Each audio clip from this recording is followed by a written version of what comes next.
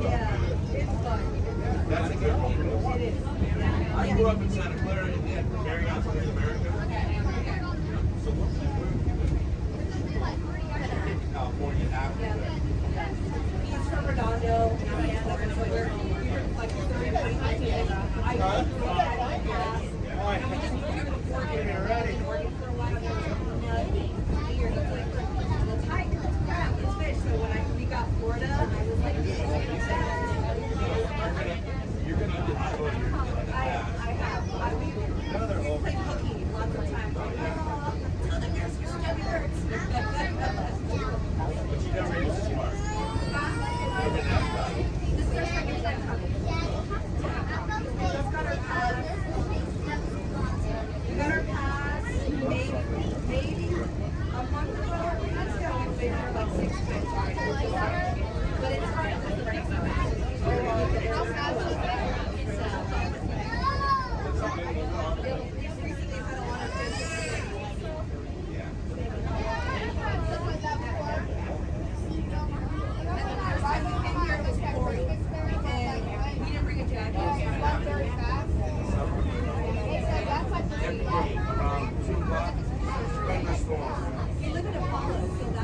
Any country you want, literally can make it.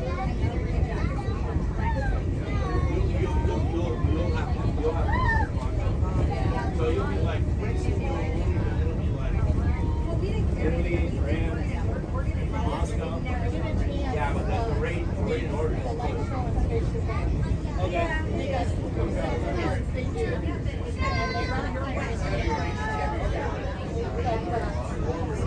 I like it better than I must pay you for it too.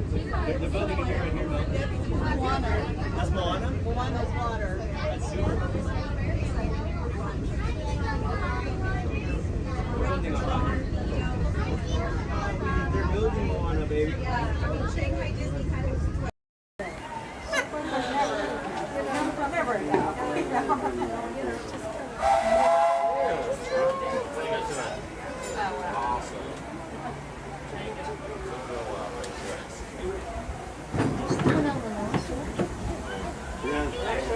Chowder soup dito sa ano, Twitter country. Burgers, chickens, and salad. Barbecue. Hello, folks. Welcome aboard the Disneyland Railroad. We're now embarking on a grand circle tour of the Magic Kingdom, with stops at New Orleans Square, Mickey's Toontown, and Tomorrowland, followed by a visit to the Grand Canyon and Tiny World. We got a lot of traveling ahead of us, so remember, for a safe trip, you need to stay seated, keeping your hands, arms, feet, and legs inside the train. And please, watch your shoulder. Bienvenidos a bordo del Disneyland Railroad. Para su seguridad, permanezca sentado y tenga las manos, brazos, pies y piernas dentro del tren. Y puede escalar. Gracias.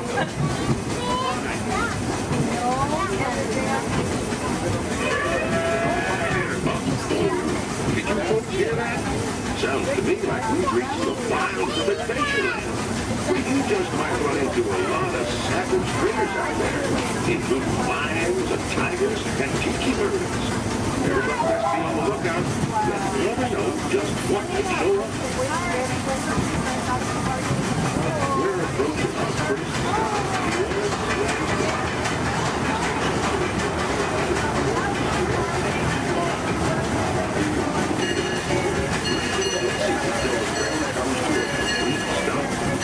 Watch your step, don't get lost. Have a good time in the frontier, yeah? For those of you continuing on with us, we'll be resuming our trip in just a moment. This is New Orleans Square. Take a drink.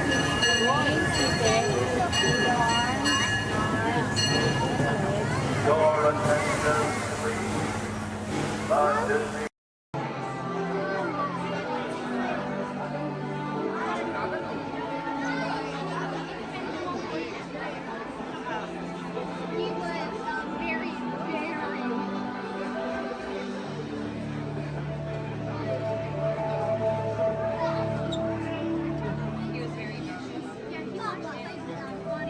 technology that makes Xandar most famous throughout the galaxy is our universal neural teleportation network. It generates artificial particles in the space-time continuum, which we call jump points. Jump points allow for ultra-rapid space travel. What do you think this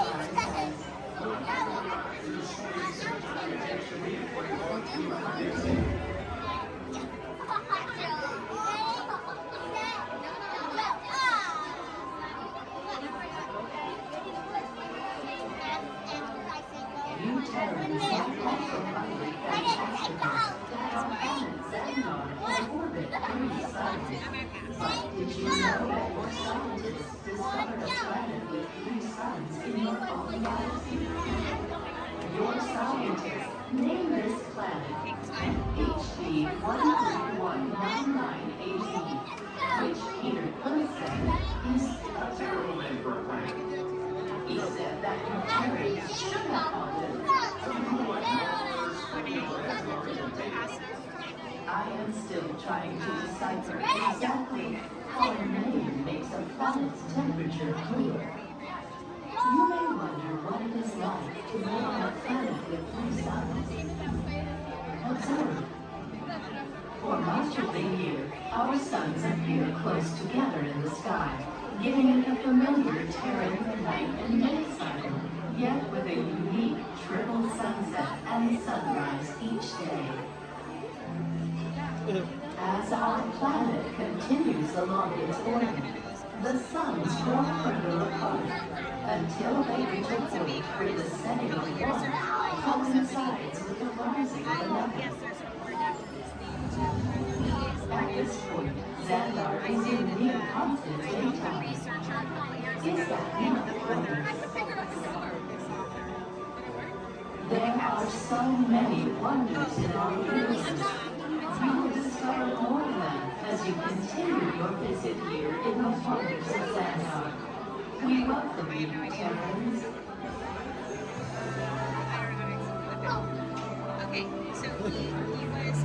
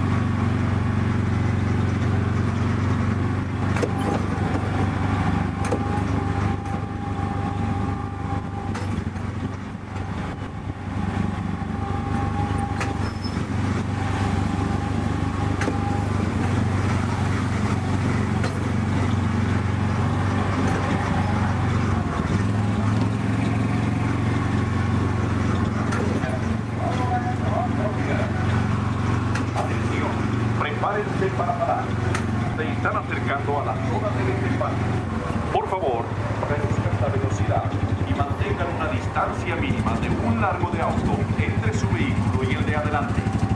Para parar su auto, quiten el pie del pedal. Gracias.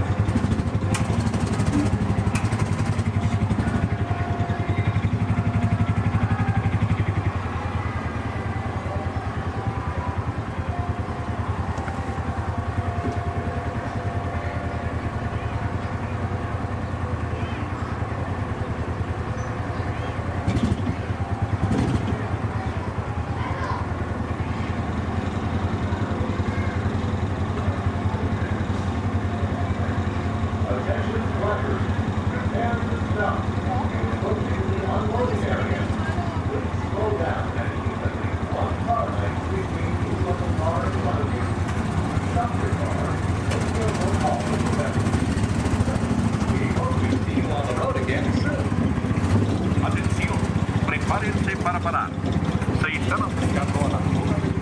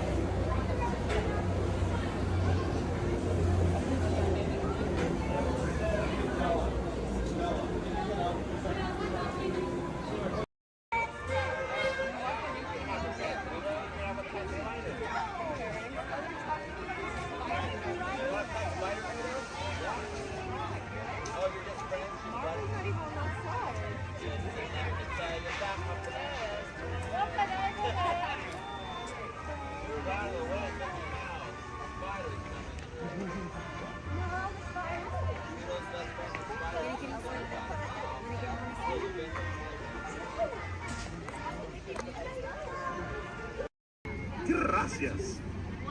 Now, Casey, let's get this show on the road, or track. All aboard! All aboard! All aboard! Let's go!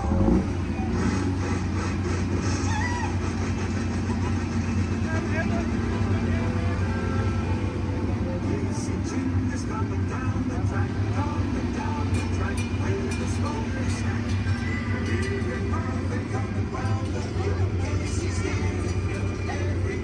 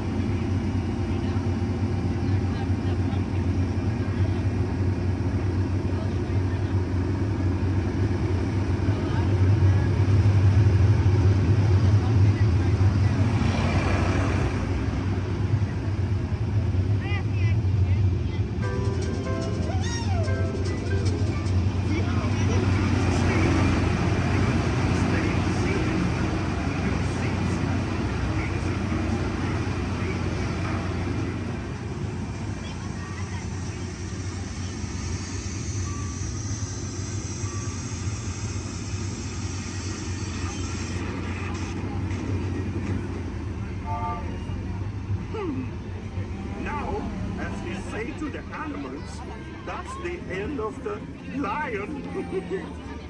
Fantasyland. Fantasyland.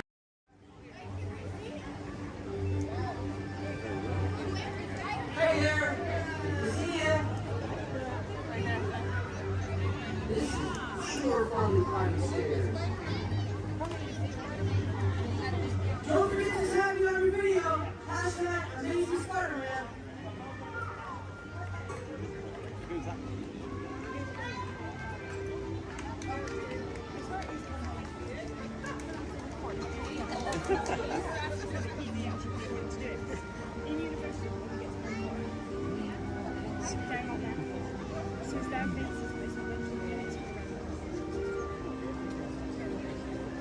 Hey everyone! Looking good down there! Wow, this is a friendly neighborhood. Welcome to Avengers Campus. Hey, what's going on, guys? Oh, me? Ah, you know, just spider stuff. Okay, time to run some tests. Spider-Man, Oh, hey, Sharon. shall we conduct an altitude test? Yeah, I guess I should do some work. Always good to have the data. On my way. Just need to find a clear path and something to swing from. Oh yeah, it's go time. Field testing, here I come.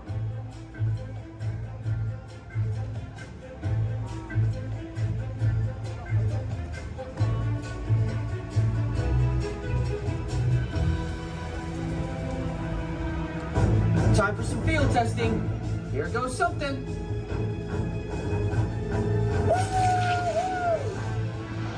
Brace for impact. What?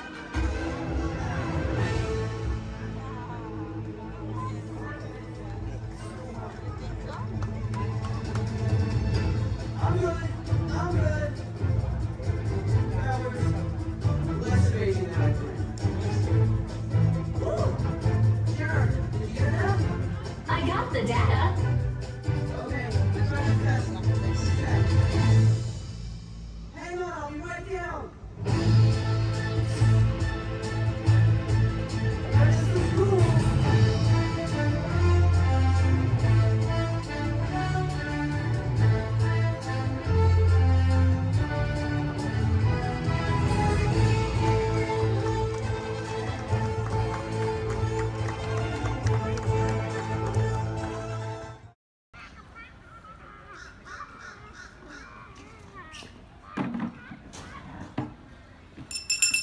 Hear ye, hear ye! I am James Jefferson, the town crier of Liberty Square. But my friends call me JJ. Come on, everyone, gather round. You're just in time. Come closer, all ye people, gather round and listen well. I've got a satchel full of history's greatest tales to tell. Your hair will stand on end with all the history and such. Unless, of course, you're bald like me, in which case, not so much. Hey, Sam! It's Sam Eagle, everybody! Tell us, Sam, what great American story are we sharing today? Today we shall salute the Declaration of Independence. Ah, a great story indeed. The people of the colonies, they said, let freedom ring! Declared their independence. Then they overthrew the king. There were battles, there was violence, there were spies and traitors too. We won't speak about all that. This is wholesome through and through. Right, let's bring out some friends to help us. Hey there, that's your cue. Welcome! Hiya! Woo! Great moments in history. La la la la la. Great moments in history. And this one features more. And here's what you will take away in all your minds and hearts. Great moments in history. Great moments in history, but just the American parts. Hi-ho, and welcome to Great Moments in History. But just the American parts. That's right, Sam. And as the official Liberty Square historian, I have drafted tributes to every important event in American history. JJ, please remind everyone which great moment we are sharing today. The Declaration of Independence! Excellent! I read it every night before bed, and so should you. And now I will recite from memory the entire Declaration of Independence. When in the course of human... Excuse me, Sam? Kermit, you are interrupting America. Sam, the gang and I were talking, and we had some ideas to make your show more entertaining. Entertaining? In a theme park? Yeah. Highly unusual. Aw, please, Sam? JJ, I could use a little help here. Sure, Kermit. Let's put this to a vote. All those in favor of making Sam's story a little more entertaining, say aye. Aye. The ayes have it. Oh, it appears democracy has spoken. All right, Kermit, you and your band of weirdos can come. Okay. But please, do it with dignity. Oh, sure, Sam. We always do things with dignity. Hey, Kermit, the all-chicken chorus is ready for their big number. The clock heard round the world. Get it, girls! Too soon.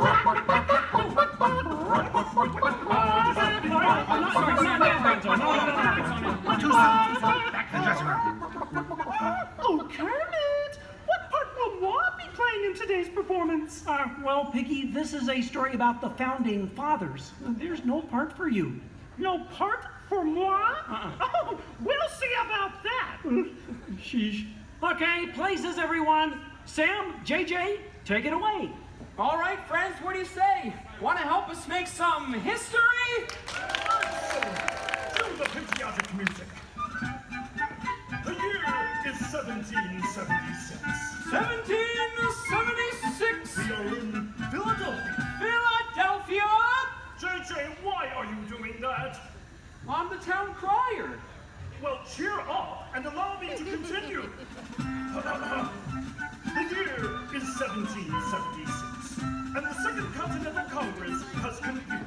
Roll call, Thomas Jefferson. Hi-ho, Jefferson here. John Adams. Hey, that's me. Woohoo! And the highly quotable Benjamin Franklin. Ah, Ben Franklin here. A penny saved is a penny earned. And if at first you don't succeed, then skydiving is definitely not the sport for you. Let's hear it for your founding fathers. Sam. The delegates are discussing the question of America's independence from England, and there is much debate. Psst. Hey, that's you guys. Oh, Right, debate. Debate. Point of view. Opinion. Says you. Argument. Point. Counterpoint. Needlepoint. I'll take 2 hot dogs with extra mayo. A banana sounds appealing. Waka waka. Will you get on with it? Okay, Sam. Guys, look, let's get down to business. Does anyone have any arguments in favor of independence? I do. Our continued association with England has grown intolerable. King George has altered our government, enforced cruel repression, and abolished our rights. Wow, nice job, Gonzo. How did you remember all that? I stapled it to my arm. Oh, yeesh. That's gonna leave a mark. Okay, now, does anyone have any arguments in favor of England and King George? Boo! Boo! on, No everyone! King George! No King George! No King George! No King George! No King George! No King George! Did someone call moi? Piggy, what are you doing here? I told you there's no part for you in this show. Of course there is. After all, who better to play royalty than moi? All hail King George! Piggy, women aren't kings, they're queens. Fine. All hail Queen Georgette! Good grief. I protest. This is not historically accurate. The king was not at the Congress. You got a bear playing Ben Franklin. And doing a great job at it. Let's hear it for the bear, huh? Go Fozzie! Go Fozzie! Go Fozzie! Go Fozzie! Go Fozzie! Go Fozzie! Continue, please. Oh, Sorry. Sorry, Kermit. King George, Queen Georgette, you are not a good ruler. Who? What? Yes, you. You mistreat the colonists. You raise taxes. You are drunk with power. You might even say she's intoxicated. That was pretty good. Queen Georgette, can't you see? The colonists are angry. We are angry. The colonists are irate. We are irate. The colonists are revolted. We are revolting. And say that again. We are revolting. Ah. Sorry. Okay, it's time to vote. JJ, if you please. All right. All those in favor of declaring their independence from England and Queen Georgette say aye! Aye! The ayes have it. Let's declare our independence. Yeah! Queen Georgette, it appears you lose. Wait, what? I lose? Well, sure, Piggy. You see, in the American Revolution, England loses, which means the king, or the queen, loses. Excuse me? It is I, Georgette Washington, and I cannot tell a lie. I look fabulous! Piggy. This is a Oh boy, nice outfit. Enough of this nonsense. Can we please move on? Sure, Sam. Now, we need someone to write the declaration. We need someone with the brains, someone with the wit. Someone with a pen.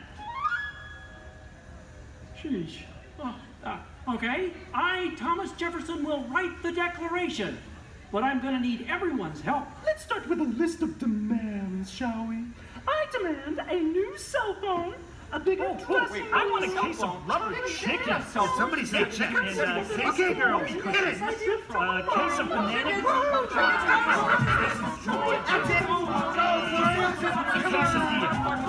You're doing it! Guys!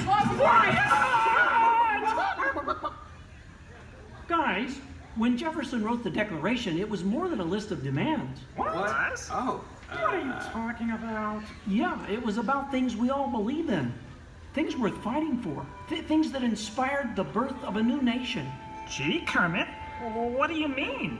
Well, like the Declaration says, we hold these truths to be self-evident, that all men are created equal, that they are endowed by their Creator with certain unalienable rights, that among these are All together! life, liberty, and the pursuit of happiness.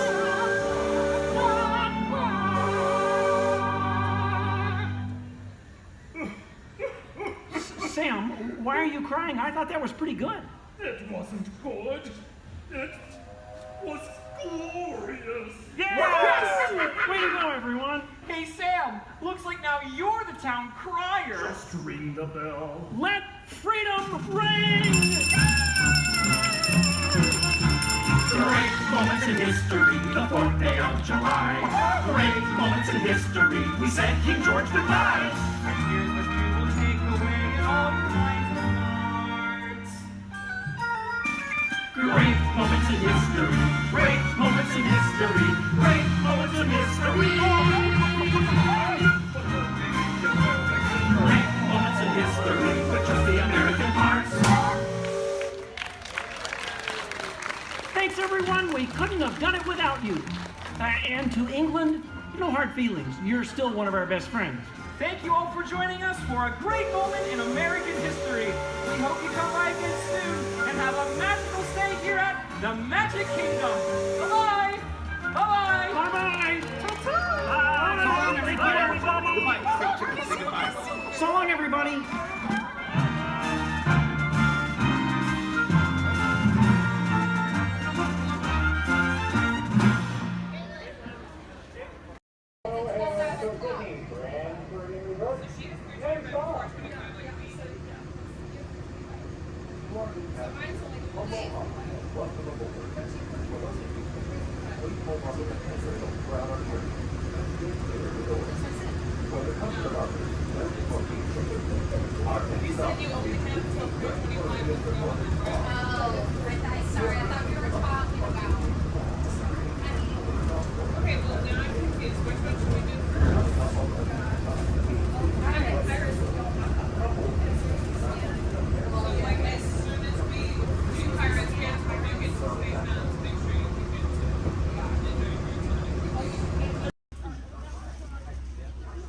Everybody make sure we're staying seated.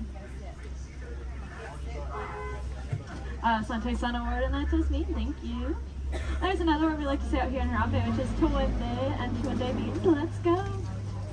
Jumbo, everyone. My name is Julia, and I will be your safari guide today. A few quick safety reminders before we head on in. Just make sure to keep your hands, arms, feet, and legs inside the truck, and make sure everyone is staying seated for the entire safari ride. Above you, you'll see that animal spotting guide. That'll help you identify some of the animals that we might be seeing out there today. So go ahead and look it over for a quick second, see if you can find any of your favorites. That's also a great time to get any cameras or phones out and ready, as the roads are going to be pretty bumpy and we won't be able to stop for every animal.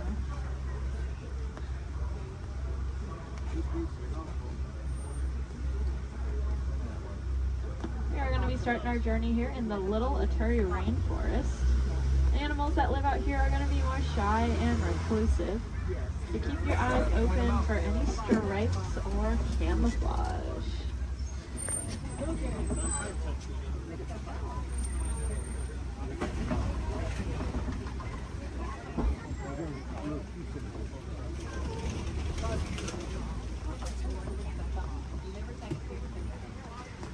Like off to the right, there's that oak coffee. That reddish brown animal with the zebra party pants. However, they are not related to the zebra. They are the only living relatives of the giraffe. Just like a giraffe, they have a very long tongue. Theirs are so long they can lick their own eyes. And if you look down to the left, you'll see a bird standing on a nest. There's actually a couple eggs, I believe, in there, maybe. That is a saddle-billed stork. They're about 5 feet tall, and their wingspan is about 9 feet long. And if you look up at that canopy above your head, that is also just about 9 feet long. Put that in perspective for you. Now, if we look back at the okapi over there, I said they're related to the giraffe. Just like a giraffe, they have ossicones, which are those stubby horn things on their heads. But that one that we're seeing doesn't have any ossicones. That's because she's a female. Only male okapi will have them, whereas all giraffes will have them. Up on the hill to the right are the greater kudu. And we can tell they are female. That's because they don't have any horns on them. The males will have horns that can spiral backwards up to 6 feet long. If you look off to the left against this cable wall here, you'll see a black rhinoceros. Kind of looks like one of those boulders, just a lot smoother. Now these black rhinos are unfortunately critically endangered. There are less than 10,000 individuals left in the whole world, and that's including the one we are looking at. They don't have any natural predators though. That is all due to the poaching of their horns. Their horns are thought to have medicinal value to them, so they'll be rounded up and used in medicines. However, those horns are made entirely out of keratin, which is the exact same thing that our hair and our fingernails are made out of.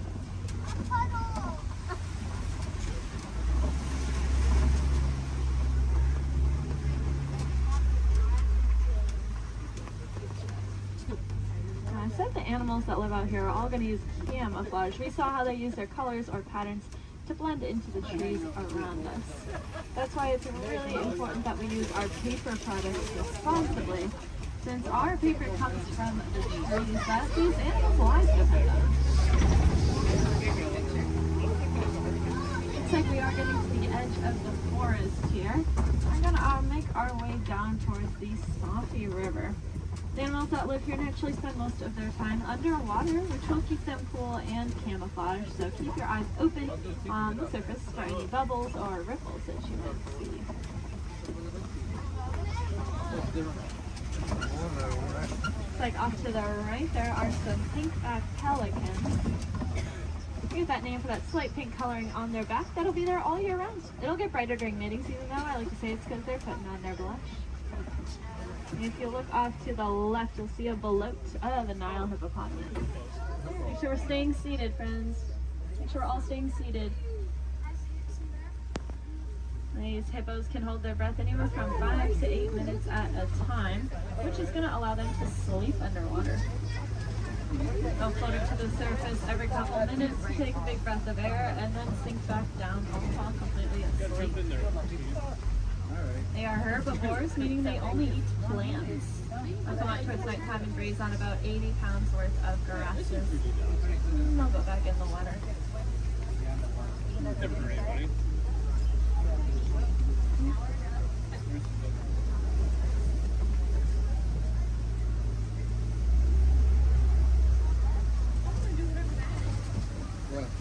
Keep your eyes to the left, especially as we cross over this bridge up ahead here, and you'll see the Nile crocodile.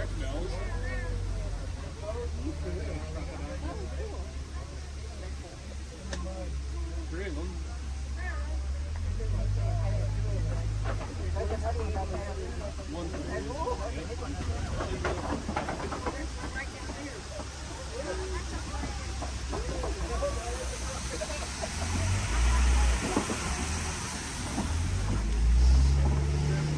crocodiles are pretty impressive. They can weigh anywhere from 500 to 1,000 pounds, be as long as a giraffe is tall, and they have the strongest jaw and bite force of any animal.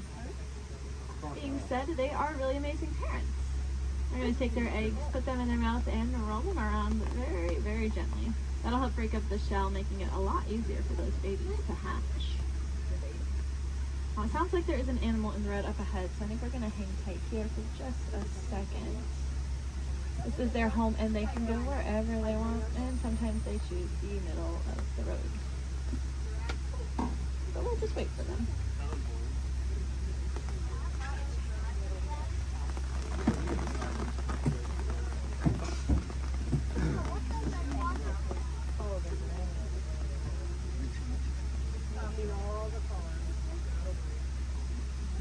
Does anyone know how to tell the difference between an alligator and a crocodile?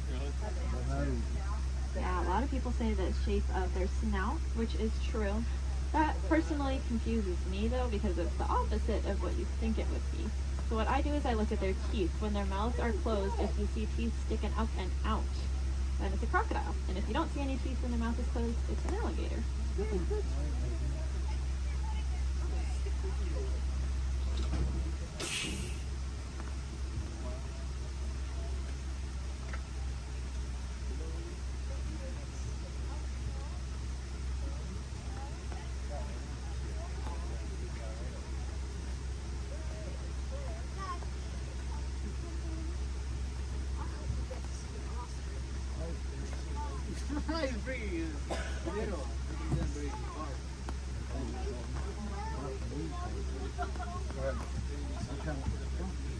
Well, thanks for your patience here.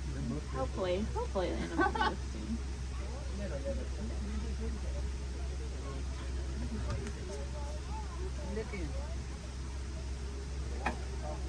Crocodiles are also something that are called a living fossil, which just means that they were alive way back when all the dinosaurs and all them were alive. But they never went extinct, and they didn't evolve into a different species. They kind of just stayed.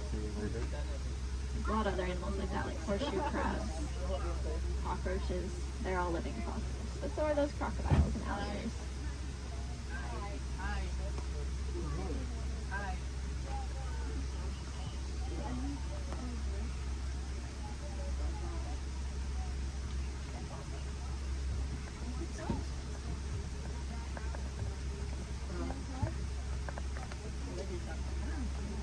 Sounds like there are some giraffes that just keep walking in the road.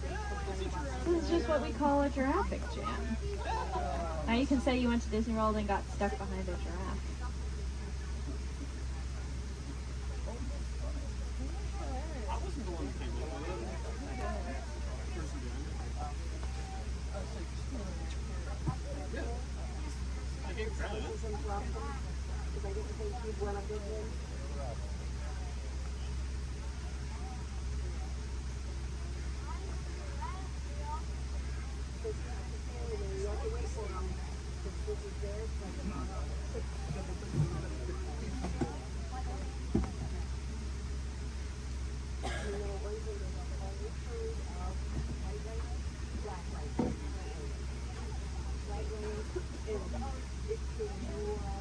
Sounds like the giraffe has moved, but now there's a different animal on the road. The animals really like the rain, so they are very active. Okay, it sounds like maybe we'll be back on the move soon. I think all the animals are out of the road, at least at this very second. But I don't want to jinx it. But that's good news for us, because that means once we get down into the savannah, there's going to be a lot of cool animals really close to see. Alright. See how far we can get.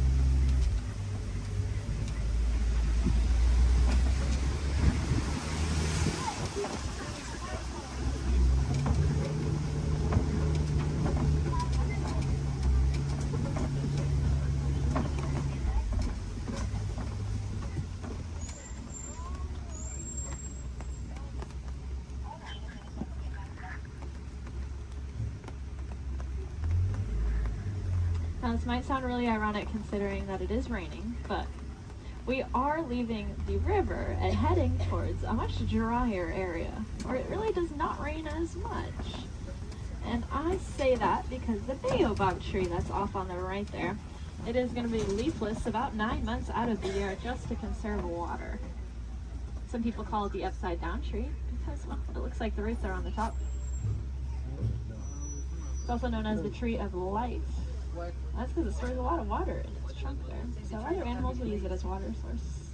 We can even use the bark as medicine. One of my favorite things about the baobab tree is that it does have flowers, but they only bloom at night because they're pollinated by bats. Alright, looks like we are finally able to head here into the savannah.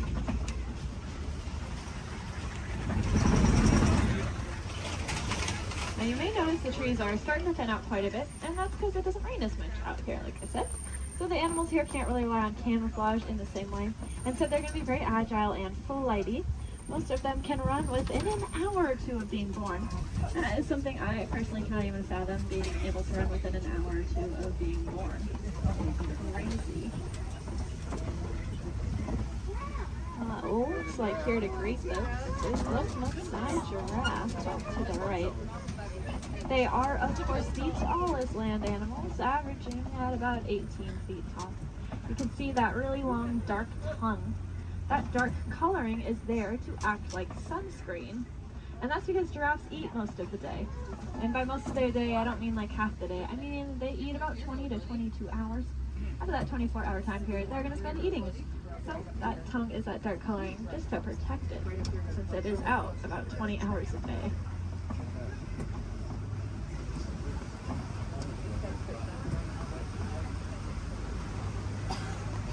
Off to the left here in this den, you'll see some African painted dogs. They are the most successful hunters out here with an 80 to 90% success rate. That is so successful that their young, sick, and elderly will eat first, and the healthiest adult will wait and eat last. What makes them so successful is that they are so cooperative. As a pack, they're not going to move on until everyone's got the chance to eat. Those painted dogs are there on the left. On the right, you'll see another giraffe, as well as some Ankole cattle. I think these two were the culprits that were in the road earlier.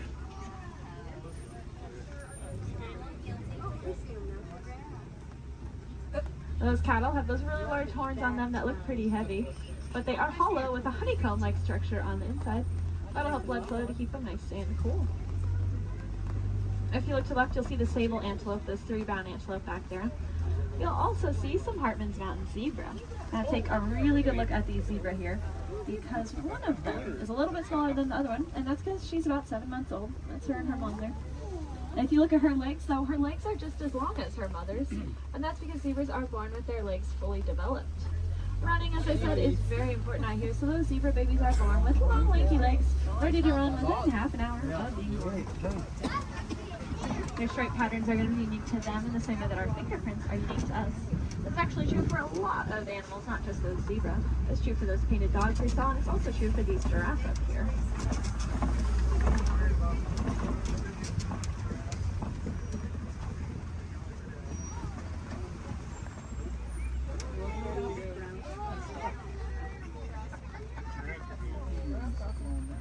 See, I told you they just go wherever they want. Oh, look, the zebras are in the road now. Over here they're in the road too.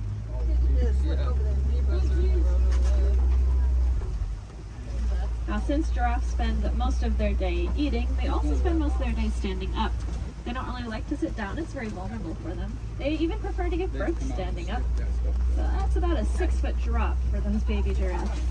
I like to say the first thing a giraffe experiences in life is gravity. Of course, when you're born already about 6 feet tall, I guess it really doesn't matter that much. It also is going to kickstart their heart, that drop, so maybe it's a good thing.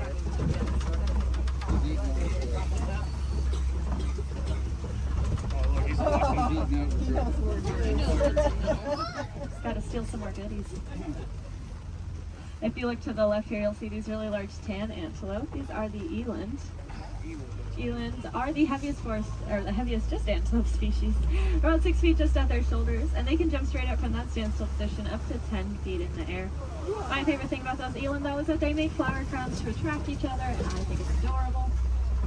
The males will gather up a bunch of branches and twigs and leaves and even flowers and decorate his horns with them and then walk around proudly to attract all of the females. I would highly recommend looking up a picture of that if you have never seen it before.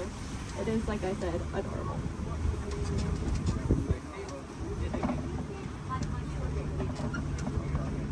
Now off to the right there's going to be a path. We're not going down that path, but if you look down it you'll see some little tiny antelope called the springbok. They get that name because they can jump about 6 feet up and 13 feet across. When they do that, it kind of looks like ping pong balls hopping across the savannah. It makes it really confusing for those predators out there. Now, all the animals that live out here have a very important job to do. They're going to be the landscapers. So those antelope will be the lawnmowers, giraffes will prune back the trees, and then larger animals will be the bulldozers. They'll knock over trees. And if you look around us, looks like there have been a whole bunch of trees knocked over. There's really only one animal I can think of, though, that is large enough to act as a bulldozer and knock over an entire tree. Let's see if we can find them.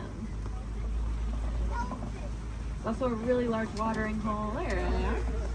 Like off to the right is an African elephant. We are going to get a really good look in a second, though, so I don't mind looking over to the left because there are some mandrills walking around. Mandrills are the largest old-world monkeys, and they have that distinctive blue coloring on them. Might remind you a little bit of Rafiki. Let's see, I promised to give you this elephant here. And I know the road up ahead has been closed, so I think we're going to get a really, really good view. Yeah.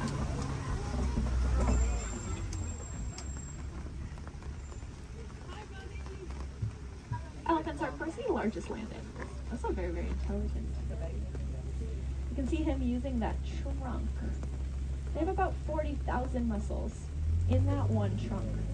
To put that in perspective for you, we have a couple hundred different muscles in our entire bodies.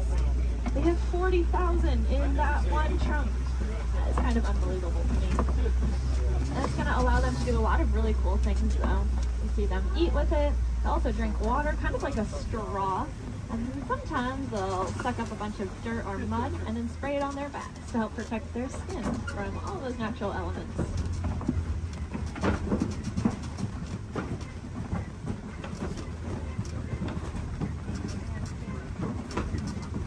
Lucky for us, I think we are headed deeper into elephant country here. And I say that because elephants love to eat red clay. If you look around us, it looks like we are surrounded here by this red clay. It's very nutritious, so they'll eat it as an extra form of nutrition, just like how we might take a vitamin or a supplement every day. And there are some tusk marks over to the right and some footprints down to the left. So the herd must be nearby. I think I see them off to the left there. Elephants are matriarchal, and that means the oldest or wisest female is going to be the dominant one in charge. Males are going to leave the herd at about 15 years old, and if they don't do it willingly, they will be forced out by those females. They're going to go hang out in bachelor herds, which can consist of up to 140 individuals that come and go as they please.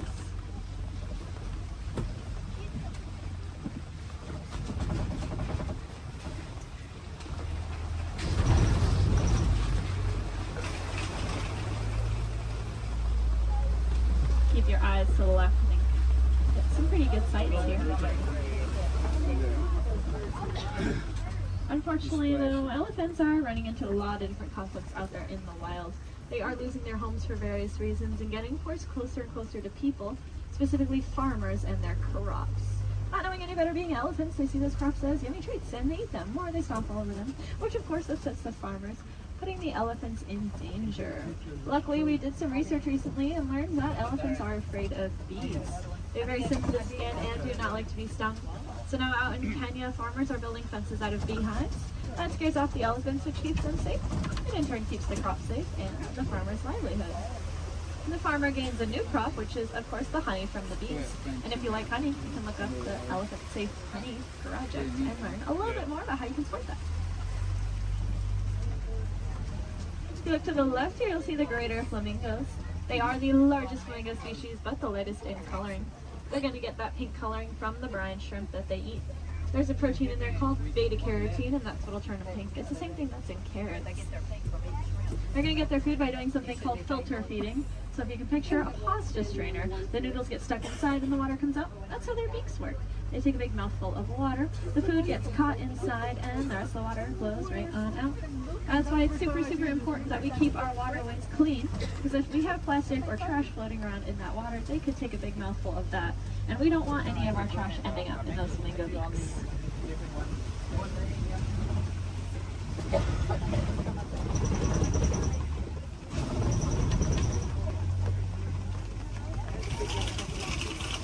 Looks like this side of the savannah is getting a little bit more tree coverage here, which leads me to believe there might be some cats nearby. Please help them out while they are hunting. So keep your eyes open. I know I've seen cats roaming around on the hills up ahead before. Look down that path though on the right. You see a white rhinoceros.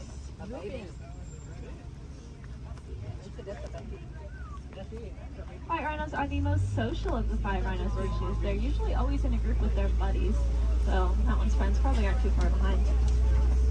They have a really, really good hearing too. Their ears will wiggle independently of each other, and they look like funnels, which helps them pinpoint the exact location a sound is coming from.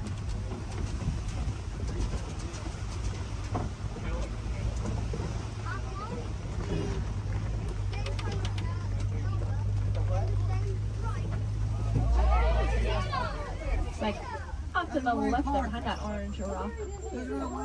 See cheetah. Cheetahs are the fastest land animals. They can go from 0 to 60 miles per hour in 30 seconds or less.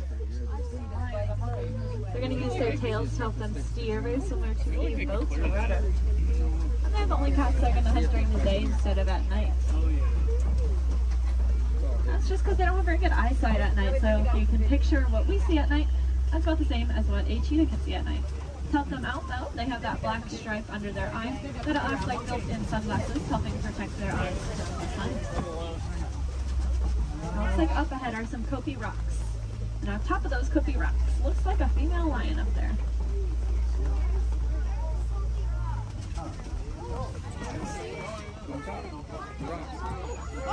The second tallest rock on the top of it.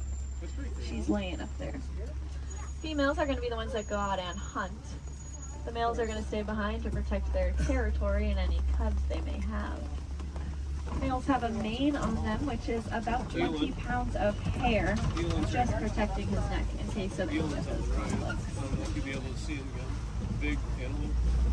Male lions also have the loudest roar of any animal. You can be heard up to 6 miles away.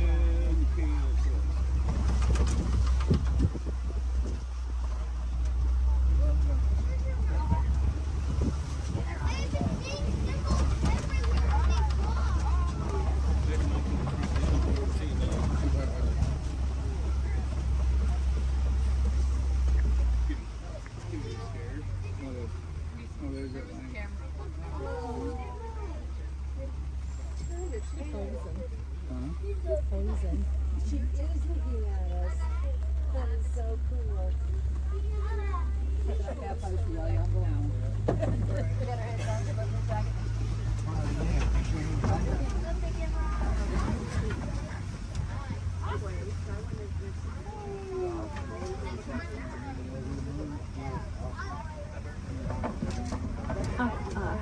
Looks like there are a couple ostriches walking around.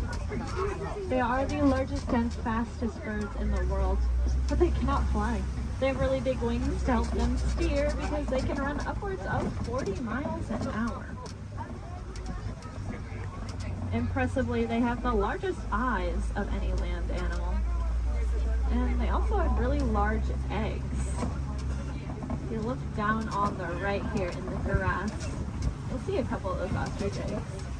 They can weigh up to 30 pounds each and are so strong that an adult human could stand on one without it breaking. You could fit about 2 dozen chicken eggs into one singular ostrich egg.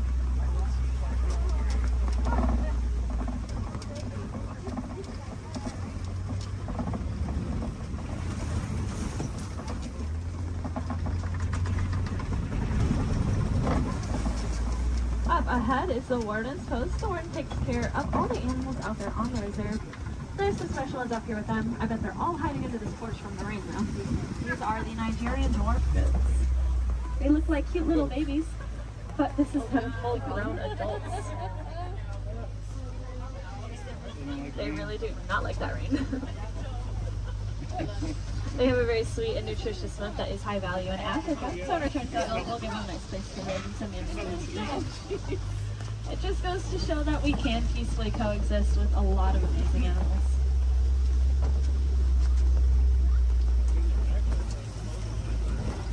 Unfortunately, those gates do signify the end of the reserve and our return back to the village.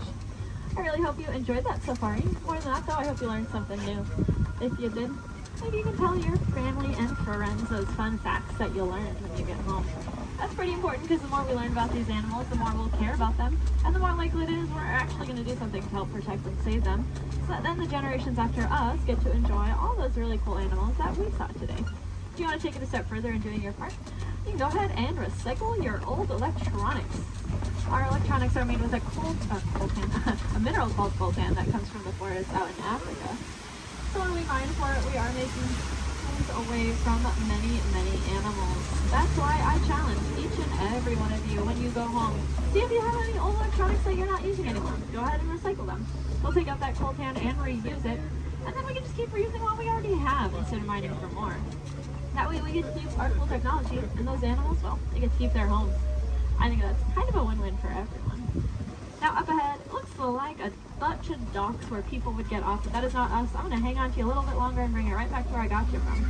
Just hang tight here for a couple more minutes.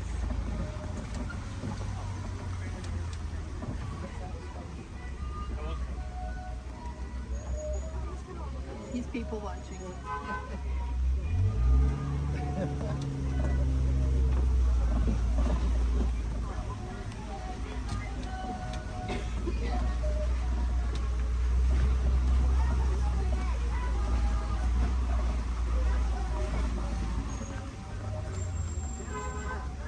Now, if you want to learn a little bit more about the animals that we saw today, but maybe from the comfort of your own home, and you happen to have Disney Plus, there is a show I highly recommend. It's called The Magic of Disney's Animal Kingdom. It's really, really cool. It gives you a behind-the-scenes look at how we take care of all the animals that call this park home. It is one of my favorite shows, but I am, of course, not biased at all. If you want to see some more animals while you're in the park today, I'd recommend heading over to the Gorilla Falls Exploration Trail. Lucky for us, it's going to be right where I drop you off. Once you get off my truck, you'll go down a ramp, and if you take a right, you'll just be exiting the area. If you take a left, though, you are magically already on that trail. It's about a 10 to 15 minute walking path, where you can see a bunch more African animals, including, of course, those gorillas. If you head over to Asia, there's an Asian version of that trail as well called the Maharaja Jungle Trek, and they have all those Asian animals that we love, like bats, Komodo dragons, and tigers. It's also an aviary in both of those trails. If I had any wilderness explorers on board, you are riding the Simba 1. That is the code you'll need to get your safari badge, the Simba 1.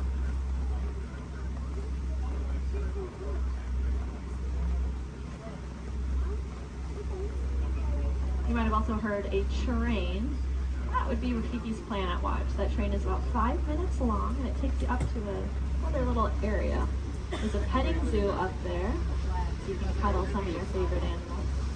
There's also a drawing area where you can learn how to draw Disney animals on a Disney animator. And there's a whole bunch of reptiles and amphibians up there as well to check out. The last train is going to leave at 4:30 though, so if that sounds like something you're interested in, I recommend making sure you are on that train before 4:30.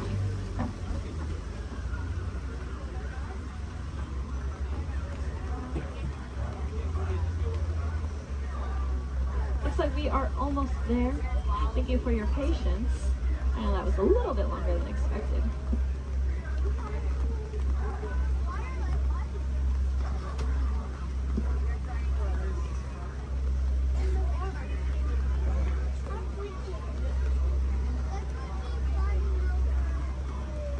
Now's a great time to gather up any personal belongings that you might have.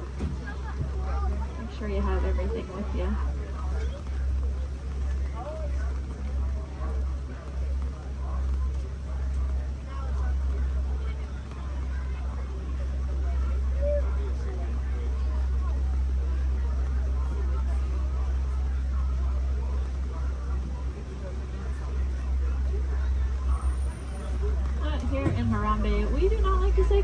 because it is far too sad and final. Instead, we say Kwaharini, which means to go well. So Kwaharini, my friends. Again, my name was Julia from Fort Collins, Colorado. I really hope that y'all have just as much fun out there as I did.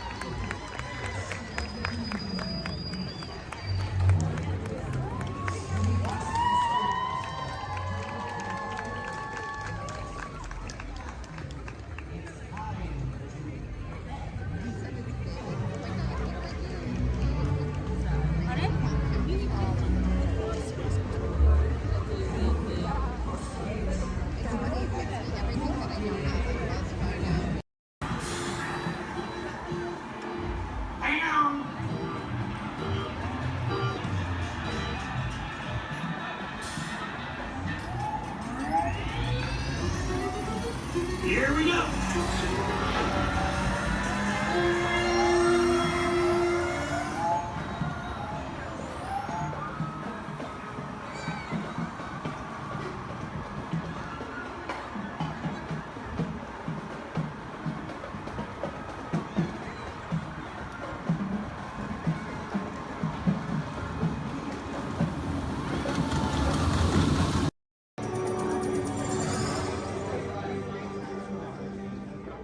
Greetings, Terrans. I am Nova Prime Irani Rayan, commander of the Nova Corps. On behalf of all Xandarians, I hope you have enjoyed exploring the wonders of Xandar. As you have seen, your world and ours were born of the same moment, one which you refer to as the Big Bang. As such, we are all galactic neighbors in a vast universe which we and countless others share. For you to travel to Xandar would take 2.5 million years, assuming you had a ship that could fly at the speed of light. So we decided to come to you. But even we could not have reached you so easily were it not for the Cosmic Generator, an advanced piece of Xandarian technology that creates jump points, artificial tunnels that act as shortcuts, linking distant points in space. It is our desire to share this wondrous technology with your people so that together we might explore new worlds and create a brighter tomorrow. And now, as the culmination of the wonders of Xandar, you will be teleported to a Nova ship above your planet for a demonstration of the Cosmic Generator. I trust you will find it an unforgettable experience.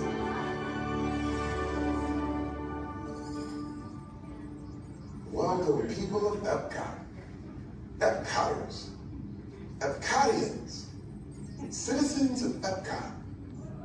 Does anyone know what they call themselves? What? I'm on? Someone needs to tell me when I'm on. Welcome, Epcot Terrans. I am Centurion Talmeric, and we're just about ready to teleport you up to the ship for the demonstration. As you're about to enter a secure Nova area, I must ask you to put away your Terran communication devices at this time. Recording of any type is strictly prohibited. I am very serious about this. Now, please step forward into the chamber. You're gonna love this.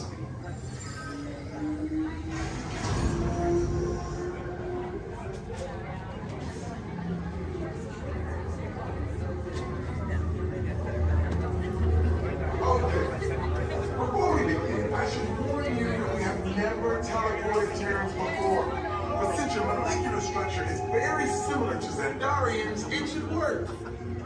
It'll work. So long as you are standing inside the lighted ring. You do not want to know what happened last time someone did not stand where I told them to, okay? Stand by for teleportation. Here we go.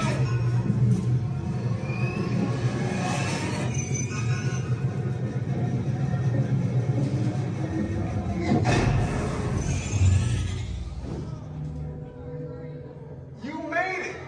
I mean, of course you did. Nova Prime, they're ready. Excellent. What you see before you is the Cosmic Generator. And in just a few moments, we'll be activating it so you can experience for yourself what's happening. I'm not sure. Our power's out. And the Cosmic Generator is gone. Cheerio, Monarch. Go to Code Red. Prepare the fleet. And call the Guardians. Now. There is no cause for alarm. Turn off that alarm. I've got an important transmission coming in. Hey, what's up, Nova Corps? Our Cosmic Generator has been stolen. What? How? Why didn't we think of that? That thing's gotta be worth a fortune. I am Groot. Good question. Yeah, who do you think took it? Perhaps that really big man outside your ship. Well, that is a big man. I need to alert Nova Prime. I am watching Terrans from dogs. That's not creepy at all. This species has failed. Wait, whoa. We didn't even know there was a test. He's got the cosmic generator. He's creating a new jump point. Jump point to where? It's some kind of mutant jump point. It's going back to the dawn of time. Dawn of time, why? To erase an error. Well, that doesn't sound good. Your time is over. Wait, what do you mean? What do you mean that's so vague? The jump point is closing. Hey, Novadude, your Nova Corps need to follow that whatever it is until we get there. We can't. Our power is down, and I've got to get these Terrans onto evacuation shuttles. I got it. I reprogrammed the shuttles to follow them through the jump point. Wait, what? Look, they're our only chance of keeping track of that whack job until we get the cosmic generator back. Piece of cake. What? There's cake. Where's this cake? The odds are impossible, Yep. but it's our only shot. Good luck. Are you sure you can control it? Come on, it's me. I got this. We're all toast. First there was cake, now there is toast. This plan is making me so hungry. Terrans, listen up. You need to make your way to the evacuation shuttles now. We'll follow with the fleet when we get our power back. I mean, when we get our power back.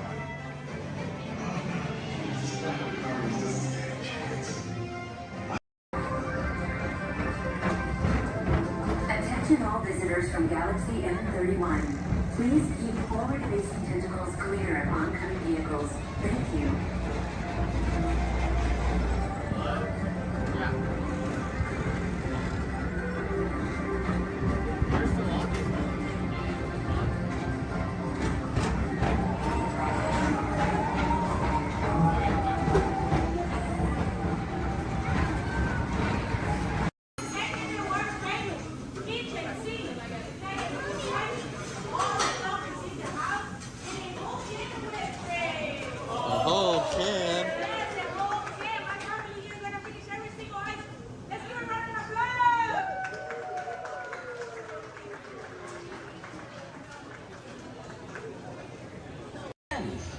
Really, I just love to come down.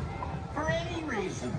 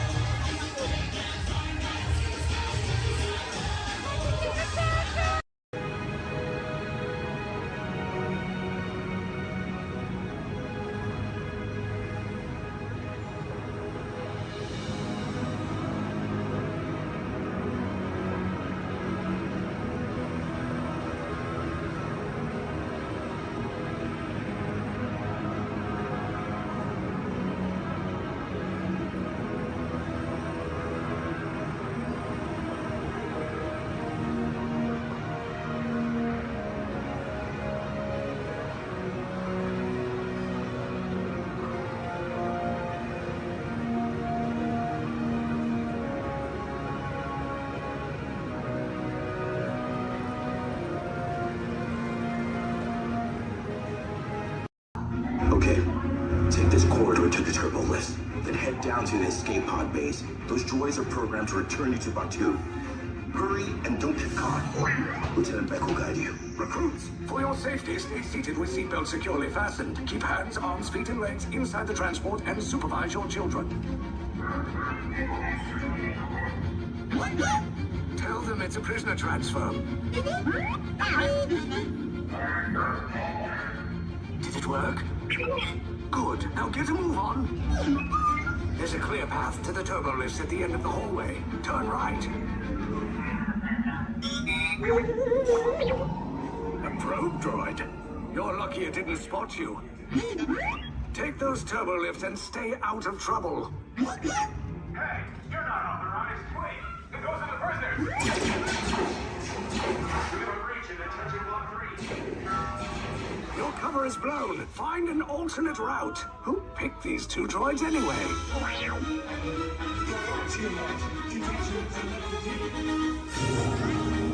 There they are!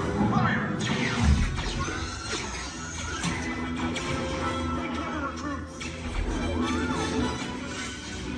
The escape pod's just below us. Take the list down. Hurry! Hurry! No, not up! I said down!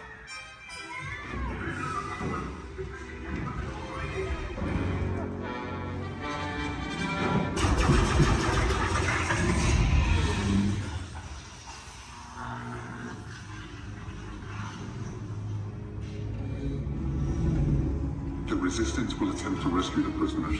They have neither the resources nor the courage to engage us. You underestimate their conviction. Raise the shields! Shields? I see no evidence. Now! Sound the alarm! All personnel to their stations! Sir, the prisoners have escaped. How brave, but ultimately hopeless. There's nowhere to run.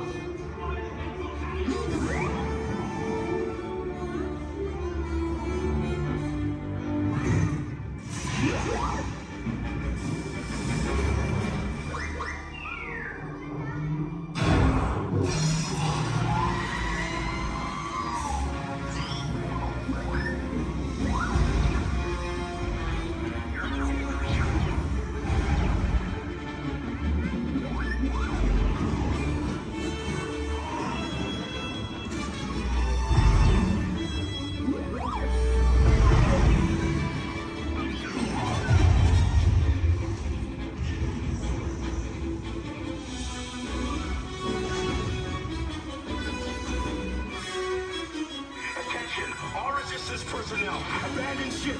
I repeat, abandon ship. Just as short as about. There's no escape. You will tell me the location of the secret base, and then I will destroy you and the Resistance.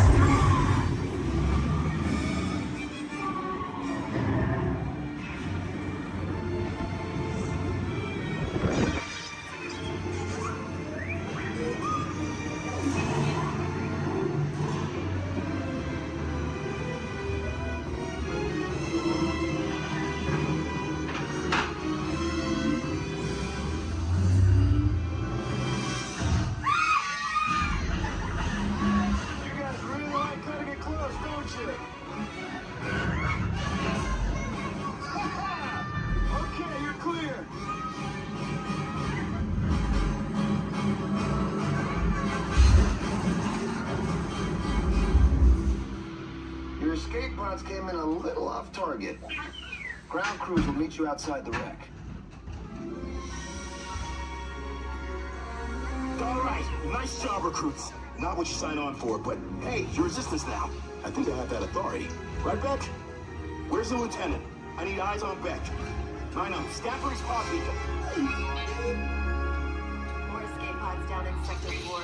Verification pending from Key Command personnel. Lieutenant Beck here. Beck! You're alive! I should hope so. Great job, recruits. Thanks to your heroism, the location of the Resistance base is secure. Bravo! Yes, R5, you too. And my name is Alexis. How's everyone doing this wonderful evening? Good. That was the most believable I've heard all night. But we're going to try it again anyways, folks. How's everyone doing this wonderful evening? Great. again, my name is Alexis. I'm going to be your storyteller and captain for the evening.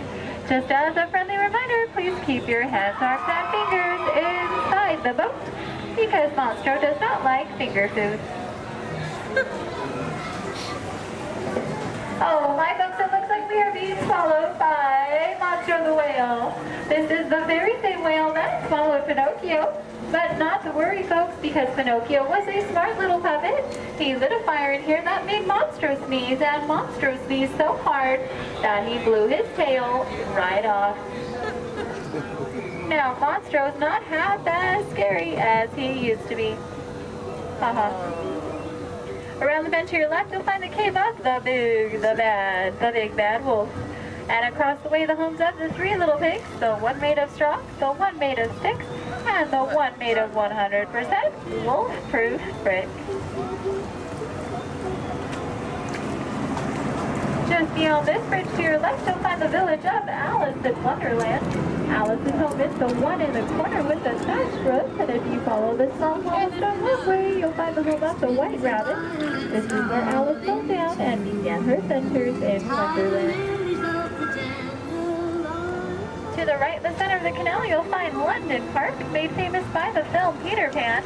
This is where Wendy, John, and Michael, with a hum of Tinkerbell and a few happy thoughts, followed Peter Pan all the way to Neverland, where you never have to grow up. Straight ahead, you'll find the city of Agrabah, city of mystery and enchantment. The busy marketplace below is where Aladdin and Jasmine first met, and Aladdin, being that prince of thieves that he is, he not only stole bread that day, he stole Princess Jasmine's heart. Aww. And it's underneath these rose-covered arches where Aladdin and Jasmine took their first magic carpet ride into a whole new world.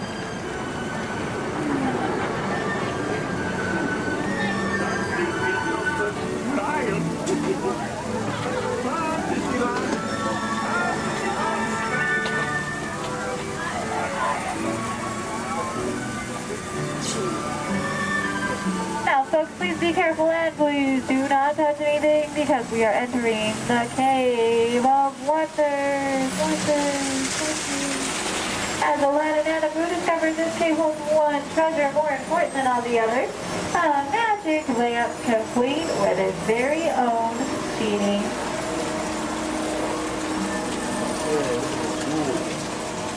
To the right, you'll find the home of Snow White and the Seven Dwarfs. The Seven Dwarfs are still back up in that jewel mine, whistling while they work. See? And to the left, you might recognize this French chateau as the home of Cinderella and her evil stepsisters and wicked stepmother. But not to worry, folks, because Cinderella now lives in that pink castle high atop the hill, where her and Prince Charming have lived. Does everyone know the rest of the sentence? Happily ever after. To the right, folks, in case you are like Dory from Finding Nemo with a short-term memory, you'll find the city of Agrabah, city of mystery and enchantment.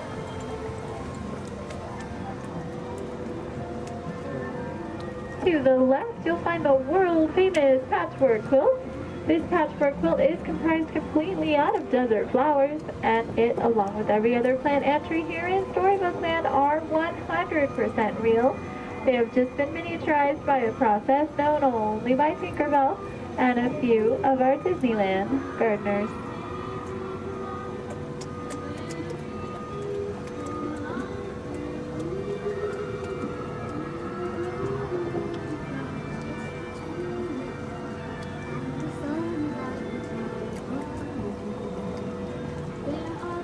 Coming up on your left, you'll find the humble home of Mr. Mole. And just beyond that is the not-so-humble home of Mr. Toad. Doesn't look like either of them are home right now. I've heard it's because they're on some wild ride. Bordering the canal to your left, you'll find the 3 Dutch windmills. The windmill in the center is best known for sheltering the local animals in Disney's animated film, The Old Mill. Straight ahead below those alpine mountains, you'll find the village of Geppetto and Pinocchio. That workshop near the waters where Geppetto made his wish for Pinocchio to become a real live boy. If you listen carefully, you just might hear them still celebrating inside.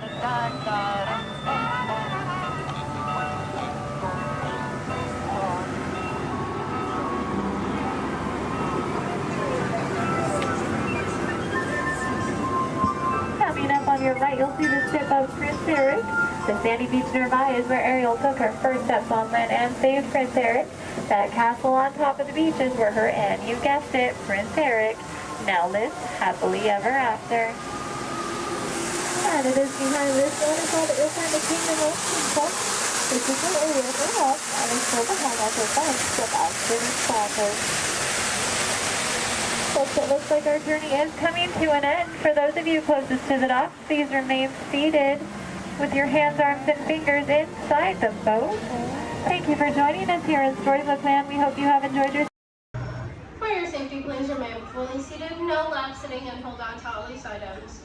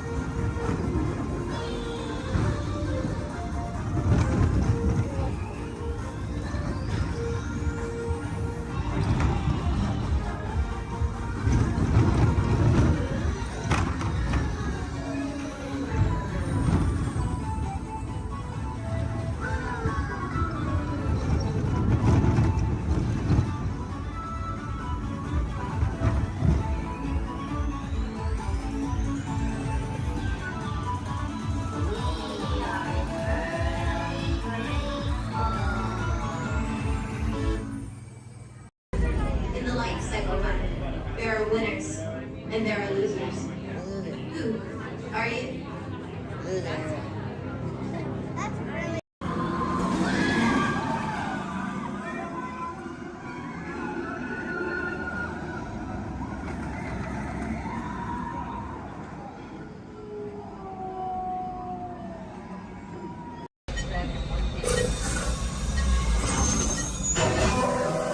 Flight engineer, repair test.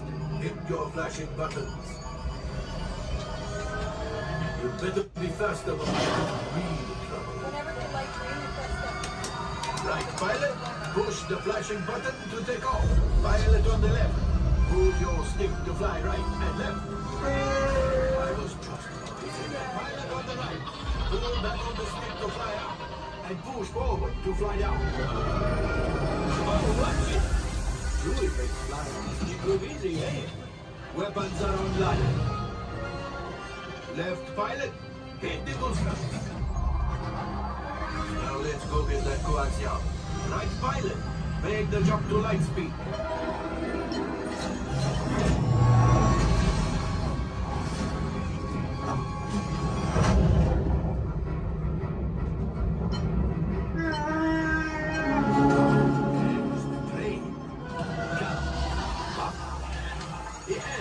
Yes, keep shooting.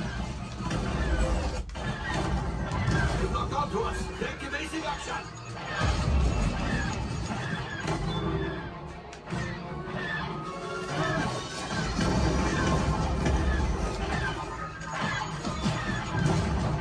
There it is. After that plane.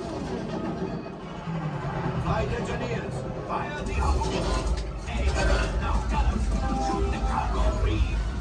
Pilot brakes. Well, my friends, that could have been much worse. Okay, it's much worse.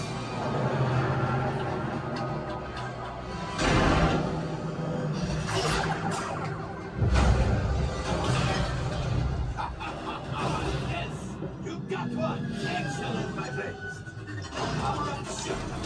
Well, I have the coaxium! You see, just as I promised, my friend, now that the resistance has ready, maybe did something for Baldo. Pilot, line up behind the train so we can harpoon that last car. First, shoot the train. Yes, keep mashing those controls. Up so close. Keep reeling.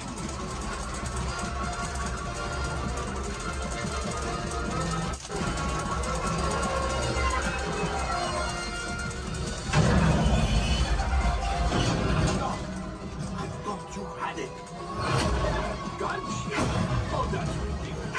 Things are getting too hot. We've got to get out of here. Yes, a distraction. Fire the missiles at the train. Hurry.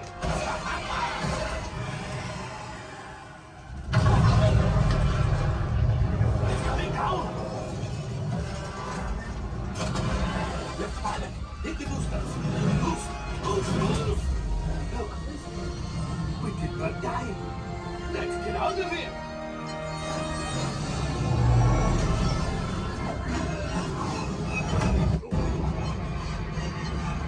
Your hyperdrivers failed. Pilots, evasive maneuvers. We've got company! True is right. If we lead them back, they may find the resistance. He's the last. Finish! Watch out! Oh, that's going to be hard. Great job, my friends. You retrieved one container of coaxium. This would greatly help the resistance. You will earn the first order and made Chewie proud. Now, after my modest profit, your cut minus what you owe me for damaging the Falcon is, hey, not bad.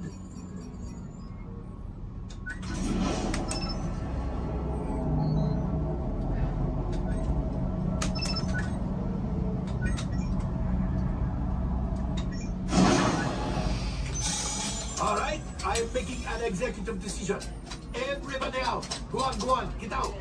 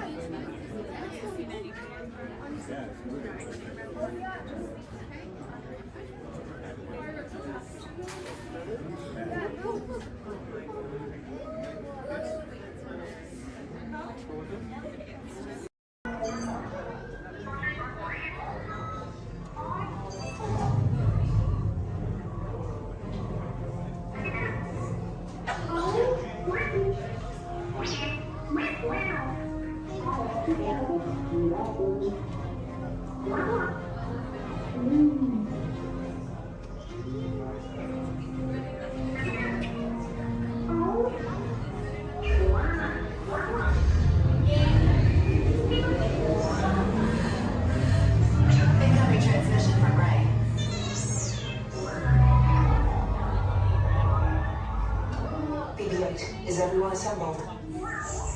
Good. Should we be in flight prep? Recruits, thank you for joining the cause. A covert resistance team led by my friend Finn has infiltrated a First Order Star Destroyer that is now headed to this system. Your outpost on Batu is no longer safe. We have transports waiting to take you to General Organa's secret base on Pucara. I'll regroup with you there. The Resistance desperately needs your help in our fight against Kylo Ren and the First Order. Remember, it is vital that you keep the location of the Pucara base secret. Lieutenant Beck, one of our top commanders, will lead you. Affirmative. Transport is ready. 9 on the I shall personally see them delivered. Thank you, Lieutenant. Welcome to the cause. May the Force be with us. Commander Poltam and a squadron of X-Wings shall escort us to the rendezvous point on Pucara. Roger, this is Black Leader. I hear you're a fine-looking group of recruits. Well, no time to waste. Let's get you on your way to the general. Stand clear. Deck doors opening now. Hurry, all recruits to transport. No need for safety gear, it'll be a smooth ride. Ground crews, deck is in motion. Recruits crossing to transport. Initiate pre-flight sequence on Deck 3 for Picard.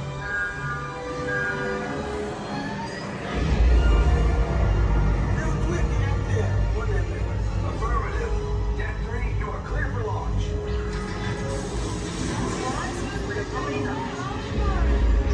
Picard personnel, this is your final call on board. Transport away from the blast doors, all the way forward.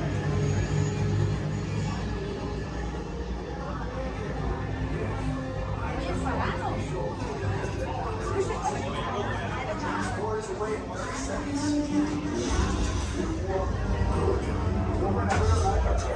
Yes, check the hyperdrive also. Transport takeoff in 20 seconds. Good. Airspeed sensor? Thank you, Nina.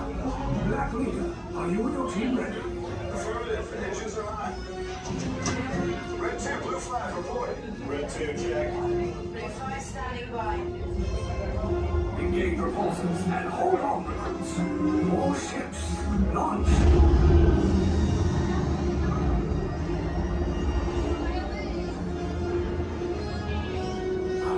Lieutenant Beck. As you heard from Ray, I have been tasked with getting you to Vakara. Red 2, blue 5, keep tight now. Let's get ready to make that jump to light speed on mark. Black Leader, we're picking up an unusual signal. Are you spotting anything? Yeah, I see it. We'll check it out. BB-8, what do you got? There appear to be a number of small craft heading our way. Raise the shields. We got company. First order TIE fighters. Reroute. Red 2, blue 5, we got a clear path so transport can make the jump. They're all over us. We lost Red 2, more incoming. Blue 5 taking evasive action. Try to shake him, Blue. I'm trying. We lost Blue 5. I'm going to try to draw him away. Copy that. Get us clear so we can make the jump. Be ready. You won't have much time. Where are all those TIE fighters coming from? Star Destroyers. Get out of there! We can't. We're caught in a tractor beam. It's pulling us in. I'll get some friends and make this a fair fight. Don't worry, I'll come back for you. Stay strong. Cargo vessel TR-141, identify yourselves and prepare to be boarded. This is TR-141. We are a civilian vessel. By whose authority are we being detained? By the authority of the First Order, Resistance scum. Now bring down your shields and prepare to be boarded.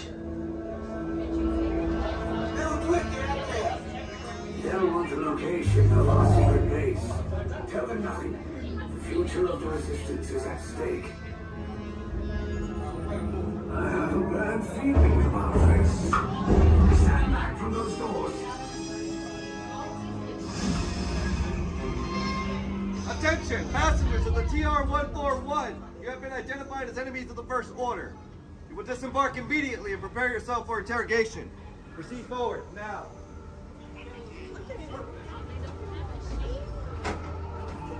Down that hallway to your right for interrogation. Keep your...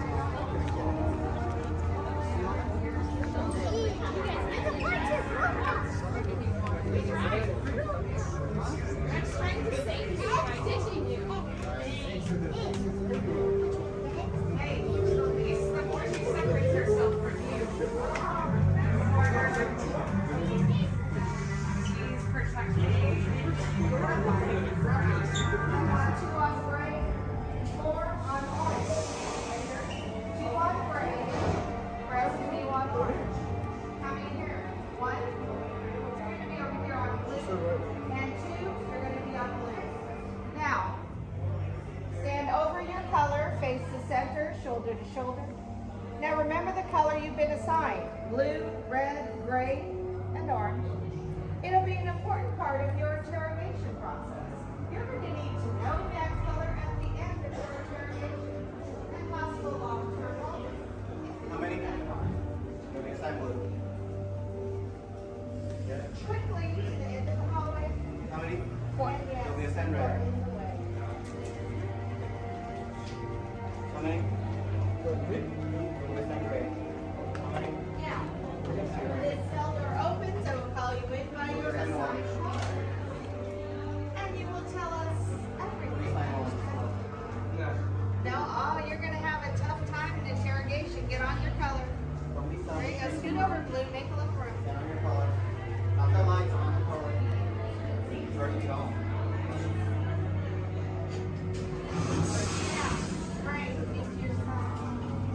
Everyone has been assigned a color. Look down and memorize it. Do not forget it. This was for interrogation. Which will be a trouble. Is that your only speed? Slow. Let's move it along.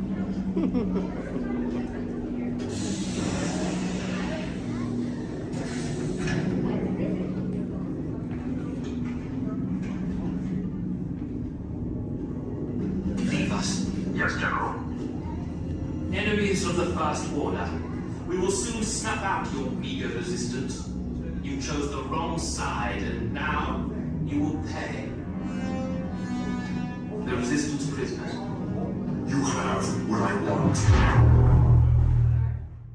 You know the location of the secret base, and I will take it from you. You're needed on the bridge. Keep the prisoners here. I will return to finish this personally.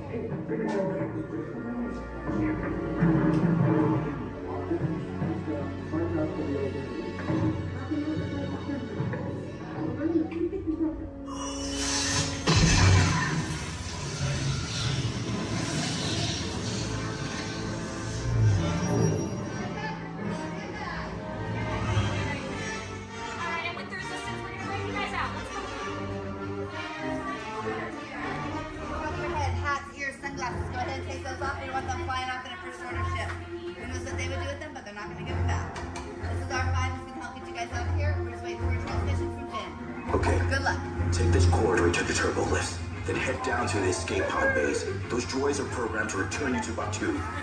Hurry and don't get caught.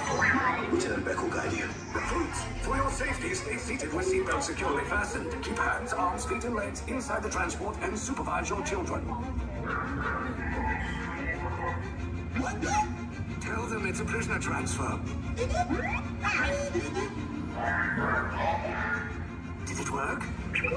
Good. Now get a move on. There's a clear path to the turbo lifts at the end of the hallway. Turn right. Probe droid. You're lucky it didn't spot you. Take those turbo lifts and stay out of trouble. Hey, you're not authorized. Wait, go to the prisoner.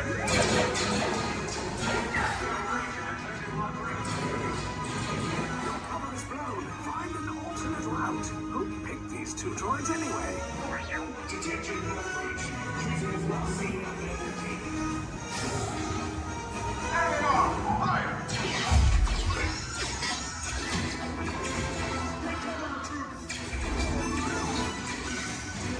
The escape pod just below us.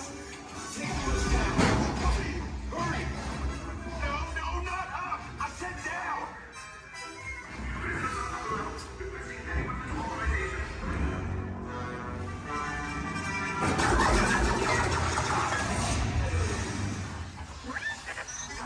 This does not look good. Try to find another way down to the escape pods. Resistance will attempt to rescue the prisoners. They have neither the resources nor the courage to engage us. You underestimate their conviction. Raise the shields! Shields? I see no evidence. Now! Sound the alarm! All personnel to their stations! Sir, the prisoners have escaped. How brave, but ultimately hopeless. There's nowhere to run.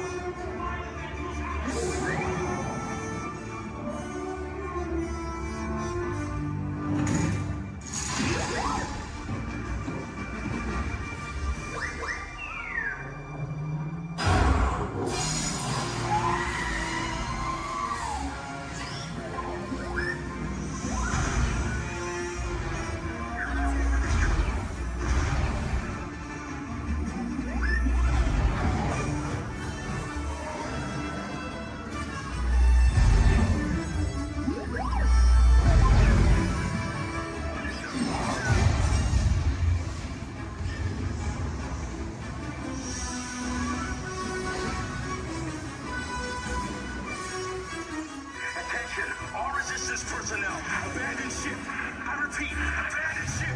This destroyer's about. There's no escape. You will tell me the location of the secret base, and then I will destroy you and the Resistance.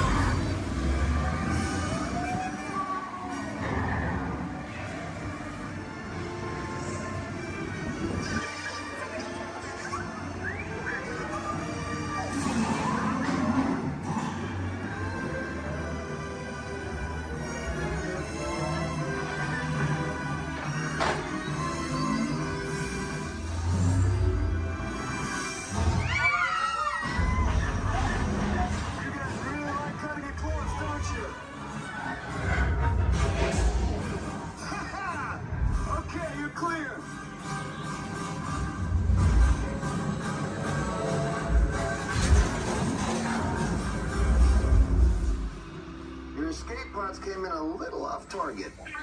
Ground crews will meet you outside the wreck. All right, nice job, recruits. Not what you signed on for, but hey, you're Resistance now. I think I have that authority. Right, Beck? Where's the lieutenant? I need eyes on Beck. I know, Scaffold's poppy. More escape pods down in Sector 4. Verification pending from Key Command personnel. Where's the lieutenant? I need eyes on Beck. Lieutenant Beck here. Beck! You're alive! I should hope so. Great job, recruits. Thanks to your heroism, the location of the Resistance base is secure. Bravo! Yes, R5, you too.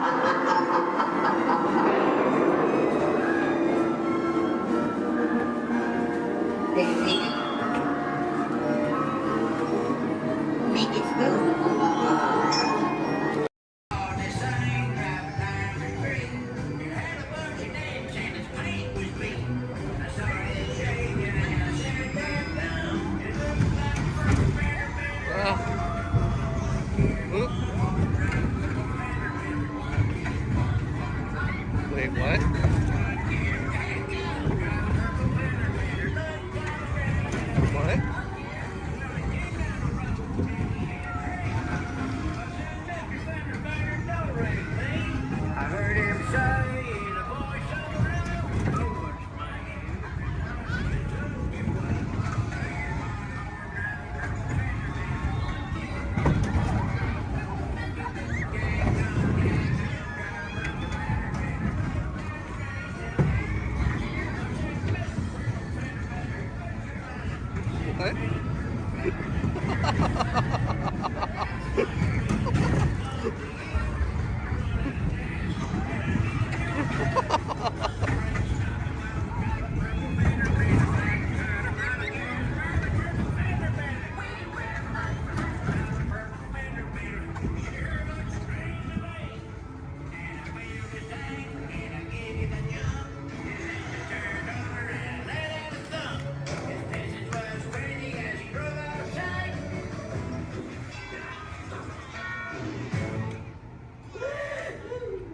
Can you believe that? All right, grab all your junk and keep an eye out for that purple fender bender. Welcome aboard the Walt Disney World monorail to Epcot. For those of you staying, please hold on to the handrails throughout our journey and stay clear of the door. For the comfort of others, no smoking, please. Thank you. As we turn south, you can catch a glimpse of the spires of Space Mountain in the Magic Kingdom. Nearby is Disney's contemporary resort.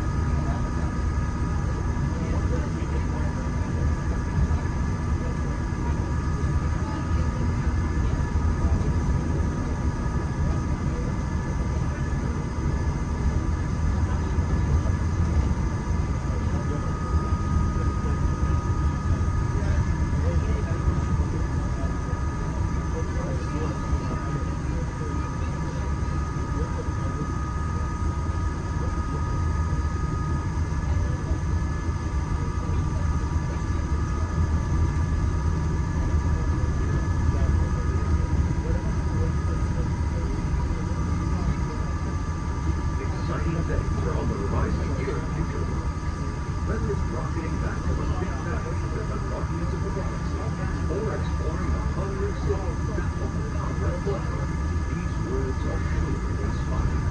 If you're looking for an exhilarating sensory thriller, step into Mission Space, where you and your flight crew will sign up for one of 2 out-of-this-world missions. And just next door is the new Space 220 restaurant, where you can eat adult and enjoy stellar dining in space. At Test Drive, you can experience the exhilaration of test driving a vehicle all on the same fastest ride ever created for Walt Disney World. Across the river is World Showcase, you'll find representatives from the coastline, making this a truly international experience. Some exciting new adventures from around the world are coming to France, Canada, China, and the United Kingdom. Join us tonight at the Lagoon to celebrate together during the nighttime spectacular. There's even more for you to explore. They can come around in the world of activities. Inside the Plus Pyramids, unleash your spark and journey into imagination with pictures and experience your favorite short films like never before at the Disney Pixar Short Film Festival. Next is the Land, where you can celebrate Earth's rich diversity. The Land is also home to Soaring, a free flying adventure across the wonders around the world. Here at the sea, you'll be able to meet some of your favorite undersea pals from Disney Pixar's Finding Nemo. We're approaching the Epcot monorail station. For our smoking guests, there are designated smoking areas just outside the park. Please hold on to the handrail and stay clear of the doors until the monorail stops completely and the doors open. On behalf of the cast of the Walt Disney World Resort, welcome to Epcot.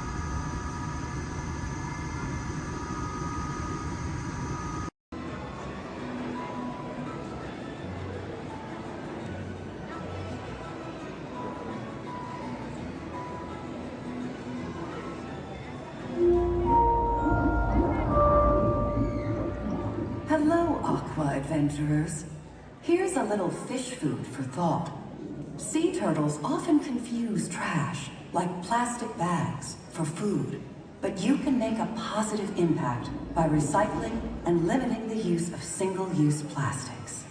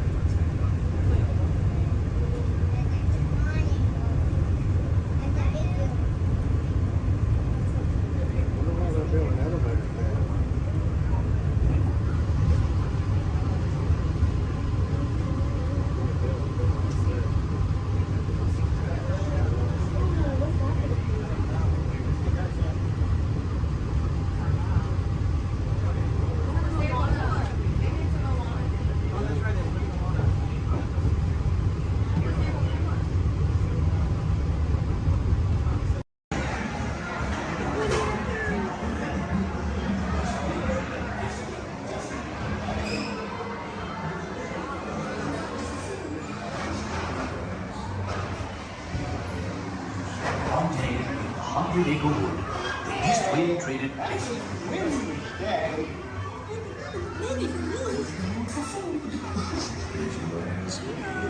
He'll never reach there. Bonnie! Bonnie! Oh dear! Can't even talk to them, Mom. Look, Mama, look! I'm a fight!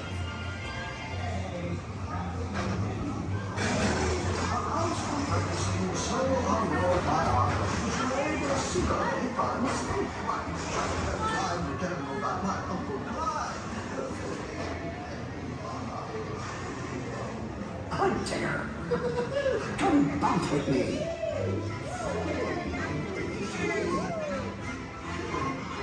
Dancing makes you feel just great, doesn't it?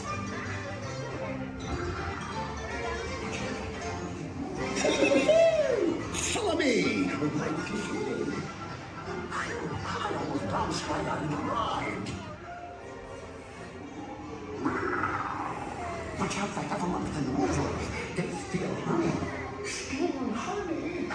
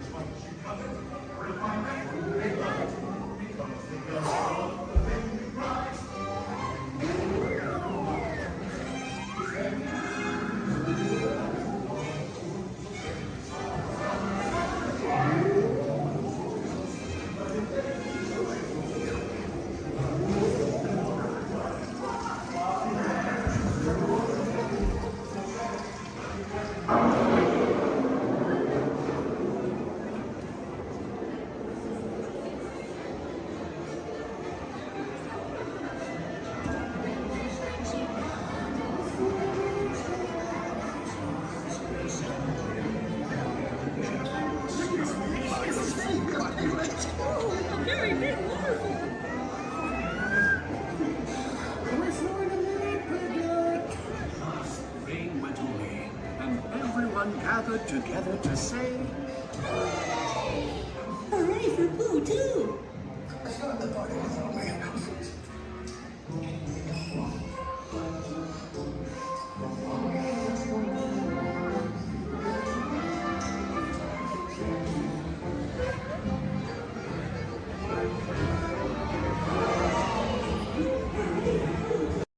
Your journey, keeping your hands, arms, feet, and legs inside the car.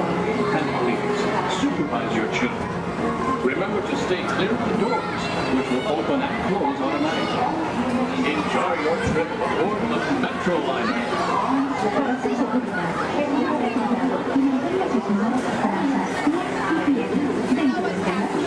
Y cuida a sus niños. Gracias.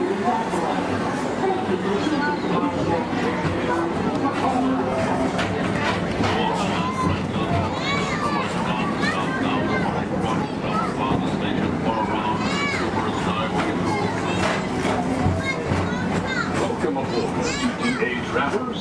We hope you enjoy Tomorrowland Transit Authority's Super Skyway.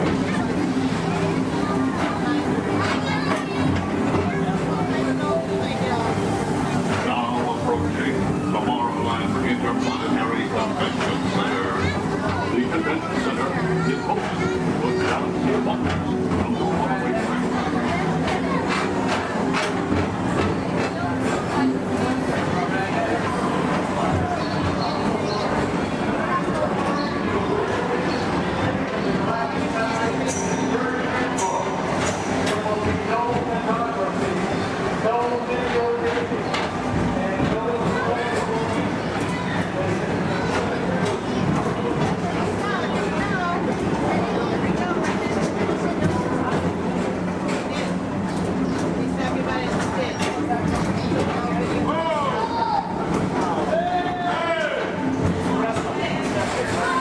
The Tomorrowland Metro Retro Historical Society presents Walt Disney's 20th century vision for the future. This model city dared to dream the perfect community in which to work, live, and play.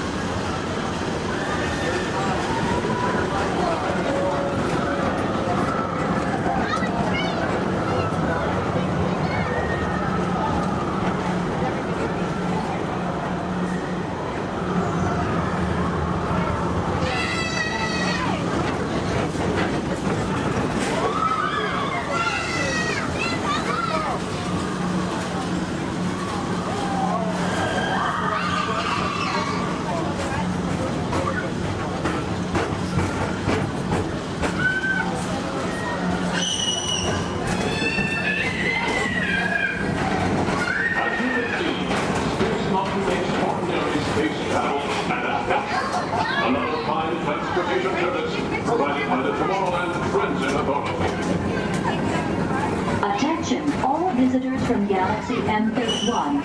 Please keep forward-facing tentacles clear of oncoming Metroliner vehicles. Thank you.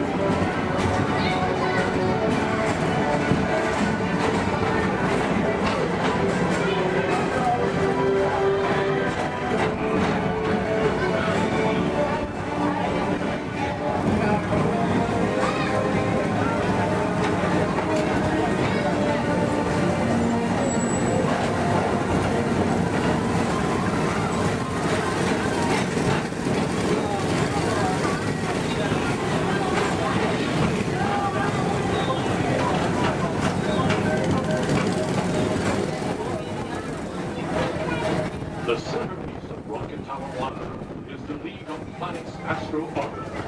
This symbol of universal harmony and interplanetary culture provides all beings with an exhilarating spin around the planets.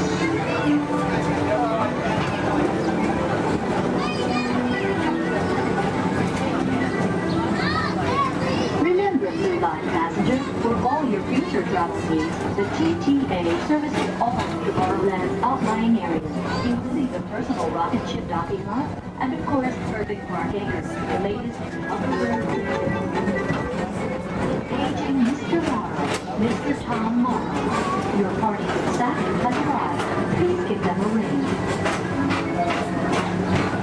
Now approaching Walt Disney's Carousel of Progress.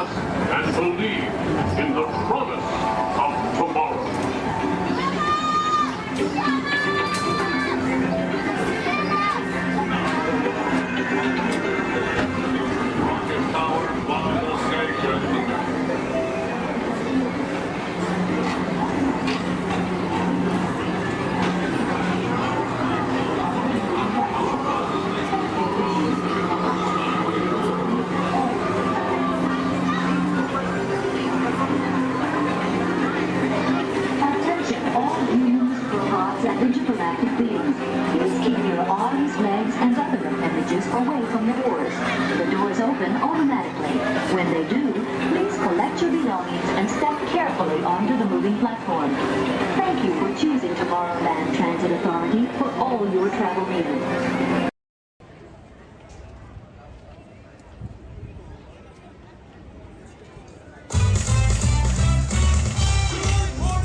Everybody, welcome to the Magic Kingdom.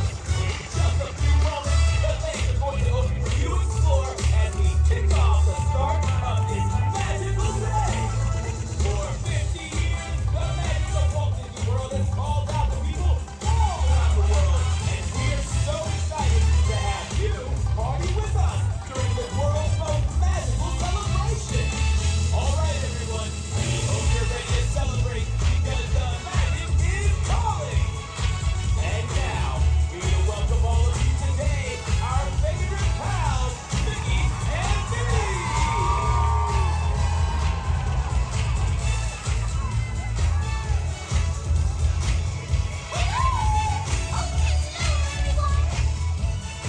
Hi, pals. It's great to see ya.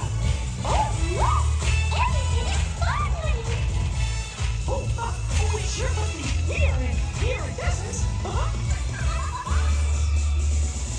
Well, hi, everybody.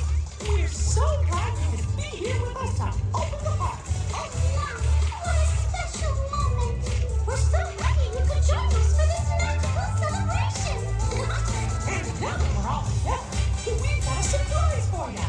You see, when folks from around the kingdom heard you were going to be here, they decided to come and celebrate with you all day long. Come on, hey!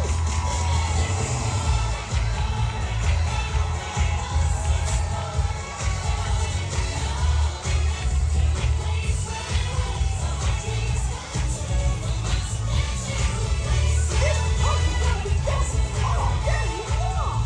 And the best part is all of you. Come on, run along.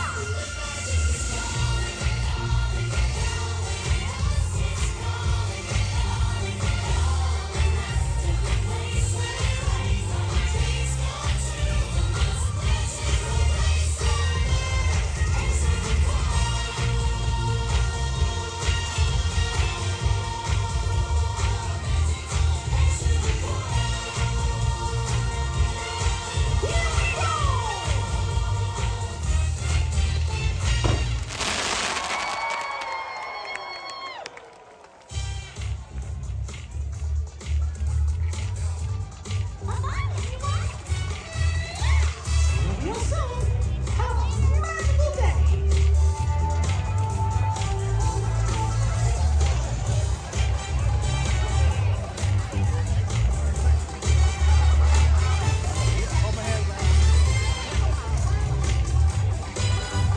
For your safety and the safety of those around you, please walk slowly and carefully on to your next adventure.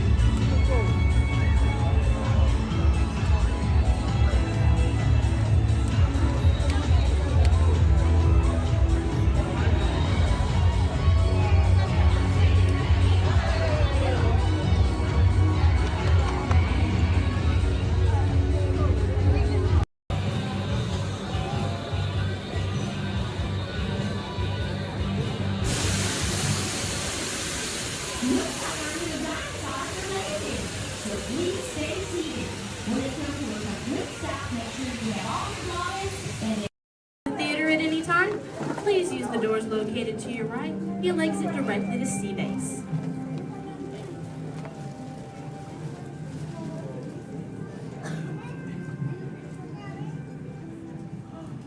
Hi everyone and welcome to Turtle Talk. My name is Andy and before we begin, I have just a few reminders. Here at Sea Base, there is no eating, no drinking, no smoking, and absolutely no flash photography. Thanks, guys.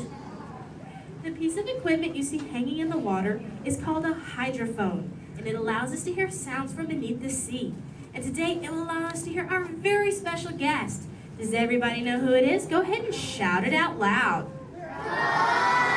That's right. Crush is coming today to learn about the human world, and we'll get to ask him questions about the turtle world. So go ahead and start thinking of questions you might want to ask him. Right now, Crush is out catching a wave and said we should call for him when we're ready. So on the count of 3, I need everybody to shout out, "Hey, Crush!" 1, 2, 3. Hey, Crush! Righteous! Whoa, dudes! Oh, turtle like that, dudes. But don't worry about me, dudes. The noggin is taking harder hits than that. Whoa, look at all the human dudes in the human tank. Hello, human dudes. Oh, come on, I said hello, human dudes. Oh, awesome. Dudes, I don't mean to freak you dudes out or anything, but there's like no water in your tank. Oh, whoa, look at all the little dudes on this sub-level too. Hey, little dudes. Focus, little dudes.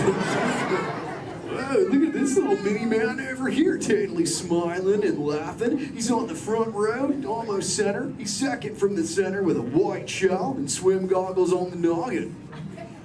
Hey, dude, what's your name, dude? Trent. Trentster, good to meet you, mini man. Who are you from, dude? Iowa. The Iowa. Never heard of it. You having a good day today, dude? Yes. Cool. What's been the best part of your day, dude? Swimming at the Blizzard Beach. Swimming was the best part of your day, dude? Yeah. Dude, this is the best part of my day every day, dude! Awesome! Hey, dude, can you talk the turtle, dude? Can you say, totally? Totally.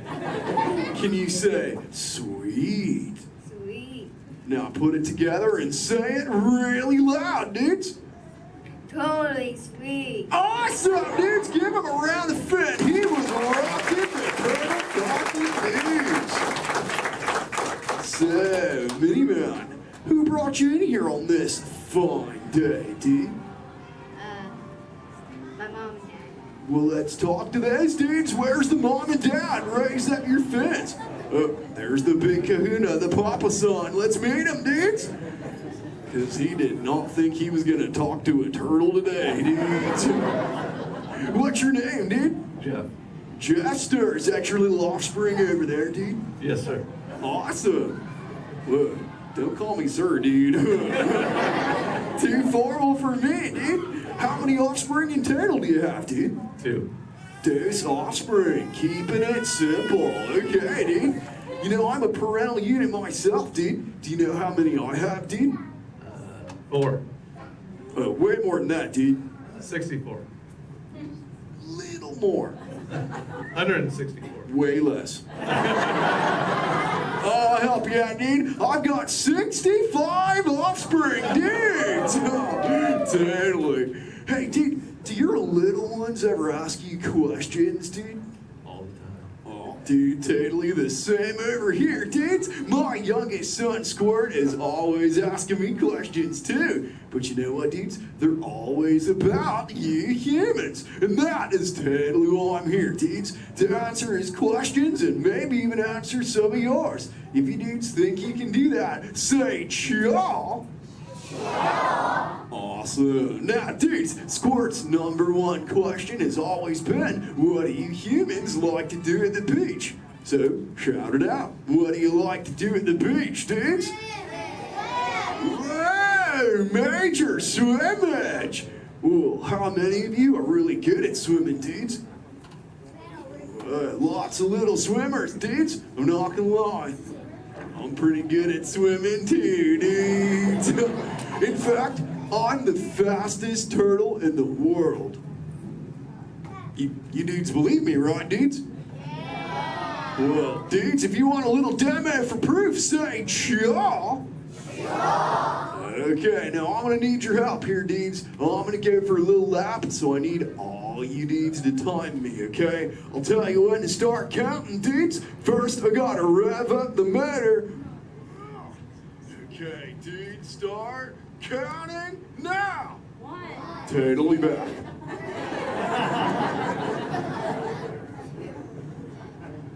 And you know what the best part is, dudes? I just swam around the world. Wait, dudes, where are my manners, dudes? I'm eating up the Q&A time. Hey, if any of you humans have got any questions for me, raise up your fins. You know what? First fin I saw was this little dude over here with a red shell front row. What's your name, dude? Tyler. What was that, dude? Tyler. Tyler. Don't get angry at me, dude. So what's your question, Tadley Tyler, dude? How are you? How old are you? I'm good. How old am I? Is that your question, dude? How old are you? Okay, dude. Well, check it out, dudes. On average, us Koreans live about 80 to 90 years. But I'm no average turtle, dudes. I am 150, dudes, and still young. Check out this 6-pack. Thanks, dudes. Who else has got a question for me, dudes? Let's talk to this little mini man over here. He's on the front row. He's got like a grayish shell with the short, dark locks on his noggin, dudes. Chaw, that's the dude. What's your name, dude? Mitchell. Oh, the Mackin Mitchell. What's your question, mini man? Have you ever been? Have you ever been close to being eaten?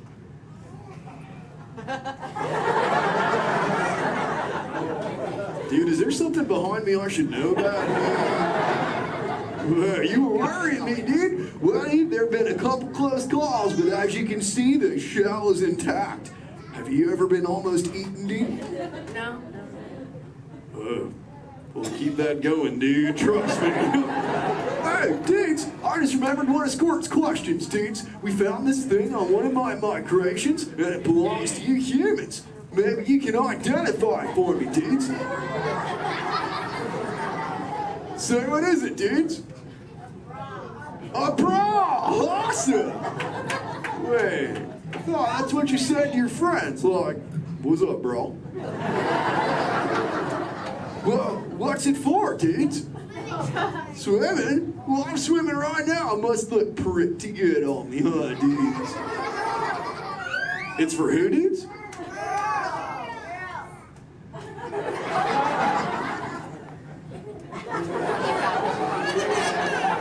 Is this really for girls, dudes? Okay, if this is really for girls, dudes, I have to ask you, dudes, a personal question. Does it make me look fat? Oh, I'm just pulling your fins, dudes. Tell you what, I'll put it back up on eBay and we'll move on, dudes. You know, I'm really digging talking to you human dudes. What was that, dudes? Dory. Wait, you saw Little Blue, dudes? Where? Whoa, dudes! Hey. Hey, Little Blue. Don't I know you? Yeah. Hi, I'm Dory. I remember you. You're Flush. Oh, totally mine, Little Blue. Say, Little Blue, before you got here, I was totally teaching all the humans the turtle knowledge. Hey, maybe we can teach you something together, like, I don't know, maybe how to speak the whalage. I can speak whale. Awesome. Okay, everyone, repeat after me. Hello.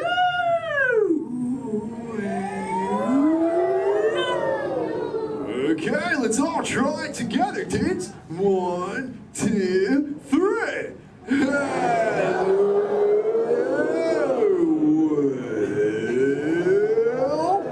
Awesome whalage, dudes. Totally. You know, sometimes you speak whale and there are like 80 whales swimming around you. Sure. But not today. No. Nope. No whales. No whales today. What is that? Try to speak sea. A whale? Where's their... Why, little blue, we call it loud. That's a mountain, baby, that. Little black crop shot, little blue.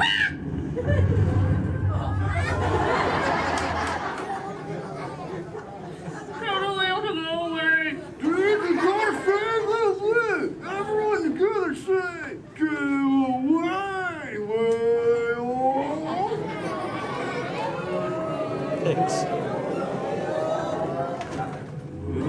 Dudes, awesome, dudes, it's working, dudes. We did it. We saved little blue, dudes. Put your fins together. That was awesome, dudes.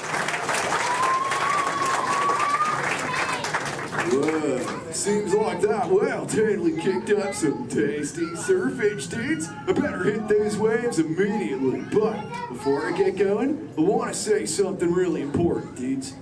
Be good to the ocean, and she will totally be good to you.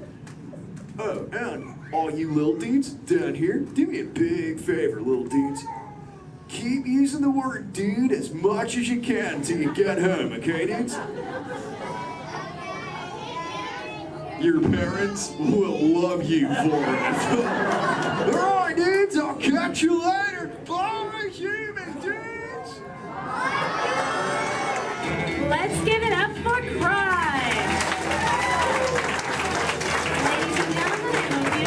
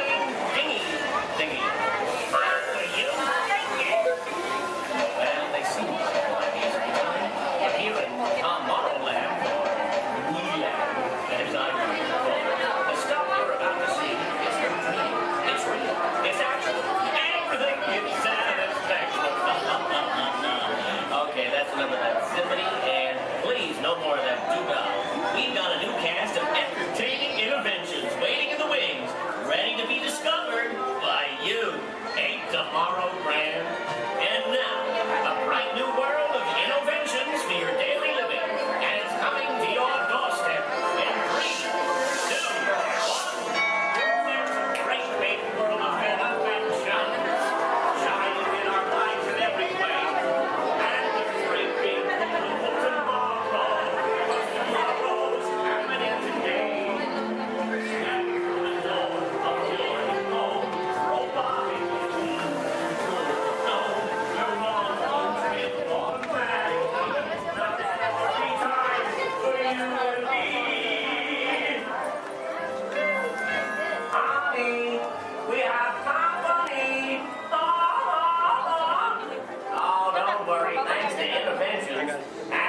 unexpected company is a snap.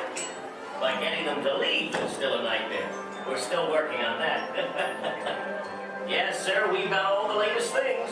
And I'm not talking Mr. Coffee, whose work I admire, by the way. I'm talking smart relatives of mine. Genius gadgets that take the hard work out of housework. You want digital, analog, interactive, hyperactive, radioactive. Can you believe it? It's all here. You're gonna love it. I'm gonna have to ask you to leave now. I'm expecting company to arrive at any moment, so if you'll excuse me, I have to clean up this house. There's a great, big, beautiful tomorrow headed right this way. Well, see you around and around and around and around and around and around and around. Oh, bye.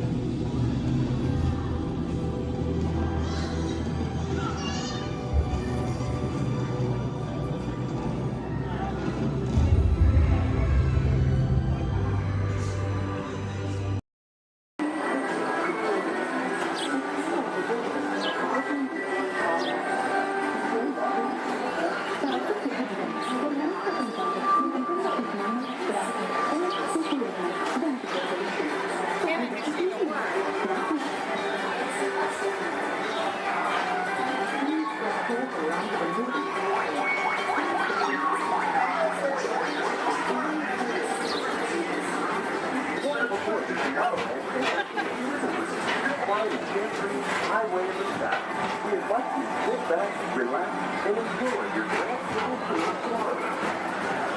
Along the way, you can preview many of the exciting places you want to be sure to enjoy today while visiting this land of tomorrow.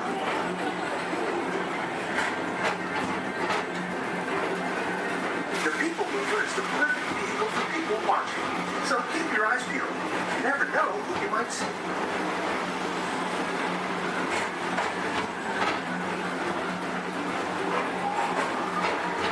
Coming up, Station's Great Escape, where you can report for duty as a security agent for the Galactic Federation.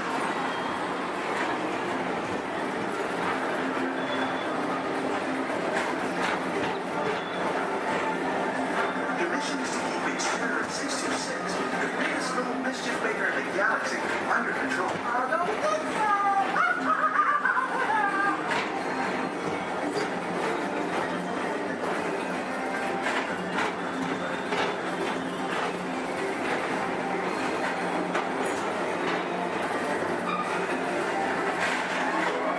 And now, tomorrow intends to report your currently precedes Progress City, Walt Disney's dream for an experimental prototype movie tomorrow. Progress City was the inspiration for Epcot, and many of its forward-thinking ideas have been realized throughout Walt Disney World.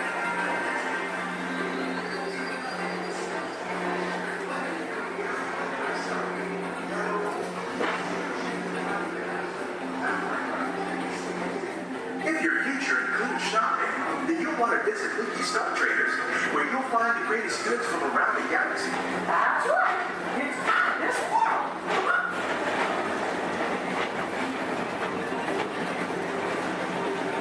At the Disneyland Speedway, put the pedal to the metal and speed towards the checkered flag in your very own race car. Down the road, this is your chance to drive in the fast lane without worrying about getting a speeding ticket.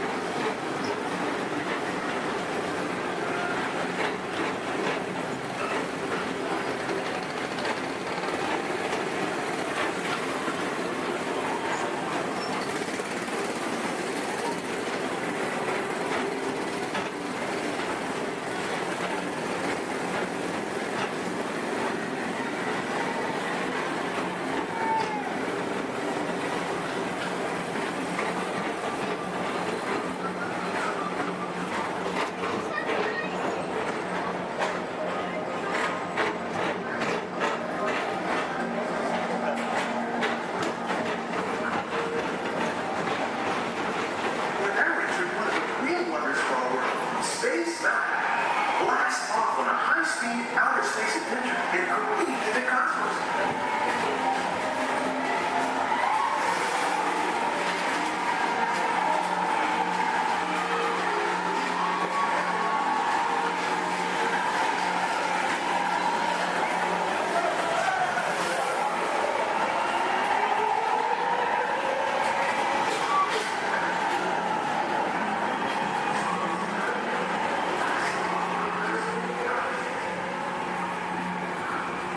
Paging Mr. Morrow, Mr. Tom Morrow.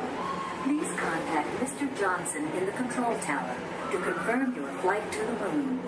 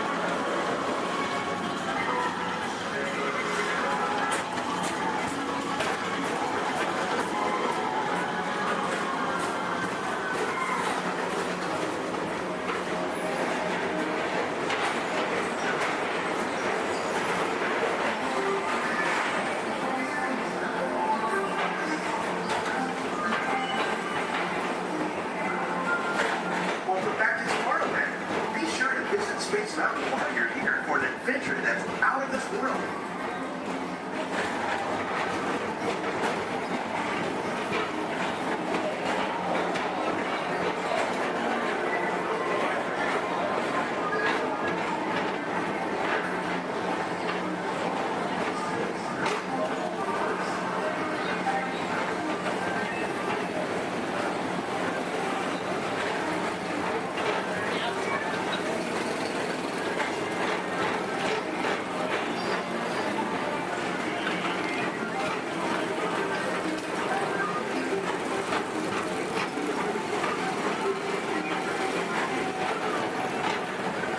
For a different high-flying adventure, hop on board the Astro Orbiter.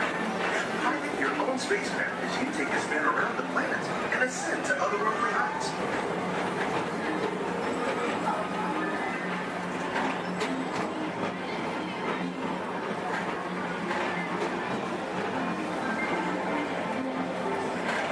We're now approaching Walt Disney's Carousel of Progress. Inside this rotating theater, full families welcome you into their homes of yesterday and today, starting way back at the turn of the 20th century.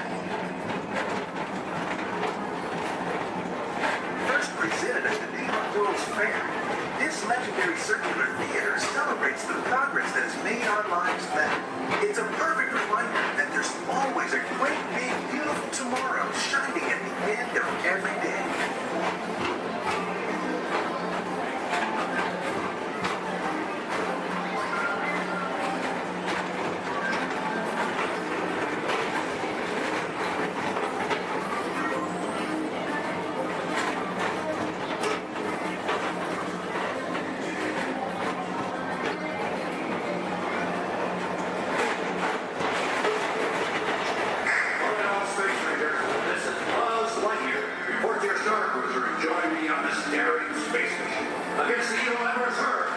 As an honorary space ranger, you'll use your own personal laser cannon to save the entire galaxy.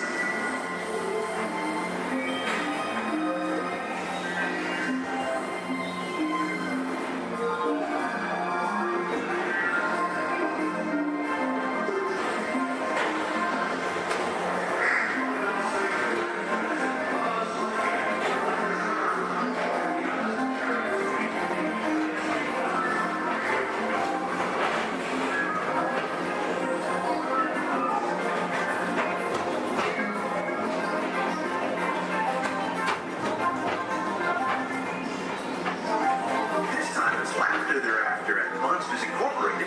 So drop in and join Mike Wazowski and all his pals at Monsters Incorporated Laugh Floor. Share the fun.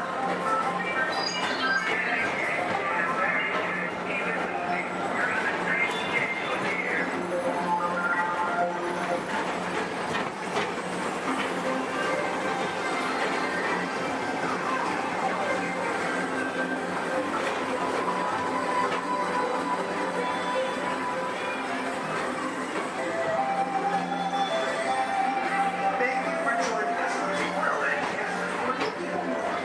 It's been a pleasure to have you aboard.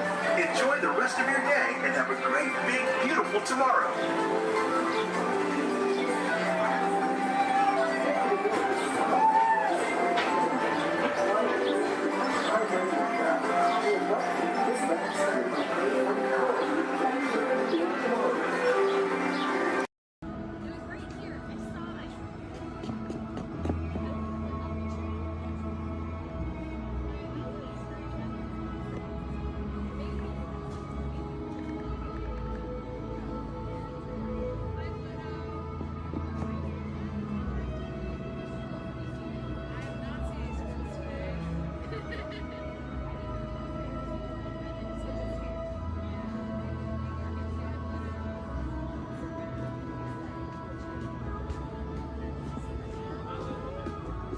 Hi, Pluto. There.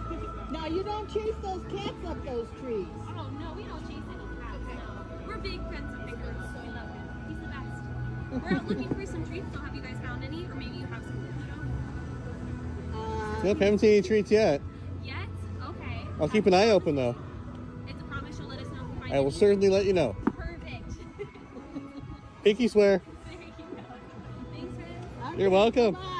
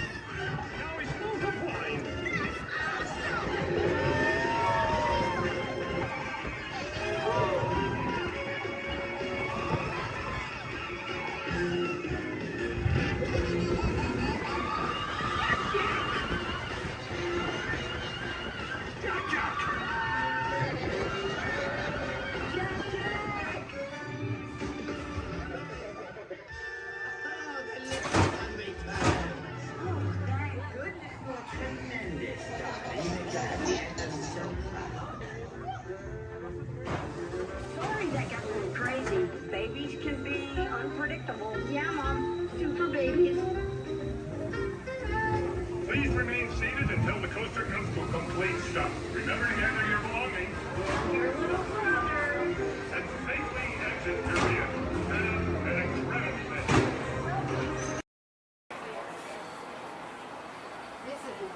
Welcome, ladies and gentlemen, boys and girls, Terminator Charlie Gas Everyone. Please maintain first of all time, Charlie Train Promotion. As well as the gas small shortly, we get around 3 seconds for the sound of the bench, and here we go. Our report.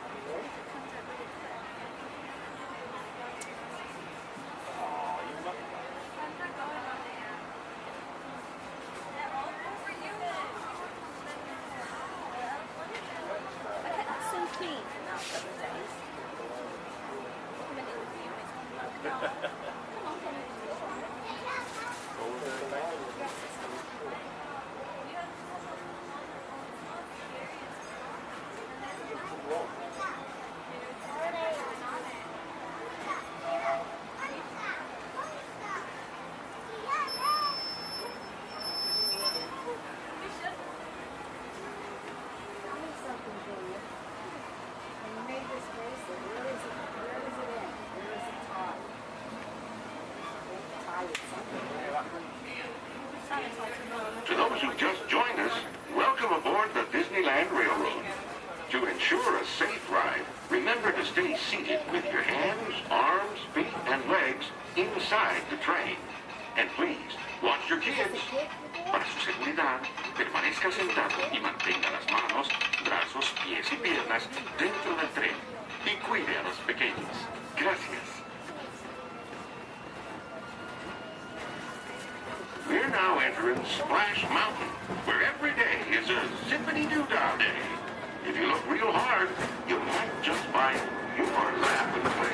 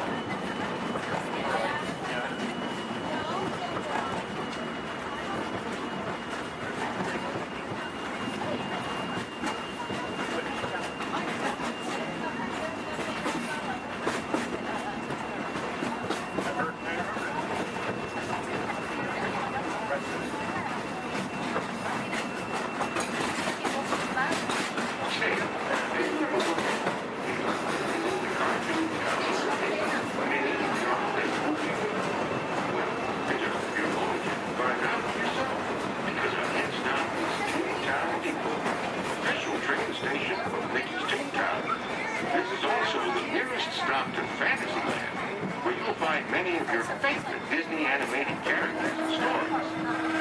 If you'll be leaving us here, please wait until the train comes to a full stop.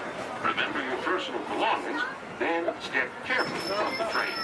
Y'all have fun and say hi to Mickey for me. For those of you continuing on with us, we'll be resuming our trip in just a moment. This is Toontown Depot.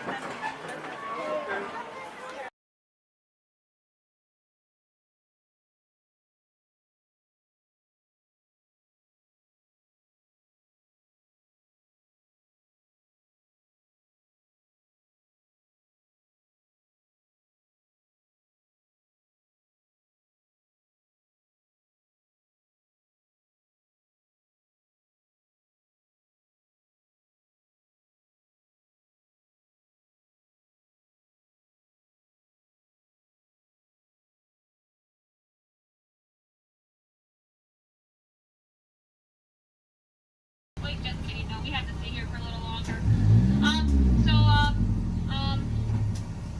If you look up ahead, you're gonna see a dock on your left. You're gonna see another dock on your right there. We like to call those a ferry dock. I know, exciting, exciting. Now, if you look a little further, you're gonna see some skips up there in khaki. We like to call those a ferry door. I know, it's great stuff, guys. It's great stuff.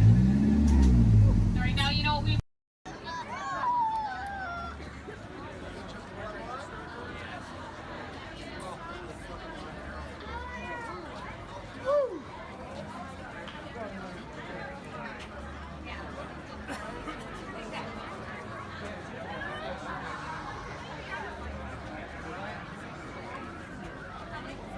Your journey. Para su seguridad, permanezca sentado y mantenga sus manos, brazos, pies y piernas dentro del vehículo. Y cuide a sus niños. Gracias. Please step carefully onto the moving platform, then step into the car.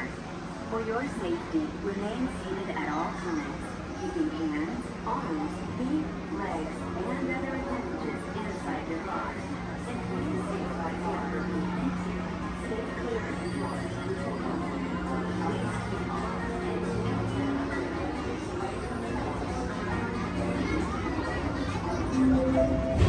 This is the TTA Blue Line, non-stop service around tomorrow.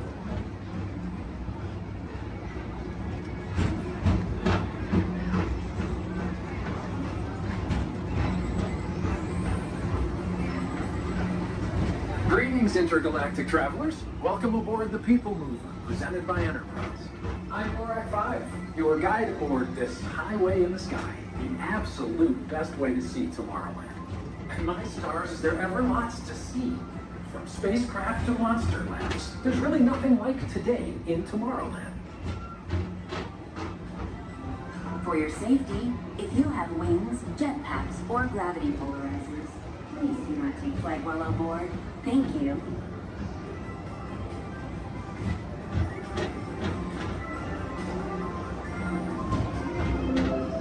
The next station is Tomorrowland Urban Planning and Star Traders. Transfer to green and red lines. Don't worry, your express train keeps on rolling through the future, right by two of my favorite spots.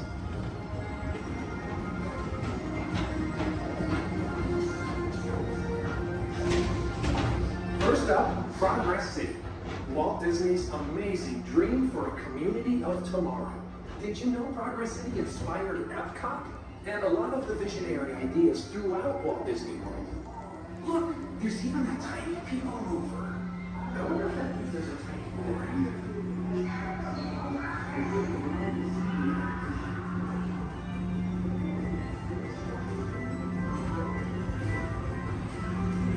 On your right is Star Traders, home to the greatest goods in the galaxy. Except action stars. Those are the longer sold.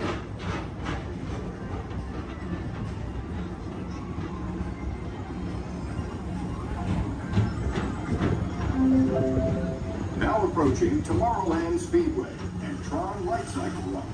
I love a good circuit, and these are two of the best tracks in the cosmos for a bit of light, speedy competition.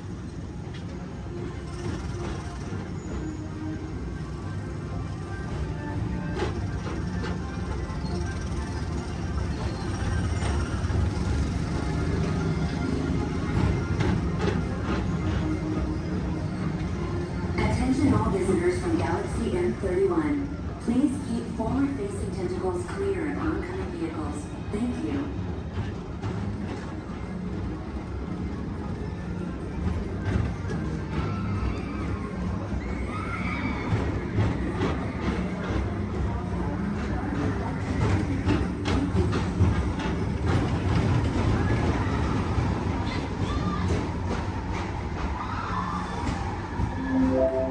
This is Starport 75. Or as we locals call it, Space Mountain. Our high-speed rocket port to distant deep space destinations.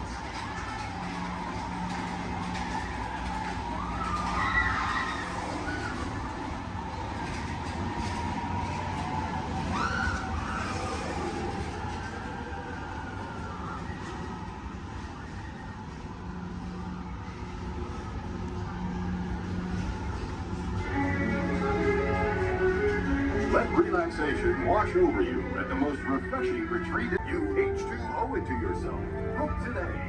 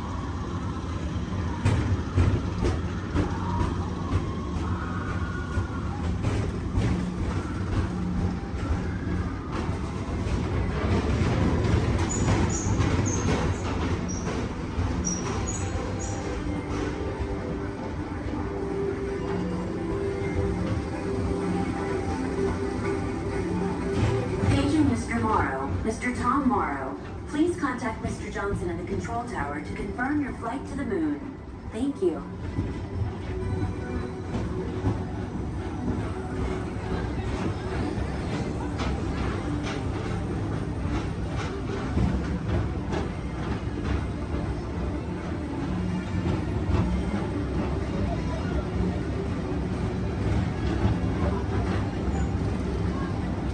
Attention all visitors from Galaxy M31.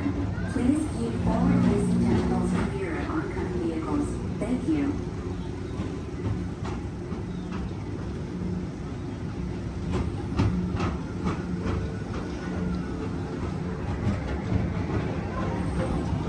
To your right is the Astro Orbiter, our celestial symbol of interplanetary harmony and fellowship. Hop aboard and launch high above Tomorrowland for a spin amongst the planets.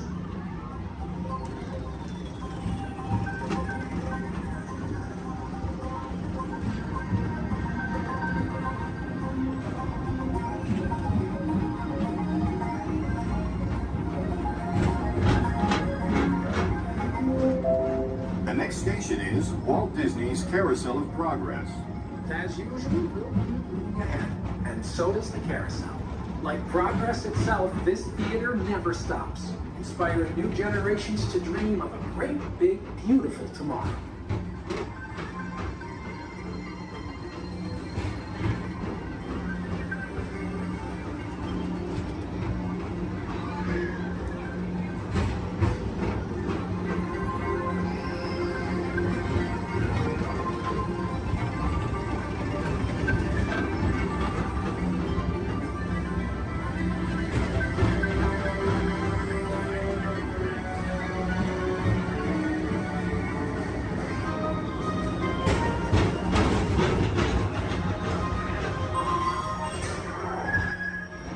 Space Rangers, report to your star cruiser and join me on this daring space mission against the evil Emperor Zurg.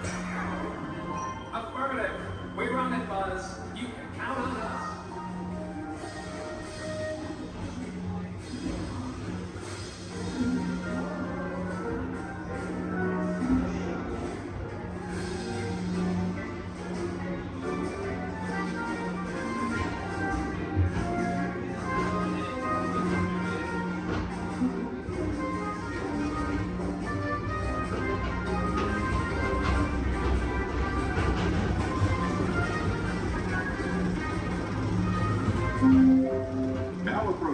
Monsters Incorporated lab floor.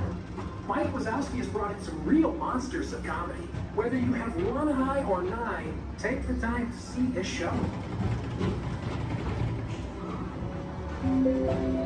Now approaching Tomorrowland Transit Authority Station.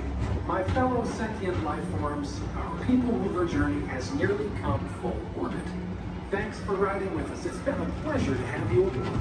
And even though we're concluding, this is always my favorite part.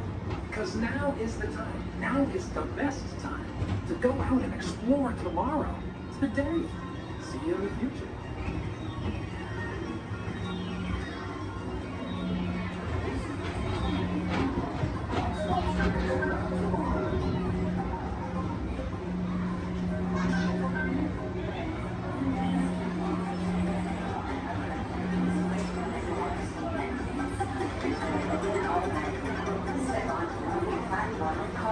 And exit by stepping away from the car.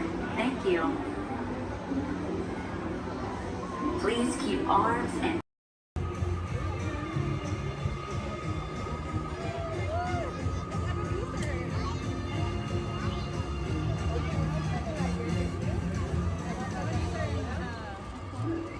Attention explorers!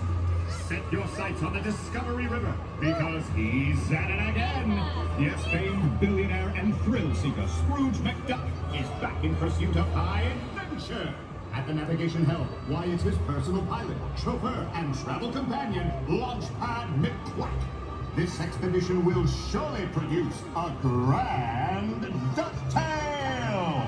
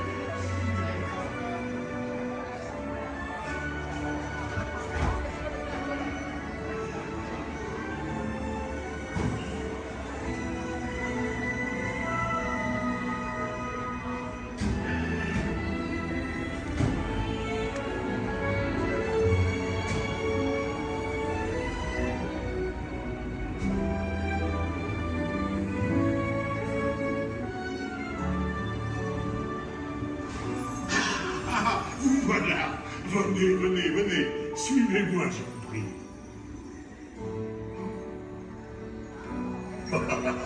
Chef Rami is waiting for you. This way.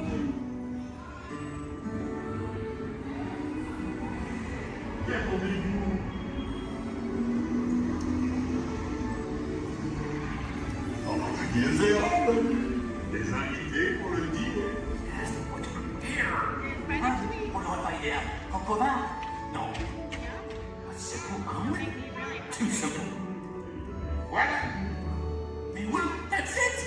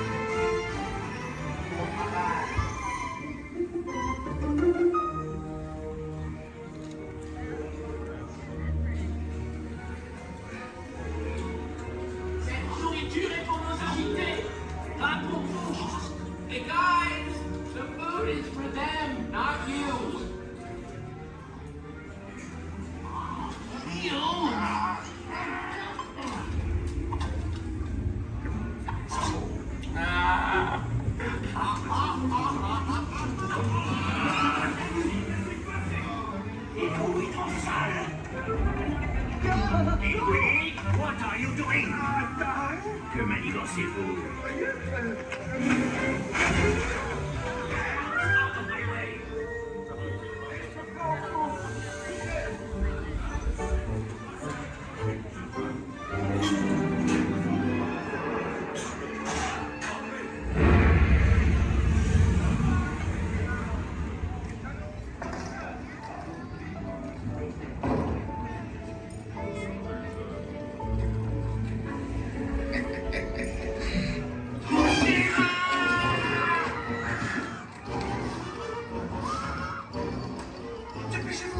par ici. Go! Go!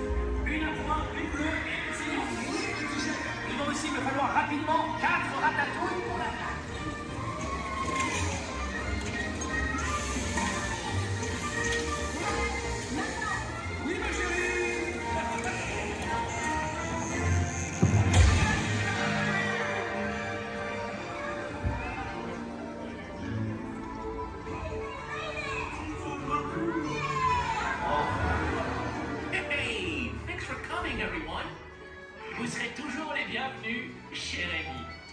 À bientôt et bon appétit. Mino.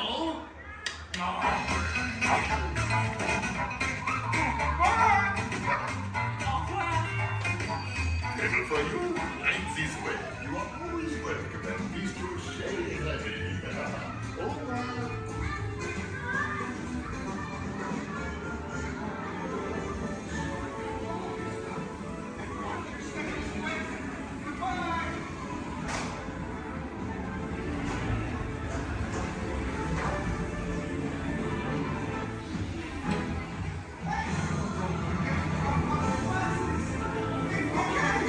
Be sure to grab all your stuff and watch your step as you exit.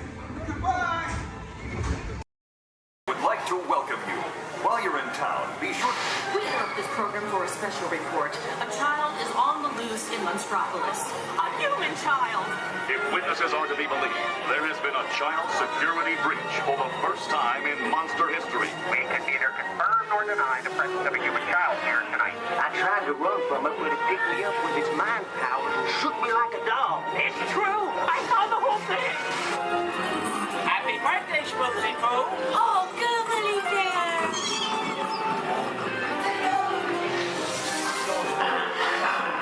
And it grabbed me with its giant fork tongue and rolled me up and down like a yo-yo. It was horrible. I was minding my own business. We gotta get you home.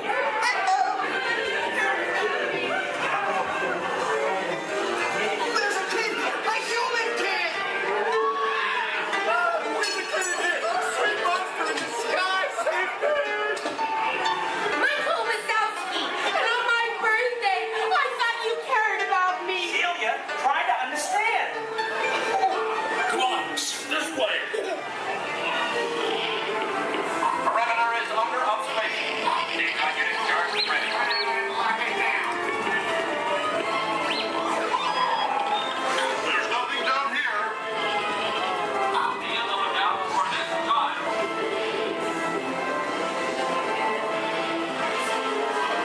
I hate working nights.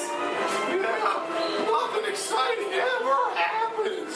Hurry up, Sully, hurry up. I've got those doors set up on the scare floor. Are you done here, Stu? Race you to the scare floor.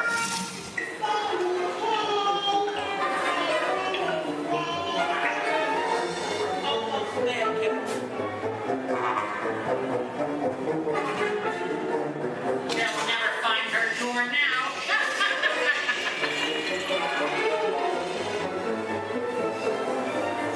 Look, there's your door. We're almost there, kiddo. Not so fast, Sullivan. They'll never get her home now.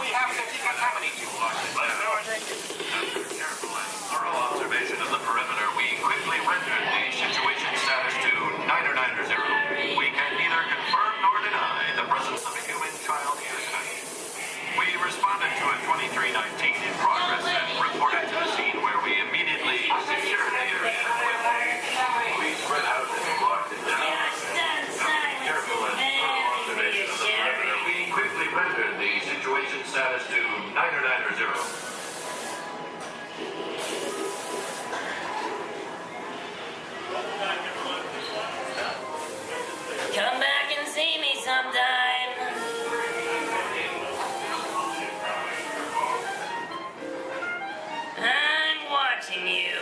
Always watching. We can neither confirm nor deny. Welcome back, everyone. Please watch your step. All right, everyone. For your safety, please do me a favor. Leave this center aisle clear and all side aisles clear as well. If for any reason you need to leave the theater, you can do so through these two right rear exit doors. That's if you're looking to leave. Please do so through these two right rear exit doors. They're a little bit heavy. Just give them a big old push and they'll open right up for you.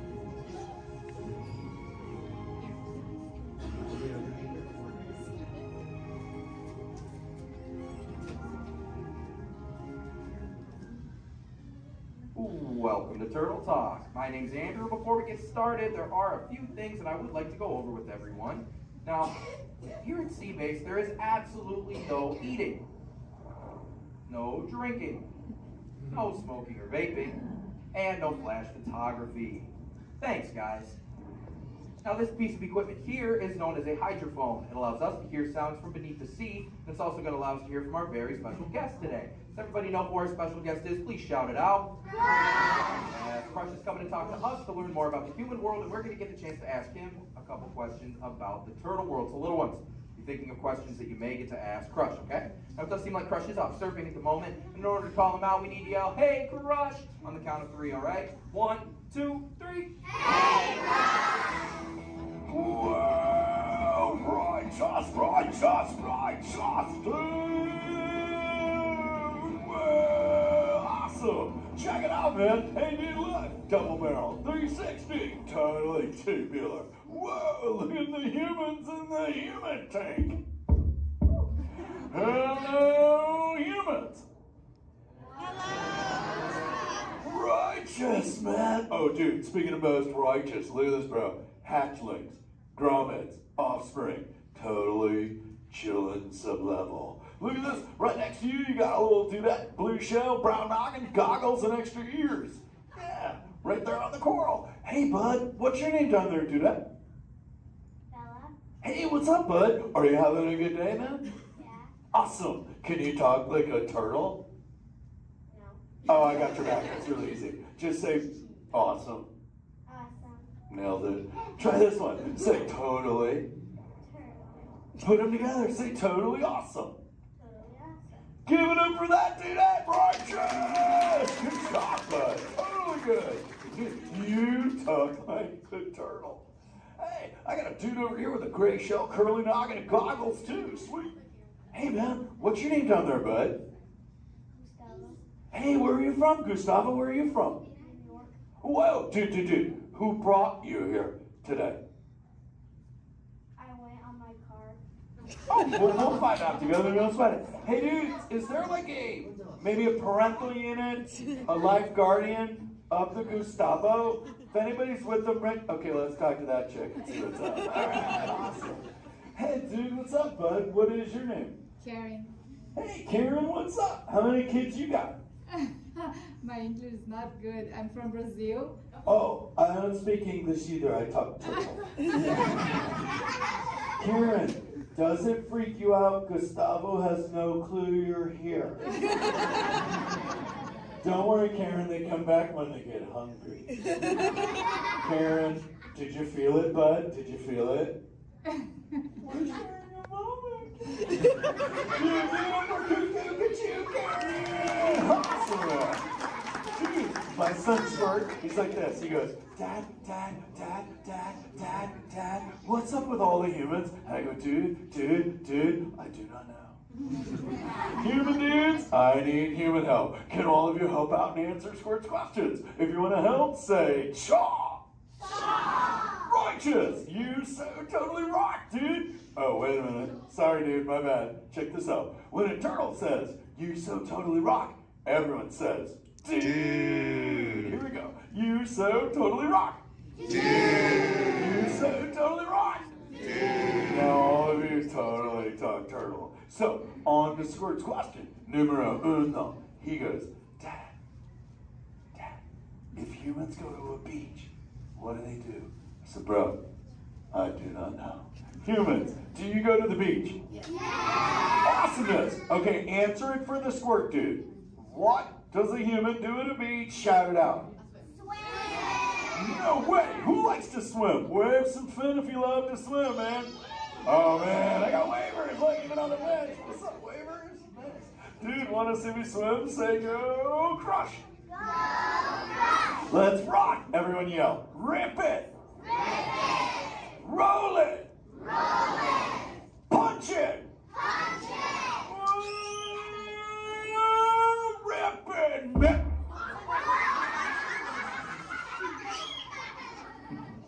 Hey, Crush, watch out for the glass. Hey, dude, thanks, Hank. How long has that dude been there? Oh, no, man. My bad, bro, my bad. Where are the manners? I've been asking the questions. Dudes, do any humans have a question about being a turtle? Raise a fin. Hi, if you have a question about turtles. Cool. Got a chick over here, aisle style, red shell, brown knock, hanging loose. Hello, bud. What's your name? Hey, bud, what's your question? What turtles eat?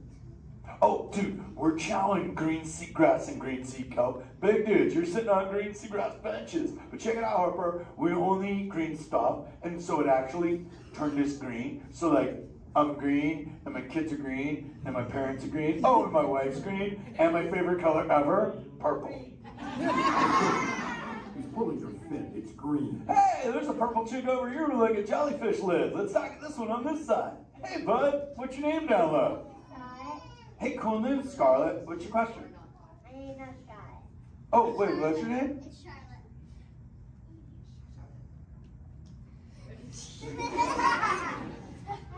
You don't have to tell me. Okay, what's your question, little bud? My name's not bad. Okay. Hey, let's head over here. We got like a little friend on this side. Looks like a light blue shell, brown noggin. Let's talk to this bud. Hey, what's your name, dude? My name's Marley. Hey, Marley, what's up? What's your question? What would be your favorite? What's your favorite food? Oh, dude, besides eating green seagrass and green sea kelp, we totally chow on the jellies. Yeah, they're like so tasty. Hey, wait, Marley, do you eat food and sleep and stuff? Yeah. Do you know how to swim? Yeah. You're a turtle. Because all we do every day is eat, sleep, and surf. Hey, we got a bud by the bench. He's got a red shell curly noggin. Let's talk to that guy. Sweet. Hey, big man. What's your name, dude? Ezekiel. Hey, Ezekiel. What's your question, friend? How does turtles breathe? Okay, here's the deal. We have to go up every 15 minutes, bud, because I'm like you. I breathe oxygen. But here's the deal. We have to go up every 15. But when I sleep, Ezekiel, we can go in this little cave right there. See the green shell sticking out over there? We got to tuck under, and we can sleep 5 hours straight and absorb oxygen out of water when we're underwater. Who else has a question? This is kind of cool. Oh, whoa, dude, check it out. We got like a little friend chilling on this side by the bench. Looks like a grayish blue shell, brown knock, sitting on her own flips. Dude, what's your name over there, bud? Abby. Hey, Abs, what's your question, Abby? How many babies can a turtle have?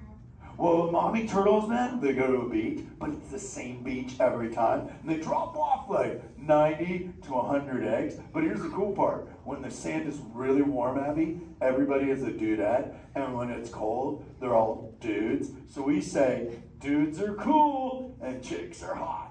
Yeah. This is awesome, humans. Hey, the Jelly Man. I was talking about you, buddy. Oh, Crush. Hey, man. I'm trying to get away from a turtle pile. Marlin, turtle piles are a celebration.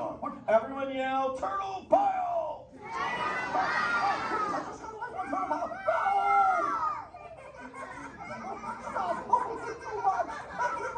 Oh, cool. Hey, boys, surf's up, dudes. Thanks a lot, Crush. For what? The turtle pile? Shout it out, humans! That dude has serious thrill issues. Humans, you rocked it! You so totally rock! Okay, like 4 kids remembered. The rest of you dudes pulled a hard dory. Dudes, don't space out! Remember, Turtle says you so totally rock. Everyone screams! You so totally rock! There you go, you're back again. Oh, bummer. Hey, bro, the frequency thing is not working. Whoa, it's Bailey. Call him back with your fins. Put your both fins up. Yeah, put your both fins up. Go.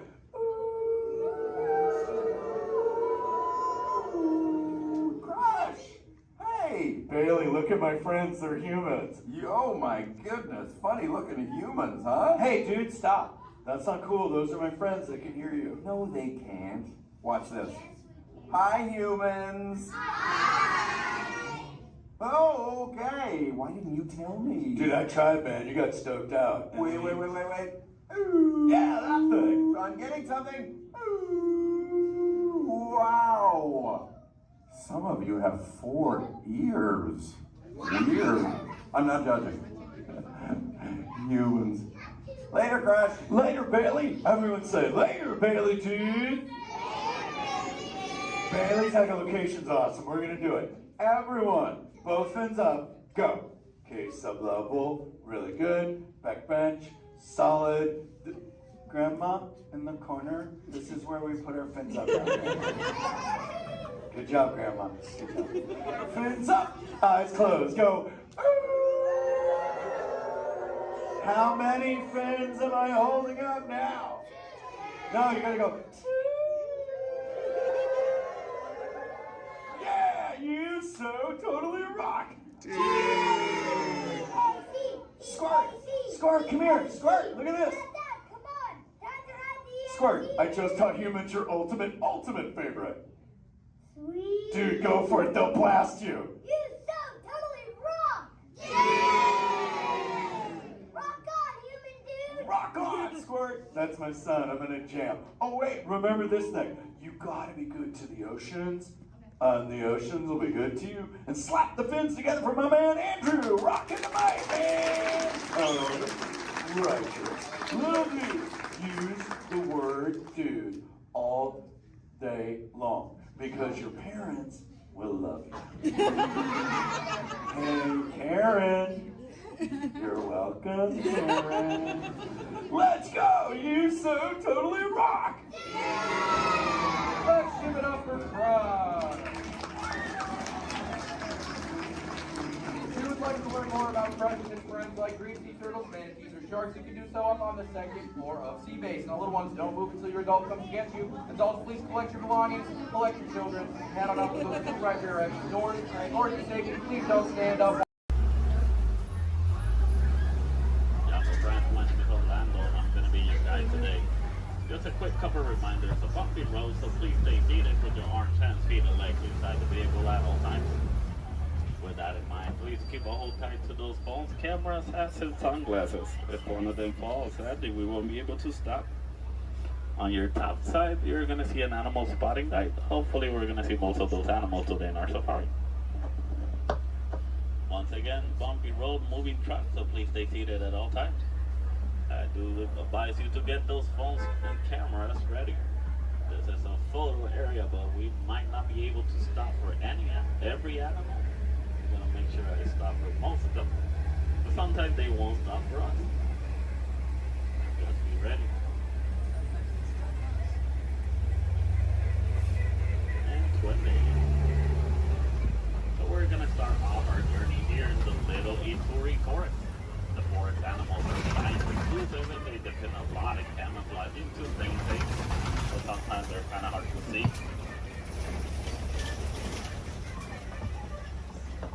So here on the right side we're going to see an okapi. Even though the okapis have zebra-like pants, they're actually related to giraffes. It wasn't until 1901 that okapis were discovered. Before that they used to be thought as a myth. And much like the giraffes, okapis also have those long tongues that are going to help them reach tall places. And only the male okapi is going to have ossicones. Ossicones are basically the same type of horns that giraffes have, but it's made out of their own skin, so it doesn't count as a horn.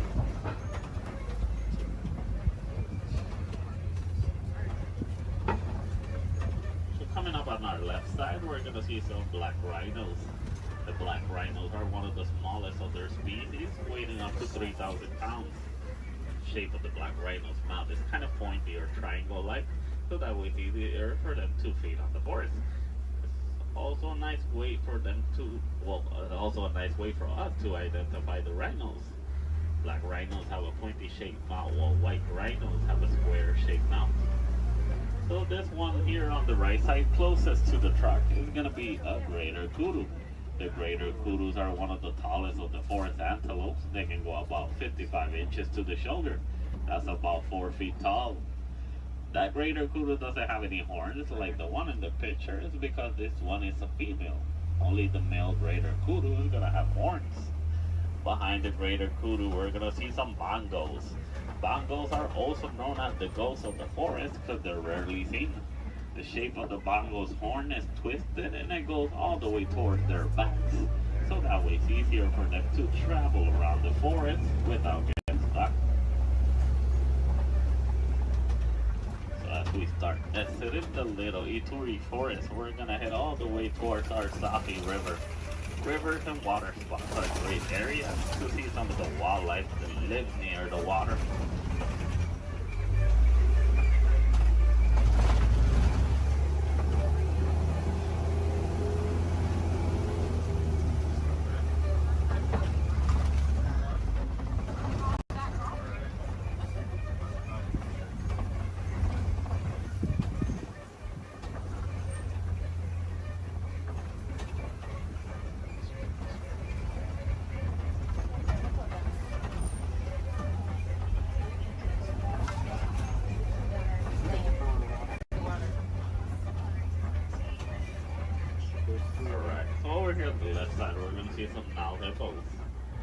The male Nile hippo can weigh up to 5,500 pounds.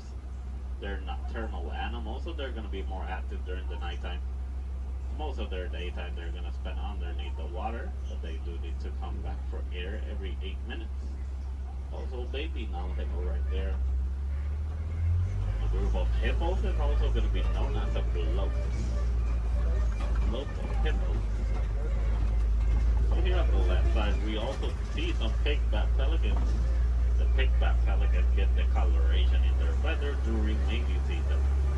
They're colonial nesters, so most of the time we're going to see them in large groups. They can go between 50 to 500. As we head around this curve, we're going to approach a bridge. And once again, they're really jumpy, so they need it at all times. And to the left side, we're going to see some Nile crocodiles. Crocodiles are one of the largest crocodiles in Africa. They can go between 15 to 20 feet long and they can weigh up to 500 pounds. They're endothermic, that means they're cold-blooded, but they're getting integrated in their body due to the environment. So they're going to spend most of their daytime underneath the sun. If they need to cool off, they'll just open their mouth or they'll dive in the water. They're great parents. They will roll around the eggs in their teeth, so that way they can help them emerge.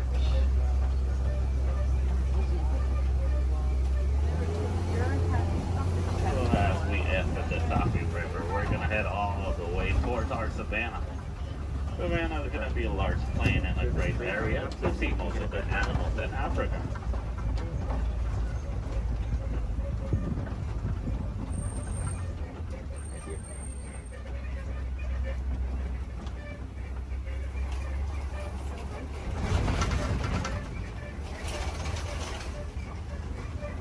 Ryan.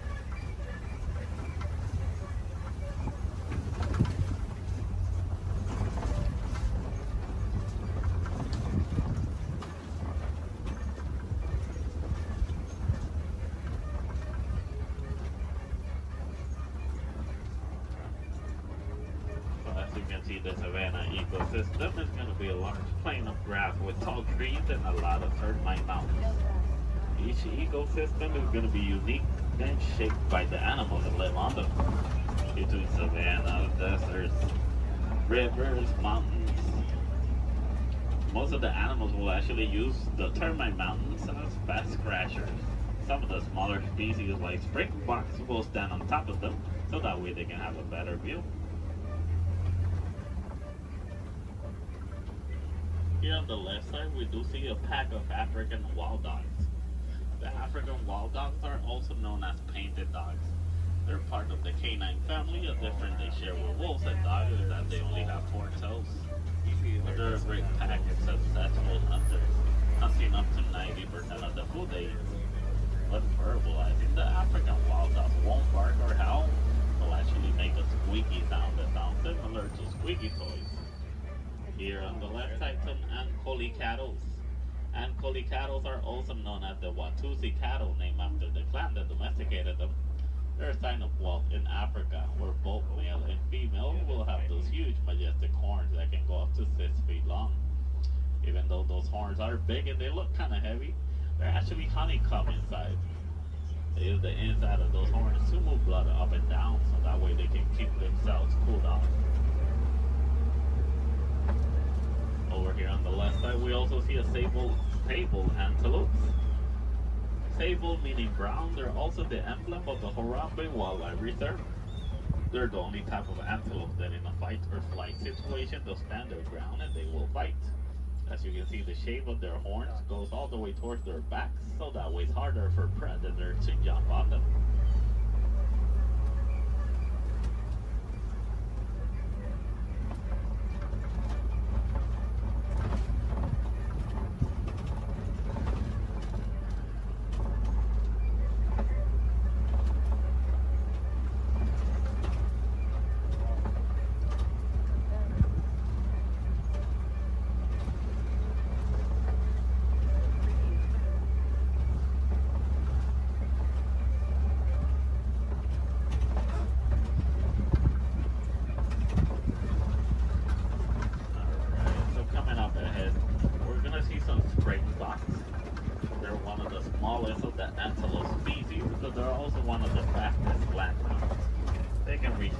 Between 50 to 60 miles per hour. And as their name implies, the spring fox.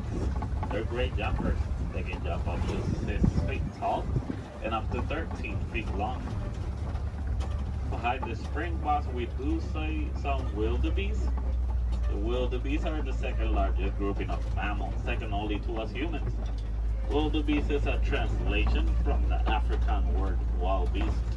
But they're also known as the newts due to a sound they make when verbalizing. It sounds like they're saying newt.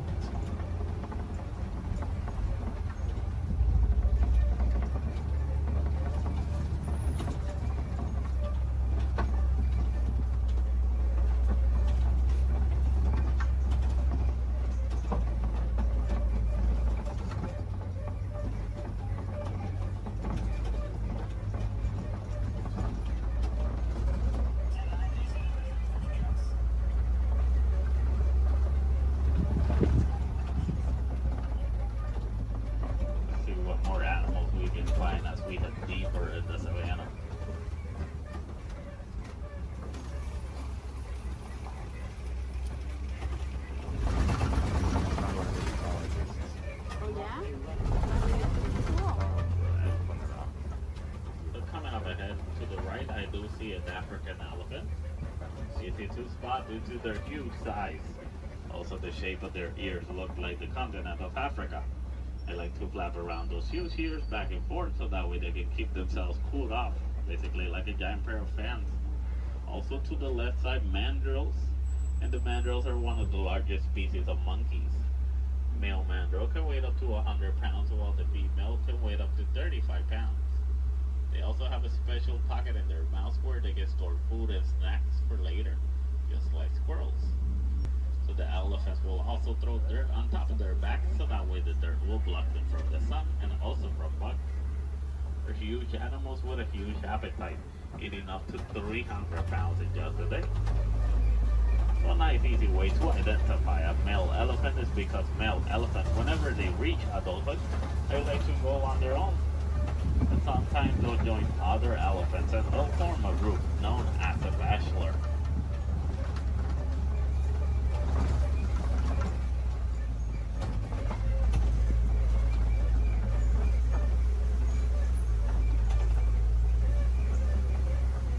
Once again, another bridge.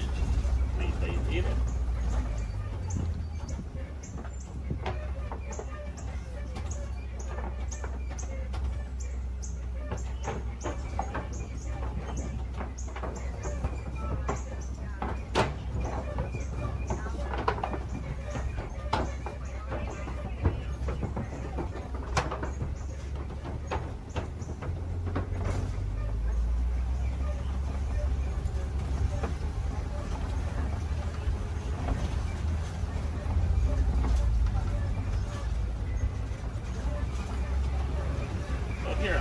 side, we're gonna see some markings on those red clay pits. Those are elephant tusk marks. Elephants will stick their tusks on those red clay pits, so that way they can get some of the minerals they don't get in their regular diet. Basically like a natural vitamin for them.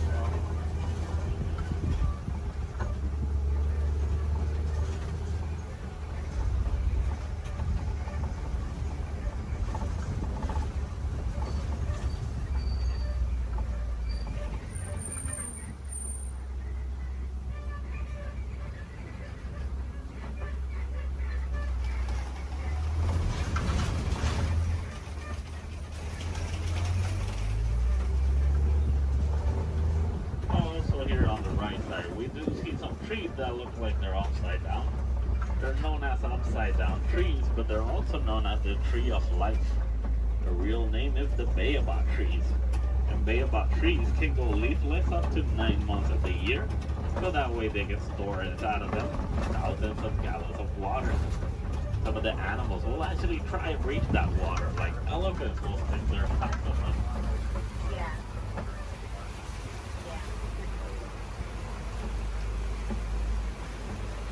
As we head around this curve, we're going to see a small island of greater flamingos. Greater flamingos are not greater because they're better than the other flamingos, it's just because they're bigger in size. As you know, flamingos have pink coloration in their feathers, actually get those due to their diets. They consume dried shrimp, and shrimp is high in keratin. If you guys ever get to see baby flamingos, you're going to know that they have great feathers instead. A group of flamingos like this one is also going to be known as a flamboyant.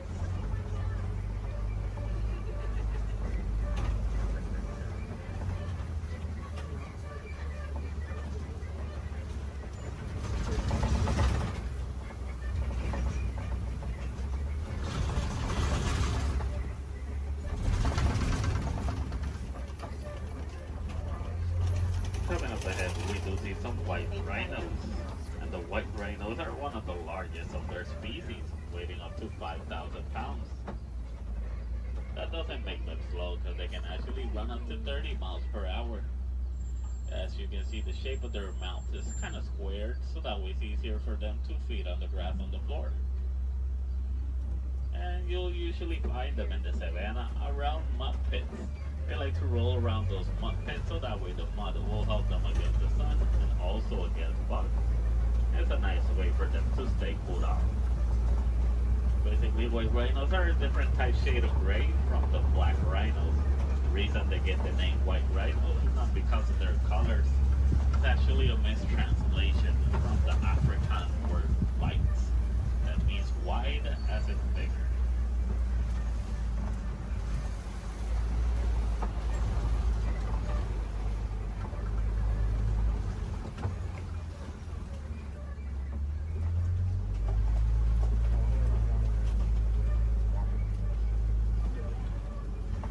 The way in the back on the left side, I do see a cheetah walking around. Cheetahs are one of the fastest land mammals. They can reach a speed from 0 to 60 in about 3 seconds. There's also another one laying on the grass on the way in the back. But with that in mind, the cheetahs are built for speed, not power. So after running so fast in such a short amount of time, they're gonna need a couple of hours to rest their energies. The cheetahs are also diurnal big cat predators, so that means they're more active during the daytime.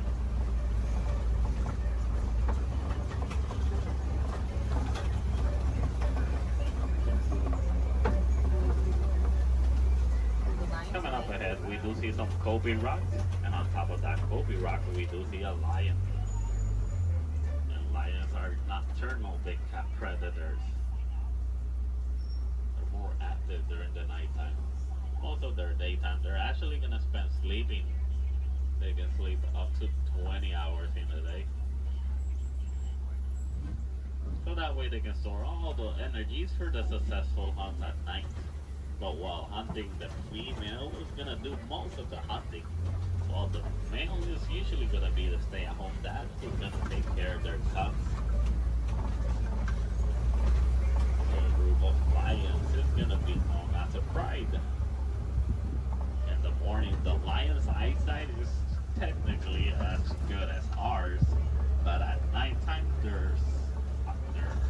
eyesight are 6 times stronger. That's why they're so successful hunters at night.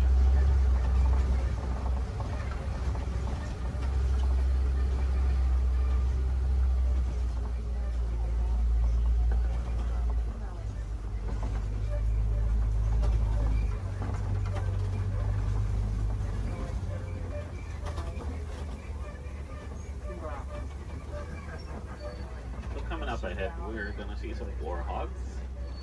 There's one behind that tree, and we're gonna, there it is. And warhogs are one of the largest burrowing mammals. They like to make burrows like those in which they will sleep on facing outwards, so that way they can see anything that's coming towards them. They're super close relatives to domesticated pigs, and they can run up to 35 miles per hour.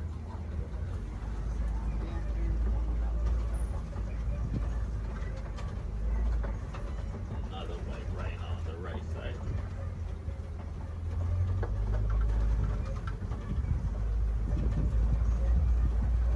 So as we start exiting our savannah, we're gonna head all the way towards the Warden's Post.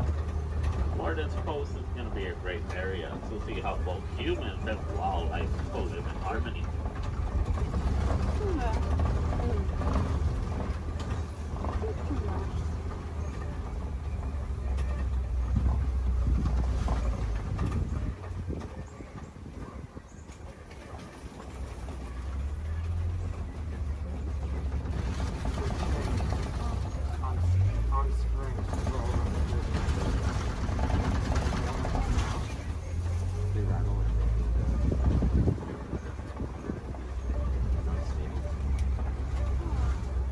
Alright, so here in the Warden's Post, we're gonna see some Nigerian dwarf goats. These goats are super cute, but they're also really friendly. They're a great source of milk and cheese, and they're really agile with a great sense of balance. They're also one of the few domesticated wildlife that we have here in our reserve. So next to that yellow barrel, there is a yellow box. The farmers found out that elephants are afraid of bee sounds.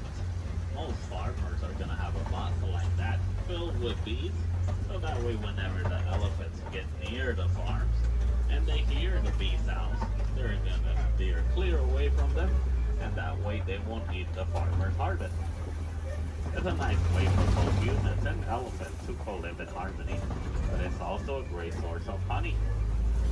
Also, the farmers will actually sell that honey for an extra income. Because sadly, due to a mining of a mineral called coltan, most elephants are losing their habitats and homes, causing them to migrate into human farms and villages more commonly so than it used to. So having bees in a box is going to be a nice technique for both keeping elephants safe, but also staying safe.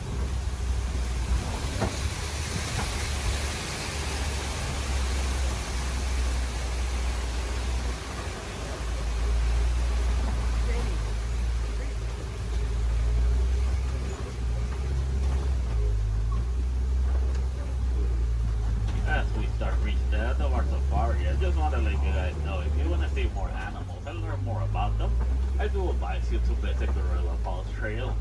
It's a nice 20-minute pathway that will take you all the way to meet a family of gorillas, while meeting more animals, learning more about them, and also more about conservation. If you're really lucky, you might even get a better close-up view of the hippo through a glass. Also, while here in Harambe, we have the Rafiki's Planet Watch. The Wildlife Express train is going to take you all the way towards Rafiki. Well, you're also going to meet a couple more animals. You might even get to pet some of them in the Domesticated Pet Center. We have an animation studio where you might learn how to draw a couple of our animals. Super cool. And we also have an animal clinic. Any chance we need to take care of one of our animals, you guys can actually see the process through a glass. It's super cool journey. It's got nice AC, but it takes about a whole hour to complete. So you gotta plan ahead. The last Wildlife Express leaves at 4:30. Asante Sana, word. Right into the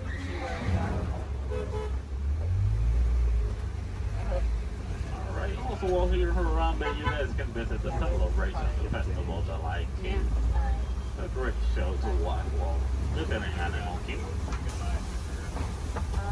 There's going to be animals wherever you go throughout the park. We do have the lesser flamingos. Those are going to be the smaller flamingos. In some area of the park, I believe, it's one of the pathways that leads you to the Tree of Life. If you go all the way towards Asia, they're going to see a similar walking trail to the Gorilla Falls, but it's going to be known as the Maharashtra Jungle Trek. Over there, you're going to meet some of the Asian animals like Komodo dragons, tigers, also super cool to visit while you're in Animal Kingdom. So for the Gorilla Falls, once you head out of the truck and you head down the ramp, if you go to the left side, you're already on the Gorilla Falls trail. Keep going around, enjoy your time, see more animals. If you go to the right, you're going to go back to the village, where you can see the entrance towards Rafiki.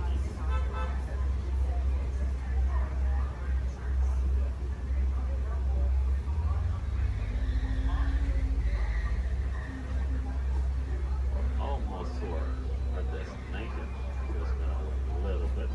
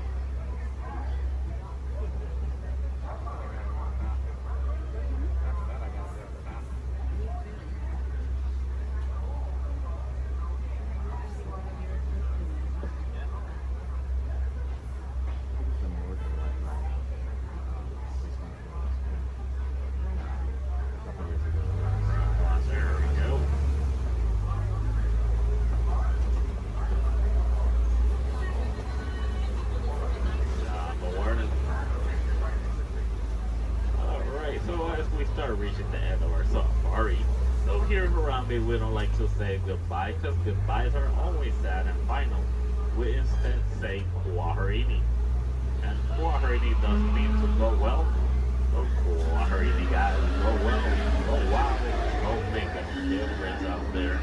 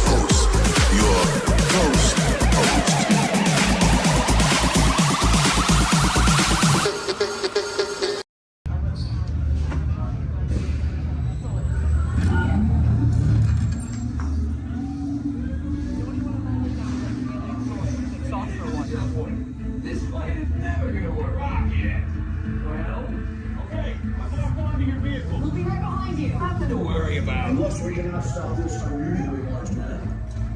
And you're likely doomed. You're gonna need it.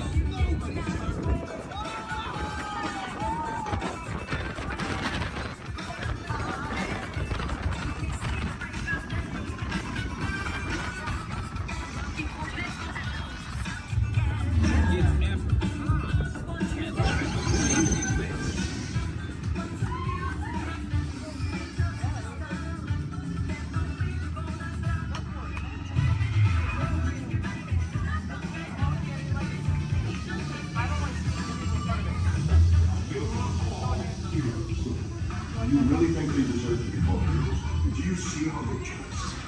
It's just a figure of speech, Drax. You are lying to them. Now I understand. Welcome to the Guardians of the Galaxy.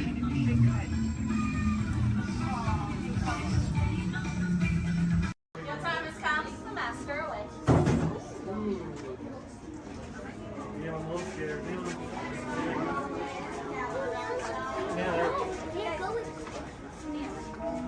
Are you closer to Sticks or closer to Seven?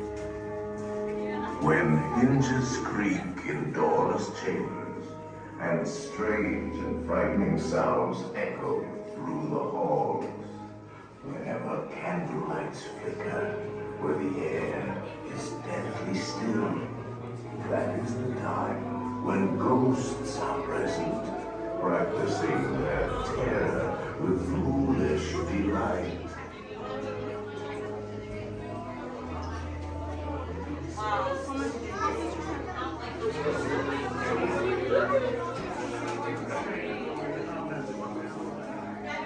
Proceed all the way to the chamber and all the way across the walls. Look alive, folks, for our strict deadline. It's going to like a hatchet and chop.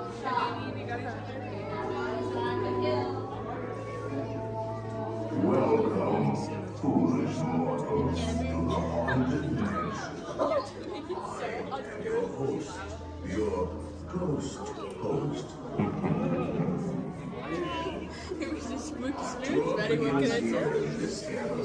Here where you see paintings of some of our guests as they appeared in their corruptible, mortal state.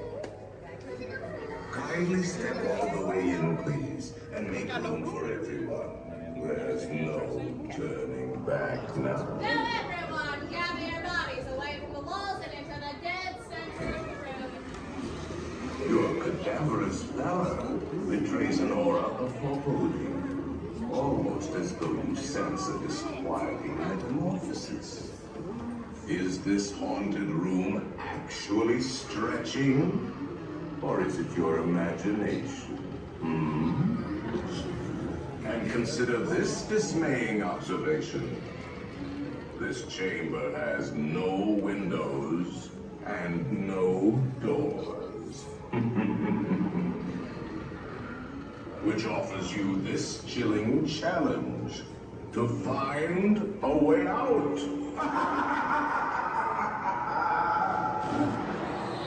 Of course, there's always my way.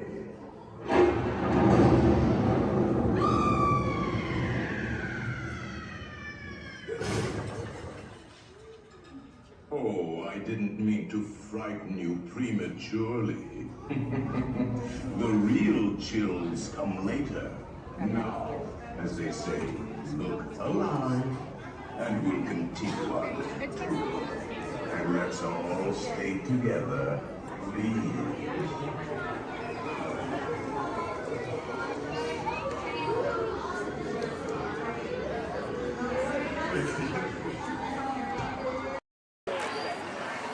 Disneyland Limited, now arriving from a trip around Walt Disney's Magic Kingdom. Passengers will stand by to board.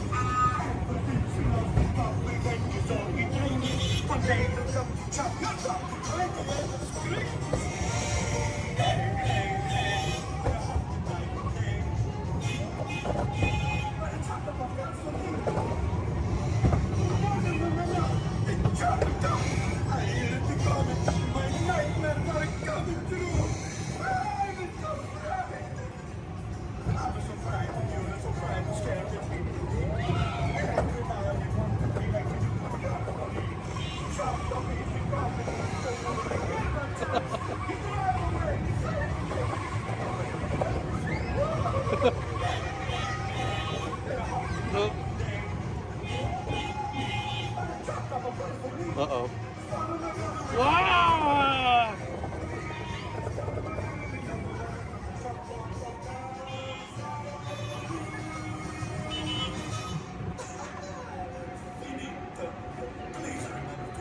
Please remain seated at all times, keeping your hands, arms, feet, and legs inside the train.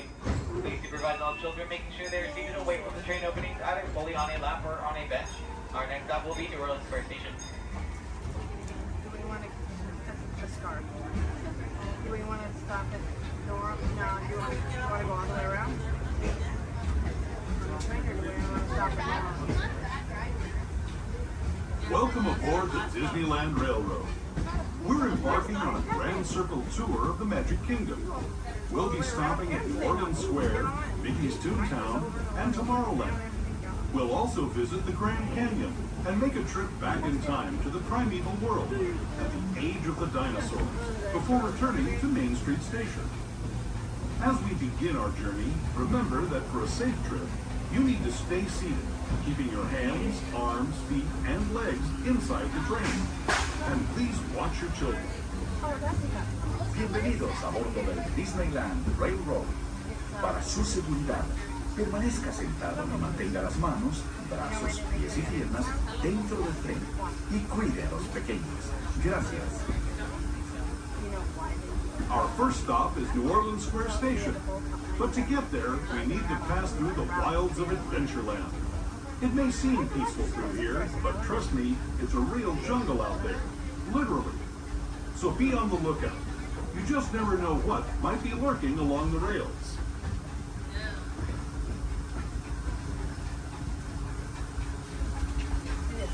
Just ahead is New Orleans Square Station. This station also serves Frontierland and Critter Country. If you'll be leaving us here, please remain seated until the train comes to a complete stop. Then watch your step as you're getting on. For those of you continuing on with us, we'll be resuming our trip in just a moment. This is New Orleans Square Station. New Orleans Square. As we make our way to New Orleans Square Station, please remain fully seated until the train has come to a full and complete stop. This will be your stop for attractions such as Pirates of the Caribbean, Indiana Jones Adventure, Jungle Cruise, the many adventures of Winnie the Pooh, Splash Mountain, and Haunted Mansion Holiday.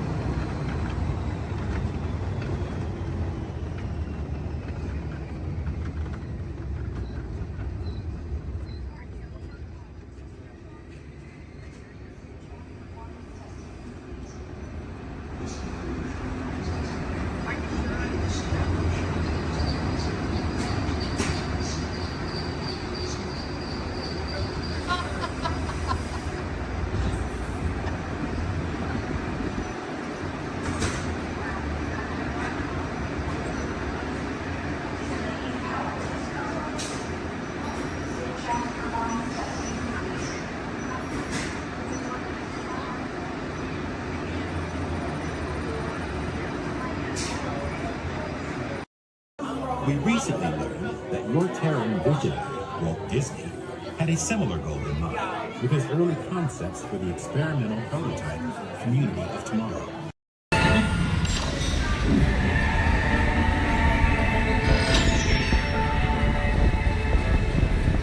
We'll begin with the capability test to see how your vehicle designs perform under challenging weather and surface conditions. Monitoring road surface. Connecting to OnStar. SIM card performance data acquired.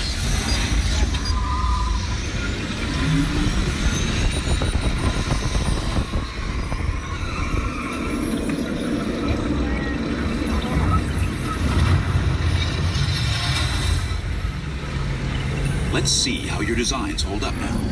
Commencing SIM car off-road and extreme weather sequence.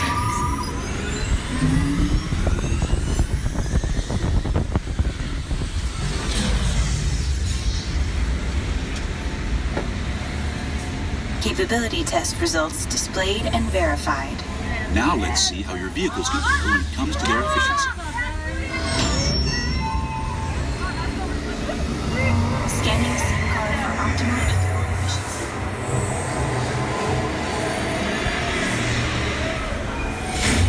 Engaging eco scan for aerodynamic efficiency.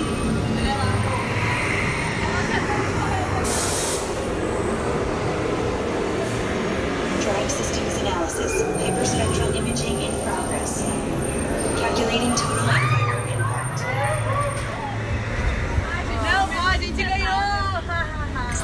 Commencing responsiveness test. Okay, the responsiveness data is now being synchronized. Automated driving technology verified and active.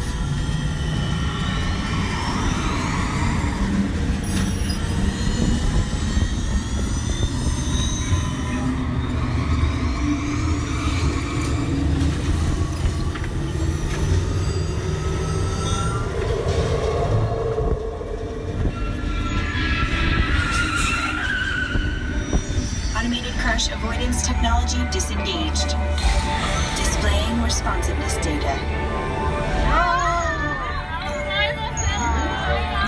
Here comes the final test. Energizing for power test.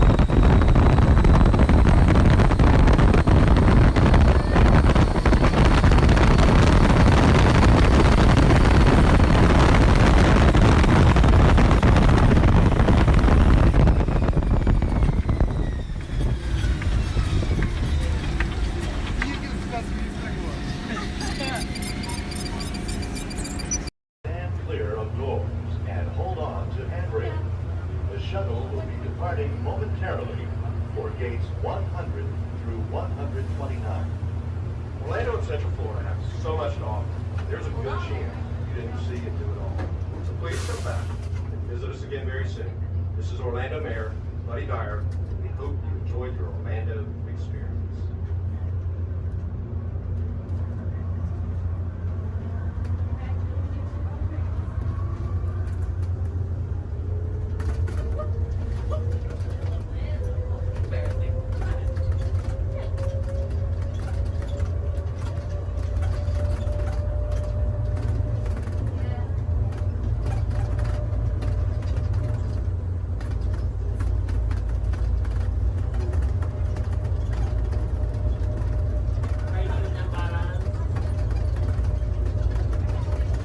Please hold on to the handrail.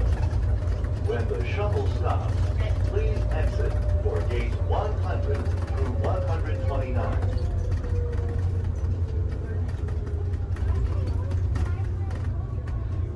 Unless you want to take a picture of your ticket. Why would I do that? I'm taking this here again. I went to 7. Really told you about 7 times, but I can't go.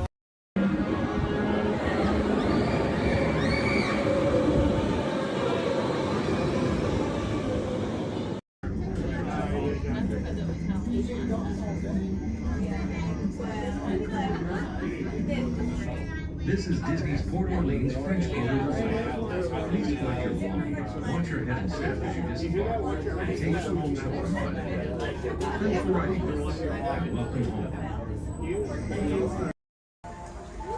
For those of you just joining us, welcome aboard Excursion 3 on the Disneyland Railroad. For your safety, please remain seated at all times, keeping your hands off feet and legs inside the train. Please supervise all children, making sure they are seated away from the train openings, either fully on a lap or on a bench. Our next stop will be Mickey's Toontown Depot, your gateway to all Fantasyland attractions. We'll meet at the front. We're taking the train to the front. Oh, perfect. Good night. To those just joining us, welcome aboard the Disneyland Railroad. To ensure a safe ride, stay seated with your hands, arms, feet, and legs inside the train. And please watch your kids. Para su seguridad, permanezca sentado y mantenga las manos, brazos, pies y piernas dentro del tren y cuide a los pequeños. We're now entering Splash Mountain, rumored to be the location of the one and only Rabbit Place. If you look real hard, you're just for a second. It's where the critters are celebrating a zippity-doo-dah day.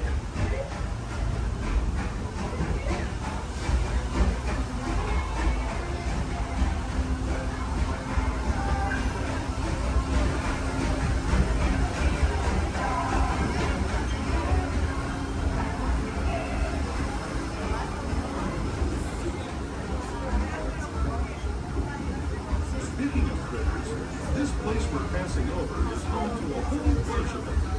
Here in Critter Country, you can join Winnie the Pooh, Tigger, Brer Rabbit, and Brer Bear on their fun-filled adventures.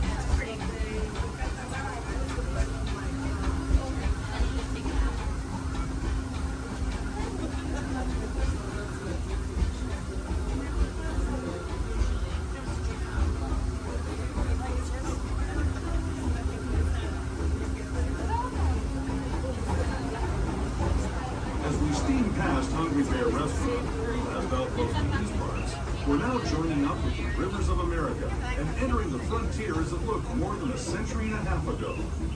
This is my favorite part of the journey. Around every bend, there's natural beauty as far as the eye can see.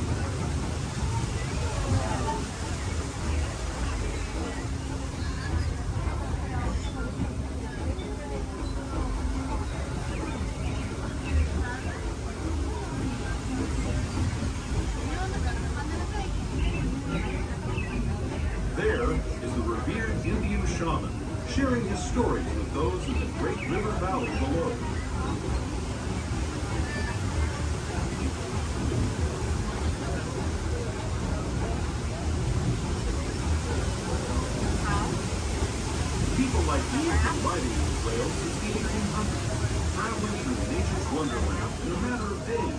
rather than the months it used to take by mule or stagecoach.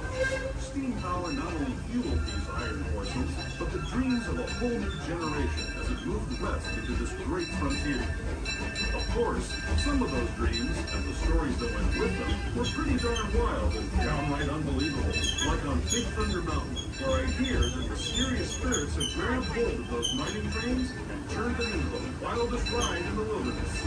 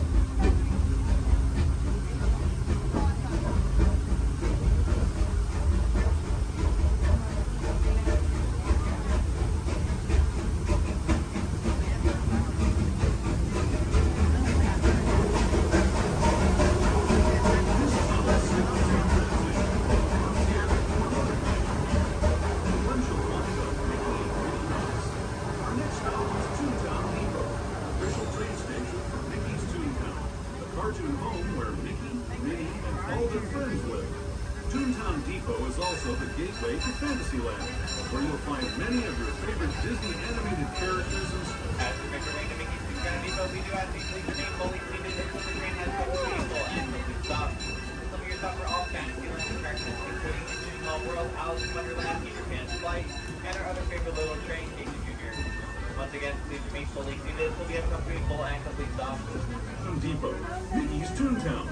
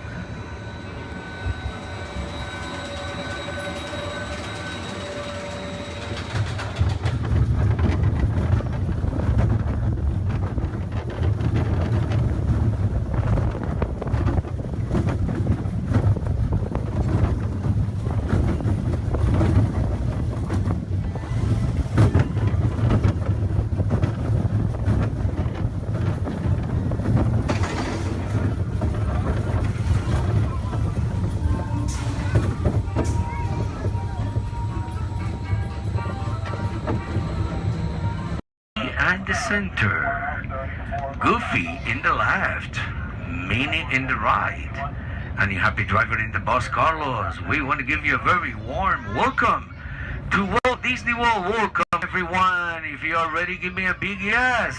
Yes! All right, you ready?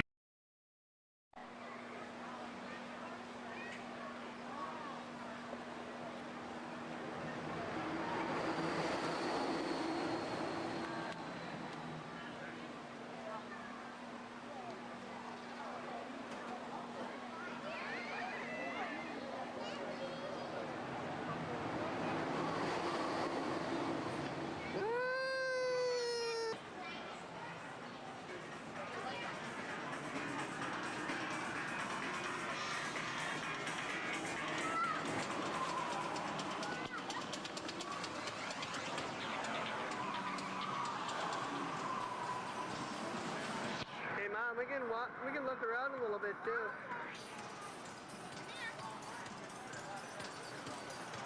One ahead. Stick them out.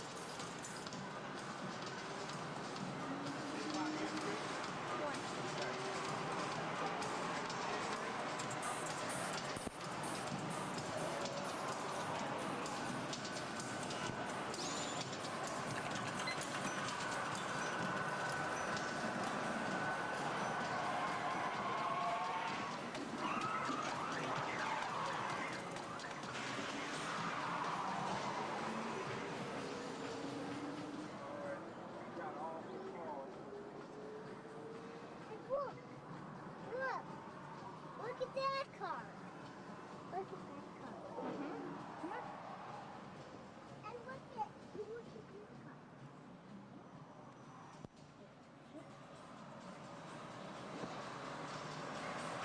Let me go over here.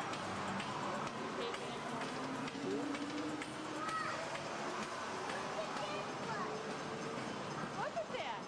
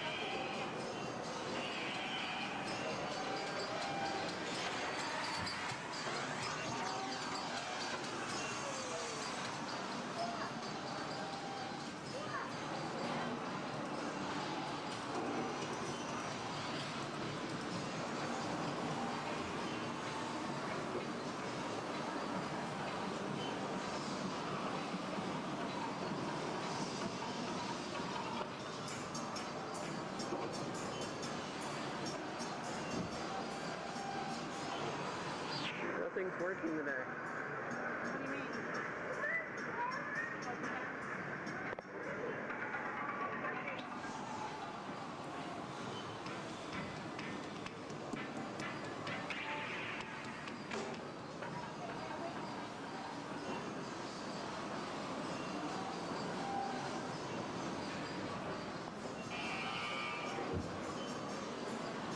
Mom.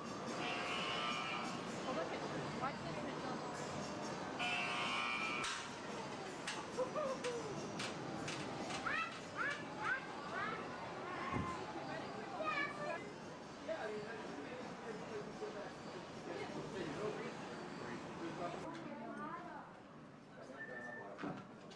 Yeah.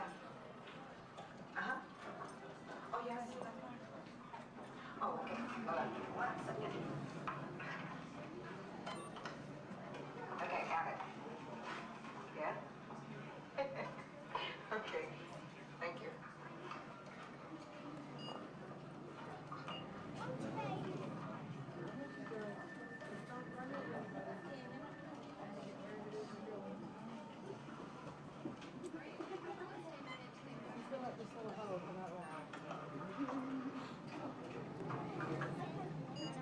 Bill.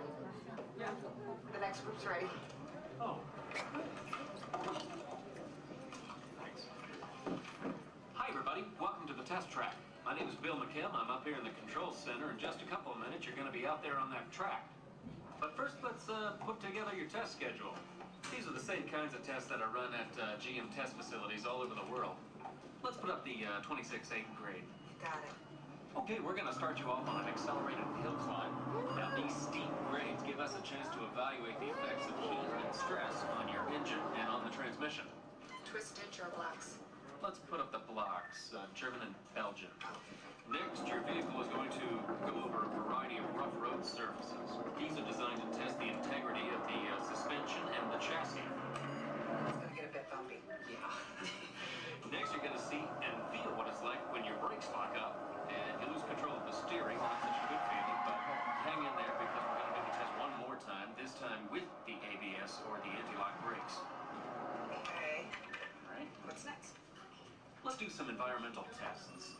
Put up 2, 5, and 7. 7? Yeah, 7. Okay.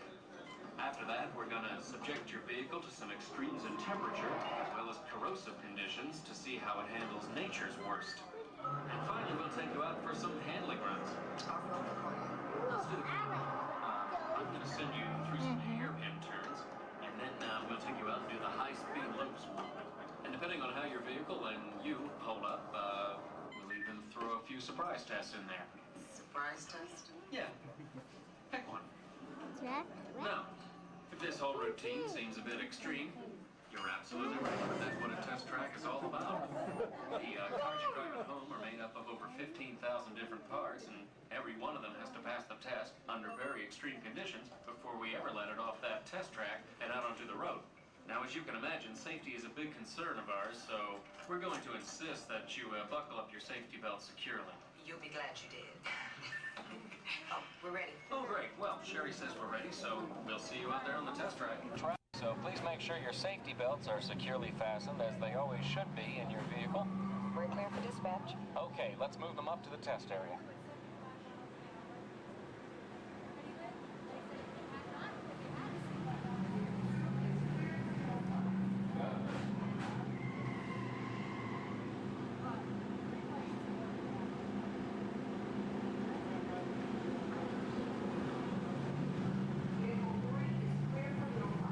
Okay, here we go.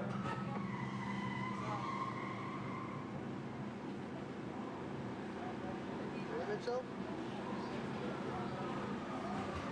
Vehicle 4 is clear for hill climb. Okay, here we go.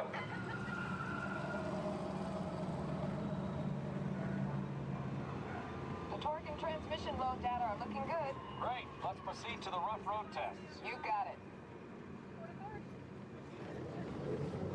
It's like your car.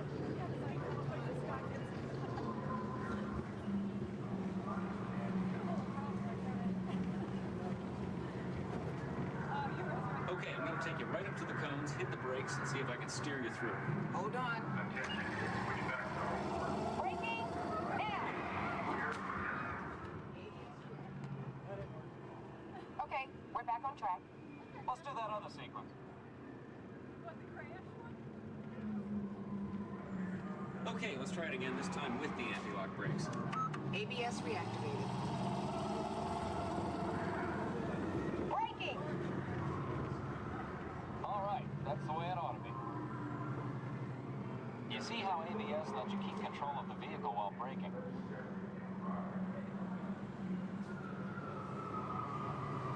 Let's demonstrate some extreme test conditions. Okay.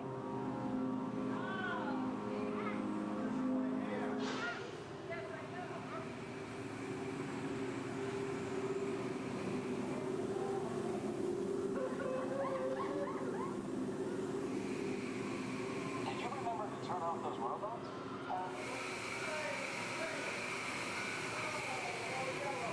Clear for track course A. All right, let's pick up the pace. Increasing speed, 10%. So it's not a matter of how 20%.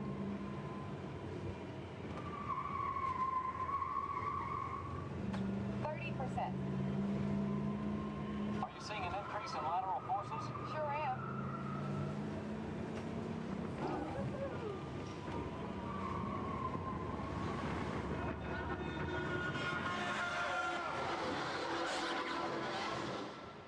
And that's what we call an evasive maneuver. Test vehicle has been cleared for carrier. Stand by.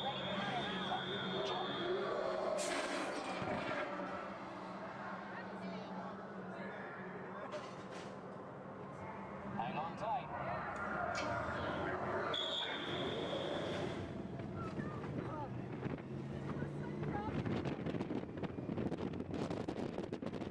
Increase speed for the loop.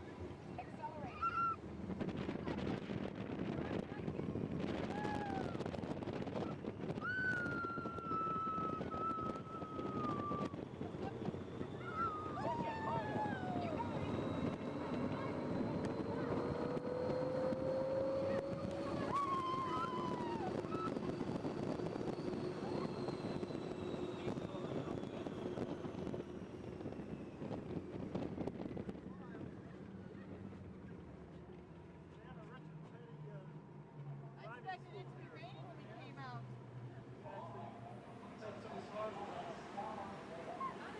As long as they're heated up, let's grab a thermal image. Will do. Cameras on. Looks like all components are well within test parameters. Well, all right. That completes our test schedule. Let's download the data.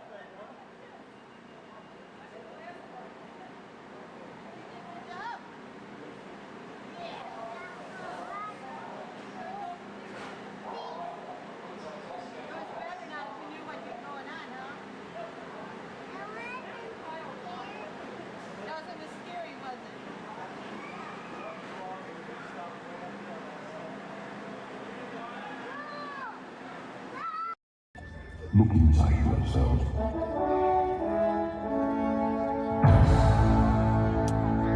You are more than what you have become.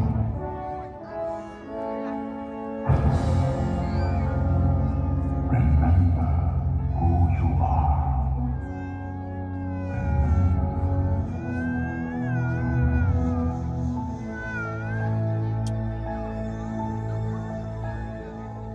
I have all dreamed of a fireplace where a hero's weapon would be waiting for me. Where the crowds would cheer when they see my face, And the voice keeps saying, this is where I'm meant to be.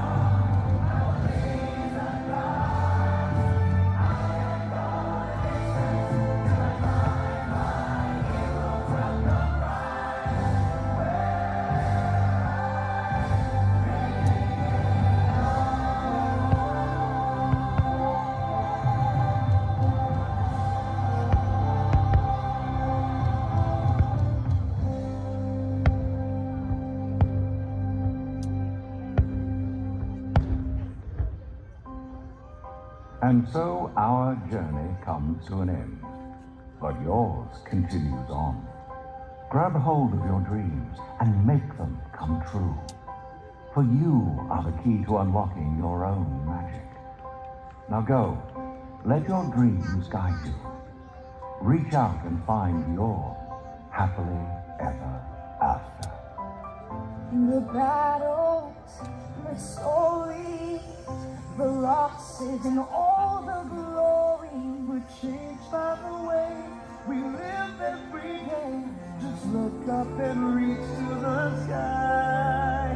We all have the courage to fly.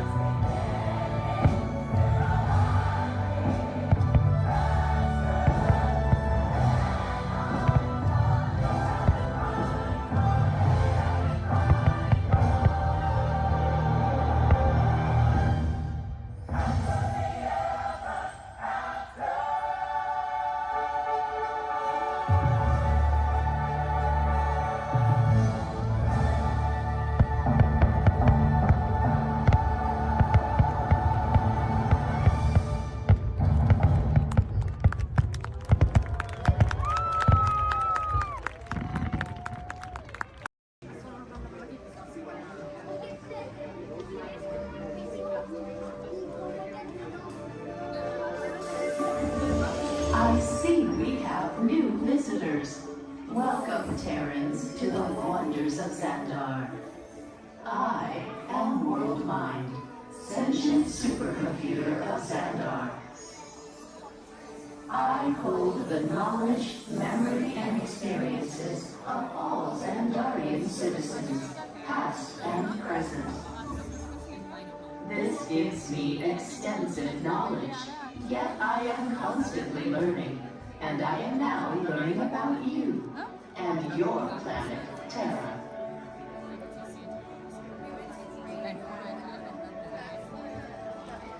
Much of my knowledge of your world came from your great scholar, Peter Quill. However, many of his facts have yet to be confirmed, such as the incredible importance of a legend called Footloose. Through my fellow Xandarians working here at the wonders of Xandar, I am discovering more about you Terrans. Such as your fascination with eating the turkey leg. Why only the leg? What about the rest of this creature?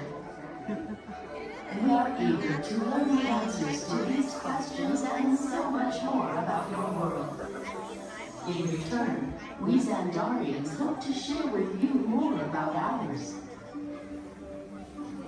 Although Xandar is 2.537 million light years away from your planet Terra, our worlds are actually quite similar and began at precisely the same moment.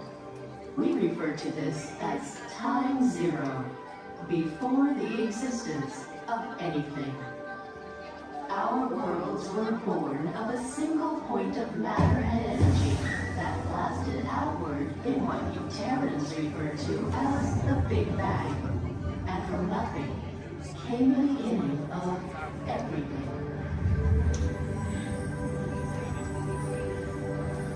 Incredibly hot and extraordinarily powerful, this explosion filled the cosmos with a cloud of rapidly moving particles.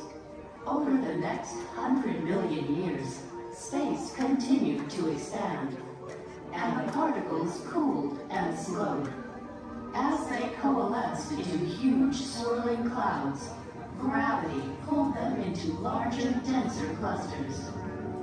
At the heart of these clusters, the temperature rose, and the particles were compressed so tightly they fused, releasing enormous amounts of heat and light. This is how the very first stars in our shared universe were born.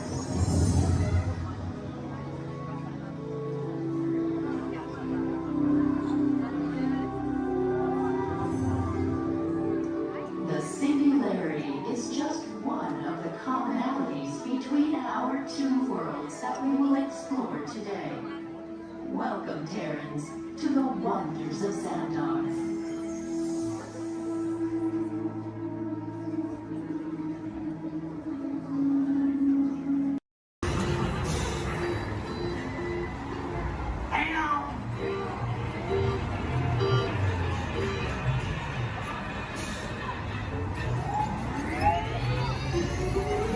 Here we go.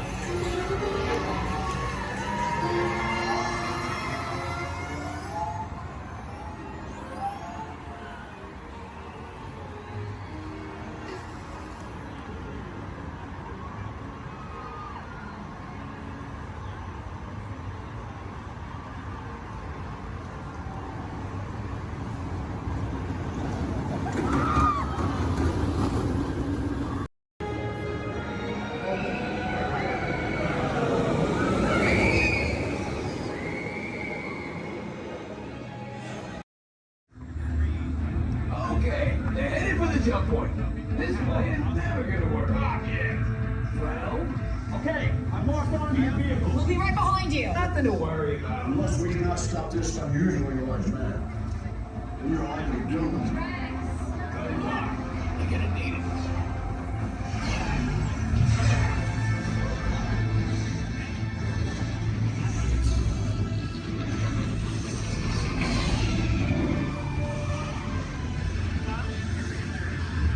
Seems to follow me.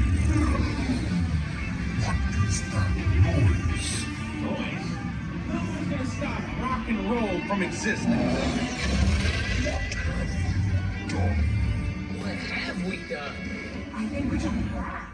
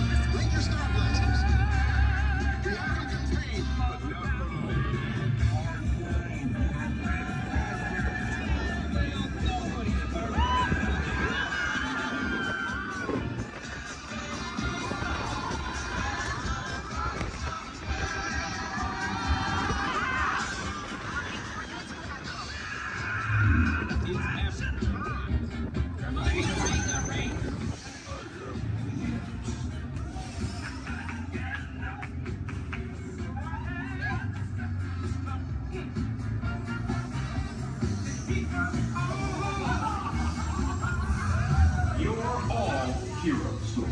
Do you really think they deserve to be called heroes? Do you see how they dress? It's just a figure of speech, Drax. You are lying to them. Now I understand. Welcome to the Guardians of the Galaxy.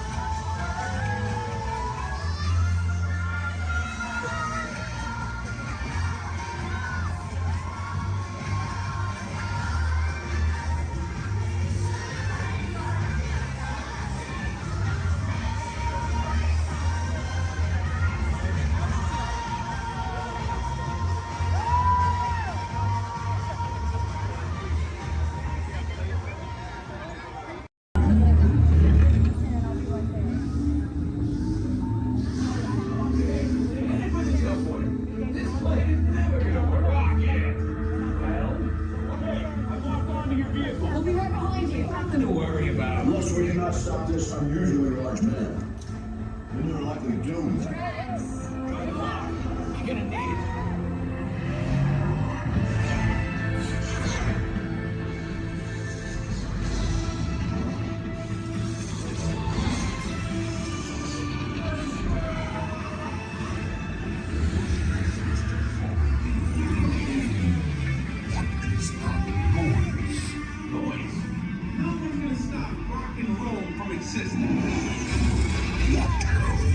What have we done?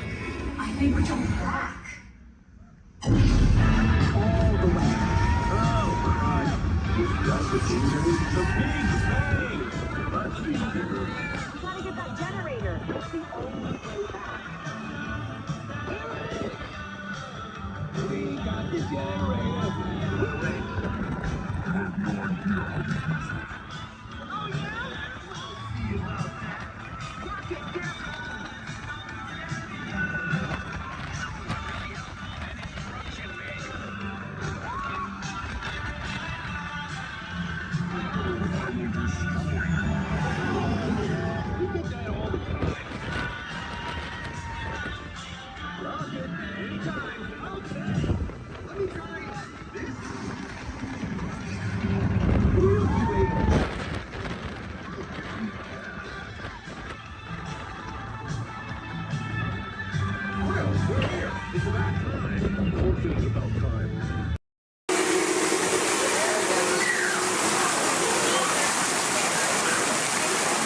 Hey, what are you doing here, William?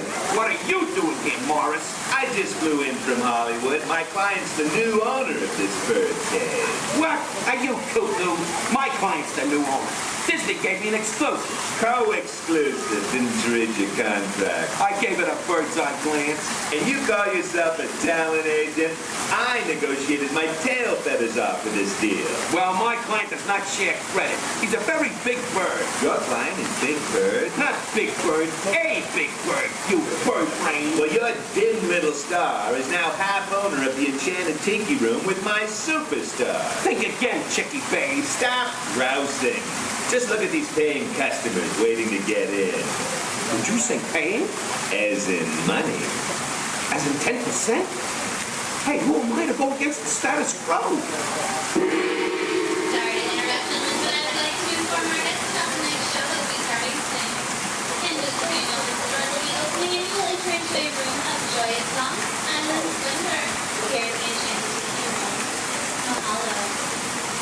Wait, our clients are not here. Maybe they hit traffic. Don't say that. Sorry. Anyway, babe, I gotta fly this coop and migrate back to Hollywood. My birds will call your birds. We'll do lunch. What's the rush? I'm about to sign Donald Duck. Oh, yeah? Big deal, you hockey puck. I've got the mighty Ducks in the wing.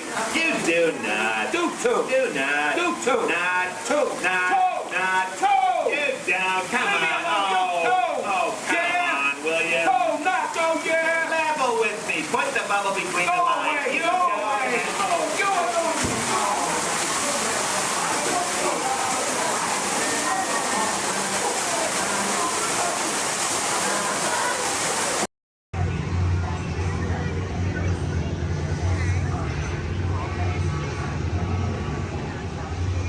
Time travel commencing in T-minus 10 seconds and counting. This is Seeker. Listen up. We've got to get in, grab the Iguanodon, and get out before that asteroid hits. Let's roll.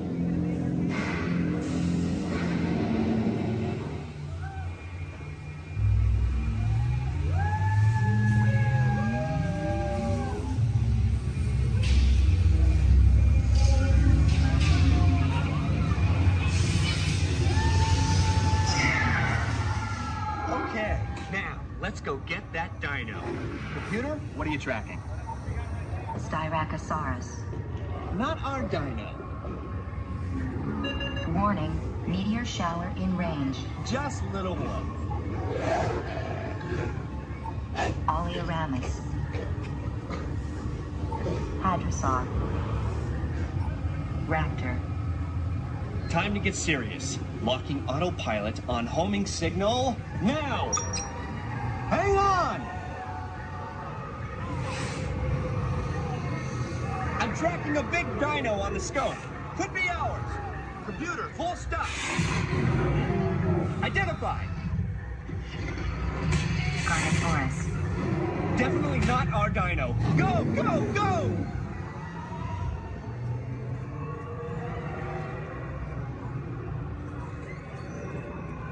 Another big guy coming up. Computer. Slow and identified. Sauropod. Still not our dino, but at least this one's a vegetarian.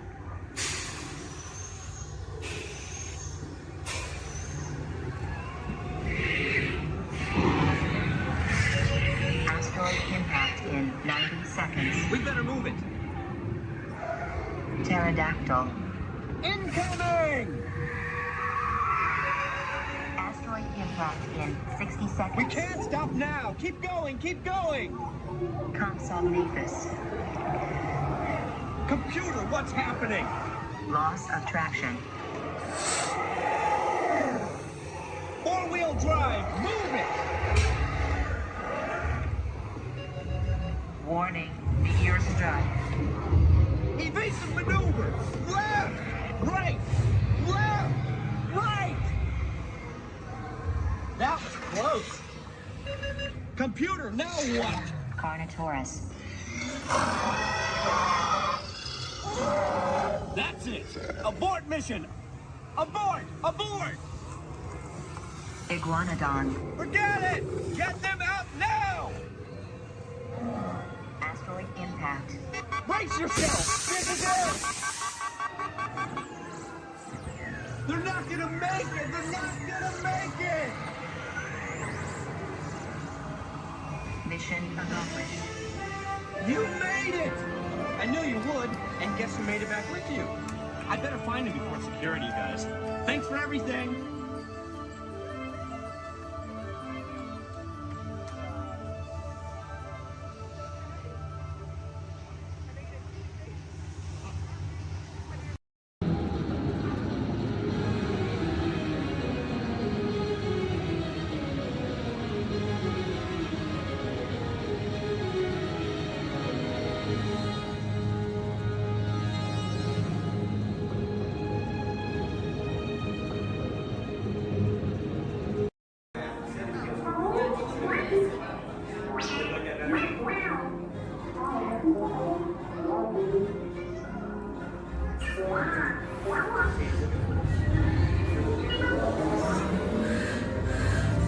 Incoming transmission from Ray.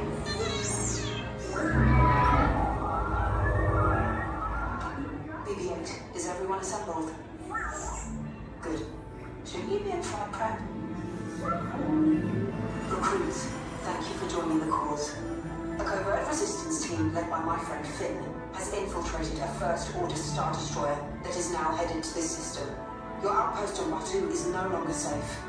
We have transports waiting to take you to General Organa's secret base on Pucara. I'll regroup with you there. The Resistance desperately needs your help in our fight against Kylo Ren and the First Order. Remember, it is vital that you keep the location of the Pucara base secret. Lieutenant Beck, one of our top commanders, will lead you. Affirmative. Transport is ready. Line up and I shall personally see them delivered. Thank you, Lieutenant. Welcome to the cause. May the Force be with us. Commander Poltan and a squadron of X-Wings shall escort us to the rendezvous point on Pucara.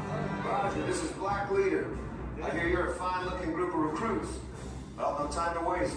Let's get you on your way to the General.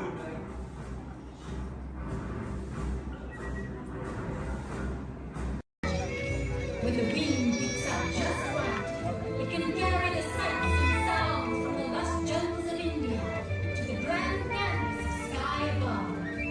Join us now as we allow the magic of Disney storytelling to soar like never before.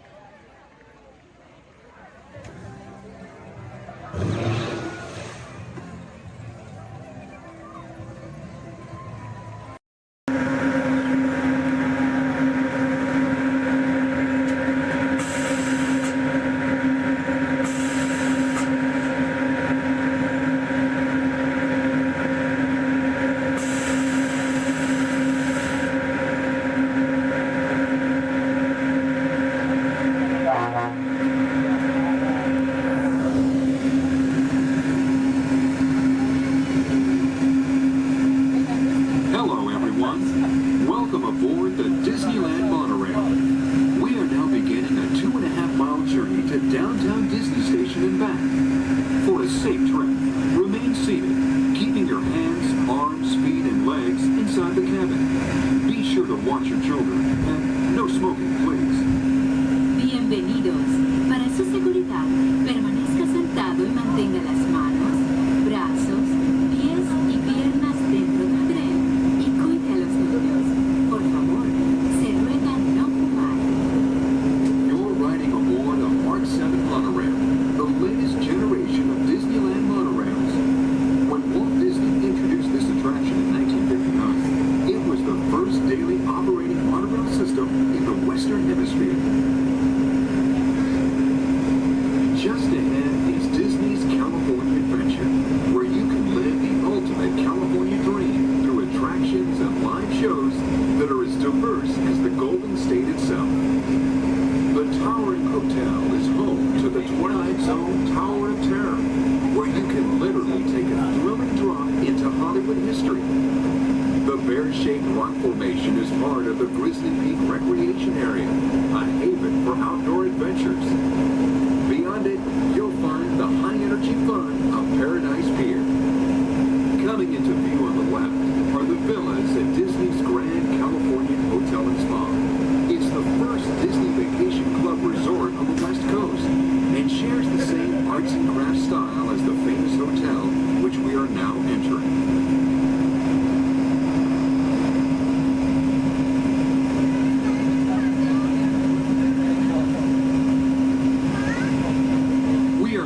Arriving at Downtown Disney Station, gateway to the Downtown Disney District and the Disneyland Resort Hotels. If you will be leaving us here and returning later today, please hold on to your park ticket and have your hands stamped as you leave the station. You may reboard the monorail for a return trip to Tomorrowland up until 1/2 hour prior to Disneyland closing. Please remain seated until the monorail comes to a complete stop and the doors have opened. Then, gather your belongings, lower your head, watch your step, and exit to the left of the monorail. Thanks for traveling with us today, and we hope you enjoy your visit to the Disneyland Resort. For those of you continuing with us, we'll begin our return trip to Tomorrowland in just a few minutes. Thank you.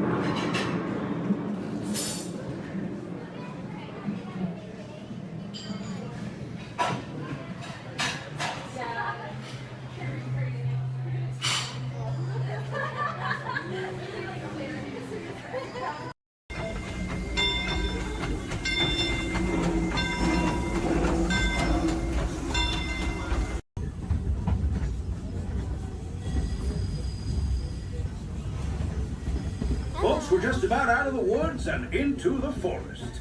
The enchanted forest of Fantasyland, where magic... Listen. Hear that? There it is! On that big metal snake! Oh, Peter, that's not a snake. It's a train. Train, huh? Well, I think it's finally time I trained my shadow to stay put! Come here! Hey! Get back here, Shadow! Shadow! Oh, Tinkerbell, we really must find some stronger thread.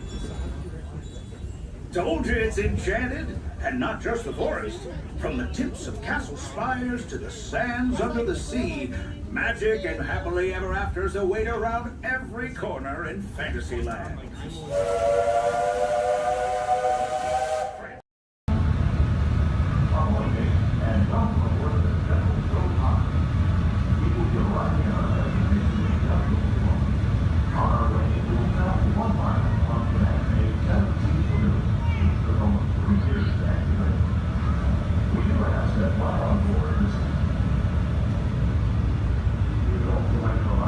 Smoking is not permitted at Walt Disney World theme parks and water parks.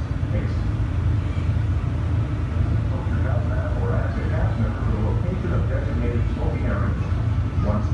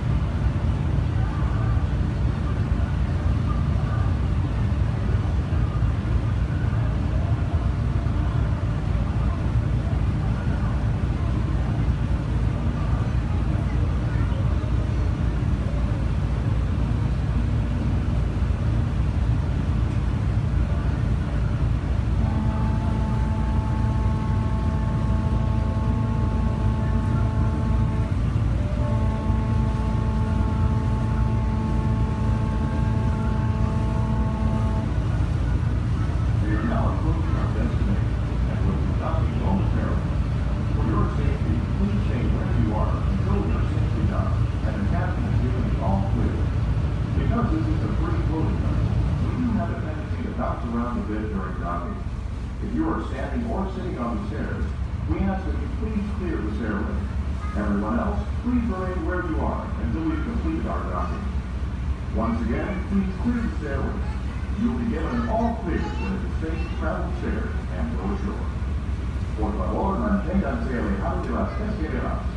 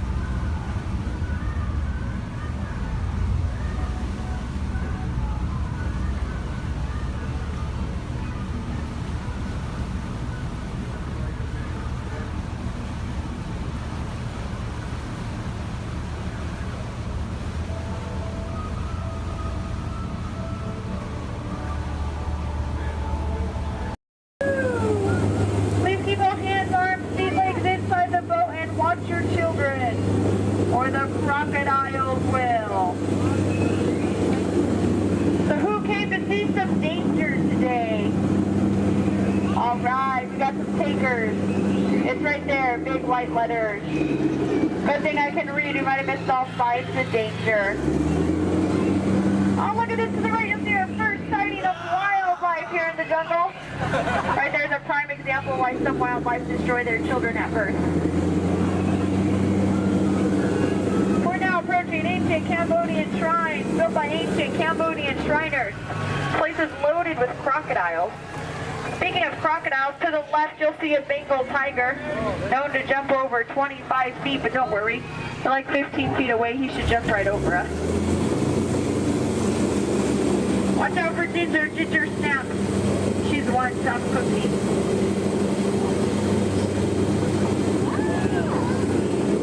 We are now entering the sacred bathing pool of the Indian elephant. Oh, looks like they all came out to play. You know, they say an elephant never forgets. I'd have to agree. Somehow they never forget to be here when my boat comes by. Feel free to take pictures. Looks like they all have their trunks on. Oh, there's Bertha. She's been in that shower so long you can tell by all her wrinkles. Oh, look at Squirt. Hi, Squirt. Uh-oh. That's why we call it Squirt. Here we go. Oh, no, get down, get down. I'm not kidding, I'm not kidding, I'm not kidding. I'm just kidding. Little dry humor. Oh, that looks dangerous. Let's get closer.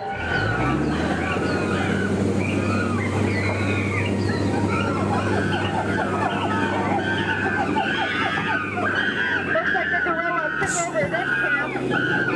Look what they did to that truck.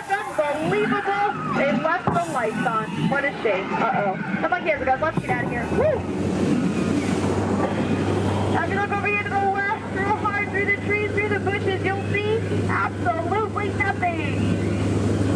Just ahead is beautiful Schweitzer Falls, named after the African explorer, Dr. Albert Falls. We'll be going over that later. Uh-oh. Everybody lean, lean, lean, lean, lean, lean, lean, lean, lean, lean, lean, lean. Woohoo! We are now on the Nile River, the longest river in the world. You don't believe me? Well, then you're probably in the Nile. So here, look, there's an African bull elephant. You can tell by his huge ears and enormous ivory tusks. Now, for those of you with a short memory, to your right, that's an African bull elephant. You can tell by his huge ears and enormous ivory tusks.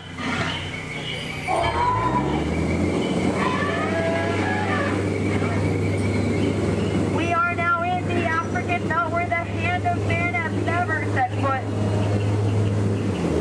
Aww, look at the pride of lions protecting the sleeping zebra.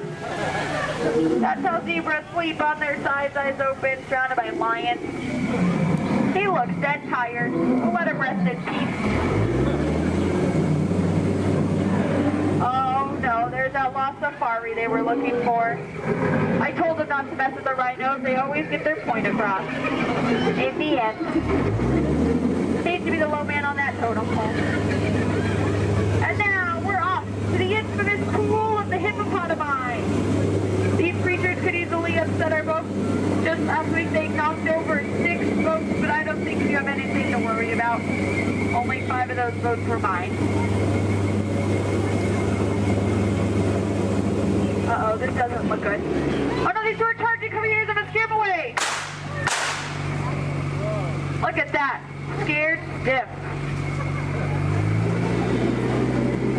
We are now entering headhunter territory.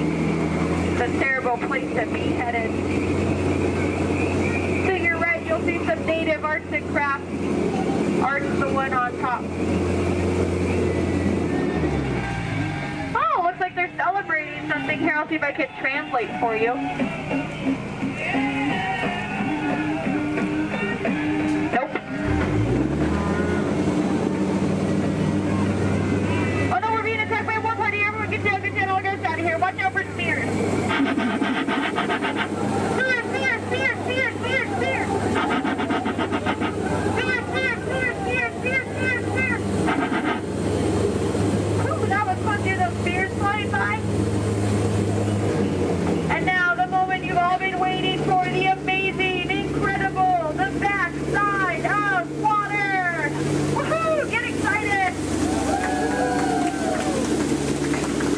if you look back, you can see the side of water. We're now in the Amazon. I heard it's a killer place to fish. Just stop, drop a line, and the fish are always biting. I think this looks like a pretty good spot right here. Uh-oh. Wait a minute, what are these bubbles? This isn't good, not in the Amazon. What is going on? Whoa! Piranhas! Man-eating piranhas! Ladies, children, you're safe. These are man-eating piranhas. Now these fish are on a strict diet.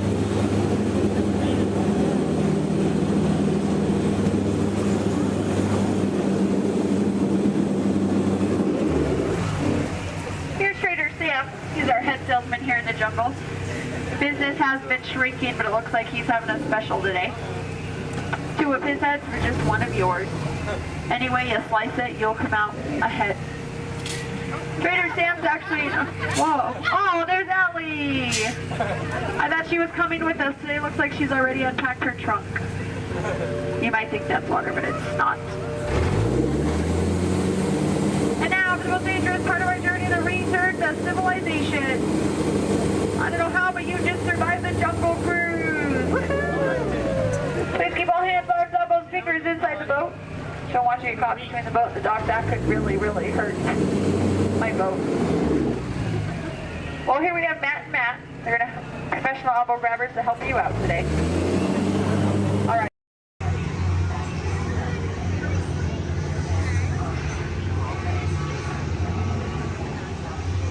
Time travel commencing in T-minus 10 seconds and counting.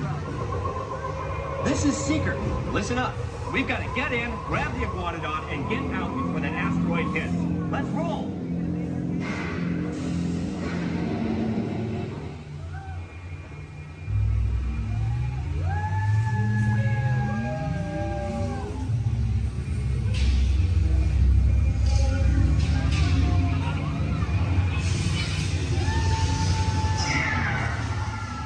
Okay, now, let's go get that dino. Computer, what are you tracking? Styracosaurus. Not our dino. Warning, meteor shower in range. Just little one. Oleoramus. Hadrosaur. Raptor. Time to get serious. Locking autopilot on homing signal now! Hang on! I'm tracking a big dino on the scope. Could be ours. Computer, full stop. Identified. Carnotaurus. Definitely not our dino. Go, go, go!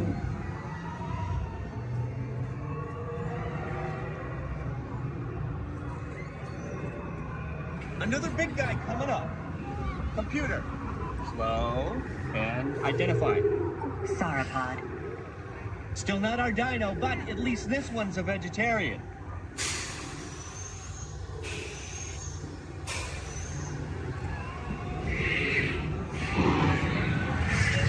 Asteroid impact in 90 seconds. We better move it. Pterodactyl. Incoming! Asteroid impact in 60 seconds. We can't stop now. Keep going, keep going. Compsognathus.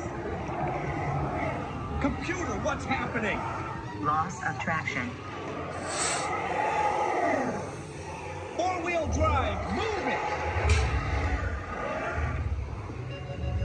Warning, meteor strike. Evasive maneuver! Left! Right! Left! Right! That was close. Computer, now what? Carnotaurus. That's it! Abort mission! Abort! Abort! Iguanodon. Forget it! Get them out now! Asteroid impact. Brace yourself! This is it! They're not gonna make it! They're not gonna make it!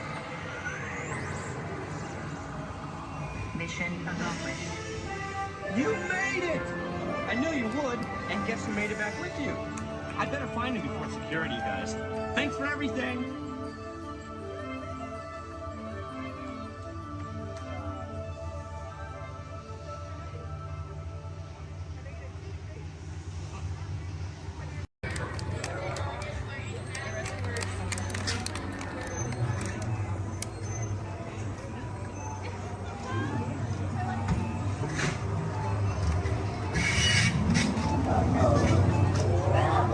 We've got some unauthorized people entering the base.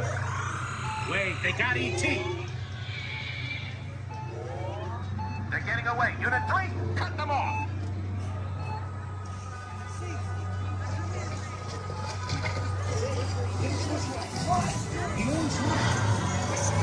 Let's go.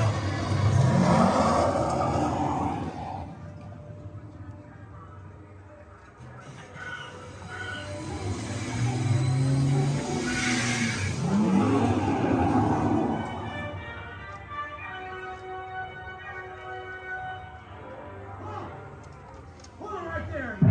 Whoa! Got him. At the bottom of the hill.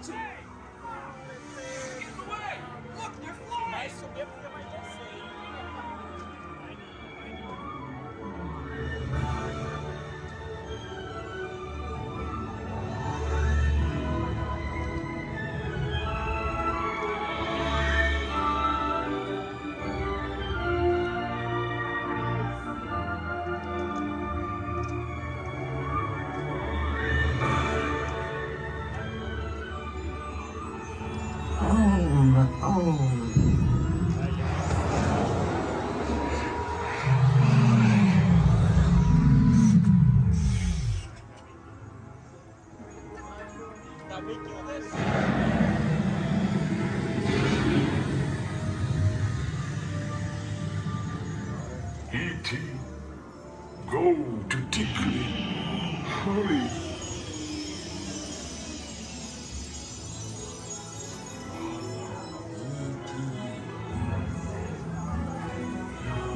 Dickley. Ouch. Welcome home. You returned to the Orb dog. Welcome home.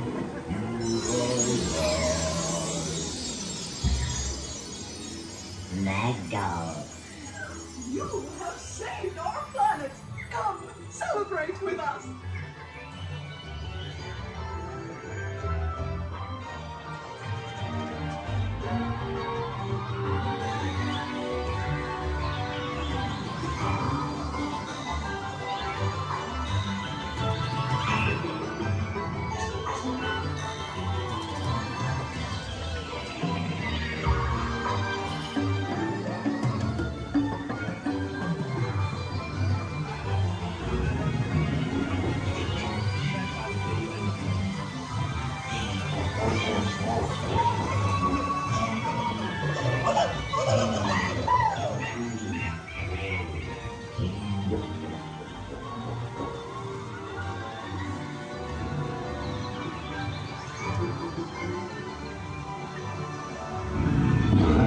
Goodbye, dinosaur, Riley, friend, Loopy, Pete, Tara, Brandon, Amanda.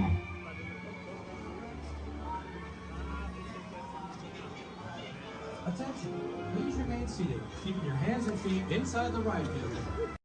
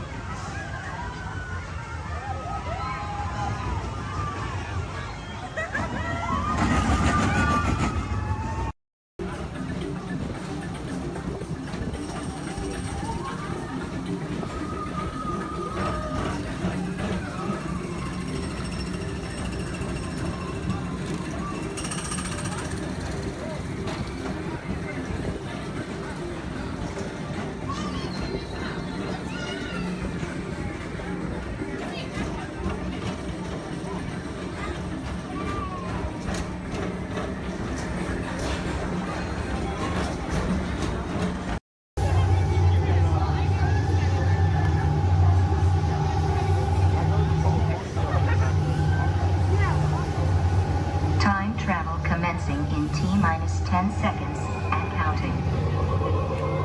This is Seeker. Listen up. We've got to get in, grab the iguanodon, and get out before that asteroid hits. Let's roll!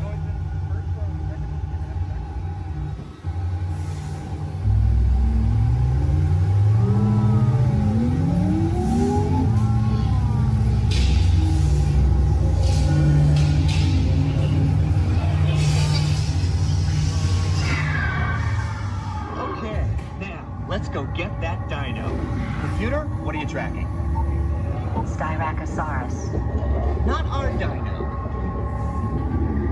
Warning, meteor shower in range. Just little one. Oleoramus. Hadrosaur. Raptor. Time to get serious. Locking autopilot on homing signal now! Hang on! I'm tracking a big dino on the scope.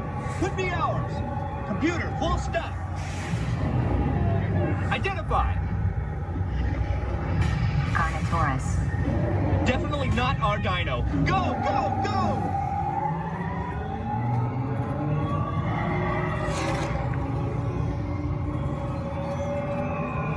Another big guy coming up. Computer. Slow and identify. Sauropod. Still not our dino, but at least this one's a vegetarian.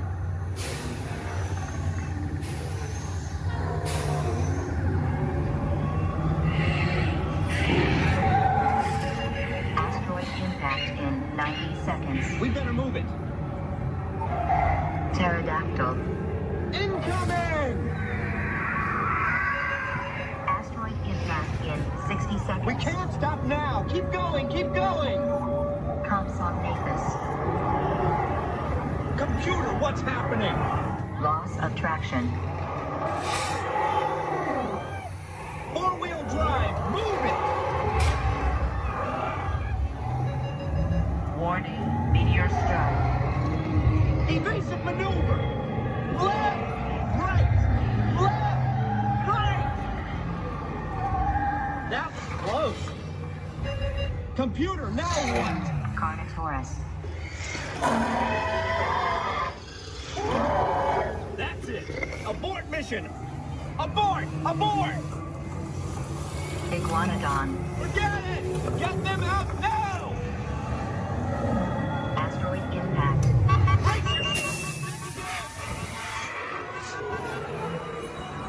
They're not gonna make it! They're not gonna make it! Mission accomplished. You made it! I knew you would, and guess who made it back with you? I better find him before security does. Thanks for everything!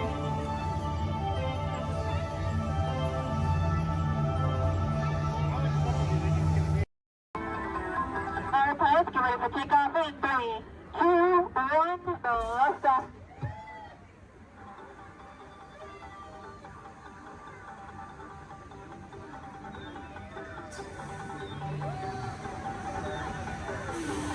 A further reminder, pushing and pulling the lever in front of you will control your height.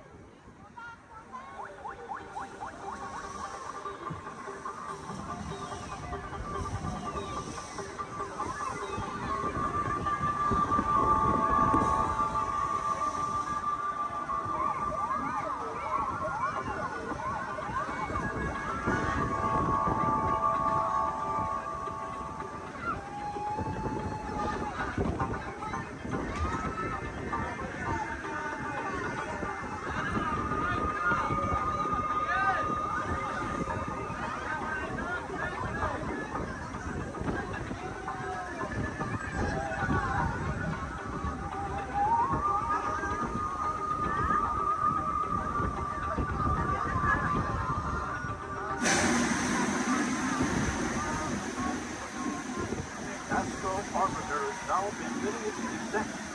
Please remain seated until your launching stops, and follow the arrows to the flight. Welcome back, pilots. Please stop. Gather our belongings, but to the left and only.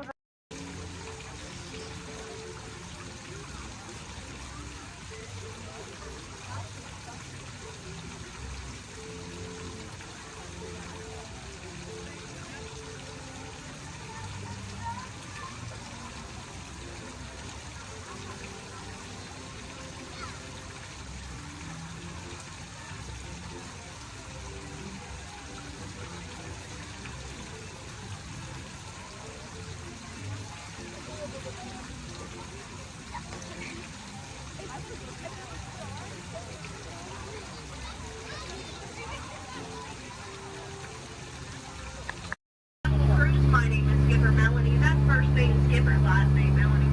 And for the next 5 days and 8 romantic nights, I'm going to be your skipper, your guide, your lion tamer, your dance instructor, and if you don't laugh at my jokes, your swimming instructor. Off to a long ride. We're going to start our journey here in the Amazon rainforest, where it rains 365 days a year. Or only 2 days if you have Amazon rainforest dry. Yeah, that joke's all about the delivery. If you look on either side of the boat, you're going to see our beautiful margarine flies. And I know what you're thinking. I can't believe they're not butterflies. Yeah, me too. Me too. Right over here to the left, we have Inspiration Falls. Now, you know, a lot of people wonder why it's called that. And that's because the longer you stare at it, the more it inspires you to go. Yeah, that's our #1 joke here. Well, we're now journeying down the Congo River, so we'll see how far this boat can go. It's probably not very far with my driving. Has anyone ever seen The Jungle Book? Yeah. All 4 people. Wow. And if you haven't, don't worry. It's right there. Yeah, that's the 3D box set. Yeah, it's pretty great, I know. But up ahead, we have a great little boat rental place. Although I can't see anyone over there. Canoe? Cannot. Something must have scared them off. Might have been the giant snake over there. Does anyone know what kind of snake that is? It starts with a P. It's a good guess. It's actually plastic. Sorry, kid. Oh no. Looks like I have some uninvited house guests. But you know, it's not all bad. I could not get that Jeep started this morning. Yeah, looks like they got it to turn over. Yeah, probably called AAA. I should have thought of that. Yeah, or use that monkey wrench, I don't know. But we're now turning down the Nile River. It's the longest river in the world. It goes on for miles and miles and miles and miles and miles and miles and miles. And if you don't believe me, you're in disbelief. Right over there, we have an African bull elephant.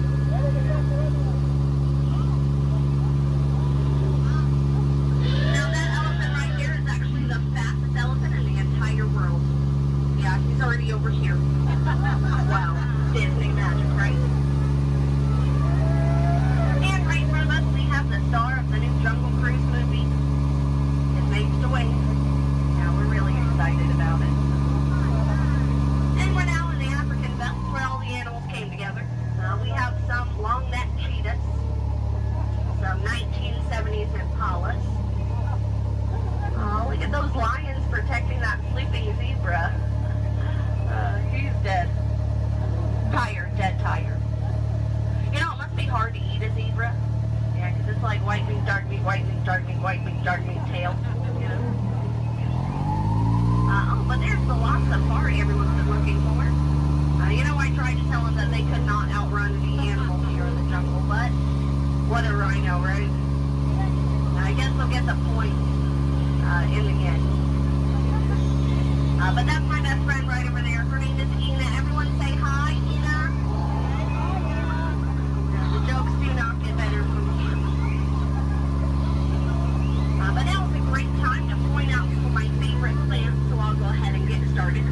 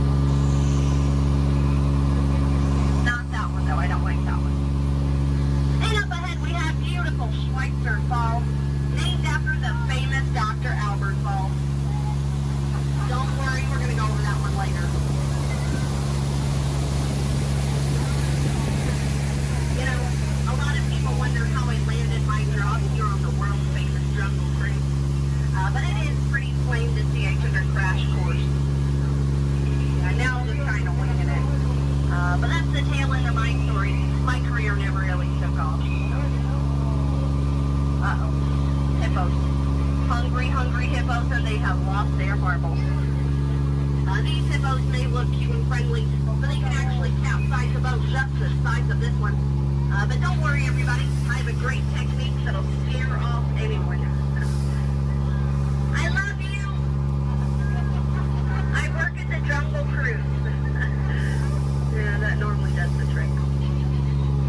to live happily ever after, whatever.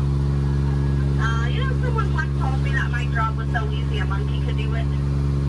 Yeah, I only halfway believed him. I didn't really find it too appealing, so let's just banana split out of here. And if you look right over here to the right, you're going to see absolutely nothing. Yeah.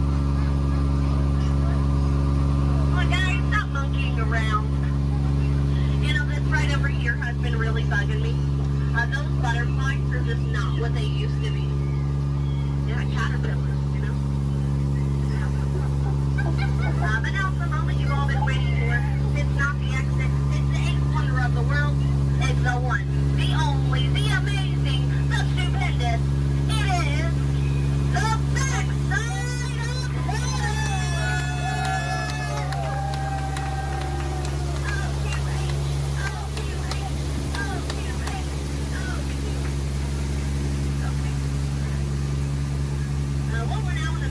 River deep in the heart of Cambodia. Oh, look at that, a pair of Crocs. I always wanted a pair of Crocs. Said no one ever. I don't know, it looks a little scary. What do you guys think? Should we go in?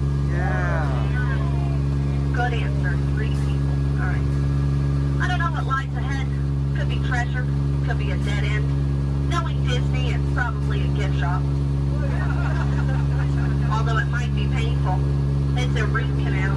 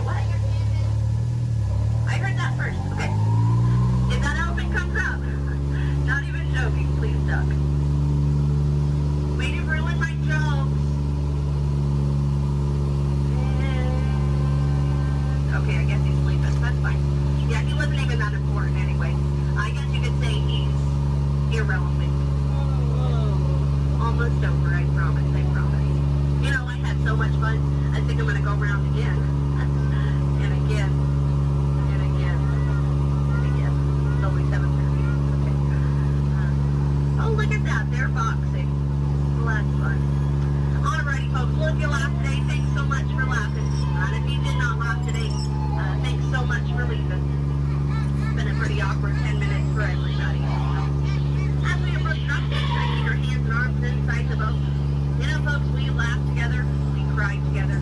We very nearly died together. enough's enough, so you know what they say. Get out. Oh, sorry, that was rude. Let me try that one again. What I meant to say was, please, get out.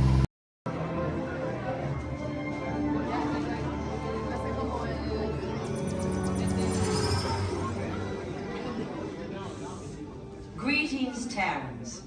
I am Nova Prime Irani Rayan, Commander of the Nova Corps.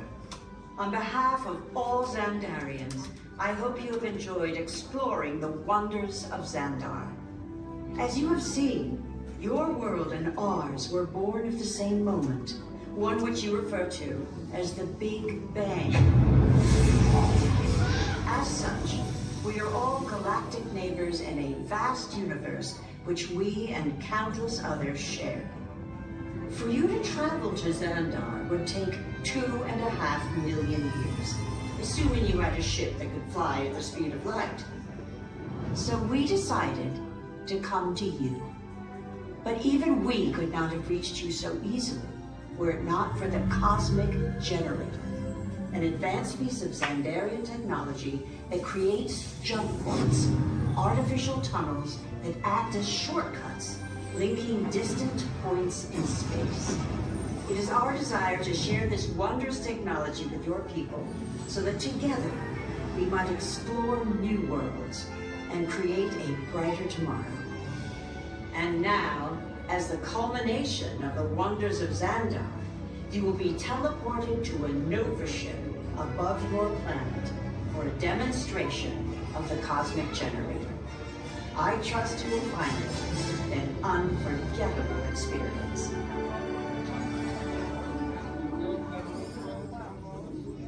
Welcome, people of Epcot, Epcoters, Epcotians, citizens of Epcot.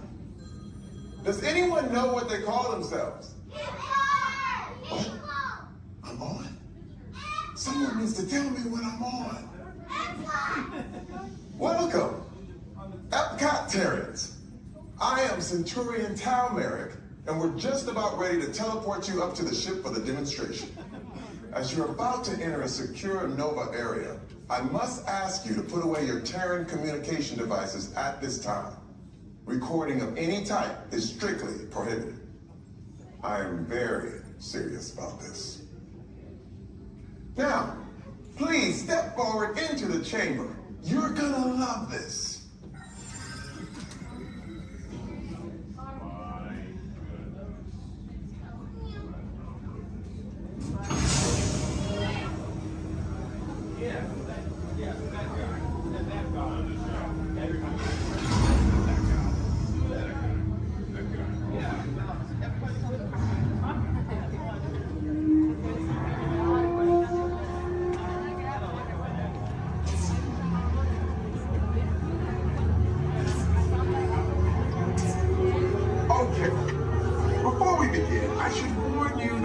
Never teleported Terrans before.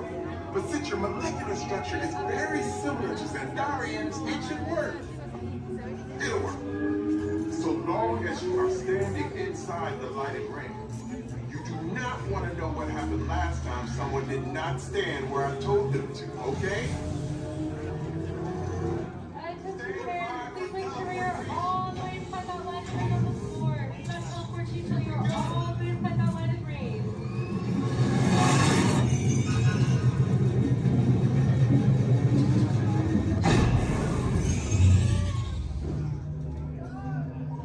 You made it! I mean, of course you did. Nova Prime, they're ready. Excellent. What you see before you is the Cosmic Generator. And in just a few moments, we'll be activating it so you can experience for yourself what's happening. I'm not sure. Our power's out. And the Cosmic Generator is gone. Interior monitor, go to code red. Prepare the fleet. And call the Guardians. Now! There is no cause for alarm. Turn off that alarm. I've got an important transmission coming in. Hey, what's up, Nova Corps? Our Cosmic Generator has been stolen. What? Why didn't we think of that? That thing's gotta be worth a fortune. I am Groot. Good question. question. And who do you think took it? Perhaps that really big man outside your ship. Oh, that is a big man. I need to alert Nova Prime. I have been watching Terrans for eons. That's not creepy at all. This species has failed. Wait, whoa. We didn't even know there was a test. He's got the cosmic generator. He's creating a new jump point. Jump point to where? Not where. When. It's some kind of mutant jump point. He's going back to the dawn of time. Dawn of time, why? To erase an error. Well, that doesn't sound good. Your time is over. Wait, what do you mean? What do you mean it's so vague? The jump point is closing. Hey, no, dude, you're not recording to follow that whatever it is until we get there. We can't. Our power is down, and I've got to get these Terrans onto evacuation shuttles. I got it. I reprogrammed the shuttles to follow them through the jump point. Wait, what? Look, they're our only chance of keeping track of that whack job until we get the cosmic generator back. Piece of cake. Wait! There's cake. Where's this cake? The odds are impossible, Yeah. but it's our only shot. Good luck. Are you sure you can control it? Come on, it's me. I got this. We're all toast. First it was cake, now there's toast. This plan is making me so hungry. Terrans, listen up.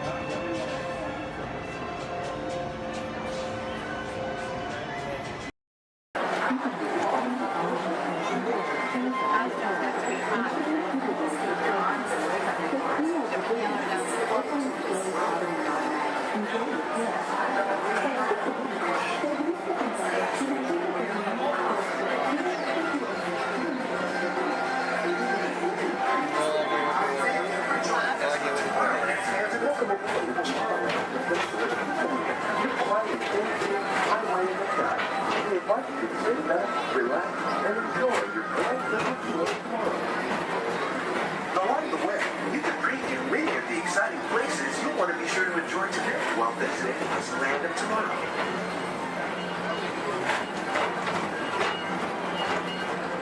The People Mover is the perfect vehicle for people watching, so keep your eyes peeled. You never know who you might see.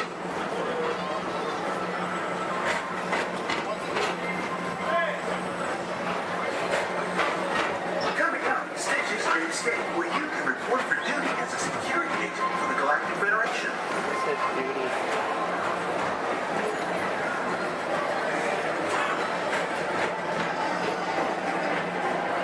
Your mission is to keep Experiment 626, the biggest little mischief maker in the galaxy, under control.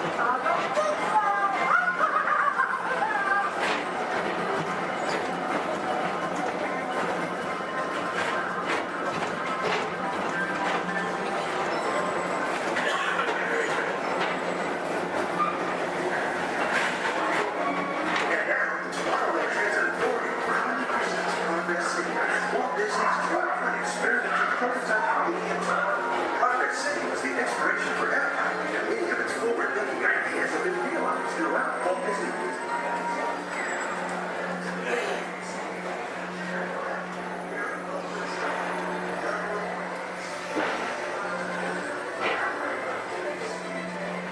If your future includes shopping, then you'll want to visit Mickey Stock Traders, where you'll find the greatest goods from around the galaxy. That's right. It's out of this world.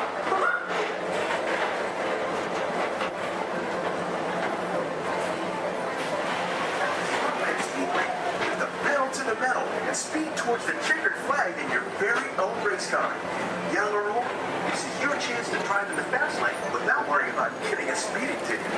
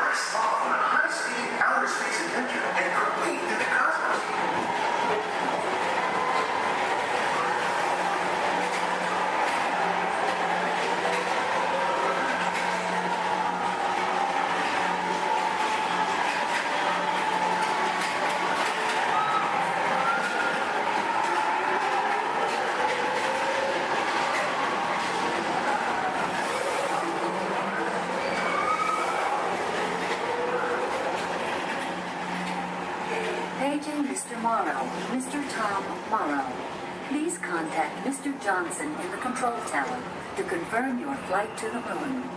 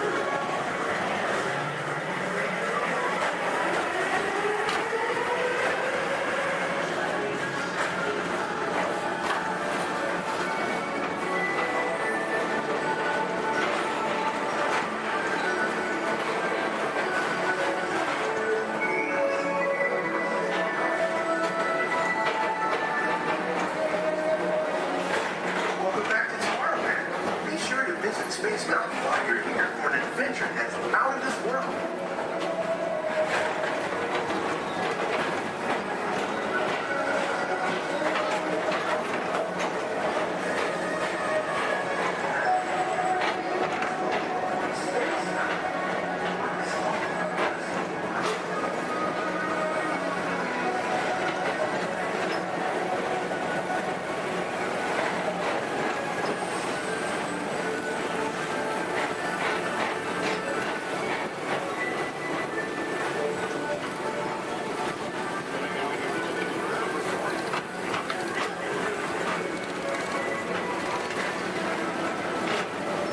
For a different high-flying adventure, hop on board the Astro Orbiter.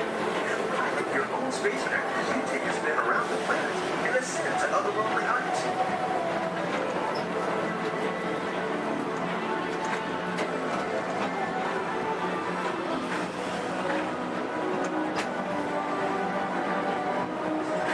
We're now approaching Walt Disney's Carousel of Progress. Inside this rotating theater, full families welcome you into their homes of yesterday and today, starting way back at the turn of the 20th century. First presented at the New York World's Fair, this legendary circular theater celebrates the progress that has made our lives better. It's a perfect reminder that there's always a great, big, beautiful tomorrow shining at the end of every day.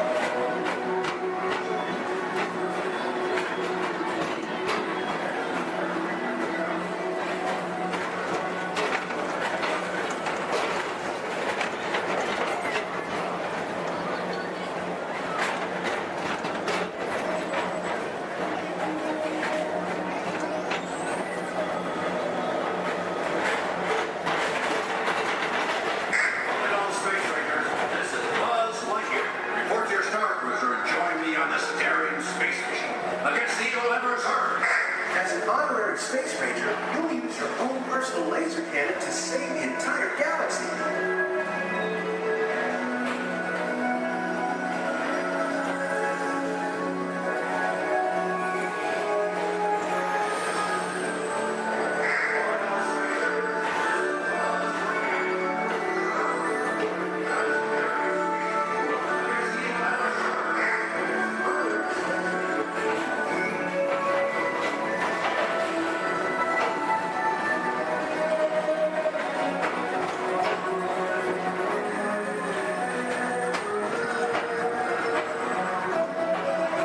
This time it's laughter they're after at Monsters Incorporated, so drop in and join Mike Wazowski and all his pals at Monsters Incorporated Laugh More. Share the fun.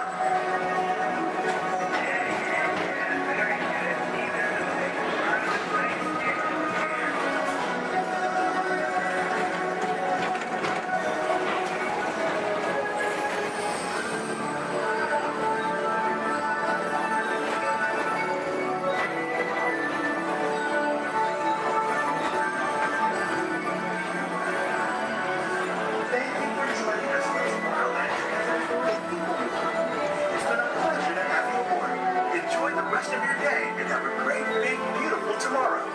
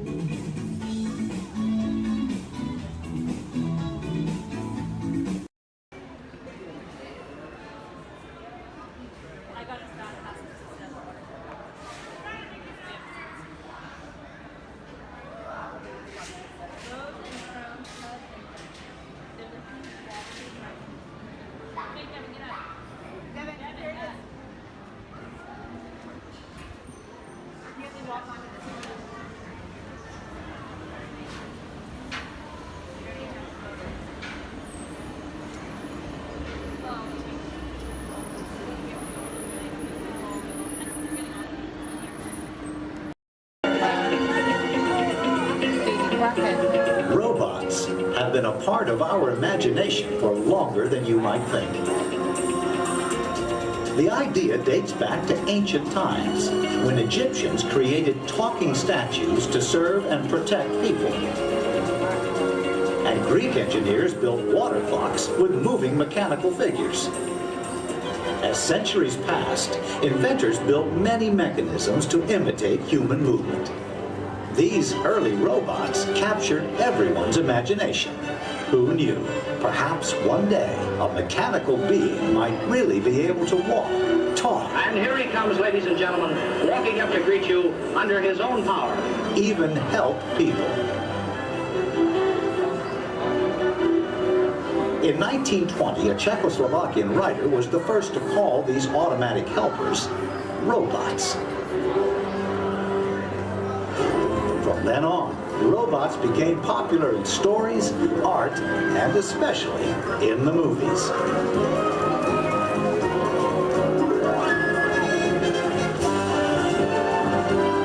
Movie robots often had fantastic abilities. And not all were helpful. Some were downright scary. Like most 20th century kids, Walt Disney grew up fascinated by robots.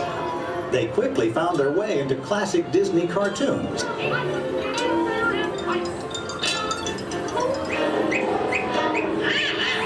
Walt's passion for robots soon took them out of cartoons and into real life. Whatever the man in the harness does, this figure will respond simultaneously in the same manner. Would you cover your life? I don't think we better. A little smoking on the stage. His magic kingdom became a welcome home for mechanical creatures of all kinds.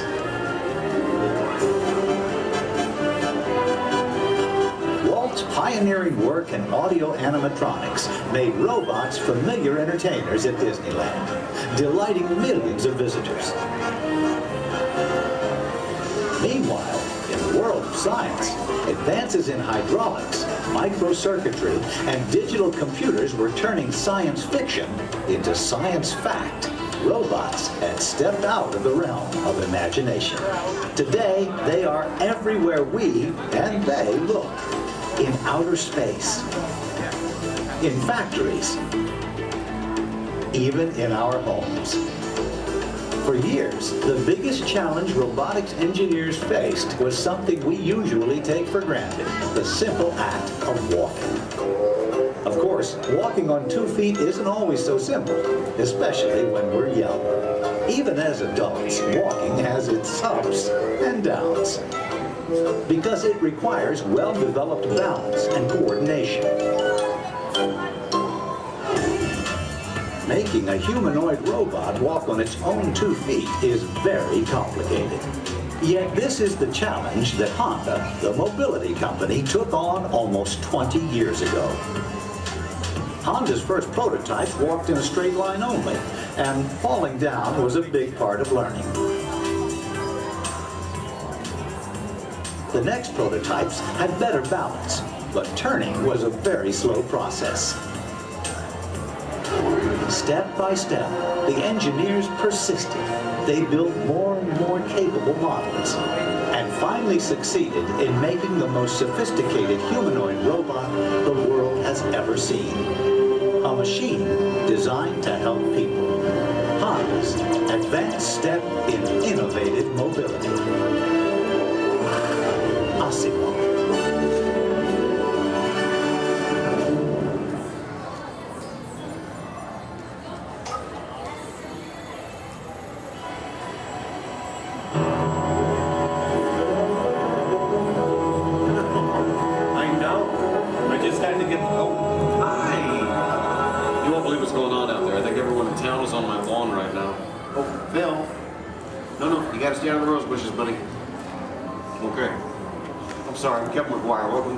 Household. You see, we've been chosen as the first family to test the new Honda Asimo robot, and I just sent it out to go check on the mail. It was so much fun watching the neighbors' faces when they first see Asimo. Like, they all... No, you can't borrow the robot. Just... Okay. Now, if you're not familiar with Asimo, you're going to be amazed at the way it... You know what? You're just going to have to see it to believe it. Of course, when we first met Asimo a couple of weeks ago, we learned that its name stands for Advanced Step in Innovative Mobility. Oh, here it comes now. Everyone, say hello to Asimo.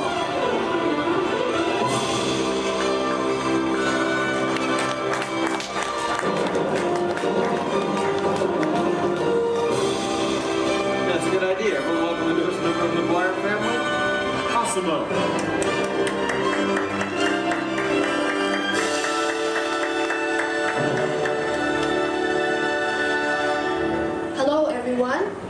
Oh, Asimo. Did we have any mail? No, but your neighbor gave this to me. Ooh, I wonder if it's from Phil. Oh no, it's an invitation to Cassidy's birthday party. My kids will be very excited, Asimo. Thank you, that was great. Well, I'm an amazingly capable humanoid robot. Yes. How can I help you? Well, actually, my parents are coming over later because my wife and I... Oh my goodness, I completely forgot. I was supposed to call my wife as soon as you got here. I was just having so much fun with the neighbors, but... You know what? We should probably call her right now. Come on, I've got her on speed dial.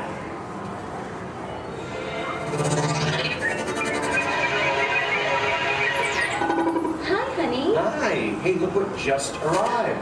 Awesome-o. Yeah. Can I keep it? Sure. Hello. Hi, Awesome-o. I'm leaving work early today, and I'll pick up the kids. Okay. They are so excited. So I'll see you in a while. Oh, and honey, don't forget we're going out tonight. So remind your parents that they're babysitting and order pizza. Oh, yeah. Thanks.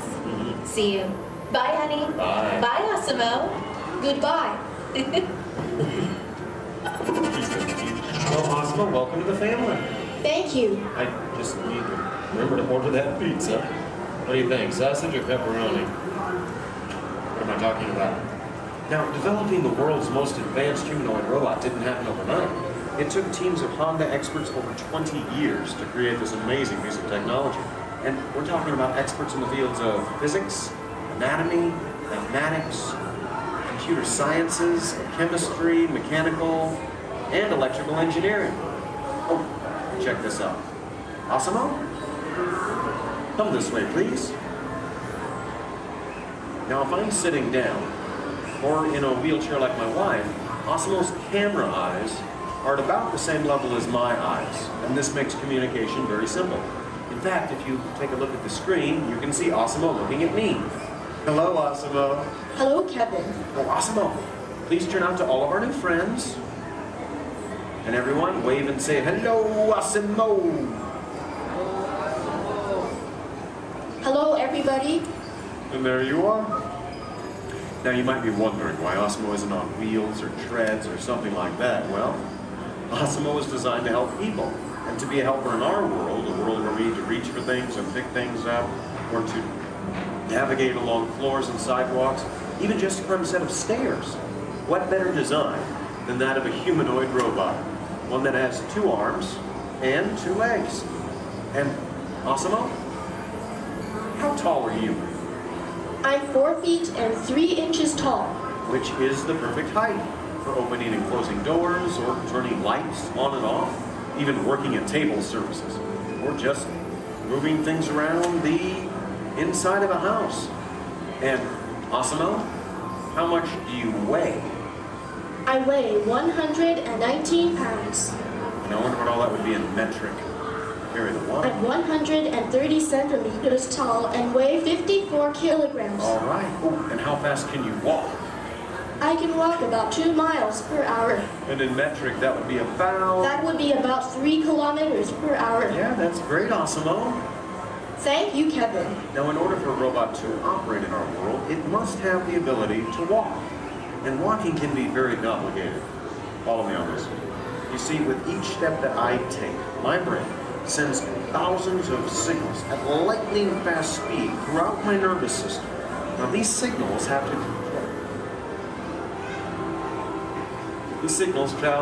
to the muscles, tendons, and ligaments in my legs, hips, arms, and shoulders, which all have to move in sync just for me to keep my balance. But the really amazing thing is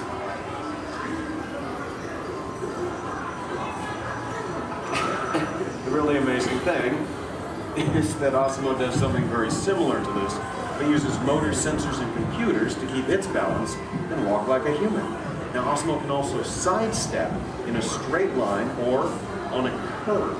And this makes navigating through a house with all of its constantly changing obstacles very simple. And believe me, Osmo, that move's going to come in very handy with my kids and all of their constantly changing obstacles. But what's even more impressive, not only can Osmo walk forward, but Osmo can also walk backward as well, constantly adjusting its center of gravity with each step, just like us. And Osmo's balance is so good, you know what? Let's just show them. Osmo, please balance on one foot, like this. Yeah. Now Osmo makes it look easy. How about the other foot? All right. And Osmo must constantly analyze the data from all of its sensors and 34 separate servo motors. Well, Osmo, I guess it's true. There's really nothing you can't do, except fly, right? But I could play soccer. Yes, you can. You know, I think Molly left her soccer ball here, so yeah. Why not show everyone? Oh, hold on just a moment. Let me get some goalposts so we can make it official. All right, Osmo. Bend it like Beckham. And that's a goal! Very nice, Osmo. Yes.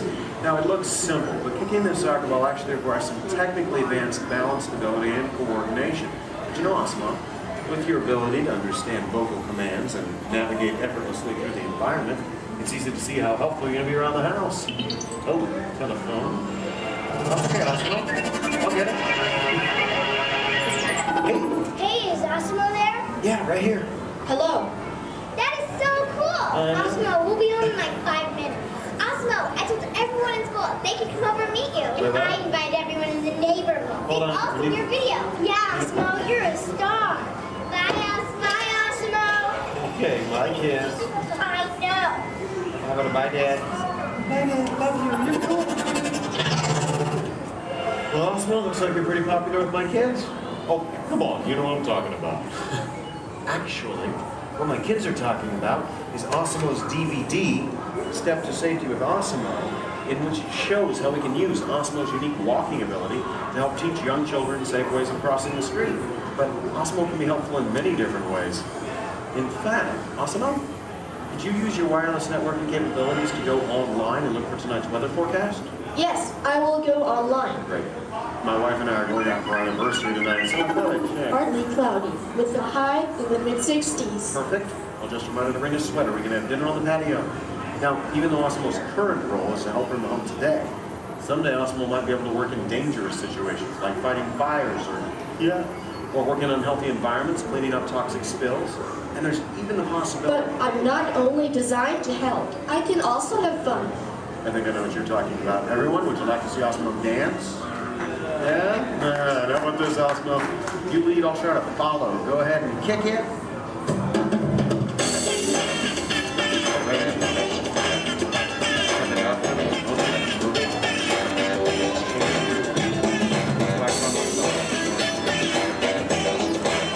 I have no real sense of rhythm. Maybe I don't have it.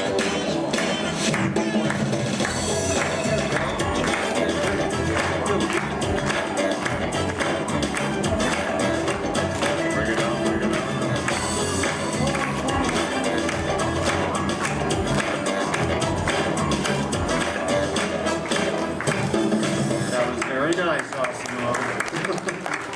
Take a bit. Hey guys. It's on, Dorothy. Hello. Oh, hi dear. Hi, Mom. What are you doing? Trying to keep the rhythm. Tell them to be over in a while. Oh, your father says to tell you we'll be over in a while to watch the kids. Okay. That's about the robot. Oh, did that cute little robot arrive? Yes, Mom. Osmo's right here. Oh, good. Well, we'll see you soon. Okay. Make sure our room is ready. Make sure our room is ready. Dad, I can hear you. We can all hear you. So. Can hear you, girl. We're good. Okay, honey. Bye. Bye. How do I turn this thing off, girl? Use the remote. It is the button on the right. My parents in technology don't always mesh well. There you go. Although, you know, this is the first time in a long time my parents have actually volunteered to watch the kids. I wonder why. It's a mystery. Anyway, if you'll excuse me a moment, I need to go check on that. A second, Osmo? Could you do me a favor? Yes, Kevin. Could you go upstairs and look into the room on the right to see if it's ready for my parents? Of course. Great. Now, what you're about to see is one of Osmo's most challenging maneuvers, made possible by combining all of its onboard technology. The ability to climb a set of stairs with balance and precision is a culmination of over 2 decades of research and development. Now, first, Osmo stops momentarily at the foot of the stairs and adjusts its position by reading a mark on the floor using the sensor in its torso. Oh, are you all ready, Osmo?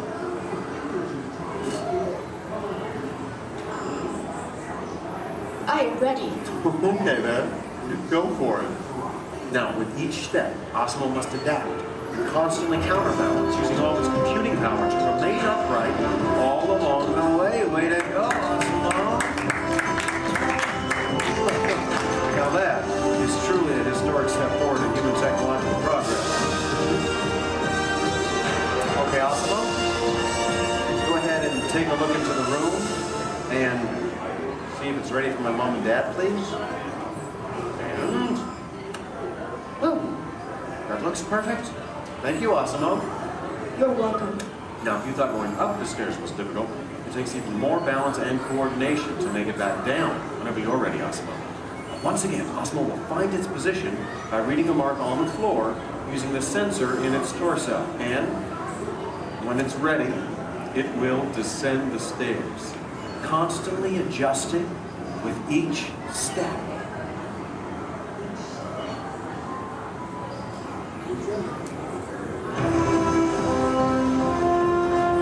All the way down. That was amazing. Honestly, Osmo, I don't think there's anything that can top that. So, Excuse me.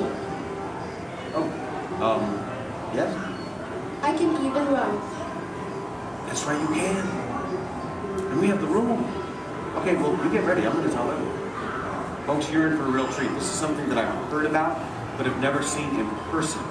You see, Osmo can actually run. Yeah.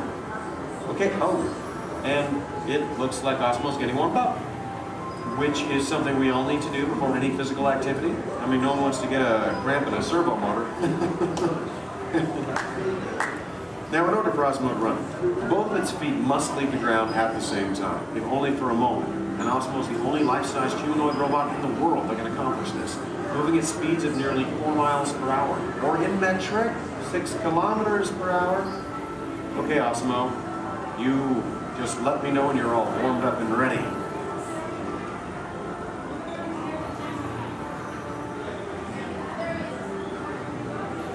I am ready. Alrighty then. On your mark, get set, go!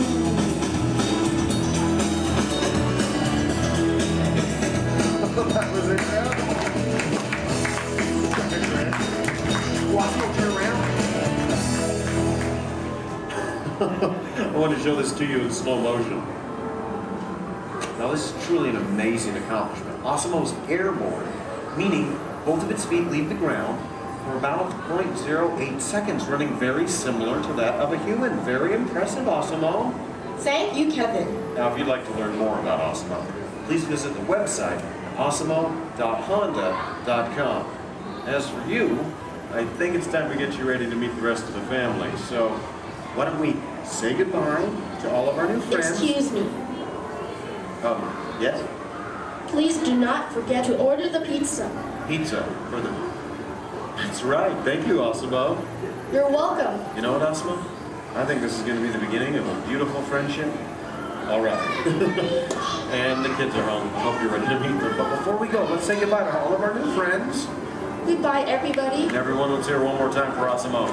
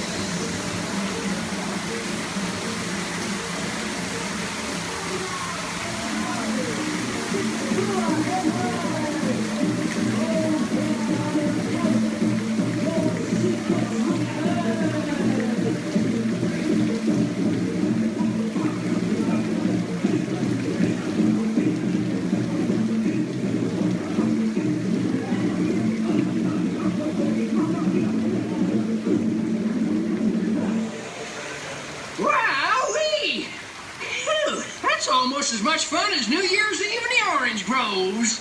My word, we did get a mite carried away, huh? I say, look out there across the water. It appears we're a bit of company. Law me, yes. Welcome, you all. Permit us to introduce ourselves. My name is Claude, and my loquacious cousin over here is... I'll introduce myself, if you don't mind. Hi there. I'm, well, let's see now. It's right on the tip of my beak. Clyde Birdbrain? Oh, yeah.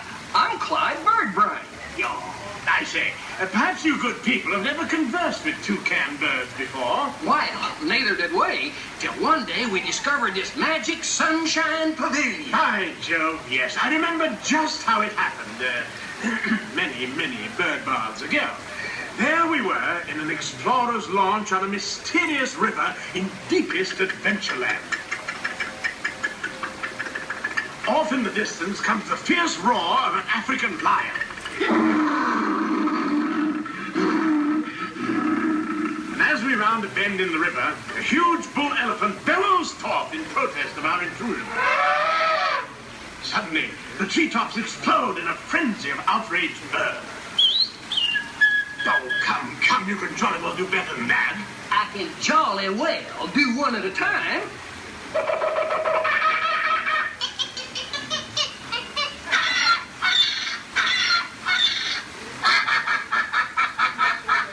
Meanwhile, shifty-eyed crocodiles lurk by the water's edge. Lurk, lurk, lurk. And the giant python slithers down from an overhanging limb. What happened? What's wrong? I think snakes. Don't be ridiculous. I'm only relating a story. Oh, all right, Clyde. Enough is enough. That wasn't me. I never even opened my beak.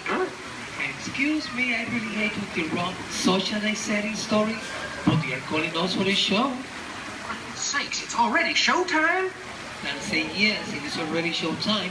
And now, Claude, it is your turn to make the announcement to all our guests. Righto. Ladies and gentlemen, boys and girls, gather up all your cameras, purses, and other articles, and now turn to your left towards the tall doors. When the drums begin, they'll open magically to lead you right into the Sunshine Pavilion. Is everybody ready? Follow me, please.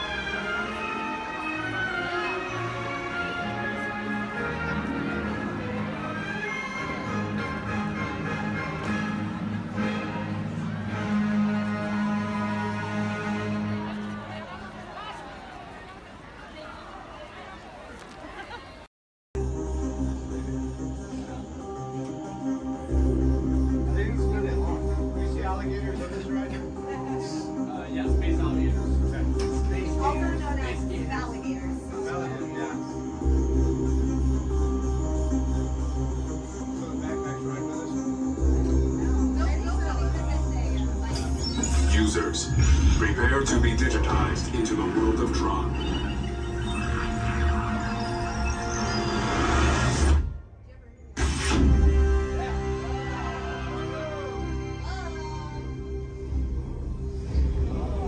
Team Blue, welcome to the grid. Proceed to gates.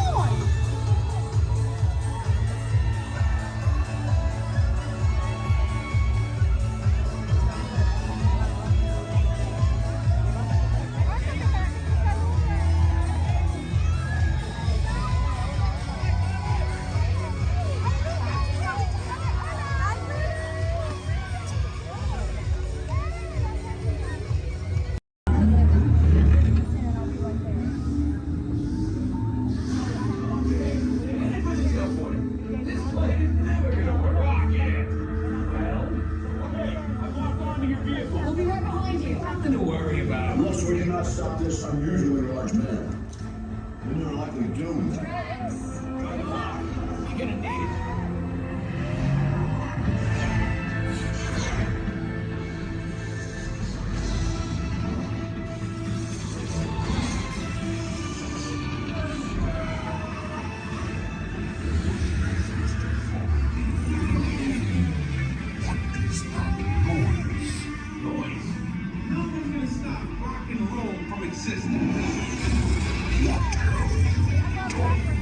What have we done?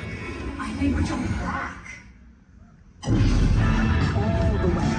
Oh, Christ. Is that the big bang? Let's see here. We gotta get that generator. It's the only way back. We got the generator. Oh, yeah?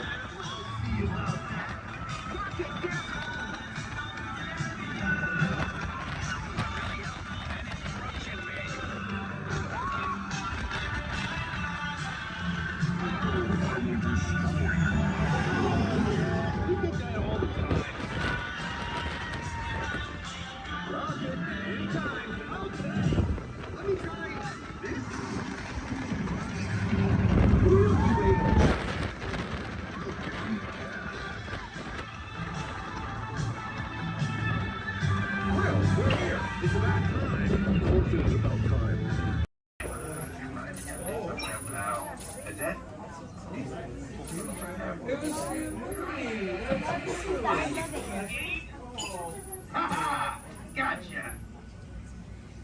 Oh! What are you guys still doing here? Tour's over. The cages are open and the creatures are loose. You gotta get out of here. Wait. Don't get out of here. I could use a hand. My little pal Groot is lost in the fortress somewhere, and I need to find him before he gets ate. I found his tiny little heat signature, see?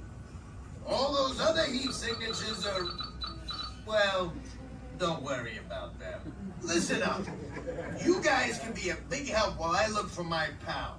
A gantry lift full of warm parents makes a really great distraction. I just need you to wave your arms, scream, whatever it takes, and then all these things will, never mind. You in? It doesn't matter. That was rhetorical.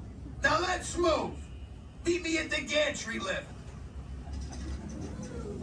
Yep, I'm gonna go back that way.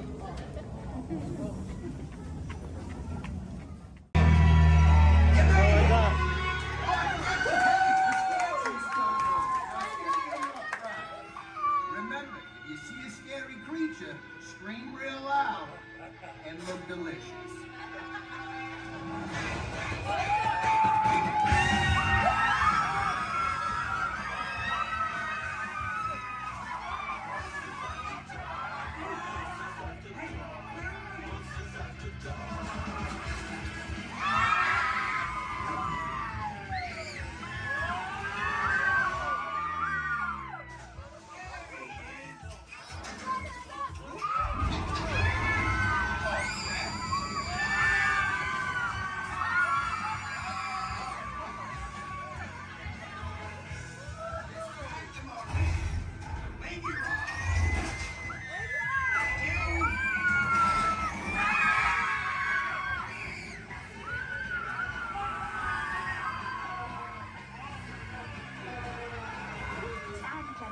We do hope you've enjoyed your tour. Please gather your purse souvenirs.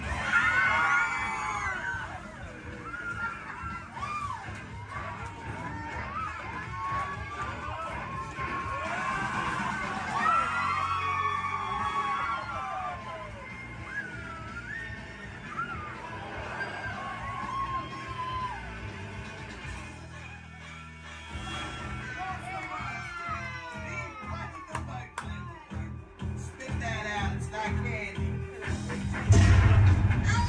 Watch out!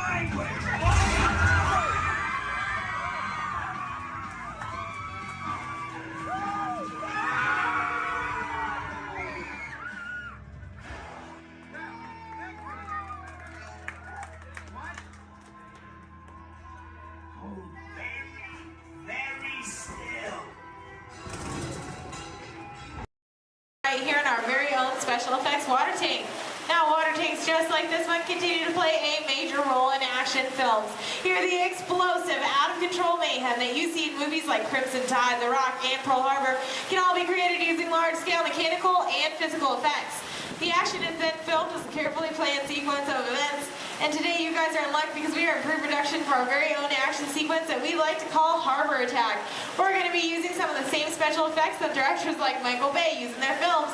Now, if you'll turn your attention to those overhead monitors, here's Michael to set the scene. In this scene, a patrol boat is on a surveillance mission, searching the skies for enemy aircraft. The crew is caught off guard when the real nature surfaces from beneath the sea. This is going to require a full range of physical effects, split-second timing, and careful direction. We have the lights, we have the cameras. All we need now is the action. And if anybody knows about serious action, it's certainly Michael Bay. Some of the effects that we'll be using in this scene include water cannons, which have been pressurized up to 100 pounds per square inch. We also have bullet hits, which have to be carefully timed and programmed to match the sequence of the visuals as well as the pattern of our sound effects. And the last but probably the most important physical effect in a scene like this is fire, which must be ignited at a precise moment, because it takes a lot of time and work to reset the charges for an explosion. Of course, the number one consideration in the timing of all these effects is the safety of our actors here on the set, and that's where you come in. Everyone, please give Mitchell a big round of applause! Yay! Mitchell, you have been cast as a mechanic in our scene today. Your scene is going to take place way down here in the engine room of our PT boat. Now, you don't have to swim. You can follow Stephanie and she'll show you right where to go. Alright, we're going to be filming 2 scenes today, but not in the order in which they appear in the script. Many movies today are shot out of sequence, which means that actors have to react to a situation which may not have yet been filmed. This can be difficult, so it's up to the director to provide the motivation for the scene. Alright, Mitchell, here's the setup. The phone next to you is going to buzz as 800 gallons of water are going to dump out of those tanks, fly down that chute, and slam into you like a freight train. Are you feeling motivated to hang on? Good. It's actually 1,000 gallons of water, but we find there's a fine line between motivation and fear. Alright, roll, playback, and action! Pick up the phone and talk to your captain. Let him know you just lost your engine. Keep talking.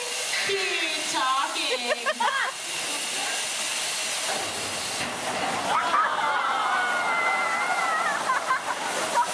And cut. Everybody give Mitchell a big round of applause. All right, Mitchell, you were fantastic in that last scene. Now I have one more acting task for you to do. I need you to sit there in that blue chair, stare dramatically out at the audience, and act dry.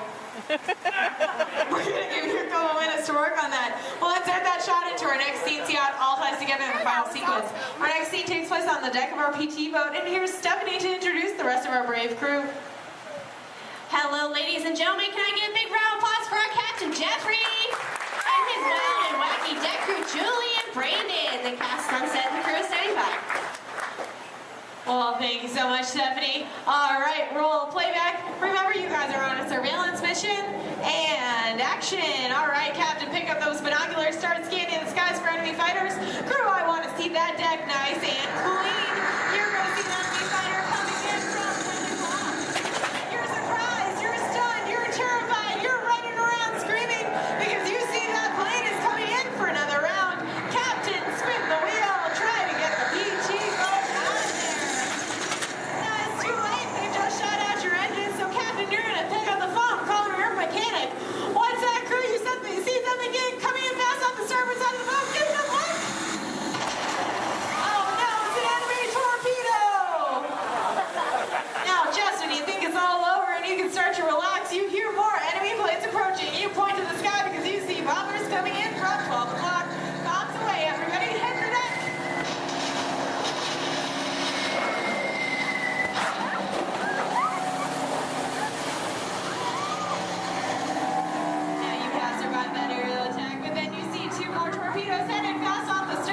Lucky for you, they pass right underneath the boat, but unfortunately that means they're headed straight for our audience. Point to the audience and yell, look out!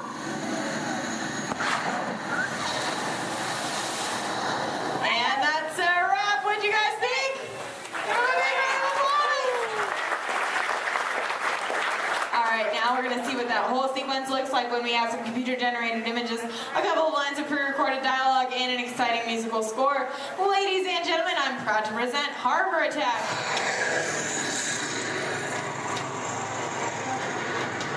It's not one of ours.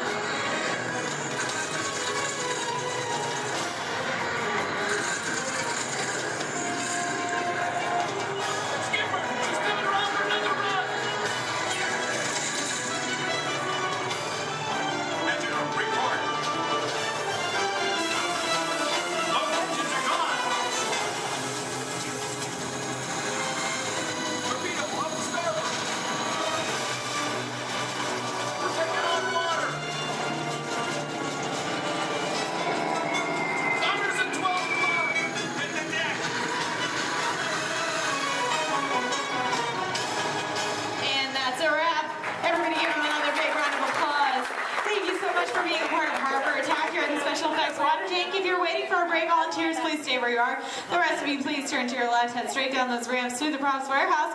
Shuttles will take you on the rest of your behind-the-scenes tour. On behalf of Stephanie, myself, and our brave volunteers, Oh boy! Oh, steady! Whoa! Hi, Mouseketeers! Well, here we go again, so hang on. Anything goes. You ready? And let the show begin!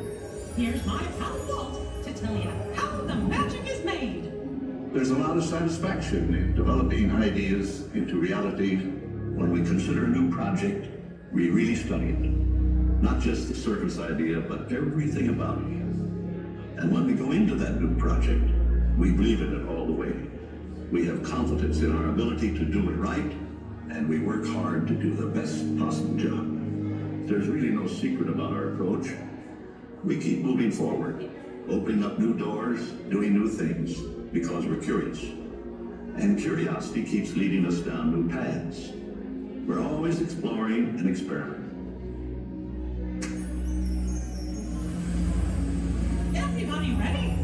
Then on with the show!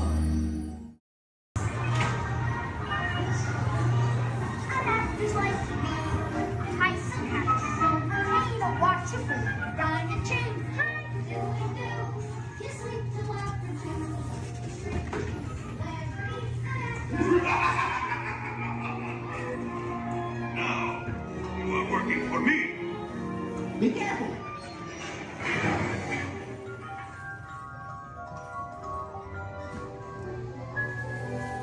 Wait for me!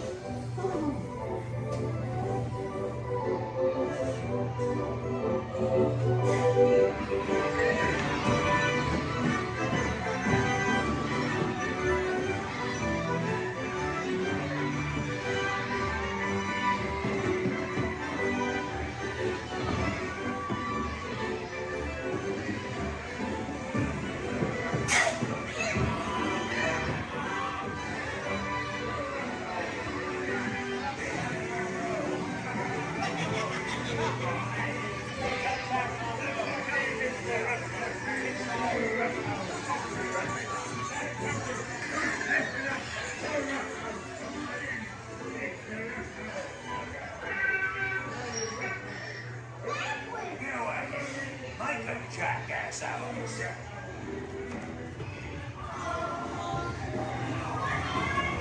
Shut the door. Get locked. Talk.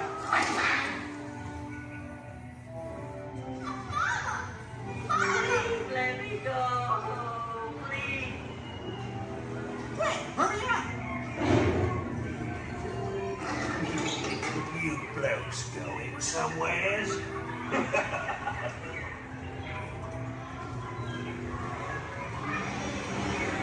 Hey, look out, the monster!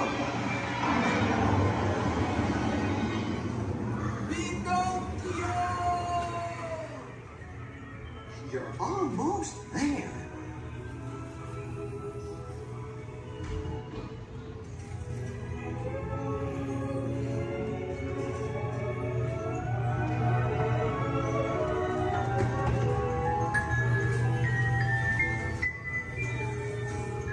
Gee, I'm glad to be home.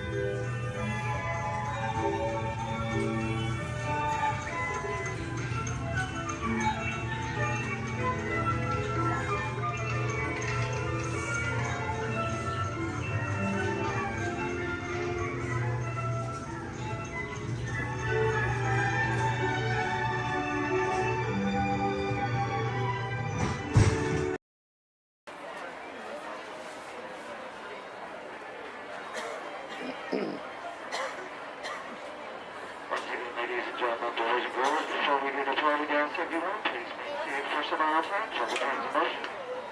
As well as if you want much older, if you ask to go and please let me know the side of the bench. And I will shoot to the crowd today. Here's again. Our board.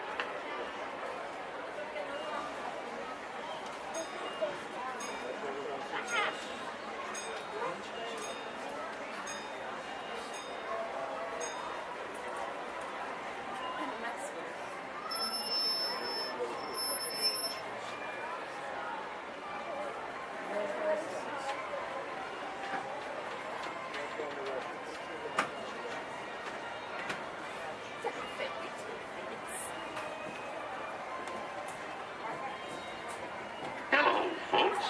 Welcome aboard the Disneyland Railroad. We're now embarking on a grand circle tour of the Magic Kingdom, with stops at New Orleans Square, Mickey's Toontown, and Tomorrowland, followed by a visit to the Grand Canyon and Primeval World. We got a lot of traveling ahead of us, so remember, for a safe trip, you need to stay seated, keeping your hands, arms, feet, and legs inside the train. And please, watch your children. Bienvenidos a bordo del Disneyland Railroad. Para su seguridad, permanezca sentado y mantenga las manos, brazos, pies y piernas dentro del tren. Y cuide a los pequeños. Gracias.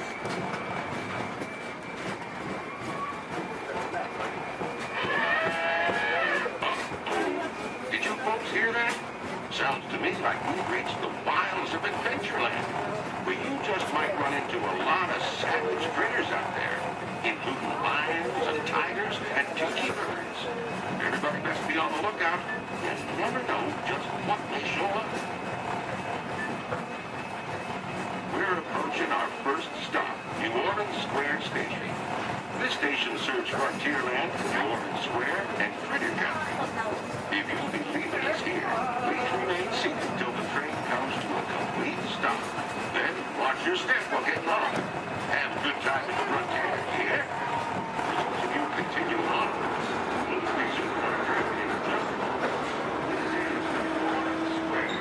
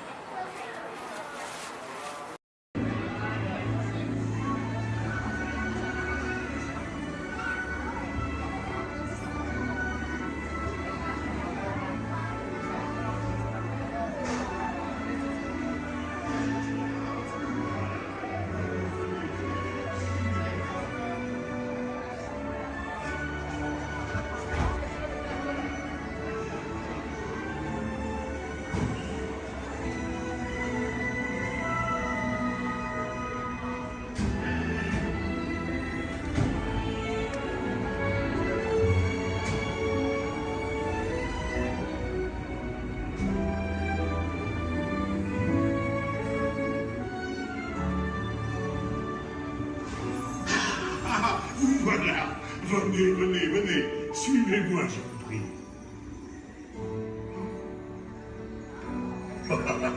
Chef Remy is waiting for you. This way.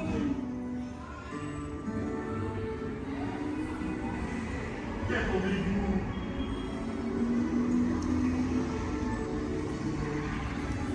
Ils et hommes, des invités pour le dîner. On n'aurait pas idée en commun? Non. C'est pour quand? Tout ce bon. Voilà. Mais oui, that's it!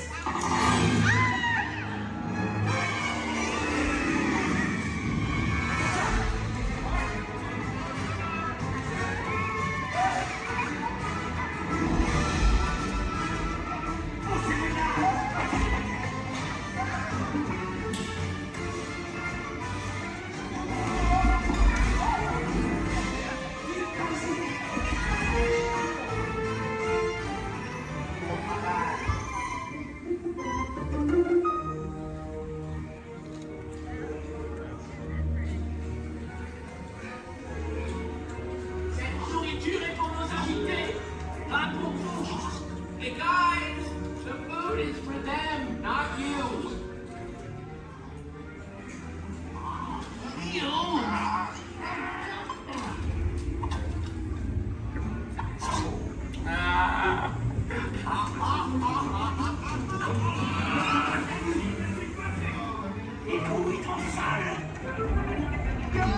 Oui, what are you doing? Que manigancez-vous? Out of my way!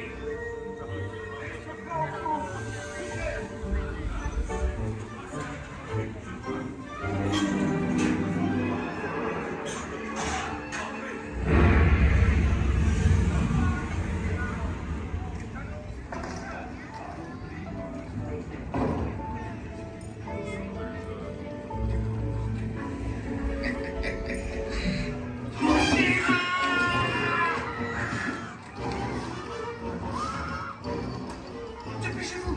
Par ici. Go, go.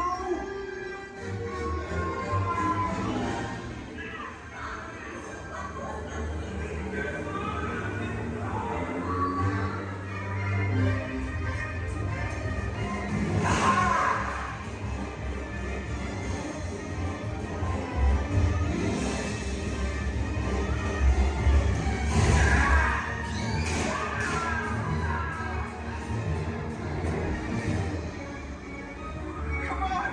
Rimmy's kitchen's just around the corner! Oui, oui! On est presque arrivé à la cuisine de Rémi!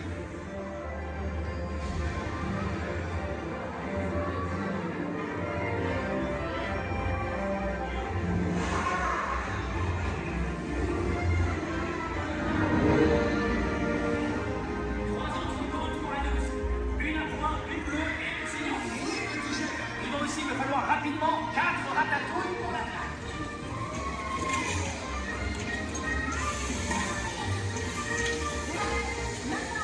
Oui, ma chérie.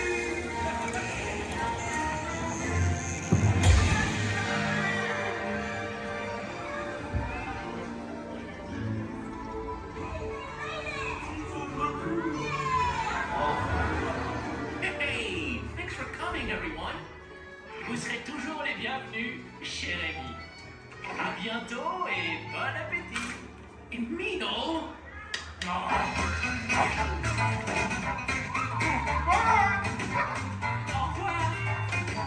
Table for you, right this way. You are always welcome at Bistro Chez Rémi. Au revoir.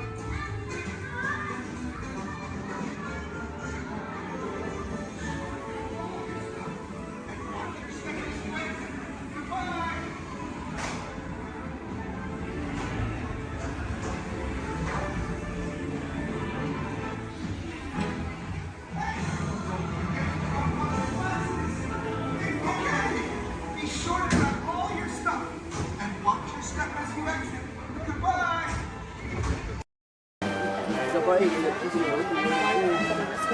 Alright folks, we'll be on our way up to Sleeping Beauty's Castle Center Park. Please remain seated, you're in.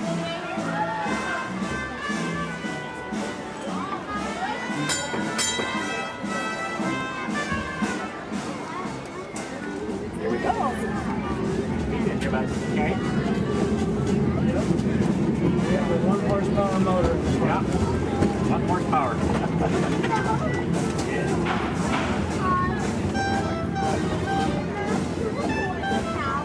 Well, because this one only has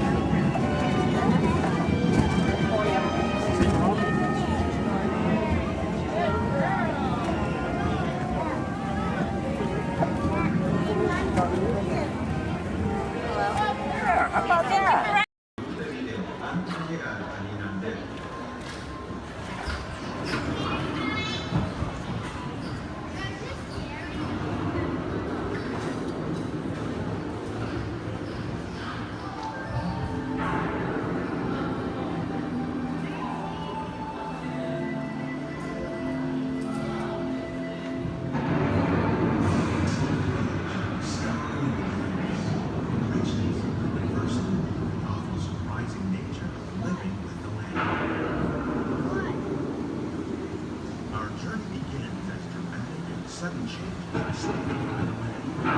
Oceans don't remain simply violent and destructive to us, but to nature, it's a beginning in the cycle of life.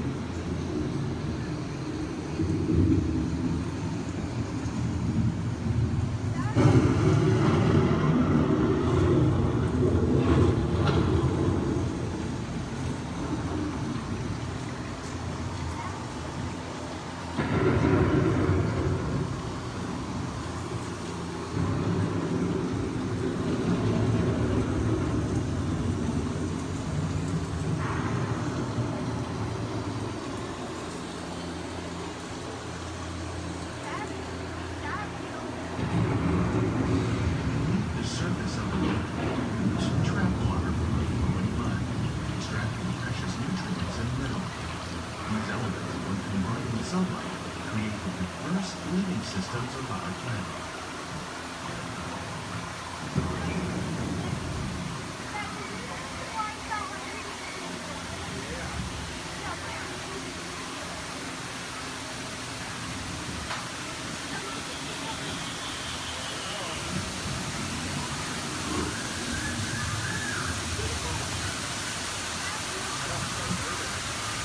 One of those living systems is the rainforest, home to the most amazing concentration of life on our planet.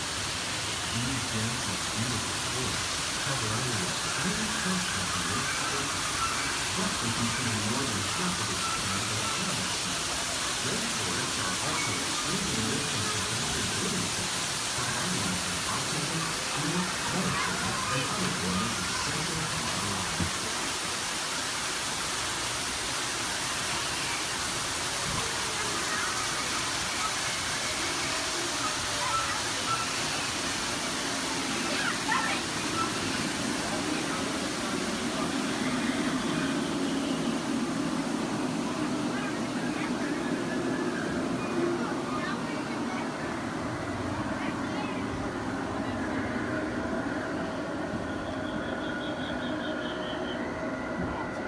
In the desert, nature has created a very different, known as beautiful living system.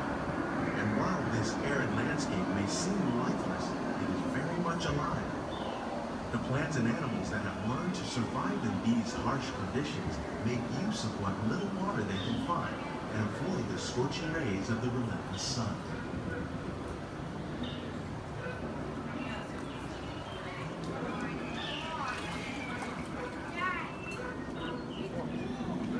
The American prairie once appeared as desolate as the desert, but over time, rainwater and nutrients gradually penetrated the hard surface of this land.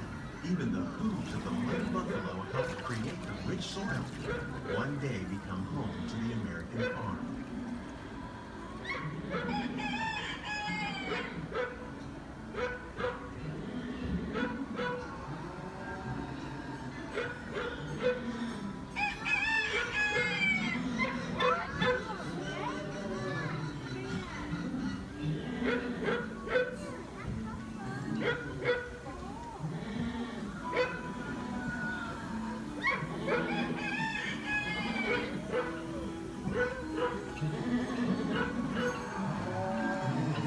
Forces at work on the land, humans have had one of the most profound effects.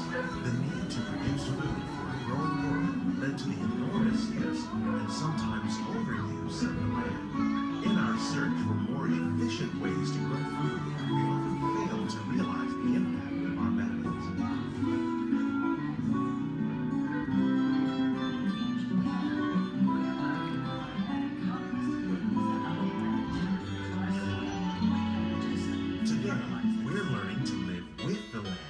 Discovering better ways to grow food that will assure both human and environmental well-being. Fertilizers, we can enrich the soil without the use of chemicals. In Saudi Arabia and Mexico, we're learning to produce food on desert seacoasts by developing and planting crops that thrive on salt water.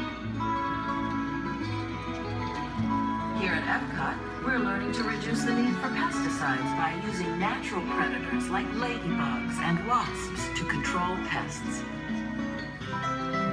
In Japan, we're learning that By adding composted leaves and other plant material to our soil, we can reduce the need for fertilizers. In farmlands across America, we're learning that by plowing under vegetation containing natural fertilizers, we can enrich the soil without the use of chemicals. In Saudi Arabia and Mexico, we're learning to produce food on desert seacoasts by developing and planting crops that thrive on salt.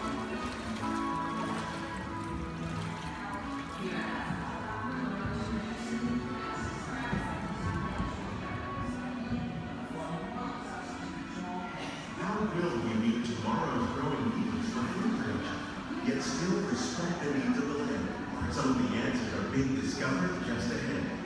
To help us maintain these carefully controlled ecosystems, and for your safety, please remain seated in your boat at all times.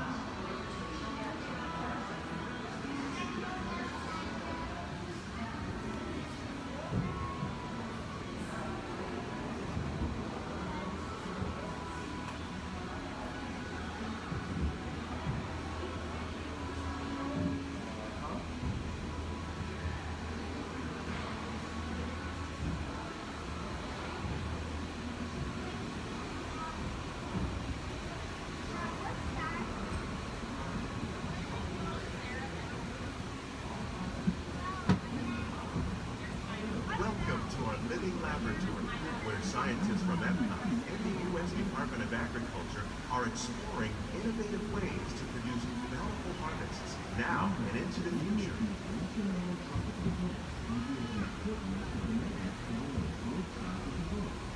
The tropics are home to the greatest diversity of plants on the planet. Many of these, like papaya, bananas, cacao, coffee, and rice, are well known around the world. These are just a few of the edible plants that have been an important source of nutrition for people living in the tropics. Many are rich in vitamins and minerals, while others are well adapted to growing in less than ideal conditions. Some, like the water lily, thrive in wet, swampy areas and waterways. All parts of this plant, even the flower petals, are edible. The starchy root of the plant has long been used to make flour for baking. One day, many of these lesser-known tropical plants may be as important as the bananas growing on both sides of the boat. More than 28 million tons of bananas are eaten annually, making it the most popular fruit in the world.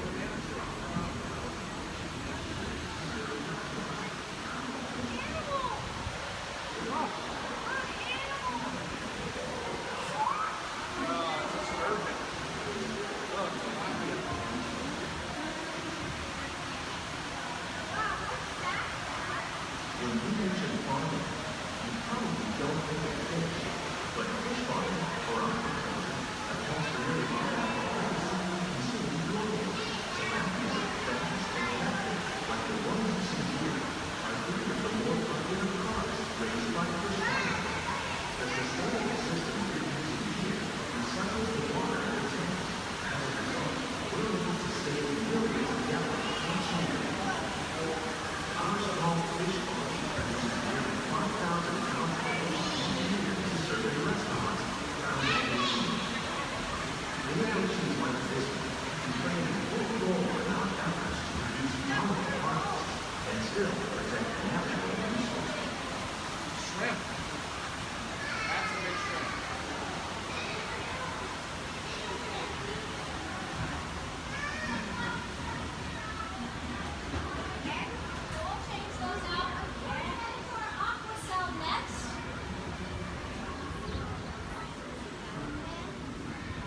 Little sunflowers.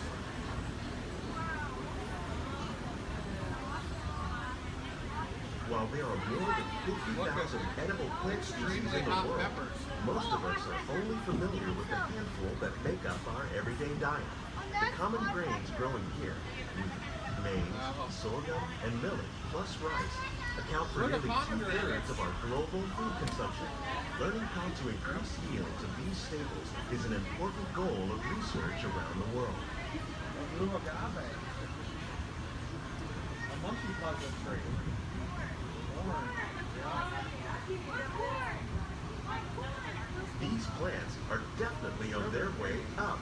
Innovative growing techniques like these increase yields, while more efficiently using resources like water, fertilizer, and pesticides. Another innovation at work here is our integrated pest management program. By populating our greenhouses with beneficial insects that prey on harmful pests, like aphids and flies, we are significantly reducing our reliance on conventional pesticides. We're growing these crops using our nutrient film system. This technique precisely controls and recycles water and nutrients. With it, we can produce over 27,000 heads of lettuce a year in this one small area. Look at the cucumbers.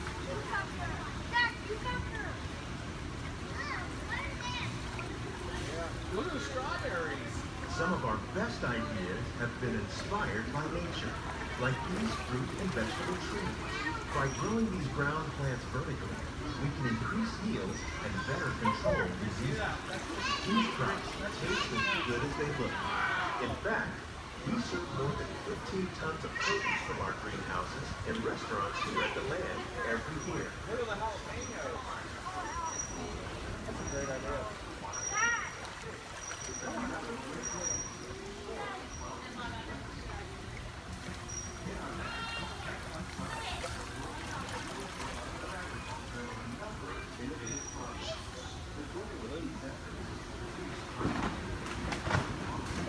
The future of agriculture may include innovative ideas like this vertical growing system.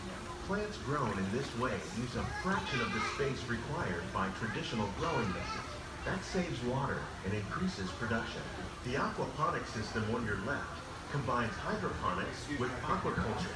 The fish provide a natural source of fertilizer for the plants, and the plants help keep the water clean for the fish. It's another great way to produce more while using less. In our labs, Epcot scientists are working with the U.S. Department of Agriculture on a number of innovative projects. The goal of these efforts is to produce higher yielding and better quality lives.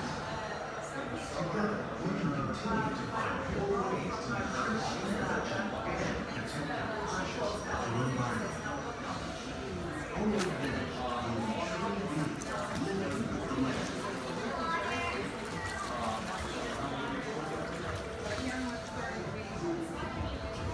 On behalf of Walt, these greenhouses represent just a fraction of the work being done worldwide to produce bountiful harvests for our growing populations. Scientists, farmers, and even backyard gardeners are doing their part to improve the quantity and quality of foods that we all rely upon. Together, we can continue to find more ways to increase food production and protect our precious natural environment. Only then will we truly be living with the land.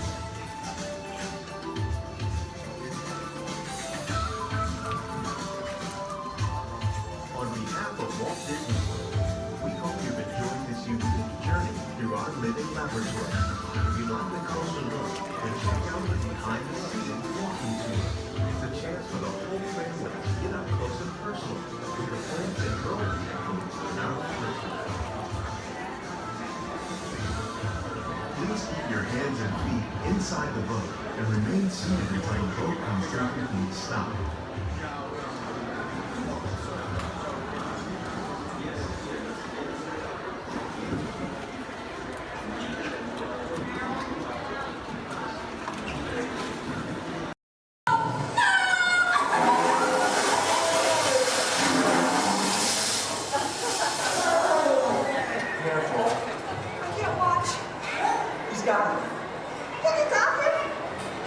Yeah, you're doing it!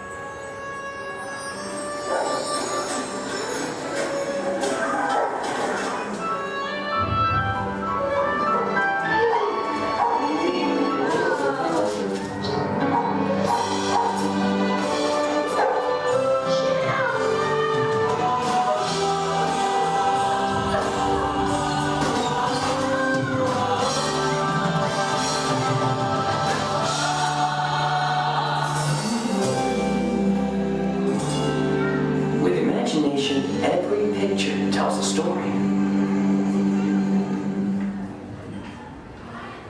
With imagination, we can relive the moments of our lives.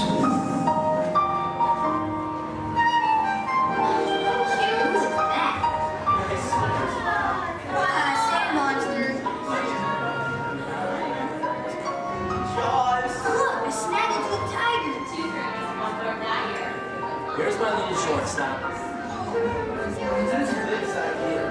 She's got frog feet.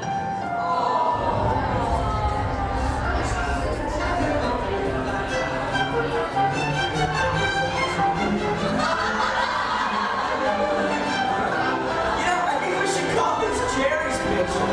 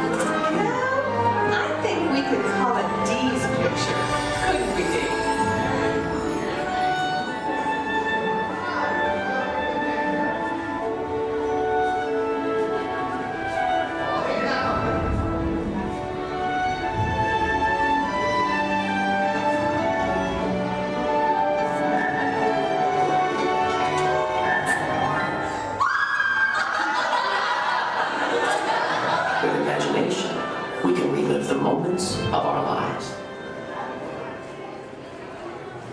With imagination, anything is possible. I'm gonna be a fireman just like my dad.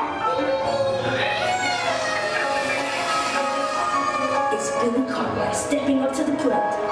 Bases are rolling on with a man. Run to feel fresh to air it out.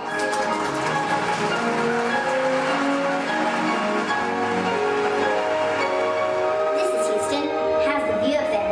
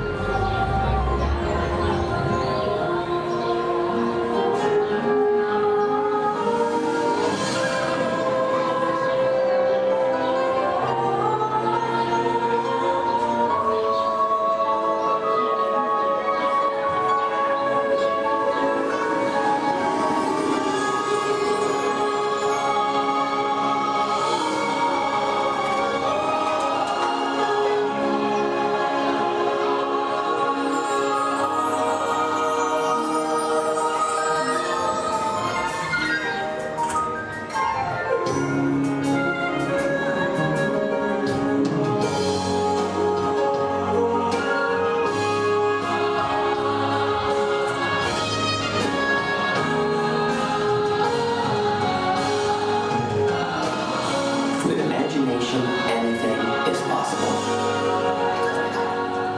Well, imagine that.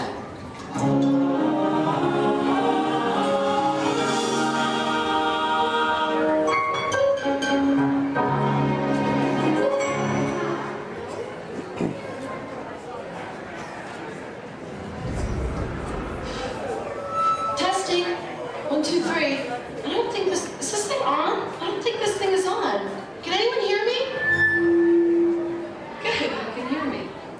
Hi everyone. I'm Christy Smithers, an assistant here at the Institute. We're just about ready for you next door. But before we go in to see today's presentation, here's a message from my boss, the head of the Imagination Institute. Hello, Dr. Nigel Chen here. Welcome, welcome, welcome to our annual open house. It is my pleasure to have you here, just as it is your pleasure to be here. For over 100 years, the Imagination Institute has honored the world's leading thinkers, dreamers, and innovators with the the Inventor of the Year Award. This year's recipient, Professor Wayne Zielinski, holds patents on numerous unique, one-of-a-kind inventions, including the hands-free phone helmet, the hands-free personal grooming helmet, and his newest creation, the video camera helmet, which, if I'm not mistaken, is also hands-free. But what brought Professor Zielinski to our attention was not headwear, but his incredible shrinking and enlarging machine. Although he's had some small setbacks, he has demonstrated a truly enormous gift for imaginativeness. Today, before receiving his award, the good professor will demonstrate for us his latest inventions, all developed right here at the Institute. Before we begin, I have one special reminder. Do remember, safety goggles must be worn during the presentation. But please, for your safety, do not put on the safety goggles until you are safely seated safely inside the theatre safely. Yes, right. Now, please gather up your personal belongings and move all the way into the auditorium. See you in a few moments. Cheerio.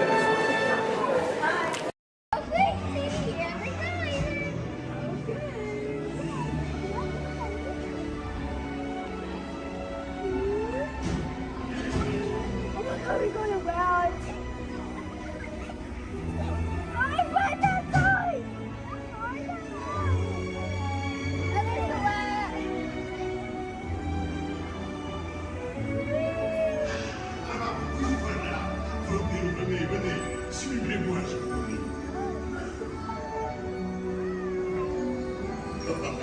The chef Happy is waiting for you. This way. Qu'attendez-vous?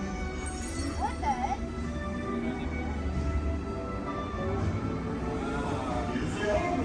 Vous invitez pour le dîner. Here. Hein? Pour le repas idéal. En commun? Non. A simple omelet? Too simple. What? Mais oui, that's it!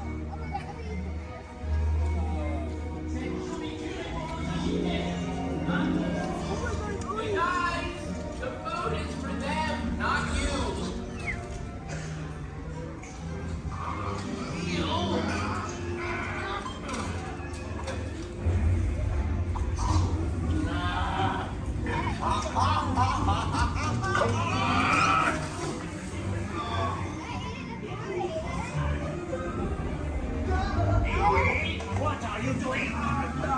Que magnifique!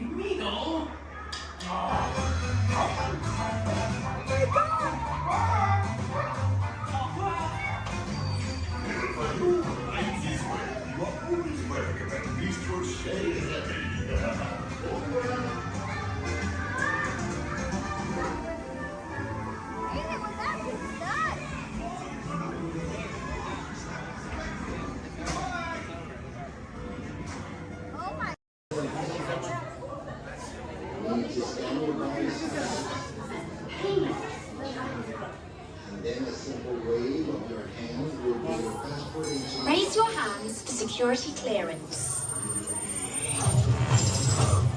And presto, the doors open for you. I now present to you Tannelia Tavon's private office.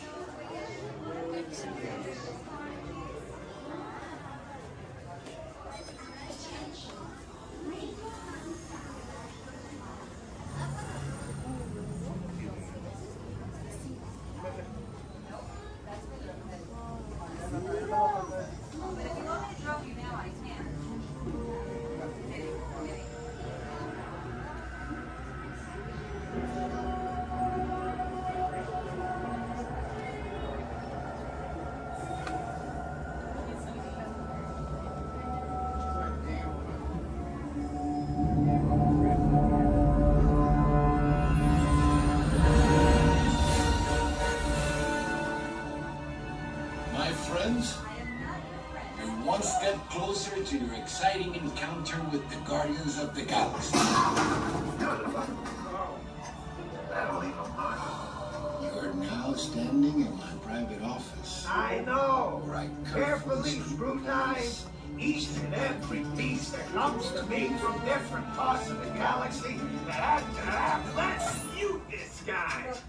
Hearing his insistent slandering on a constant loop was big motivation for me to escape. I go, ouch! Ow!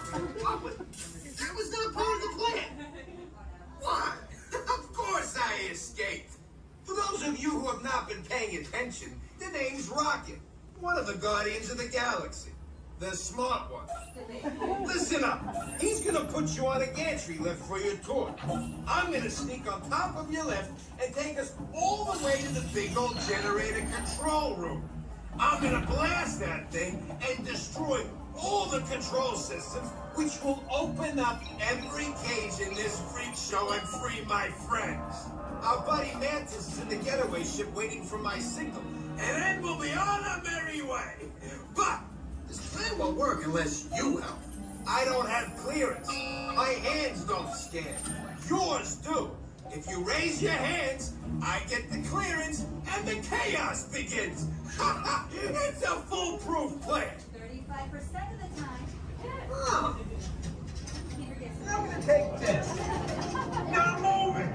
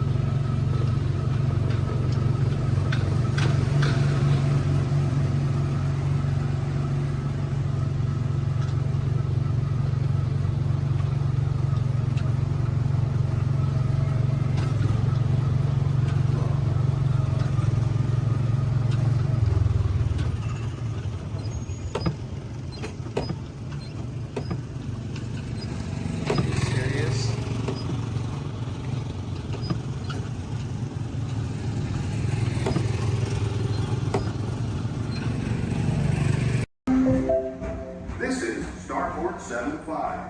Or as we locals call it, Space Mountain. Our high-speed rocket port to distant deep space destinations.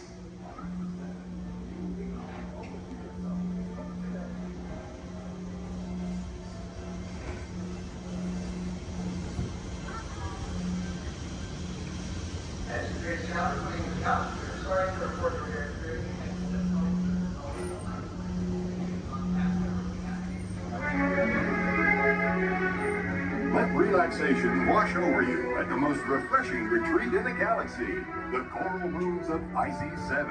You H2O it to yourself. Book today.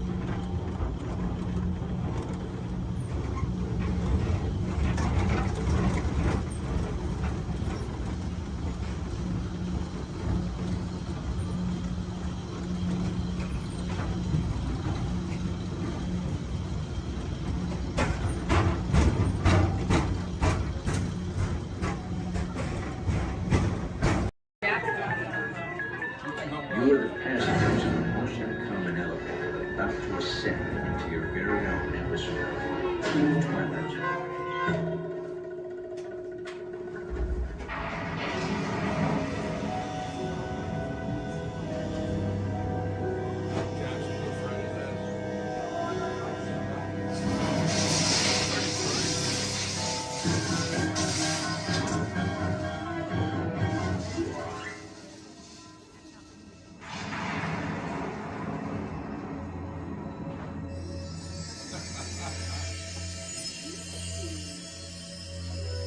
It takes you in somewhere before you go.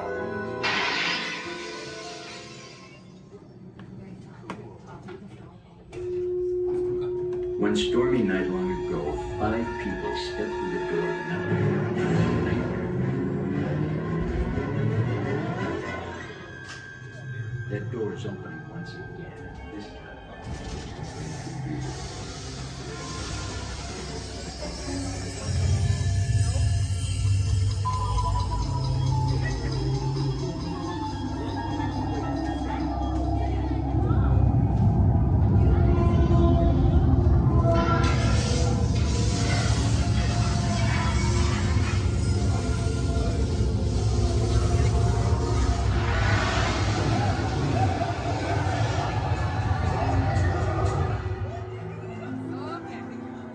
You are about to discover what lies beyond the 5th dimension, beyond the deepest, darkest corner of the imagination, in the Tower of Terror.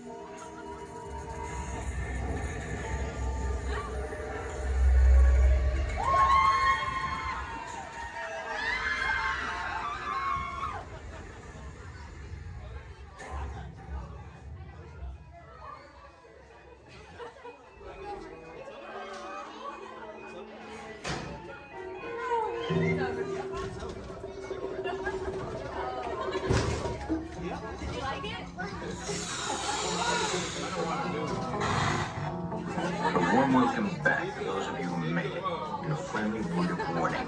Something you won't find in any guidebook. The next time you check into a deserted hotel on the dark side of Hollywood, make sure you know just what kind of vacancy you're filling.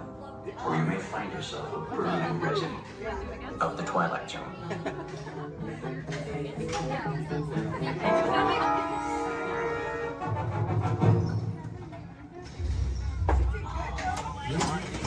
Welcome back, everyone.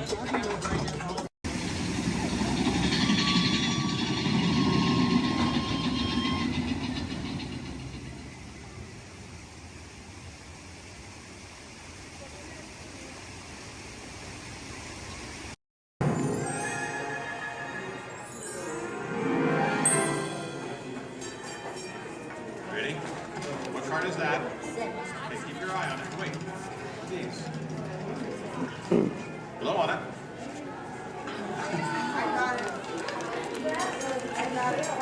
Hello and welcome to Disneyland's 50th anniversary celebration. For this truly historic event, no ordinary host would do. No, the Disney folks wanted someone who's been here from the beginning. They wanted a household name. A name that means family entertainment. Donald, calm down. You're just too animated. I'm referring, of course, to me, Steve Martin. Oh, really? Well, I don't remember him calling that show the Donald Duck Club. Now just waddle along. As I was saying, the Disney folks came to me because I began my career right here at the magic shop at Disneyland. That's me, Disneyland class of 1960. Magician, prestidigitator, and seller of fake vomit.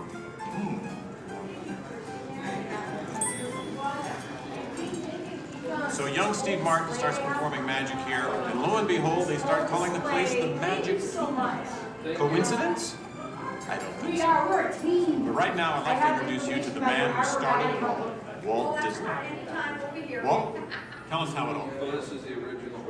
Now this is the original, so we can from the Saturdays always. original show here at Disneyland. And This is a then, belt.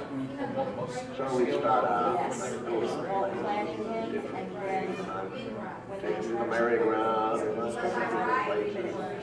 As I sit there while they do all these things, sit on the bench, eat peanuts, I felt that this subject we was wondering if parents and the children could have fun together.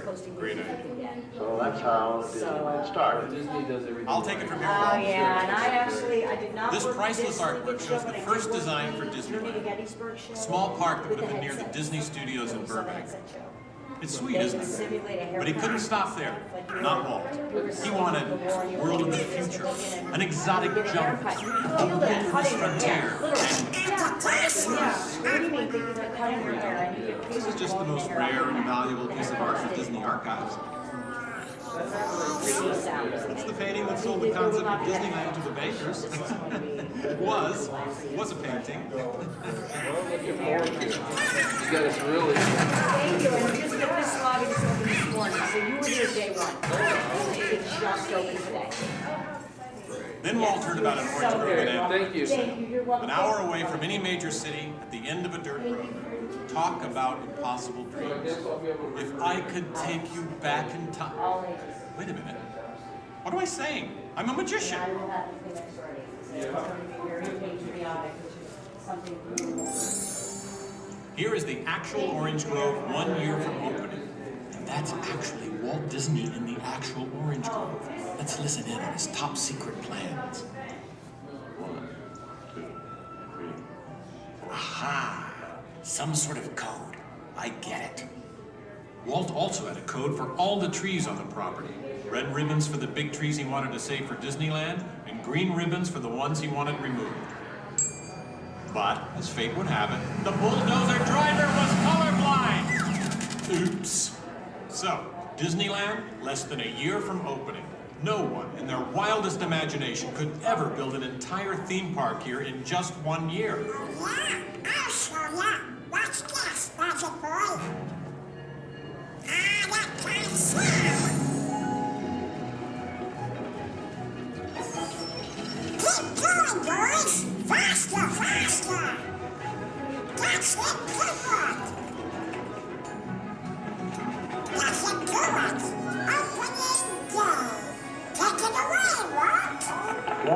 come to this happy place, welcome. Walt's dream had finally come true. And to celebrate, ABC organized the biggest live telecast in history. Some of the most famous stars in Hollywood showed up, including host Art Linkletter. Frank Sinatra. Hello, Franco. Who's driving? Sammy Davis Jr. Hello, Sammy. Bob Cummings, Ronnie Reagan. Come on in. Davy Crockett. Buddy Epson's there, too. But right now, it's my pleasure to introduce the famous star whom Mr. Disney has asked to christen the Mark Twain. Ladies and gentlemen, Mr. Disney.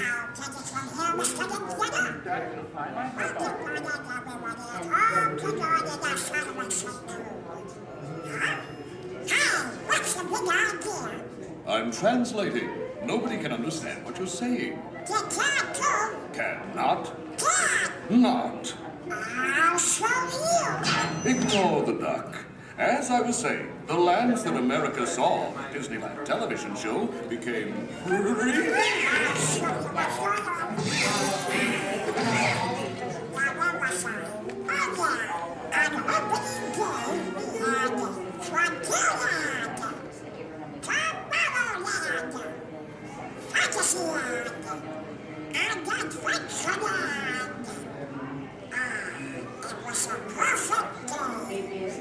Oh, really? I wouldn't say perfect. It was 100 degrees in the shade, and the freshly poured asphalt was still wet.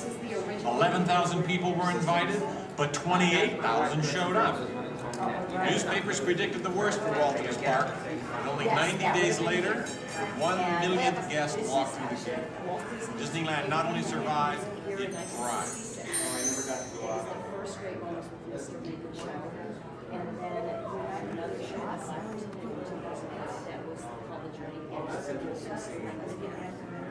We've been down since 2005. We've been doing the Steve Martin show. This is honoring Disneyland's 50th year. So this film is what's left. So it's going to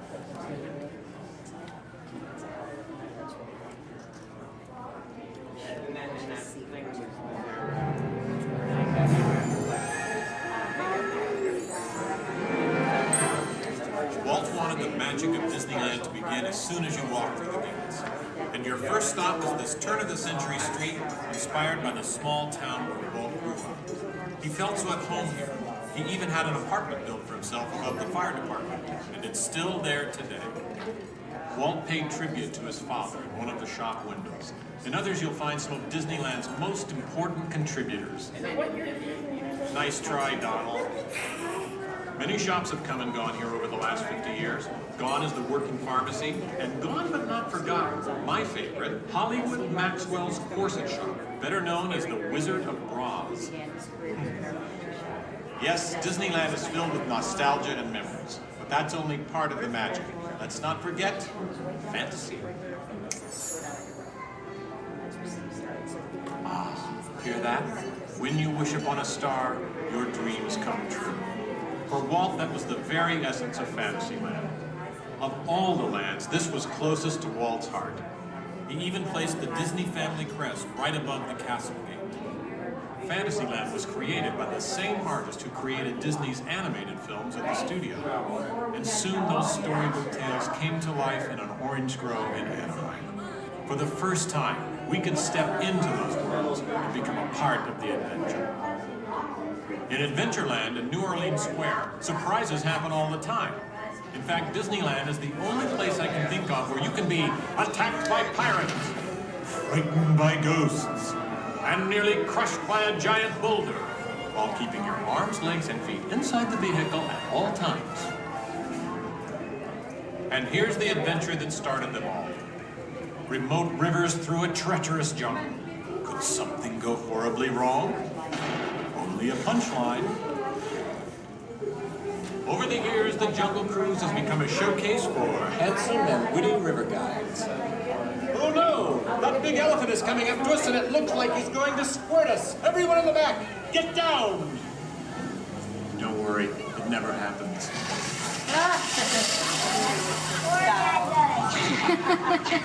Donald. It was a duck, right? The duck. You know, every time I get all dressed up in my cowboy hat and pearl-handled pistols, I think about the heroes of Frontierland. Sorry. You see, Walt believed it was important to pay tribute to the pioneers who blazed a trail across frontier America. And I agree. Especially when it involves saloon girls and blazing six-guns. In Frontierland, you could meet popular Disney heroes of the day, like Davy Crockett and Zorro. For a while, there was an authentic American Indian village.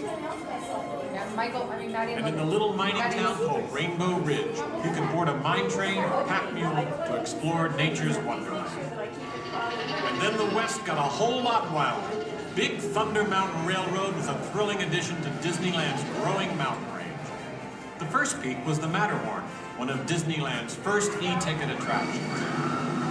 But the most out-of-this-world mountain of them all is right here in Tomorrowland. When Disneyland first opened, Tomorrowland gave us a preview of the amazing, futuristic world of 1986. Okay, so the 1980s didn't turn out that way. But Tomorrowland is really about imagining the possibilities of the future. So we got to go to the moon before real astronauts did. We got to travel through the mighty microscope on atommobiles, beyond the realm of normal magnification.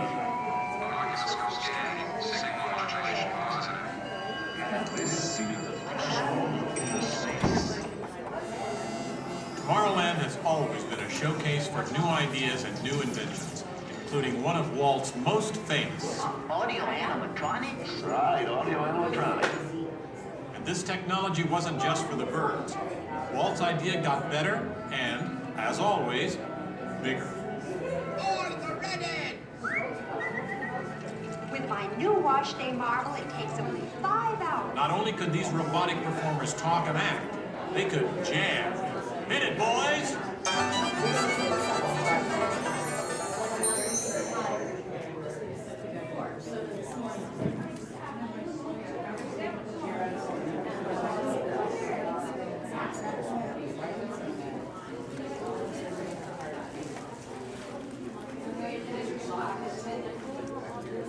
I was going to call him and say that.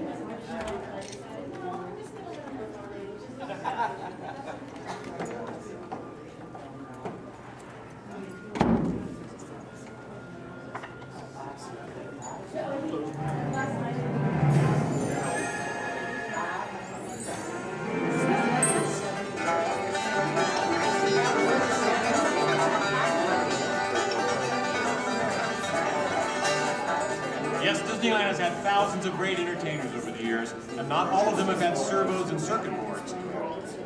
I learned a lot about comedy by watching Wally Boat, star of over 47,000 shows at the Golden Horseshoe Revue. And he was only one of the great homegrown acts that brought their unique magic to Disneyland over the years.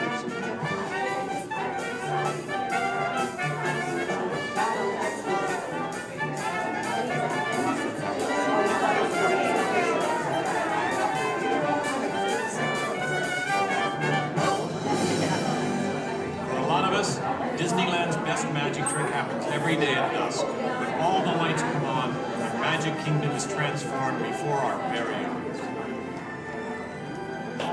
You know, that's one of the great things about Disneyland. Everyone has their own special memories. For some, it's the first time they walk through these gates. For others, it's their first parade. And I'm sure for all of you, it's watching me, Steve Martin, host Disneyland's big 50th anniversary. But while shows and attractions are all great, I think for most people, the real magic of Disneyland is right here. It's you, Donald. Yes, it's you and Mickey and all the rest of the gang who always make us feel like home friends.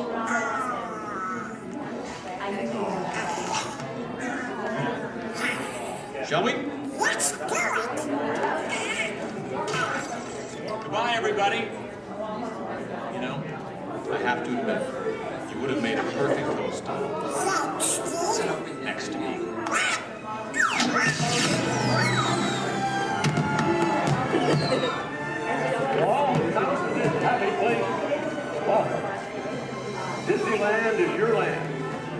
Here age relives fond memories of the past, and here youth may savor the challenge and promise of the future. Disneyland is dedicated to the ideals, the dreams, and the hard facts that have created America, with the hope that it will be a source of joy and inspiration to all the world.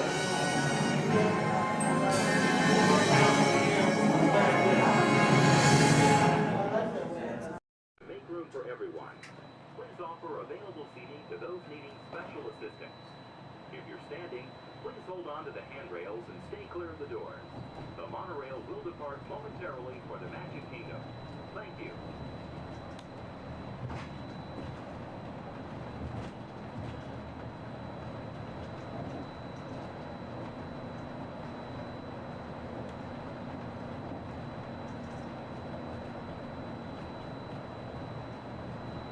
Welcome aboard the Walt Disney World Express Monorail, our highway in the sky to the Magic Kingdom. For those of you standing, please hold on to the handrails to start our journey and stay clear of the doors. For the comfort of others, no smoking, please. Thank you. We are circling the Disney-created Seven Seas Lagoon. Rising from the Magic Kingdom on the opposite shore is Cinderella Castle. You can also see Disney's mountain range, Big Thunder Mountain, Splash Mountain in Frontierland, and Space Mountain in Tomorrowland. To the right-hand side on the shores of Bay Lake is Disney's Wilderness Lodge, which carries the spirit of the National Forest Service lodges built in the West during the early 1900s. Also on Bay Lake, you can enjoy a natural setting at Disney's Fort Wilderness Resort and Campground. More outdoor recreation can be found in River Country, Disney's version of the old Magic Kingdom.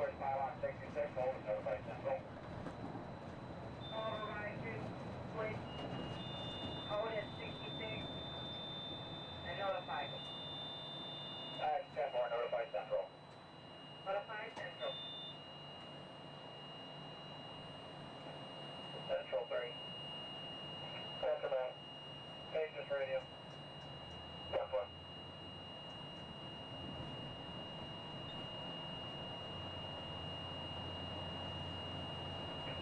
Monorail 3 contemporary. 3 by. Channel 4, please. 10-4, right.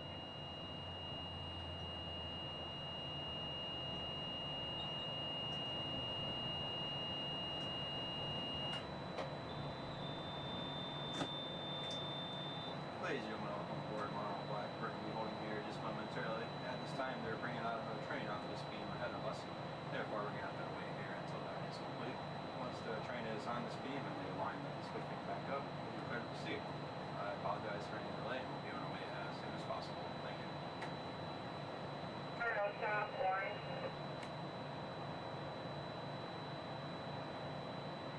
Stop by. 3 David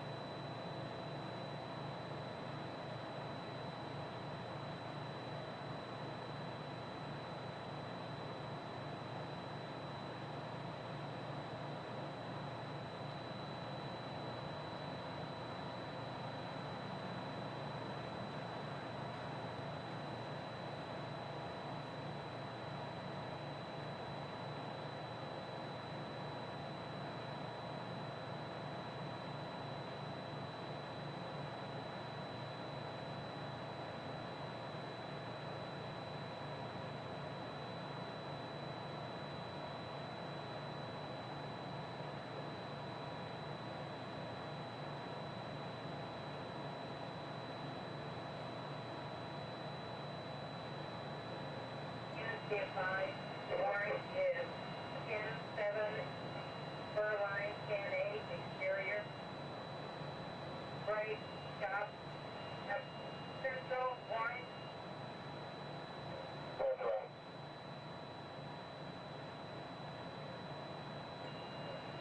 Repeat, Maple, holding a pylon 66, Amber as coming through the switch. I have 80-85. All beam contact, holding at 66, all beam contact has reset. 22 radio, Kingdom, green for normal visual. 23 radio from Kingdom. Green 4. Central stop. Take away. Stand exterior beam, Alvarado, with power. Tank by exterior umpire, black central. Black, black. Orange 4. Copy, orange 4, normal visual. 10-4. For Orange Kingdom. Orange 5. 4, Maple Tech, Burrow, green. Orange Maple check on green.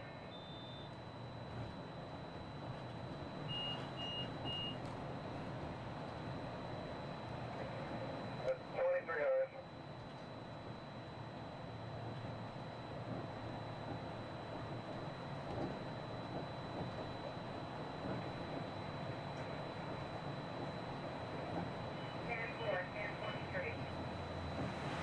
Thank you.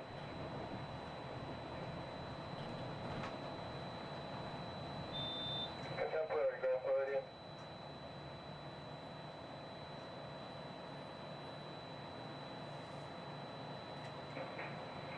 Contemporary by. Once again, we'll be holding the disregard. right onto the switch. Sentinel's going to Polly. Perform any few tests that we do every time they bring it out. 10-4, thanks for advising. Contemporary clear. Calling it the holding one more time for that. Again, I do apologize for the delays. Orange Kingdom. This is standard procedures when we bring a new train out. We'll be on our way as soon as possible. Orange, Maple Kingdom. Orange 5.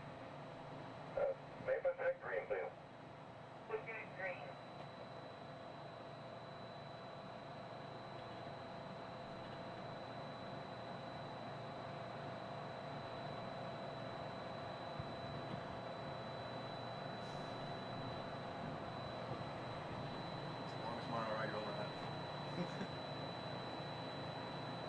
Well, the fun thing is I had the rest of my group on the boat there, and I was telling them I might beat them.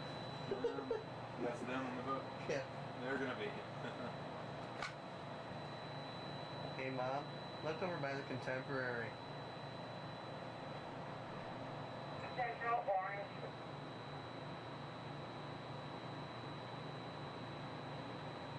Central way.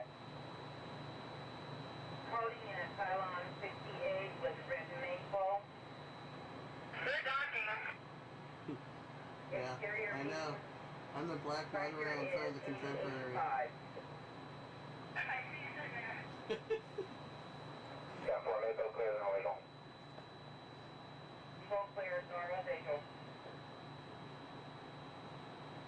Well, they can't go far without me anyway. I got the tickets.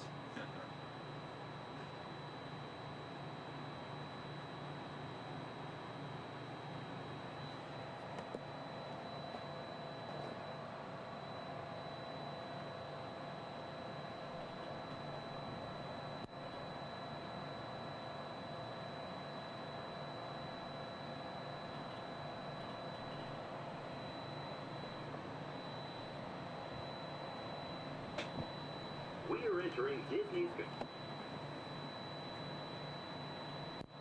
While your group is together, now is a great time to pick a place to meet if you become separated in the park.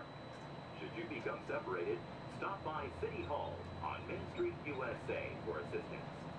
Guest relations at City Hall can also help you plan your day, make dining arrangements, or provide a special guided tour of the Magic Kingdom.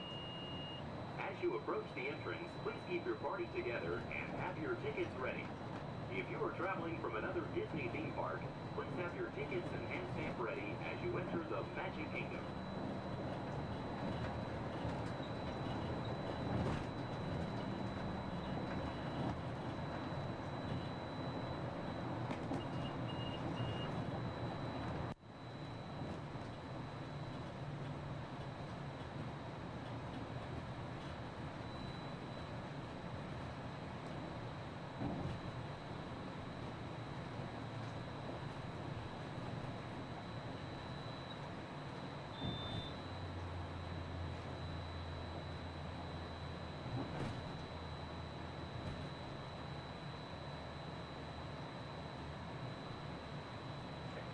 Central Magic Kingdom.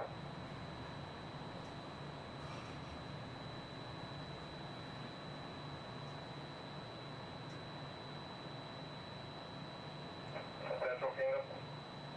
Sanctuary. One egg of orange Ben Steve is loose. Temporary, thank you. Orange Central.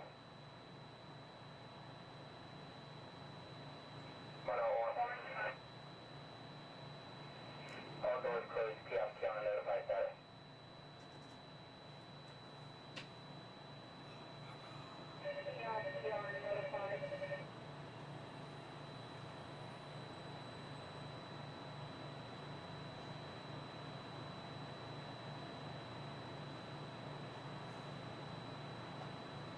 See your group?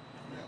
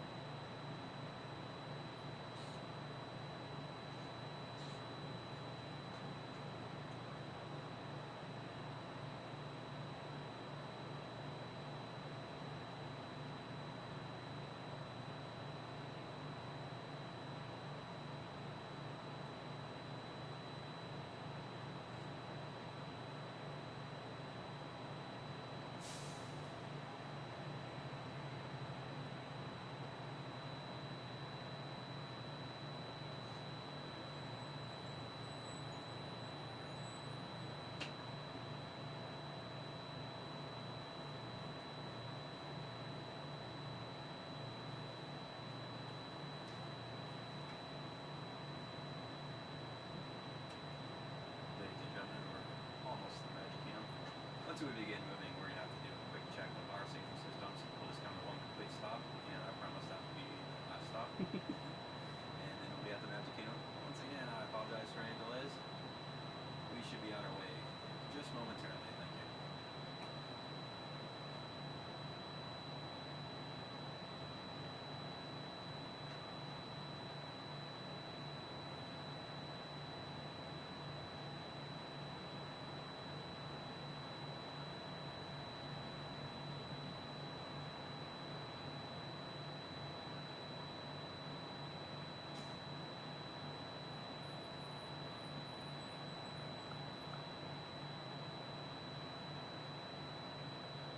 South Central, Monorail Orange, Cab 1 radio check, have you reached?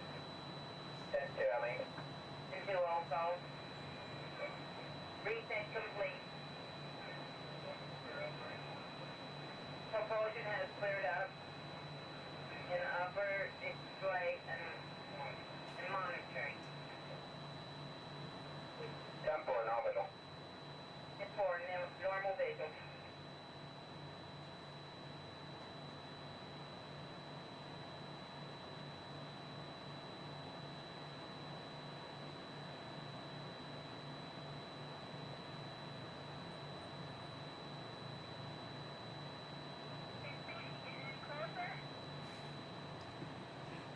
Almost there.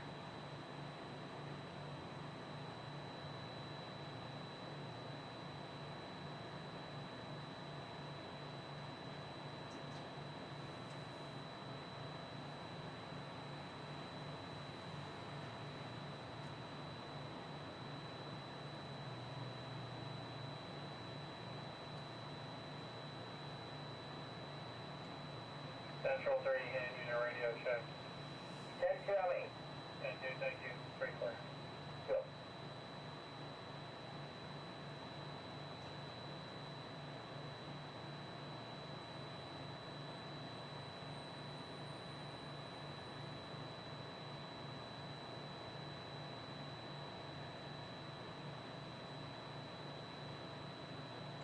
Black, Magic Kingdom.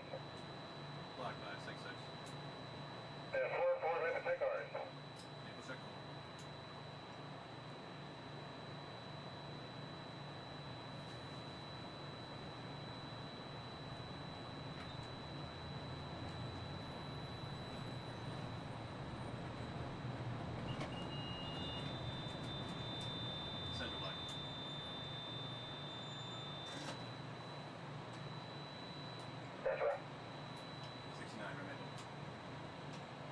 Tango clear, no visual.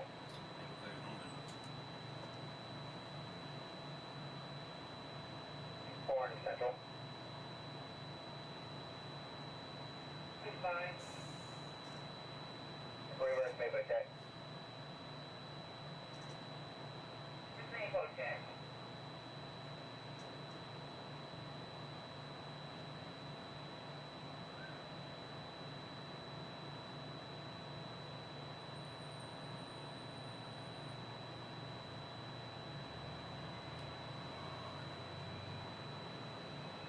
Another reason why it's going so slow. It's a training and that train. Yeah. Usually we get this done a lot quicker. Yeah, it's a good time to do it too. Yeah. Nice and slow. Yeah, it's probably hardly on the train anyway. Forward with dispatch, normal vehicle.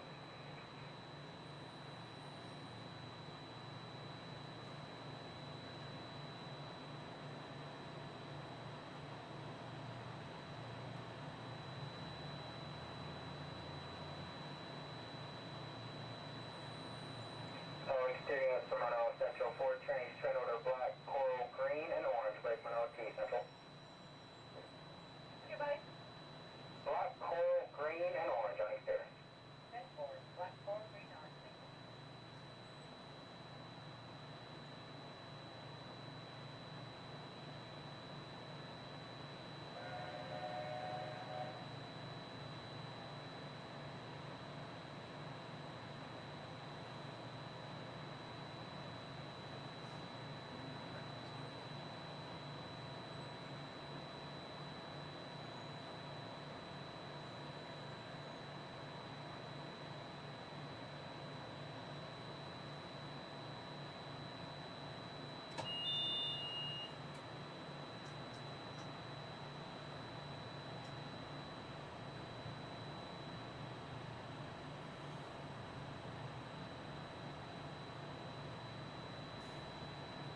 Better pull out fast enough or I make a liar out of me. If it doesn't, I got to stop one more time.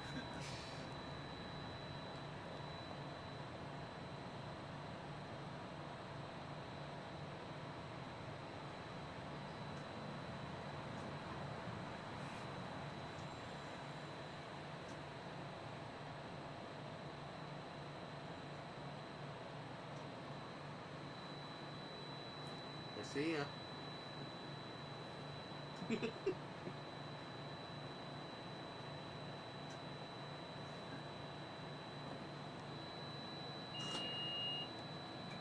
Ladies and gentlemen, we are approaching our station at the entrance to Main Street, USA, gateway to the 7 themed lands of the Magic Kingdom.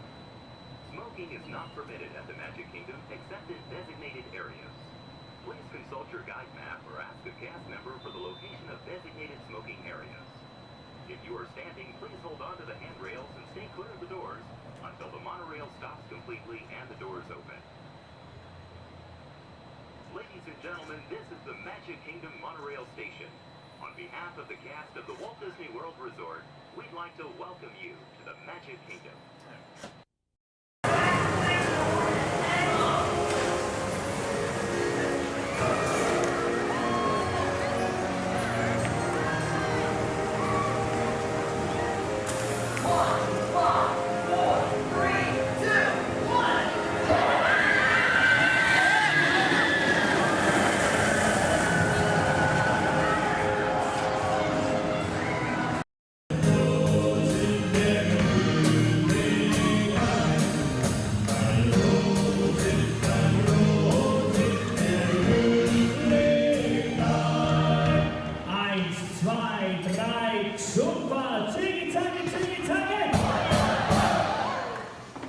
Was that loud enough? Turn to your neighbor and say, louder! Okay, drinks and thumbs up, here we go. Tiki-taki, tiki-taki!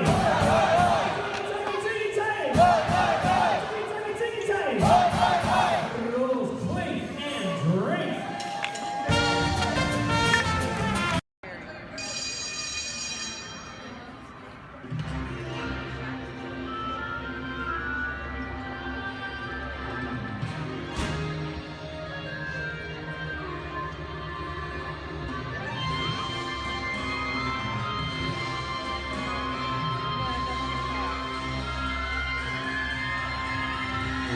aboard. At this time, I'd like to ask everyone to please remain seated throughout the show. Please keep your arms, hands, legs, and feet inside the vehicle at all times.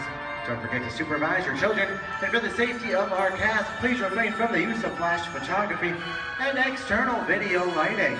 Now that we've taken care of business, let's talk about me. My name is Justin, and I will be your guide for this magical journey into the movies. It's the perfect job for me because I love movies.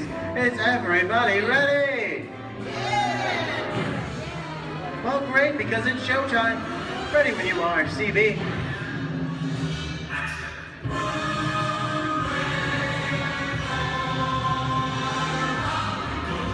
And we are rolling.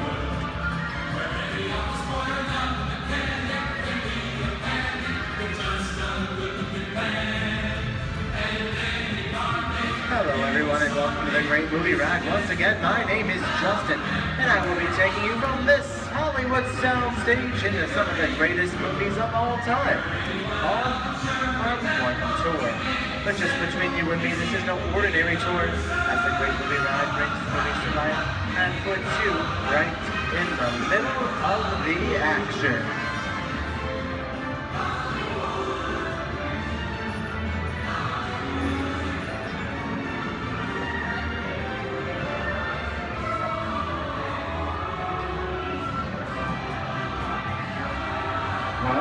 I don't know about you folks, but I just love the great Hollywood musicals of the 1930s.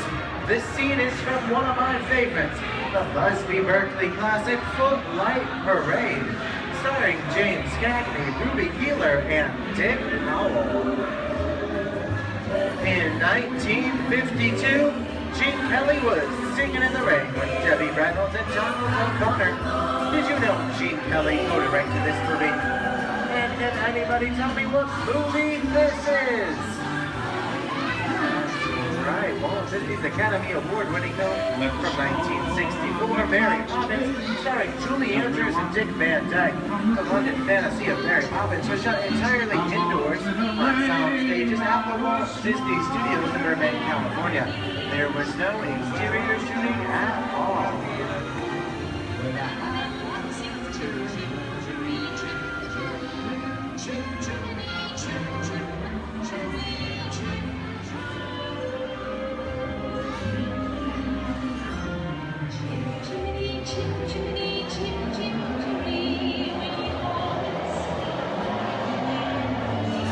Hold on to those wallets and purses, folks.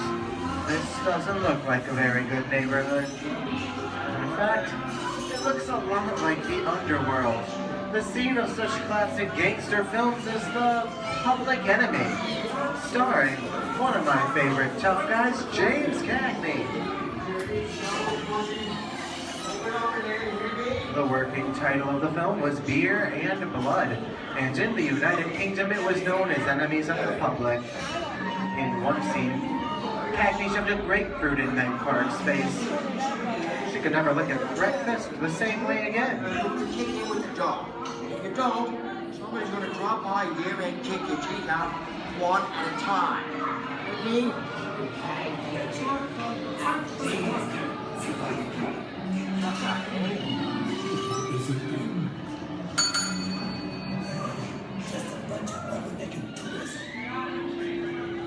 Sorry about the delay, folks, but I don't want to run a red light, even if it is just a movie.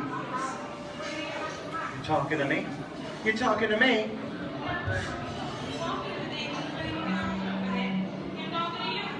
I'm not supposed to leave my vehicle. I said no! Okay, Muggsy, whatever you say. How'd you know my name anyways? I've seen this movie before. Well, they need some. See, you fancy. Connor's going to get out of here, so be it. Since we're out of here, you're gonna get hurt. I can't just walk out. Here they come, boss! Get out your grinders!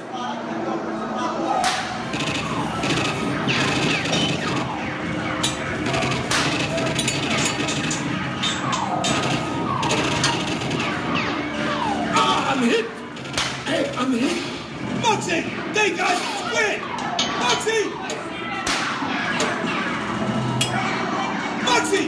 Squid's hit bad! Real bad!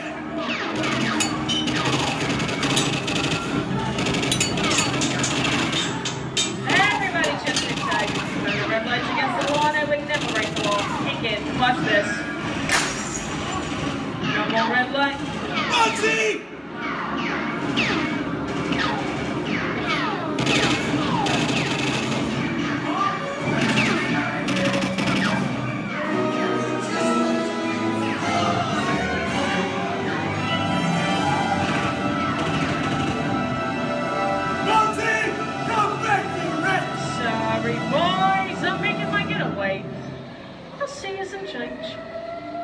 Wait, what are you looking at? Everybody mind your P's and Q's and maybe you won't get a... Who's this? JC? And now, the Old West, and two of Hollywood's legendary stars, Clint Eastwood and John Wayne.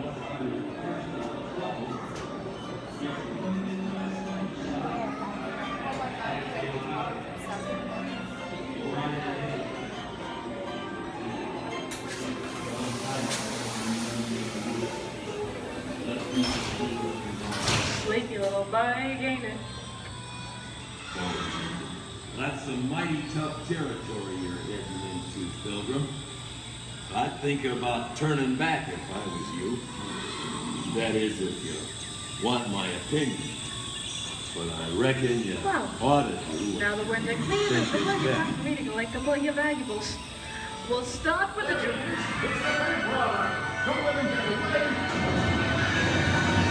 You're gonna have to catch me face, Copper. Give yourself up. The church will go easy. It's nuts and bolts. I'm getting out of here. For this. What are you doing?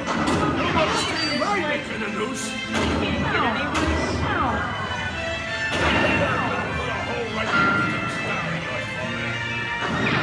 Okay. That's worse.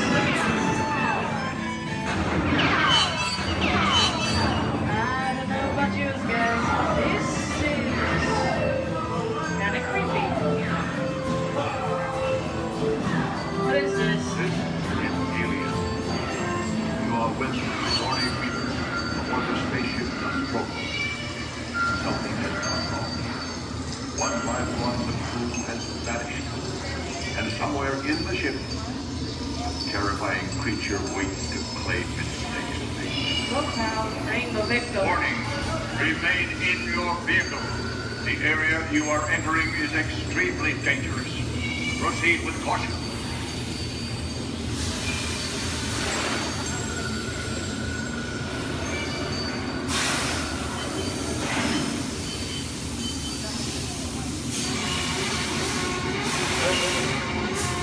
The emergency destruct system is now activated. Ship will detonate in 5 minutes. The option to override automatic detonation expires in 5 minutes.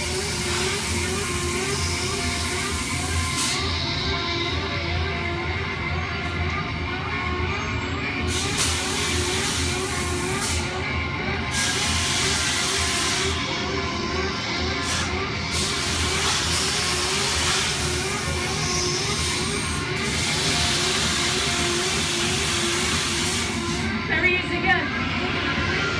Okay, that's enough creepy crawly things for one day, right? Oh.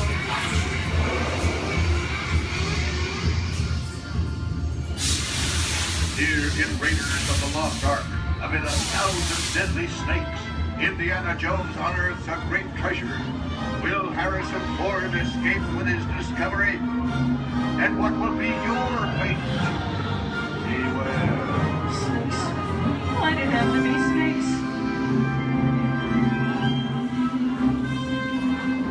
The dust of 3,000 years lies undisturbed in this ancient burial chamber.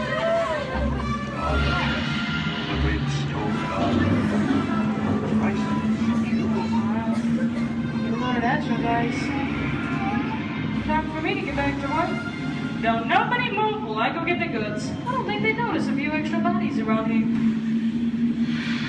But the jewel is guarded by a curse, and those who dare defy that curse must pay with their lives.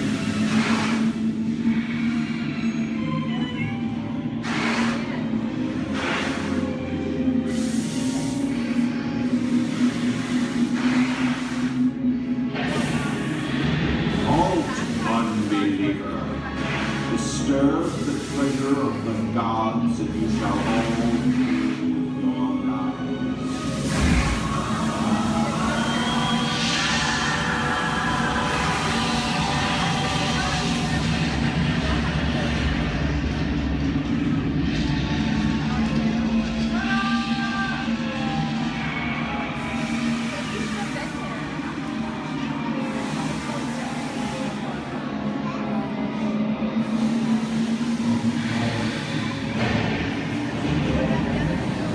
Well, I told you folks I was just going for popcorn.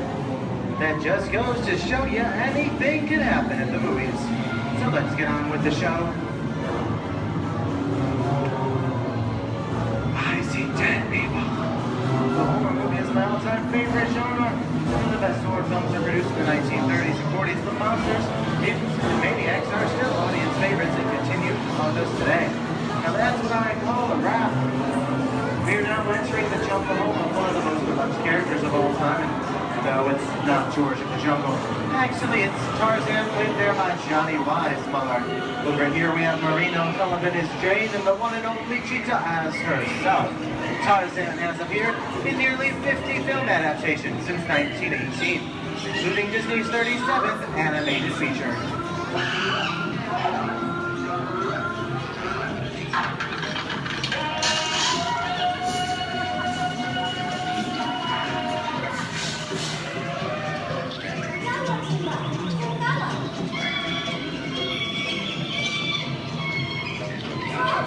I think this is the beginning of a beautiful friendship. Best black line in the movie ever.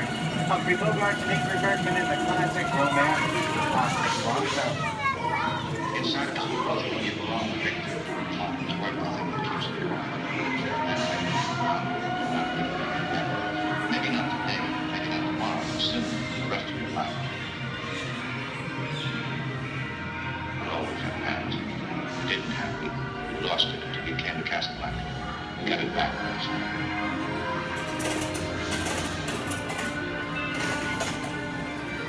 I've got a job to do too. Where I'm going, you can't follow. What I've got to do, you can't be any follow. Those I'm no good at being noble. Here's one of my favorite movie stars, Mickey Mouse in one of his greatest roles, the Sorcerer's Apprentice in Fantasia. When the movie came out in 1940, Walt Disney promised to add new musical sequences in the future. His nephew Roy kept that promise 60 years later with the release of Fantasia 2000. The sorcerer in this sequence was named Yensid, which is Disney spelled backwards.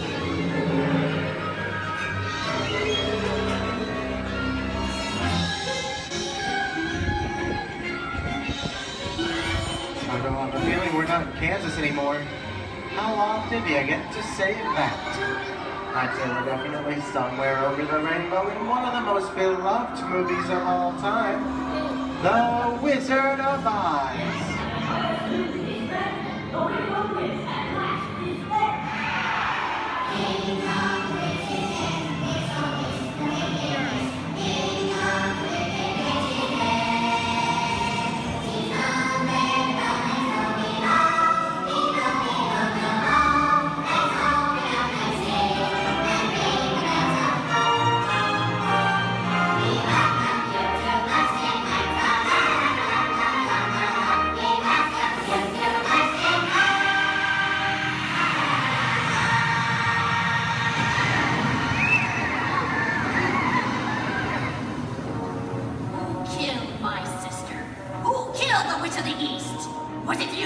No, it was an accident. I didn't mean to kill anybody. Well, my little pretty, I can cause accidents too. Oh, rubbish. You have no power here. Be gone before somebody drops a house on you, too. Very well. I'll bide my time. But just try to stay out of my way. Just try. I'll get you, my pretty, and your little dog, too. How we get out of here? What do you folks think? Which way do we go? Follow the yellow brick road. Follow the yellow brick road? Now, why didn't I think of that? Sing along, folks. You know the words.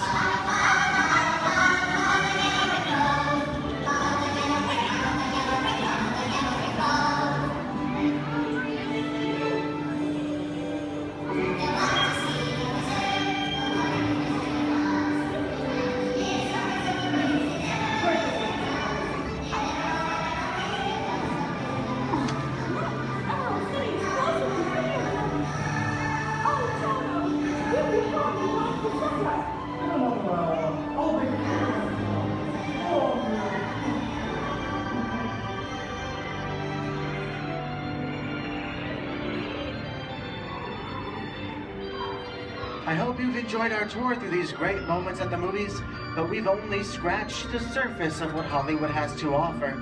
There are thousands of other great movies out there just waiting for you to discover. And here are just a few of my favorites.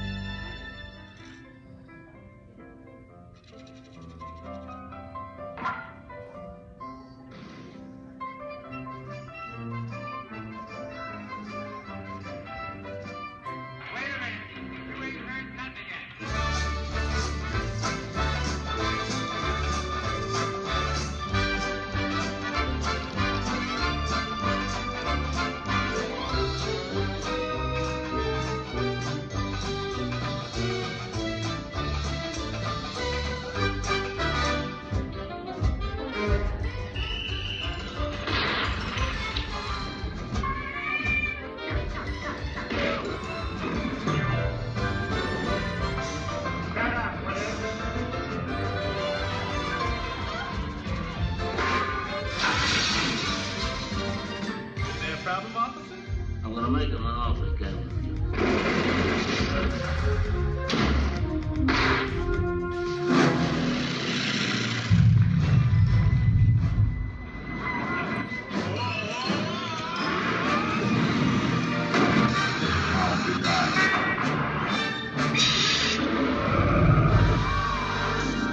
We're not in Kansas anymore.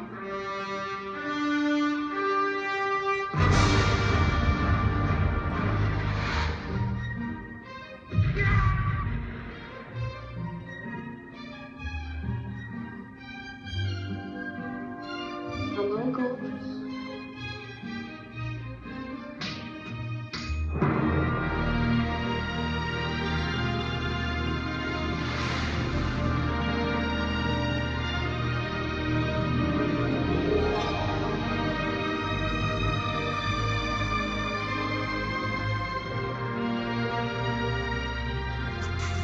I want you to know.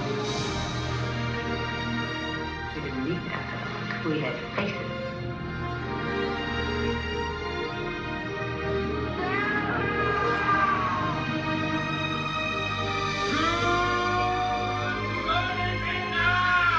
San Francisco Steve. It's going to be a bumpy night for us.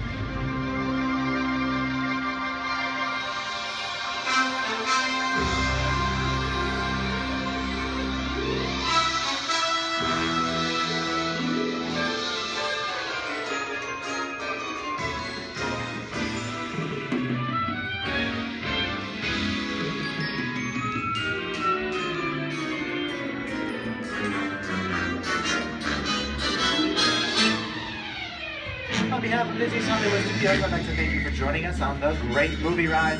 Now, before we wrap this production, there still is one scene left to do. It's called The Exit.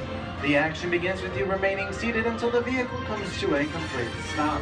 Then gather your belongings, take small children by the hands, and when these doors open, rise dramatically to your feet and make your grand exit directly to the rear of your vehicle. Oh, and one more thing. When I yell action, don't forget that there is applause for yours truly. Okay, places everybody, and action!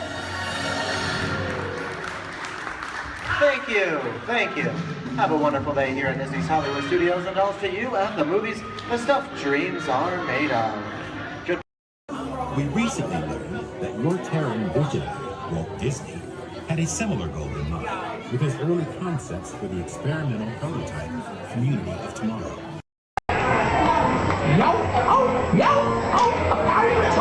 Boys doing this? I had a bandana complete full of. We got the eyes, you know. With that so restless, I can't move. We are the show yo, a pirate's life for you. He picked out a hat and he rigged it with blue. Picked up the army show like earrings and medals and dreadlocks in the boot. Picked up the army show yo, a pirate's life for you. Hands up to you, ladies. Hands up to you.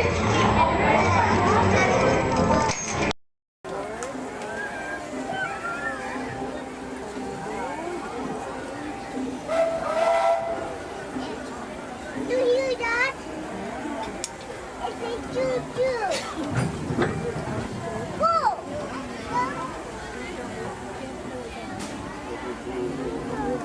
What? We're almost back. We're almost back and we want to get from the trains to Montreal. Hello, everyone. Thanks for joining us on the Disneyland Railroad. For a safe ride, remember to stay seated with your hands, feet, and legs inside the train. And please, watch your kids. ¿Qué tal, amigos? Y bienvenidos a bordo. Para su seguridad, permanezca sentado y mantenga las manos, brazos, pies y piernas dentro del tren. Y cuide a los pequeños. Gracias. As we steam on, one more look at the majestic Matterhorn Mountain and the happiest cruise of ever sailed. It's a small world.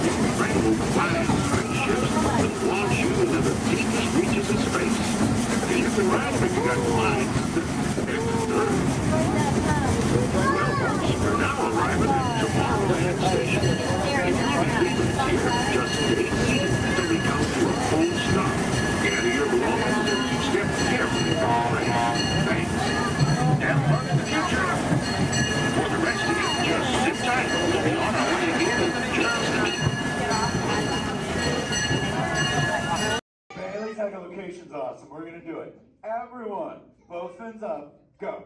Okay, sub-level, really good. Back bench, solid. Grandma in the corner. This is where we put our fins up. Good job, Grandma. Good job. Fins up, eyes closed, go. How many fins am I holding up now? No, you gotta go. You so totally rock. Spot, so let me ask, how's everyone doing today?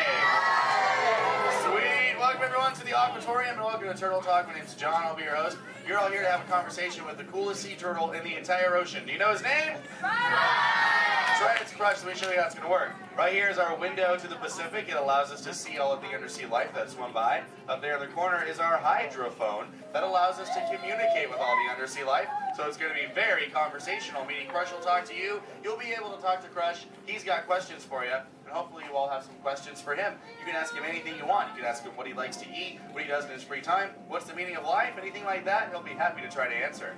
If you do need to leave at any time, it's okay. Just use the doors on the opposite side of where you entered or right back here. Back there's my pal Brian. Everyone say hi, Brian! Hi! Brian will be back there to assist you if you should need any assistance during the show.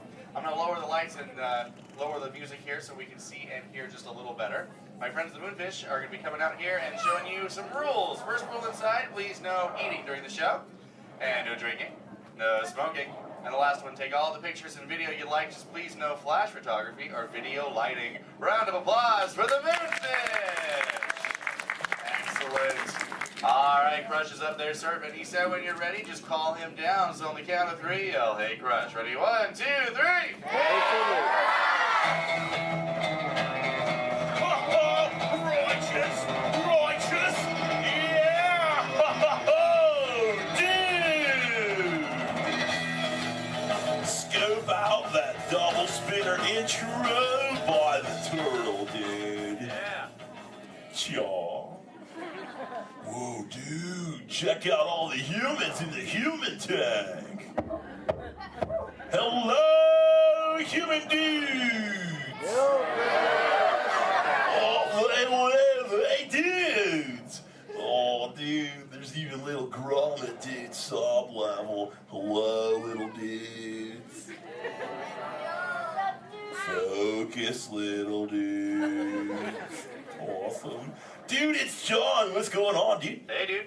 Hey, do you think you can help me talk to a grommet right over here? Right down front, kind of middle, wearing like a greeny color shell, dude. Brown moss on the noggin. Hey, what's your name, dude? Rudy. Nice to meet you, Rockin' Rudy, dude. Hey, do you know how to talk like a turtle? No. Oh, no worries. I'll teach you. Can you say totally? No, I can't. Okay, then. Let's go over here, John, dude. Yeah, let's talk to the dudette right here in the pinky shell, dude. Let's see if you can say totally. Hey, what's your name, dude? Gabby. Nice to meet you, Groovy Gabby, dude. So can you say totally? Totally. Whoa, you're good. Okay, now can you say sweet? Sweet. Okay, put both those words together, Groovy Gabby, and say totally sweet. Totally sweet. Whoa, dude, you dude, put your fins together for Groovy Gabby for totally talking turtle, dude. Dude, you're like bilingual. Hey, so like, where do you come from, Gabby, dude? Where do you live? Canada. Ooh, dude, you come from Canada, dude. That's excellent. I have no idea where that is. So how's the surf in the Canada, dude? Why are we whispering? Well, no worries, dude. Hey, so like, who brought you here on this fine day from the Canada, dude? Who'd you come with? With my family. Oh, excellent, dude. You brought the whole familia. Wouldn't it be cool if I talked to, like, your parental units? Totally say, chaw. Chaw. Awesome. Okay, let's find out where they are. Parental units of Groovy Gabby, where are you at? Raise your fin. I want to talk to you. Over here, dude. Oh, dude, excellent, dude. They're, like, way over there. They're, like, taking a mini vacay from the little one over there, dude. Hey, what's your name, dude? Walt. Nice to meet you. What relationship are you to the Groovy Gabby, dude? Father. Oh, you're the Papa Bear. Excellent. Hey, so how many little ones do you have? 2. Oh, you're just getting started. Excellent. Dude, the Crush Man's got 65. You should totally try that. Well, hey, I was wondering, do your little ones ask you a lot of questions? Oh, yeah. Do you always have the answers right? Never. Oh, dude, I'm totally the same way, dude. My youngest son, Squirt, dude, he asks me questions all the time, and I'm like, I do not know. In fact, human dudes, that's totally why I'm here today, to answer all those questions Squirt has about you human dudes. So if you can help me, and so I can take it back to him, totally say chaw. Oh, dude, you so totally rock! Dude! Whoa, dude, we got some advanced turtle talkers out there. Excellent. But for the rest of you dudes, whenever a green sea turtle says you so totally rock, you reply by saying, dude, really loud. So, you so totally rock. Dude!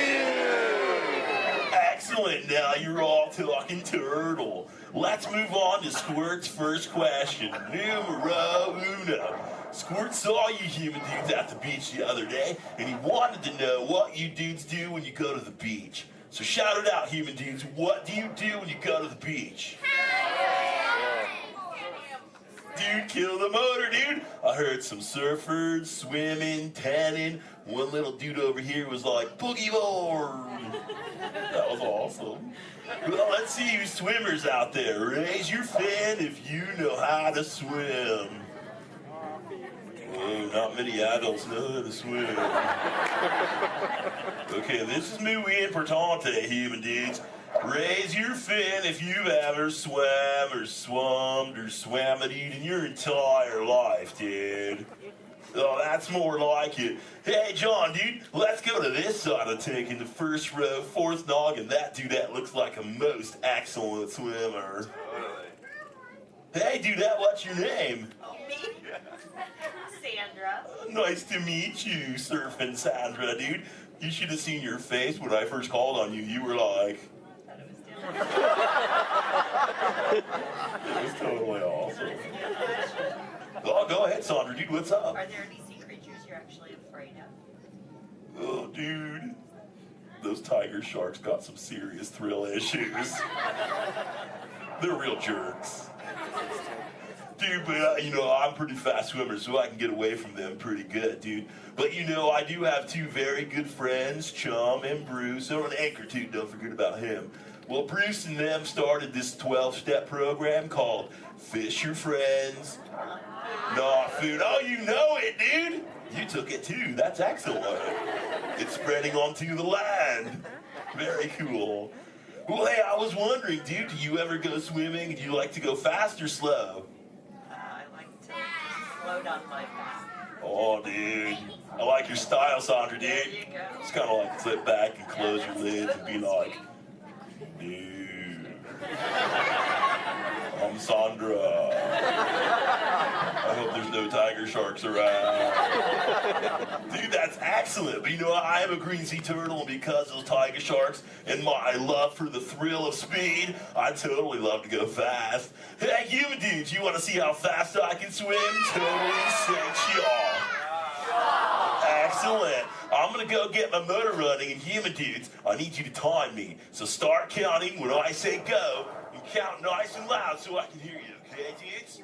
Ready, set, go. 1, 2. Back, dudes. Dude, I just swam all the way around the world. I did, dude. Right through Canada.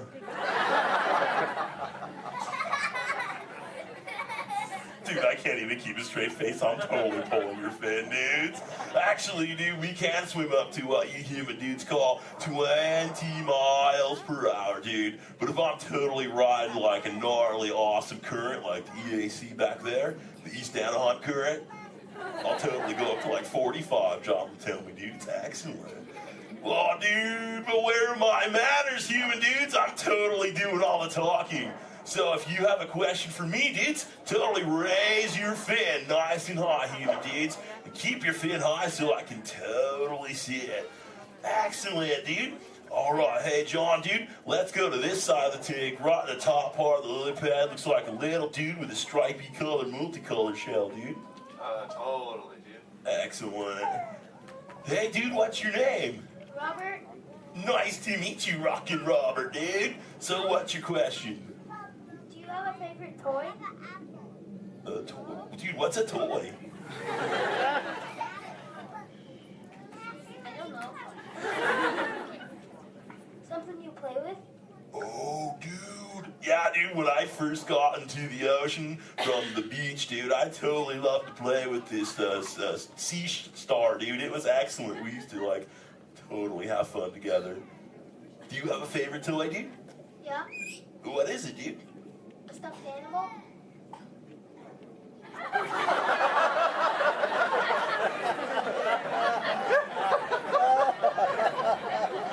What kind of animal? One from Disneyland? What's Disney? You know what, dude? You got some serious thrill issues, dude. We're just gonna stop it right there before I go any further. Dude, that's excellent. Hey, actually, dude, do you think you can help me with something? Say chalk. Chalk. Okay, the other day I found this thing. I don't know what it is. It's hoping you can tell me, dude. What is this, dude? A Buzz Lightyear toy. Oh, dude, so this is a toy, dude? Excellent, dude. So, like, what does he do? He flies. No way. Let's see if I can make him fly. Dude, that was awesome! Dude, the other day when I found this little mini man, he started talking to me, dude. He was like, I don't know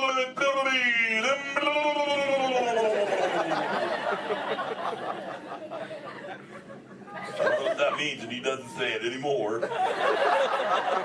So do you think Squirt will like this for his next hatch day, dude? Say chaw. Chaw. Excellent, I'll totally give it to him. And thanks for your help, dude. You so totally rock.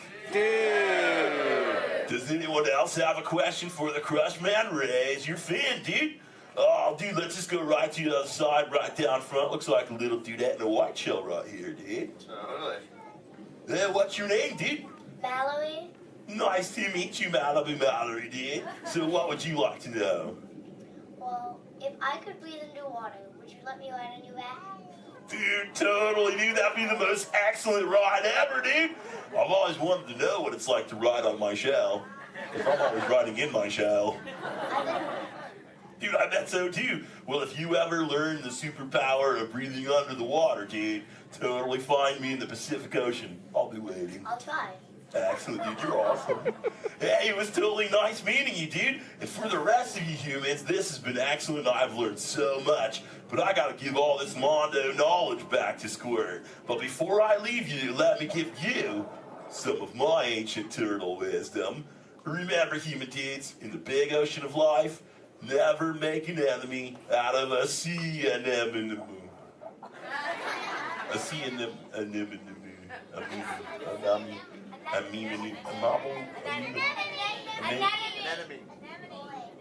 Stay in schools, dude! And remember, you so totally rock! Give it up for the Crush Man! Alright, give it to you from your exit buddy, Escape, the doors in the back.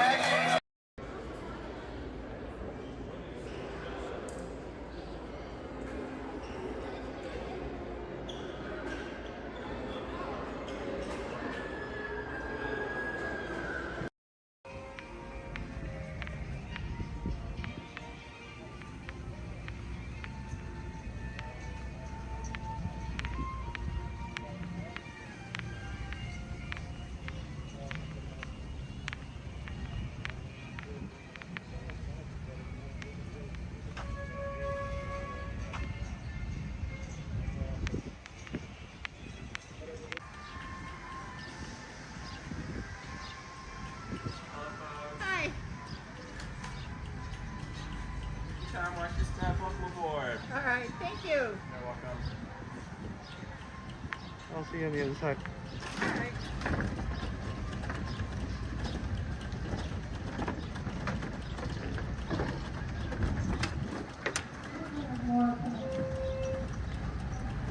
I believe there's some more coming. Oh, okay. I'm gonna fill my water bottle in the bottle.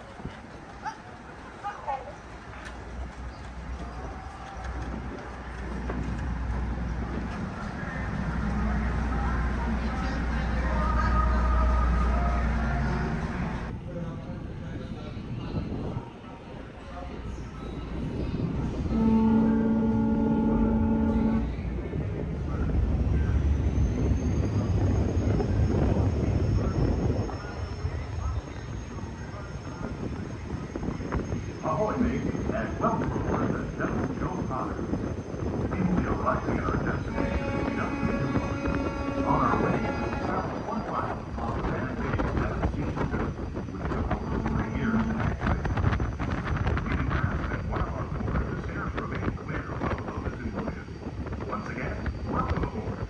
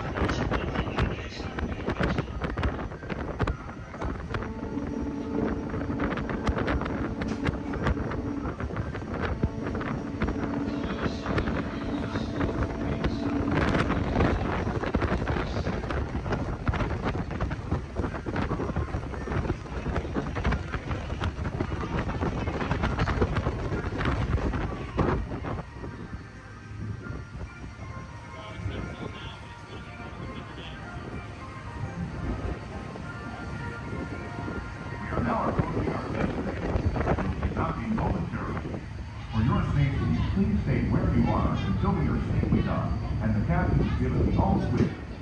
Because this is a free floating vessel, we do have a tendency to bounce around a bit during docking.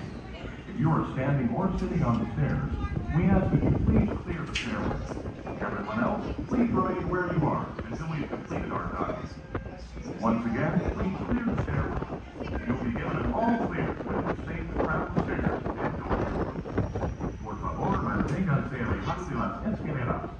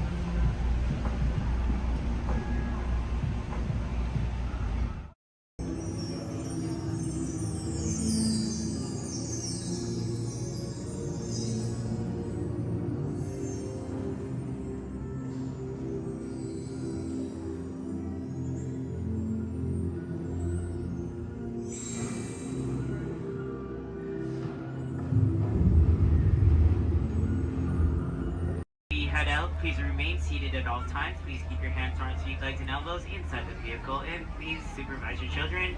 This is a one-way trip to Main Street, USA, and enjoy your ride.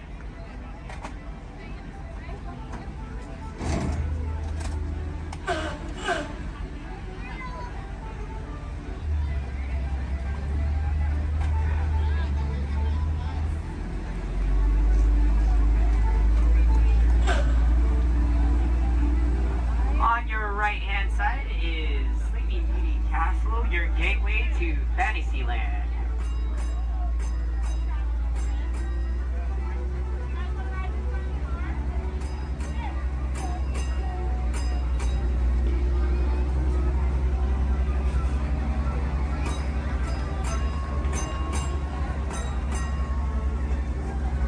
Coming up on your right-hand side is Frontierland and Adventureland. Beyond that, Critter Country, Darling Square, and Star Wars Galaxy's Edge.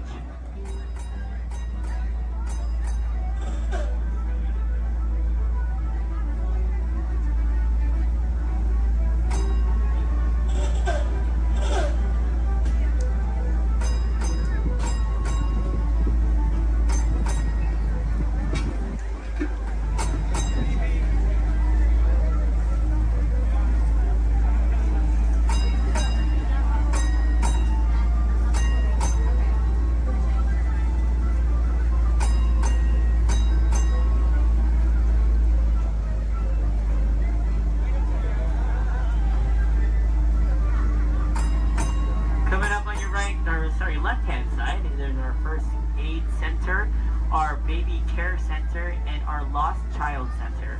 On your right-hand side, if you enjoy ragtime piano, we got some music going on over at the Coca-Cola Refreshment Center on your right.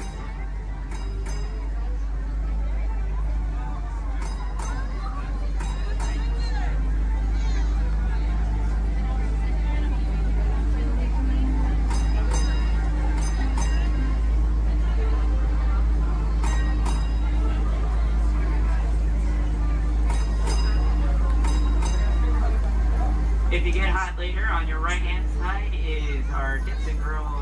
ice cream parlor. And on your left is Market House, where you can find our Starbucks coffee and tea. Beyond that is our locker station.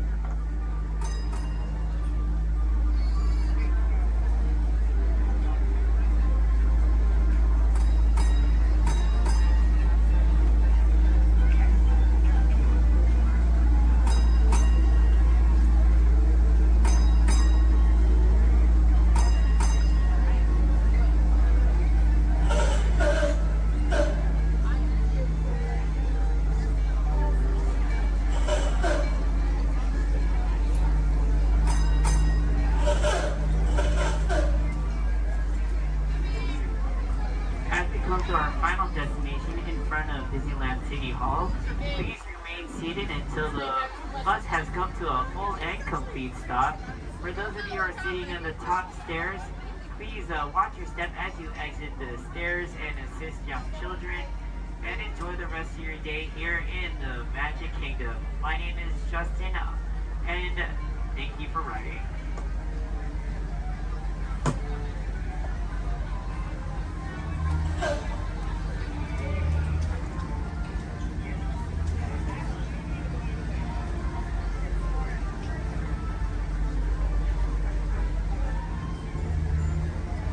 Thank you. Please remain seated, folks. I do need a park deck right over there. Yeah. Please remain seated, folks.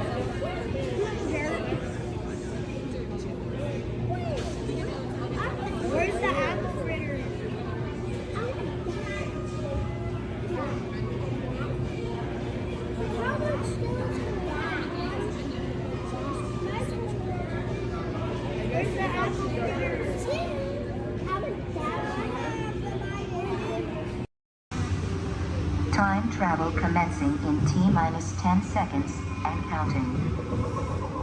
This is Seeker. Listen up. We've got to get in, grab the iguanodon, and get out before that asteroid hits. Let's roll.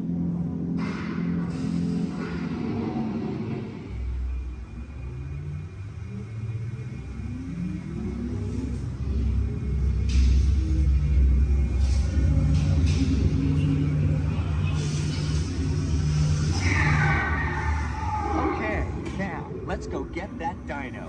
Computer, what are you tracking? Styracosaurus. Not our dino. Warning, meteor shower in range. Just little one. Oleoramus. Hadrosaur. Raptor. Time to get serious. Locking autopilot on homing signal now! Hang on! I'm tracking a big dino on the scope. Could be ours. Computer, full stop. Identify. Carnivores. Definitely not our dino. Go, go, go!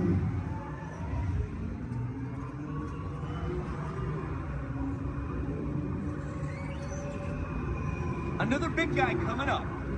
Computer. Slow and identify. Sauropod. Still not our dino, but at least this one's a vegetarian.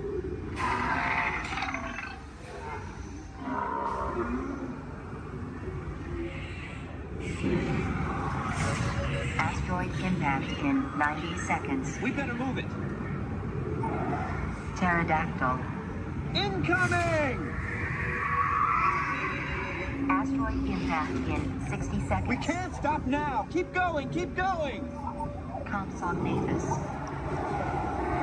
Computer, what's happening? Loss of traction. Four-wheel drive, move it! Warning, meteor strike. Evasive maneuver! Left! Right! Left! Right! That was close. Computer, now what? Carnotaurus. That's it! Abort mission! Abort! Abort! Iguanodon. Forget it! Get them out now! Asteroid impact. Brace yourself! This is it!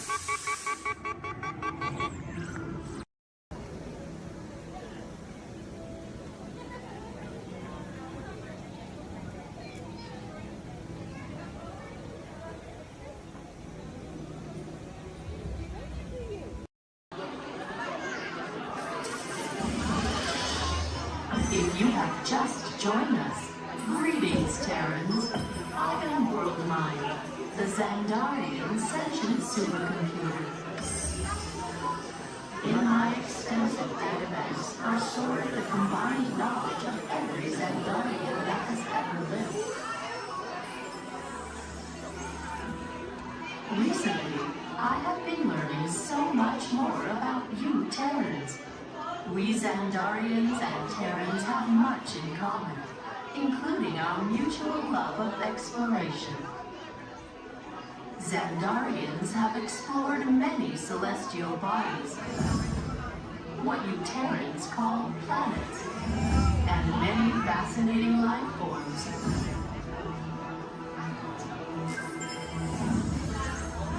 In the past, when you witnessed our homes, you referred to our ships as unidentified flying objects, or UFOs.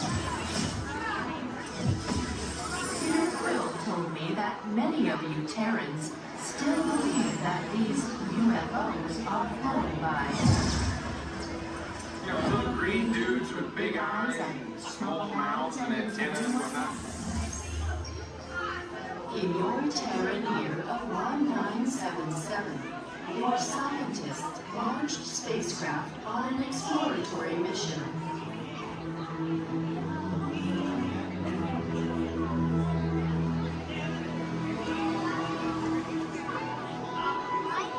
In the Terran year of 2012, Voyager 1 made the historic entry into interstellar space, the outer limits of your sun's gravitational pull.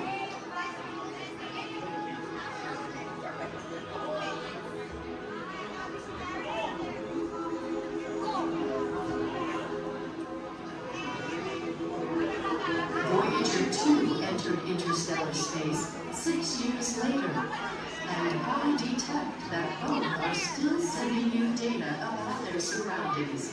Most impressive.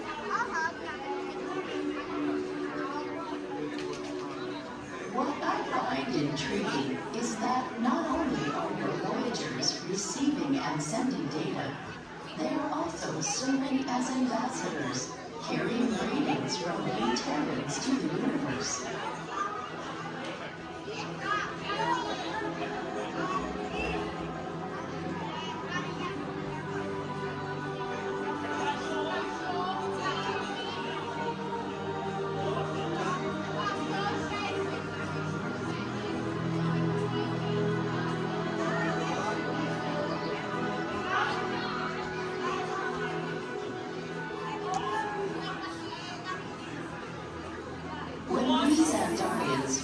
detected your plane.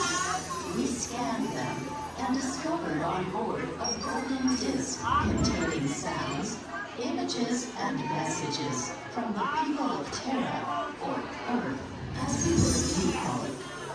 Peter Quill has claimed that the most important item on the disc worth sharing with the universe is the musical message from your Terran, Chuck Berry.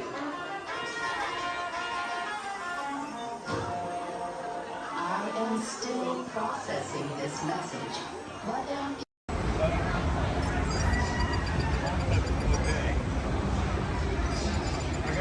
Hello.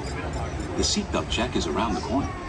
For your safety, remain seated with your seatbelt fastened in your hands, arms, feet, and legs inside the vehicle at all times. And please supervise children. Thank you. La estación de control de cinturones de seguridad está a la vuelta de la esquina. Por su seguridad, mantenga sus manos, brazos, pies y piernas dentro del vehículo y cuide a los niños.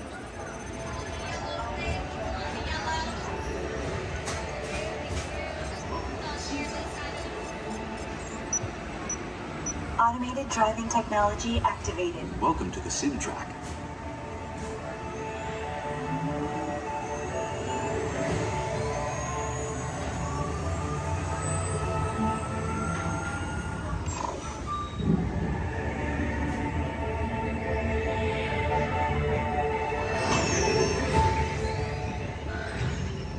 We'll begin with the capability test to see how your vehicle designs perform under challenging weather and surface conditions. Monitoring road surface. Connecting to OnStar. SIM card performance data acquired.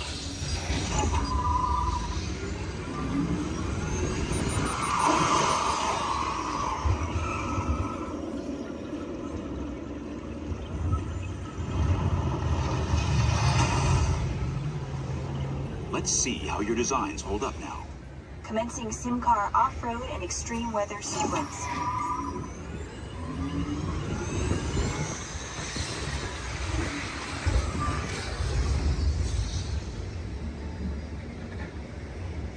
Capability test results displayed and verified.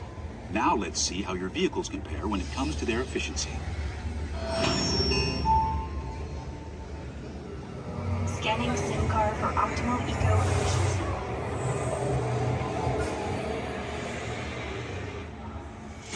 Engaging eco scan for aerodynamic efficiency.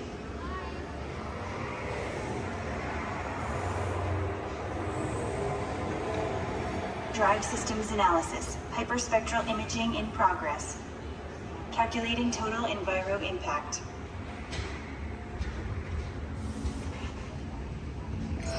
Commencing responsiveness test.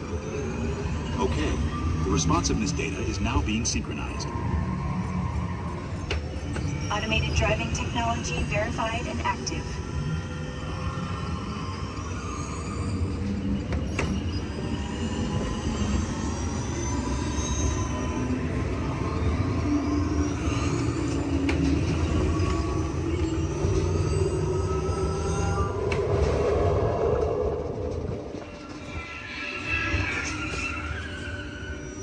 Automated crash avoidance technology disengaged.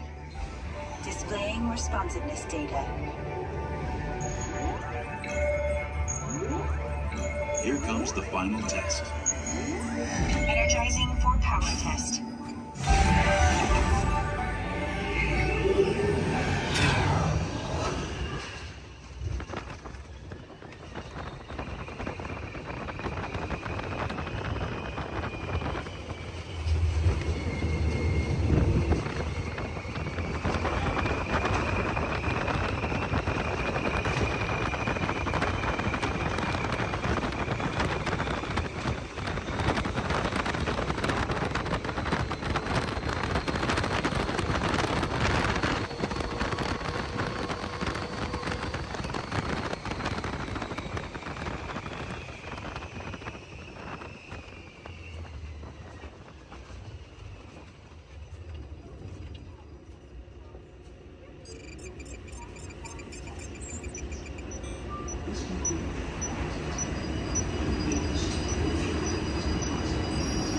Displaying power test results.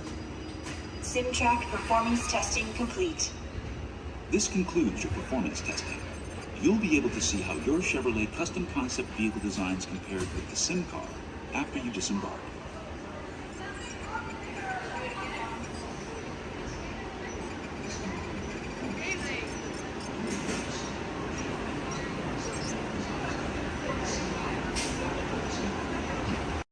Awesome, thank you for volunteering for being our flotation devices. Does anybody think that the captain should go down with your ship? Raise your hand. Awesome, sir, what's your name? Jim, thank you for volunteering for being the captain. I'm a skipper. I skip out at the first sign of danger. All right, and we are clearly out of my mind. Everybody turn around, wave goodbye to the dock. Now wave goodbye to the nice people on the dock. Now wave goodbye to the skippers. Bye, skippers. You're never going to see them again. All right, ladies and gentlemen, my name is Skipper Jason. For your safety and mine, please remain fully and completely seated, keeping all hands, arms, legs, feet, small children inside the boat at all times. Now, not only am I your jungle cruise skipper, I am also your dancing instructor, your cruise director, your lion tamer, your alligator wrestler, and if you don't laugh at my jokes, swimming instructor. Alright guys, we're starting off right here in the Amazon rainforest where it rains 365 days a year. That's almost every single day. That's what makes these bugs larger than life. These beautiful Amazon butterflies, ladies and gentlemen, their wingspan can go anywhere from 12 inches up to a whopping 1 foot. That makes them the rulers of the jungle. True monarchs, true monarchs. And over here, ladies and gentlemen, we have Inspiration Falls. Now, I am told the longer we stare at Inspiration Falls, the more and more we are inspired to go deeper and deeper into the jungle. Everybody say, ooh. Everybody say, ah. Everybody say, ooh, ee, ooh, ah. No, I'm just kidding. Don't do that, folks. Anyway, so much inspiration, we are going to not only change rivers, but jump continents. We are now in the continent of Africa along the Congo River. Now, we're going to see how far we can go in this boat with me behind the wheel. Who here wants to see the world-famous Jungle Book? Raise your hand. Awesome, everybody. Because there it is. Now, up here at the beach, ladies and gentlemen, I have arranged for you a welcoming pygmy party. There's going to be music, dancing, singing, eating, drinking, all sorts of fun, all sorts of game, all sorts of craziness, all sorts of... Oh, I can't see anybody canoe. Guys, the jokes are only going to get worse from here, I promise. I wonder what might have scared off my friends, the pygmies. Anybody see anything that might have scared them away? Yes, that giant python could have done it, princess. They can grow up to 33 feet in length, but don't get too close. They can develop a crush on you. They're really friendly. So let's stop by my base camp, guys, and pick up some supplies. Oh. This is what happens, guys, when you leave your door open in the jungle. You get unwanted house guests, and they break every single thing that you own. Good news, though, guys, they got my Jeep to turn over. I wonder if they used a monkey wrencher called 888. All right, ladies and gentlemen, we are now cruising along the Nile River. It is the world's longest river. It goes on for miles and miles and miles. If you don't believe me, you are in... False. You're in disbelief. We are on the Nile River. Right over here, ladies and gentlemen, is Jimbo. He's an African bull elephant. I taught him some tricks. Jimbo, speak. Jimbo, speak. Okay, we're getting the silent treatment. That's fine, that's fine. Esmeralda, speak. Really? What did I do? Come on, guys. Get with the program. There they go. All right, right over here, guys, we got the sandstone rock formation. A lot of people take it for granted, but I think it still rocks. It's one of our bolder attractions here in the jungle. Now, ladies and gentlemen, we got the wildebeest, we got the giraffes, gazelles, impalas, zebras, and lions. Hey, guys, those zebras in the back, they are the oldest zebras on property. You know how I know that? They are still in black and white. Don't worry about that zebra with the lions, everybody. He's just dead. Dead tired. Dead tired. All right, ladies and gentlemen, over here we're going to say hi to one of my oldest friends in the jungle. Her name is Ina. So as we go by, I want everyone to wave and say hi to Ina for me. Here we go, everybody. Say, hi, Ina! By the way, Ina is the zebra in the back. It looks like those guys on that tree are in some trouble. Oh, boy. All right, ladies and gentlemen, we are now cruising along in crocodile country. Crocodile country, there's a lot more dangers than just crocodiles. There's monsoons, there's rapids, and there are these giant things called waterfalls. So if you guys see a waterfall, point it out for me so we can avoid it. We don't want to go over it just yet. We want to go through it later. What's that? Where? Where? Oh, that is Schweitzer Falls, ladies and gentlemen, named after the late great Dr. Albert Falls. As we go by, I want everyone to lean. Lean. Lean. Don't worry about looking stupid. stupid. I'm doing it for you. Lean, lean, lean, and we will make it. All right. Ooh, that was close. Man, I know a lot of people will ask me, Skipper Jason, how is it you became a world-famous Jungle Cruise skipper? And I tell them, quite frankly, isn't it plain to see I took a crash course? Toughest thing about flying, ladies and gentlemen, is the ground. It's totally the ground. So we're going to keep cruising right along, people, into this pool full of hippos. It had to be hippos. All right, guys, cover your ears. This is going to get loud. They gave me something to scare away the hippos.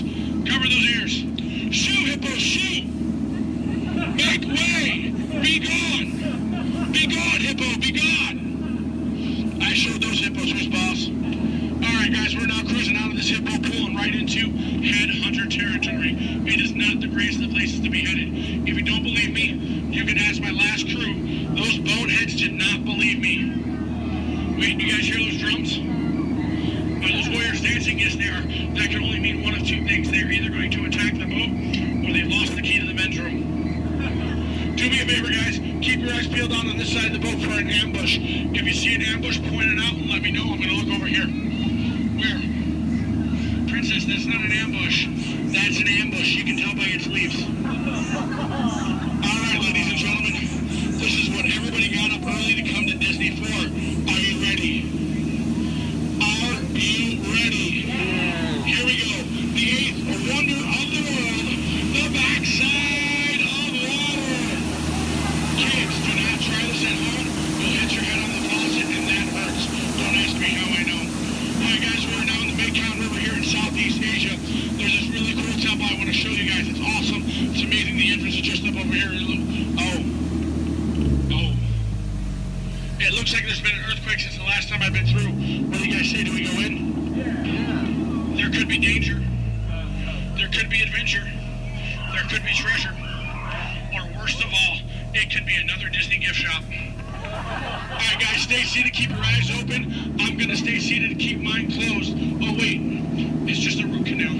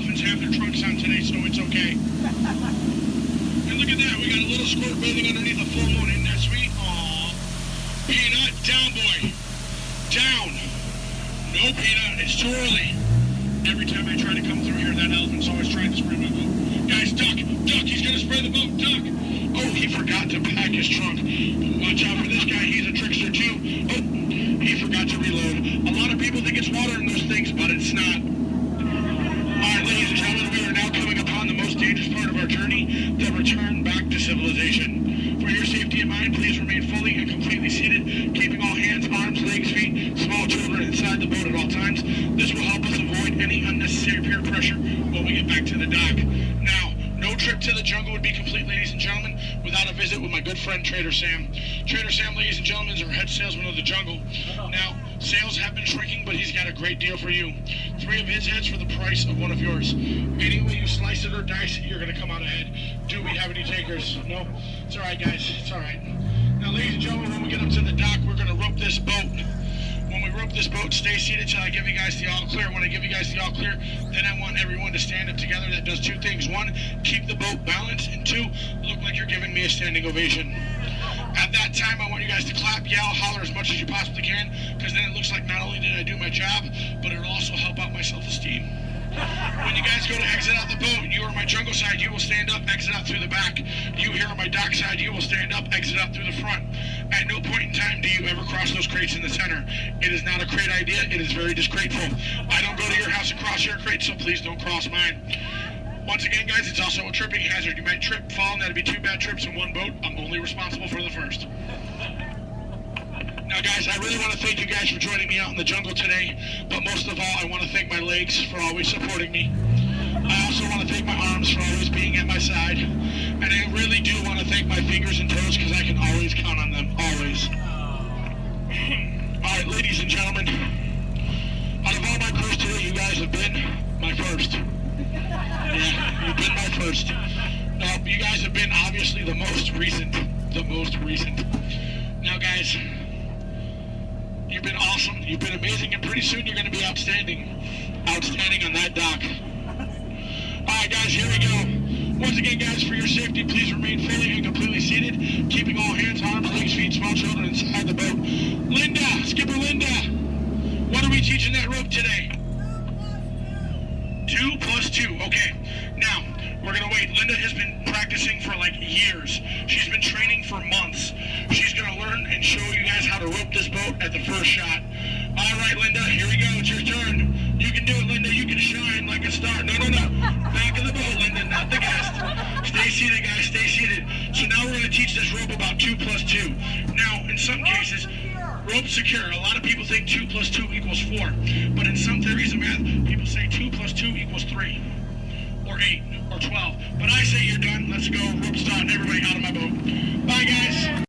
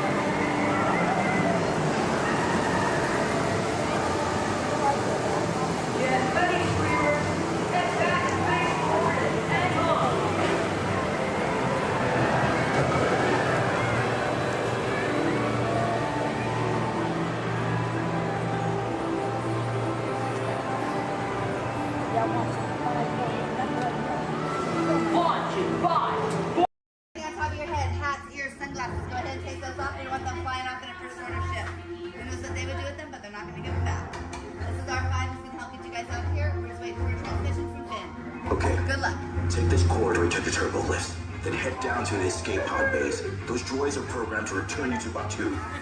Hurry and And don't get caught. Lieutenant Beck will guide you. Recruits, for your safety, stay seated with seatbelts securely fastened. Keep hands, arms, feet, and legs inside the transport and supervise your children.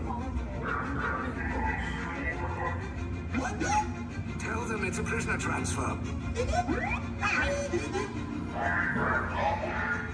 Did it work?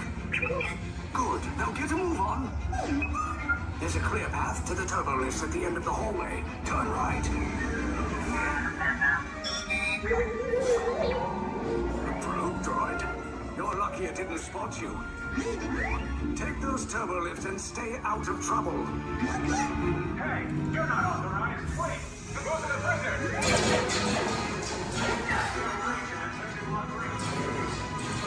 Your cover is blown. Find an alternate route. Who picked these two droids anyway? Detection breach. Prisoners well seen. Fire!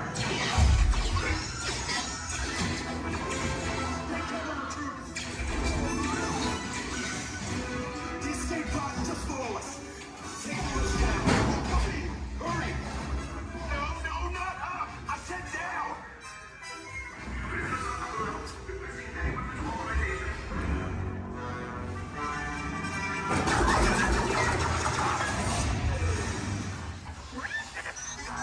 This does not look good. Try to find another way down to the escape pods.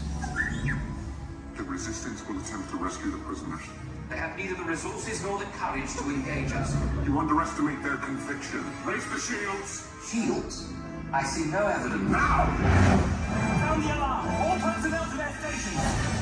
Sir, the prisoners have escaped. How brave, but ultimately hopeless. There's nowhere to run.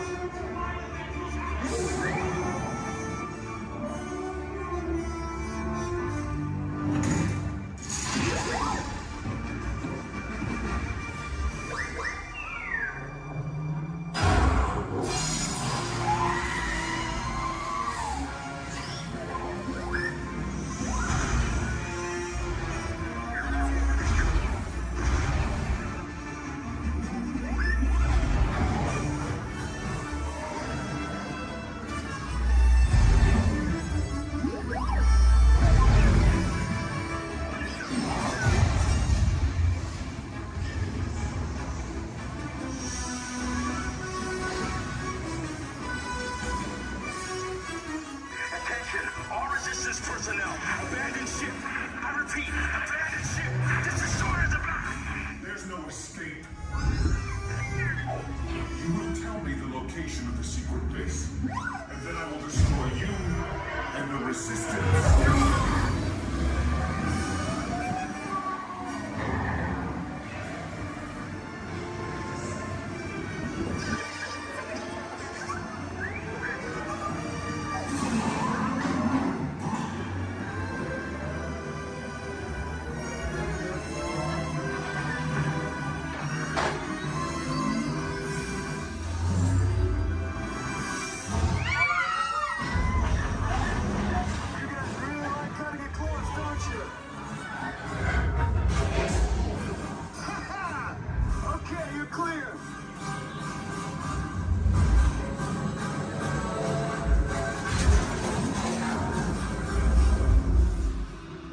Escape pods came in a little off target.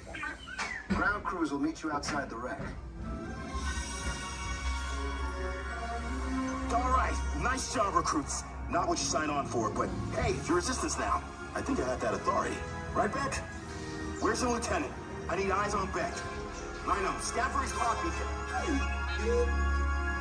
More escape pods down in Sector 4. Verification pending from Key Command personnel. Where's the lieutenant? I need eyes on Beck. Lieutenant Beck here. Beck! You're right. I should hope so. Great job, recruits. Thanks to your heroism, the location of the Resistance base is secure. Bravo! Yes, R5, you too.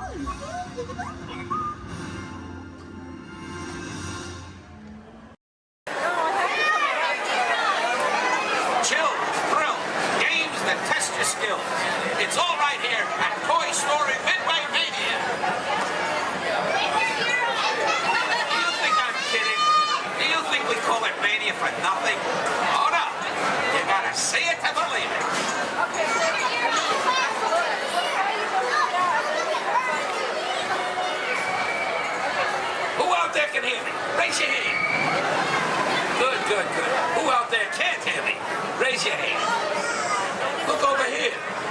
bunch of wisecracks.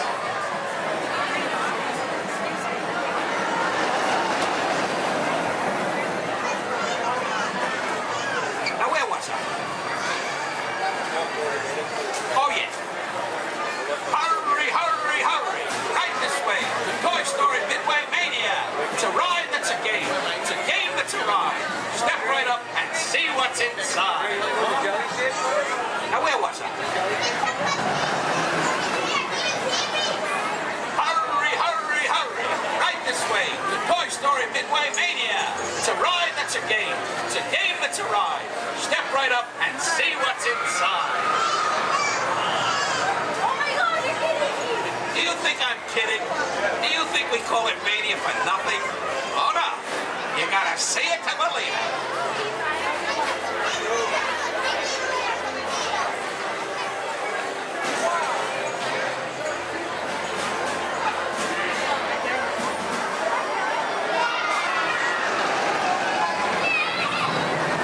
Quiet, everyone. I think I hear Andy coming. Everybody, freeze.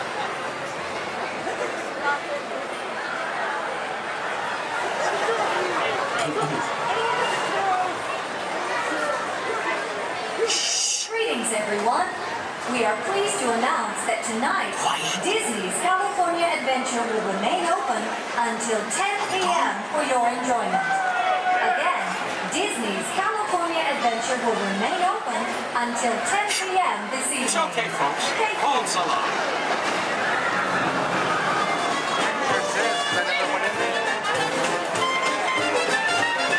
I'm saying you'll keep playing. Yes, I am. With Woody, Buzz, Bo Peep, and Rex and Ann.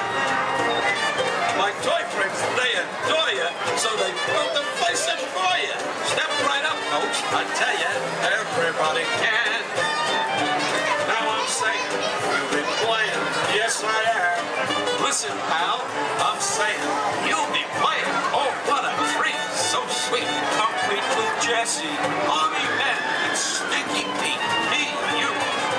Andy's room is humming, cause company's coming. You know everyone's a winner, that's the plan. I'm saying, you are playing, yes I am.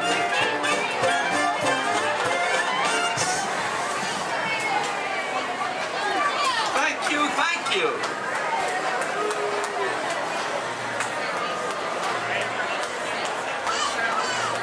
Last night, Mrs. Potato Head said, honey, there's a salesman at the door with a mustache. I said, tell him I've already got one.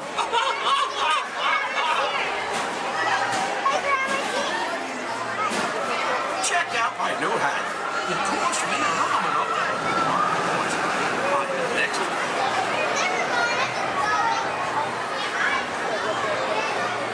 Okay, now, give me a D. I said, give me a D. Give me another D. Give me another D. What do you got? 3D. Yes, that's right, folks. Midway Mania is in 3D. So don't forget to pick up your game glasses just ahead.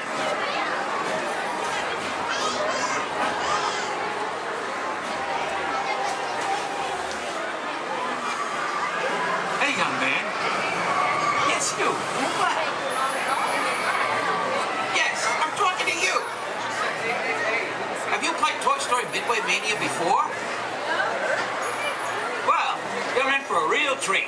All the toys are inside, setting up the carnival play set. Even a couple of little green men that the missus insisted on adopting. Don't get me wrong. They're cute. I just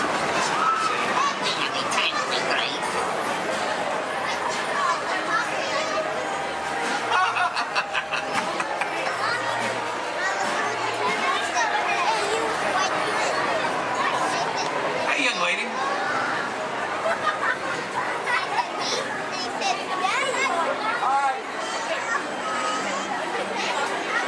Who's your favorite?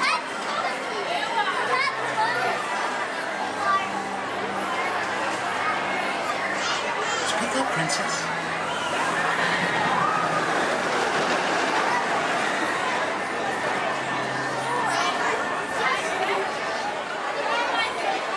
Take your time, kid.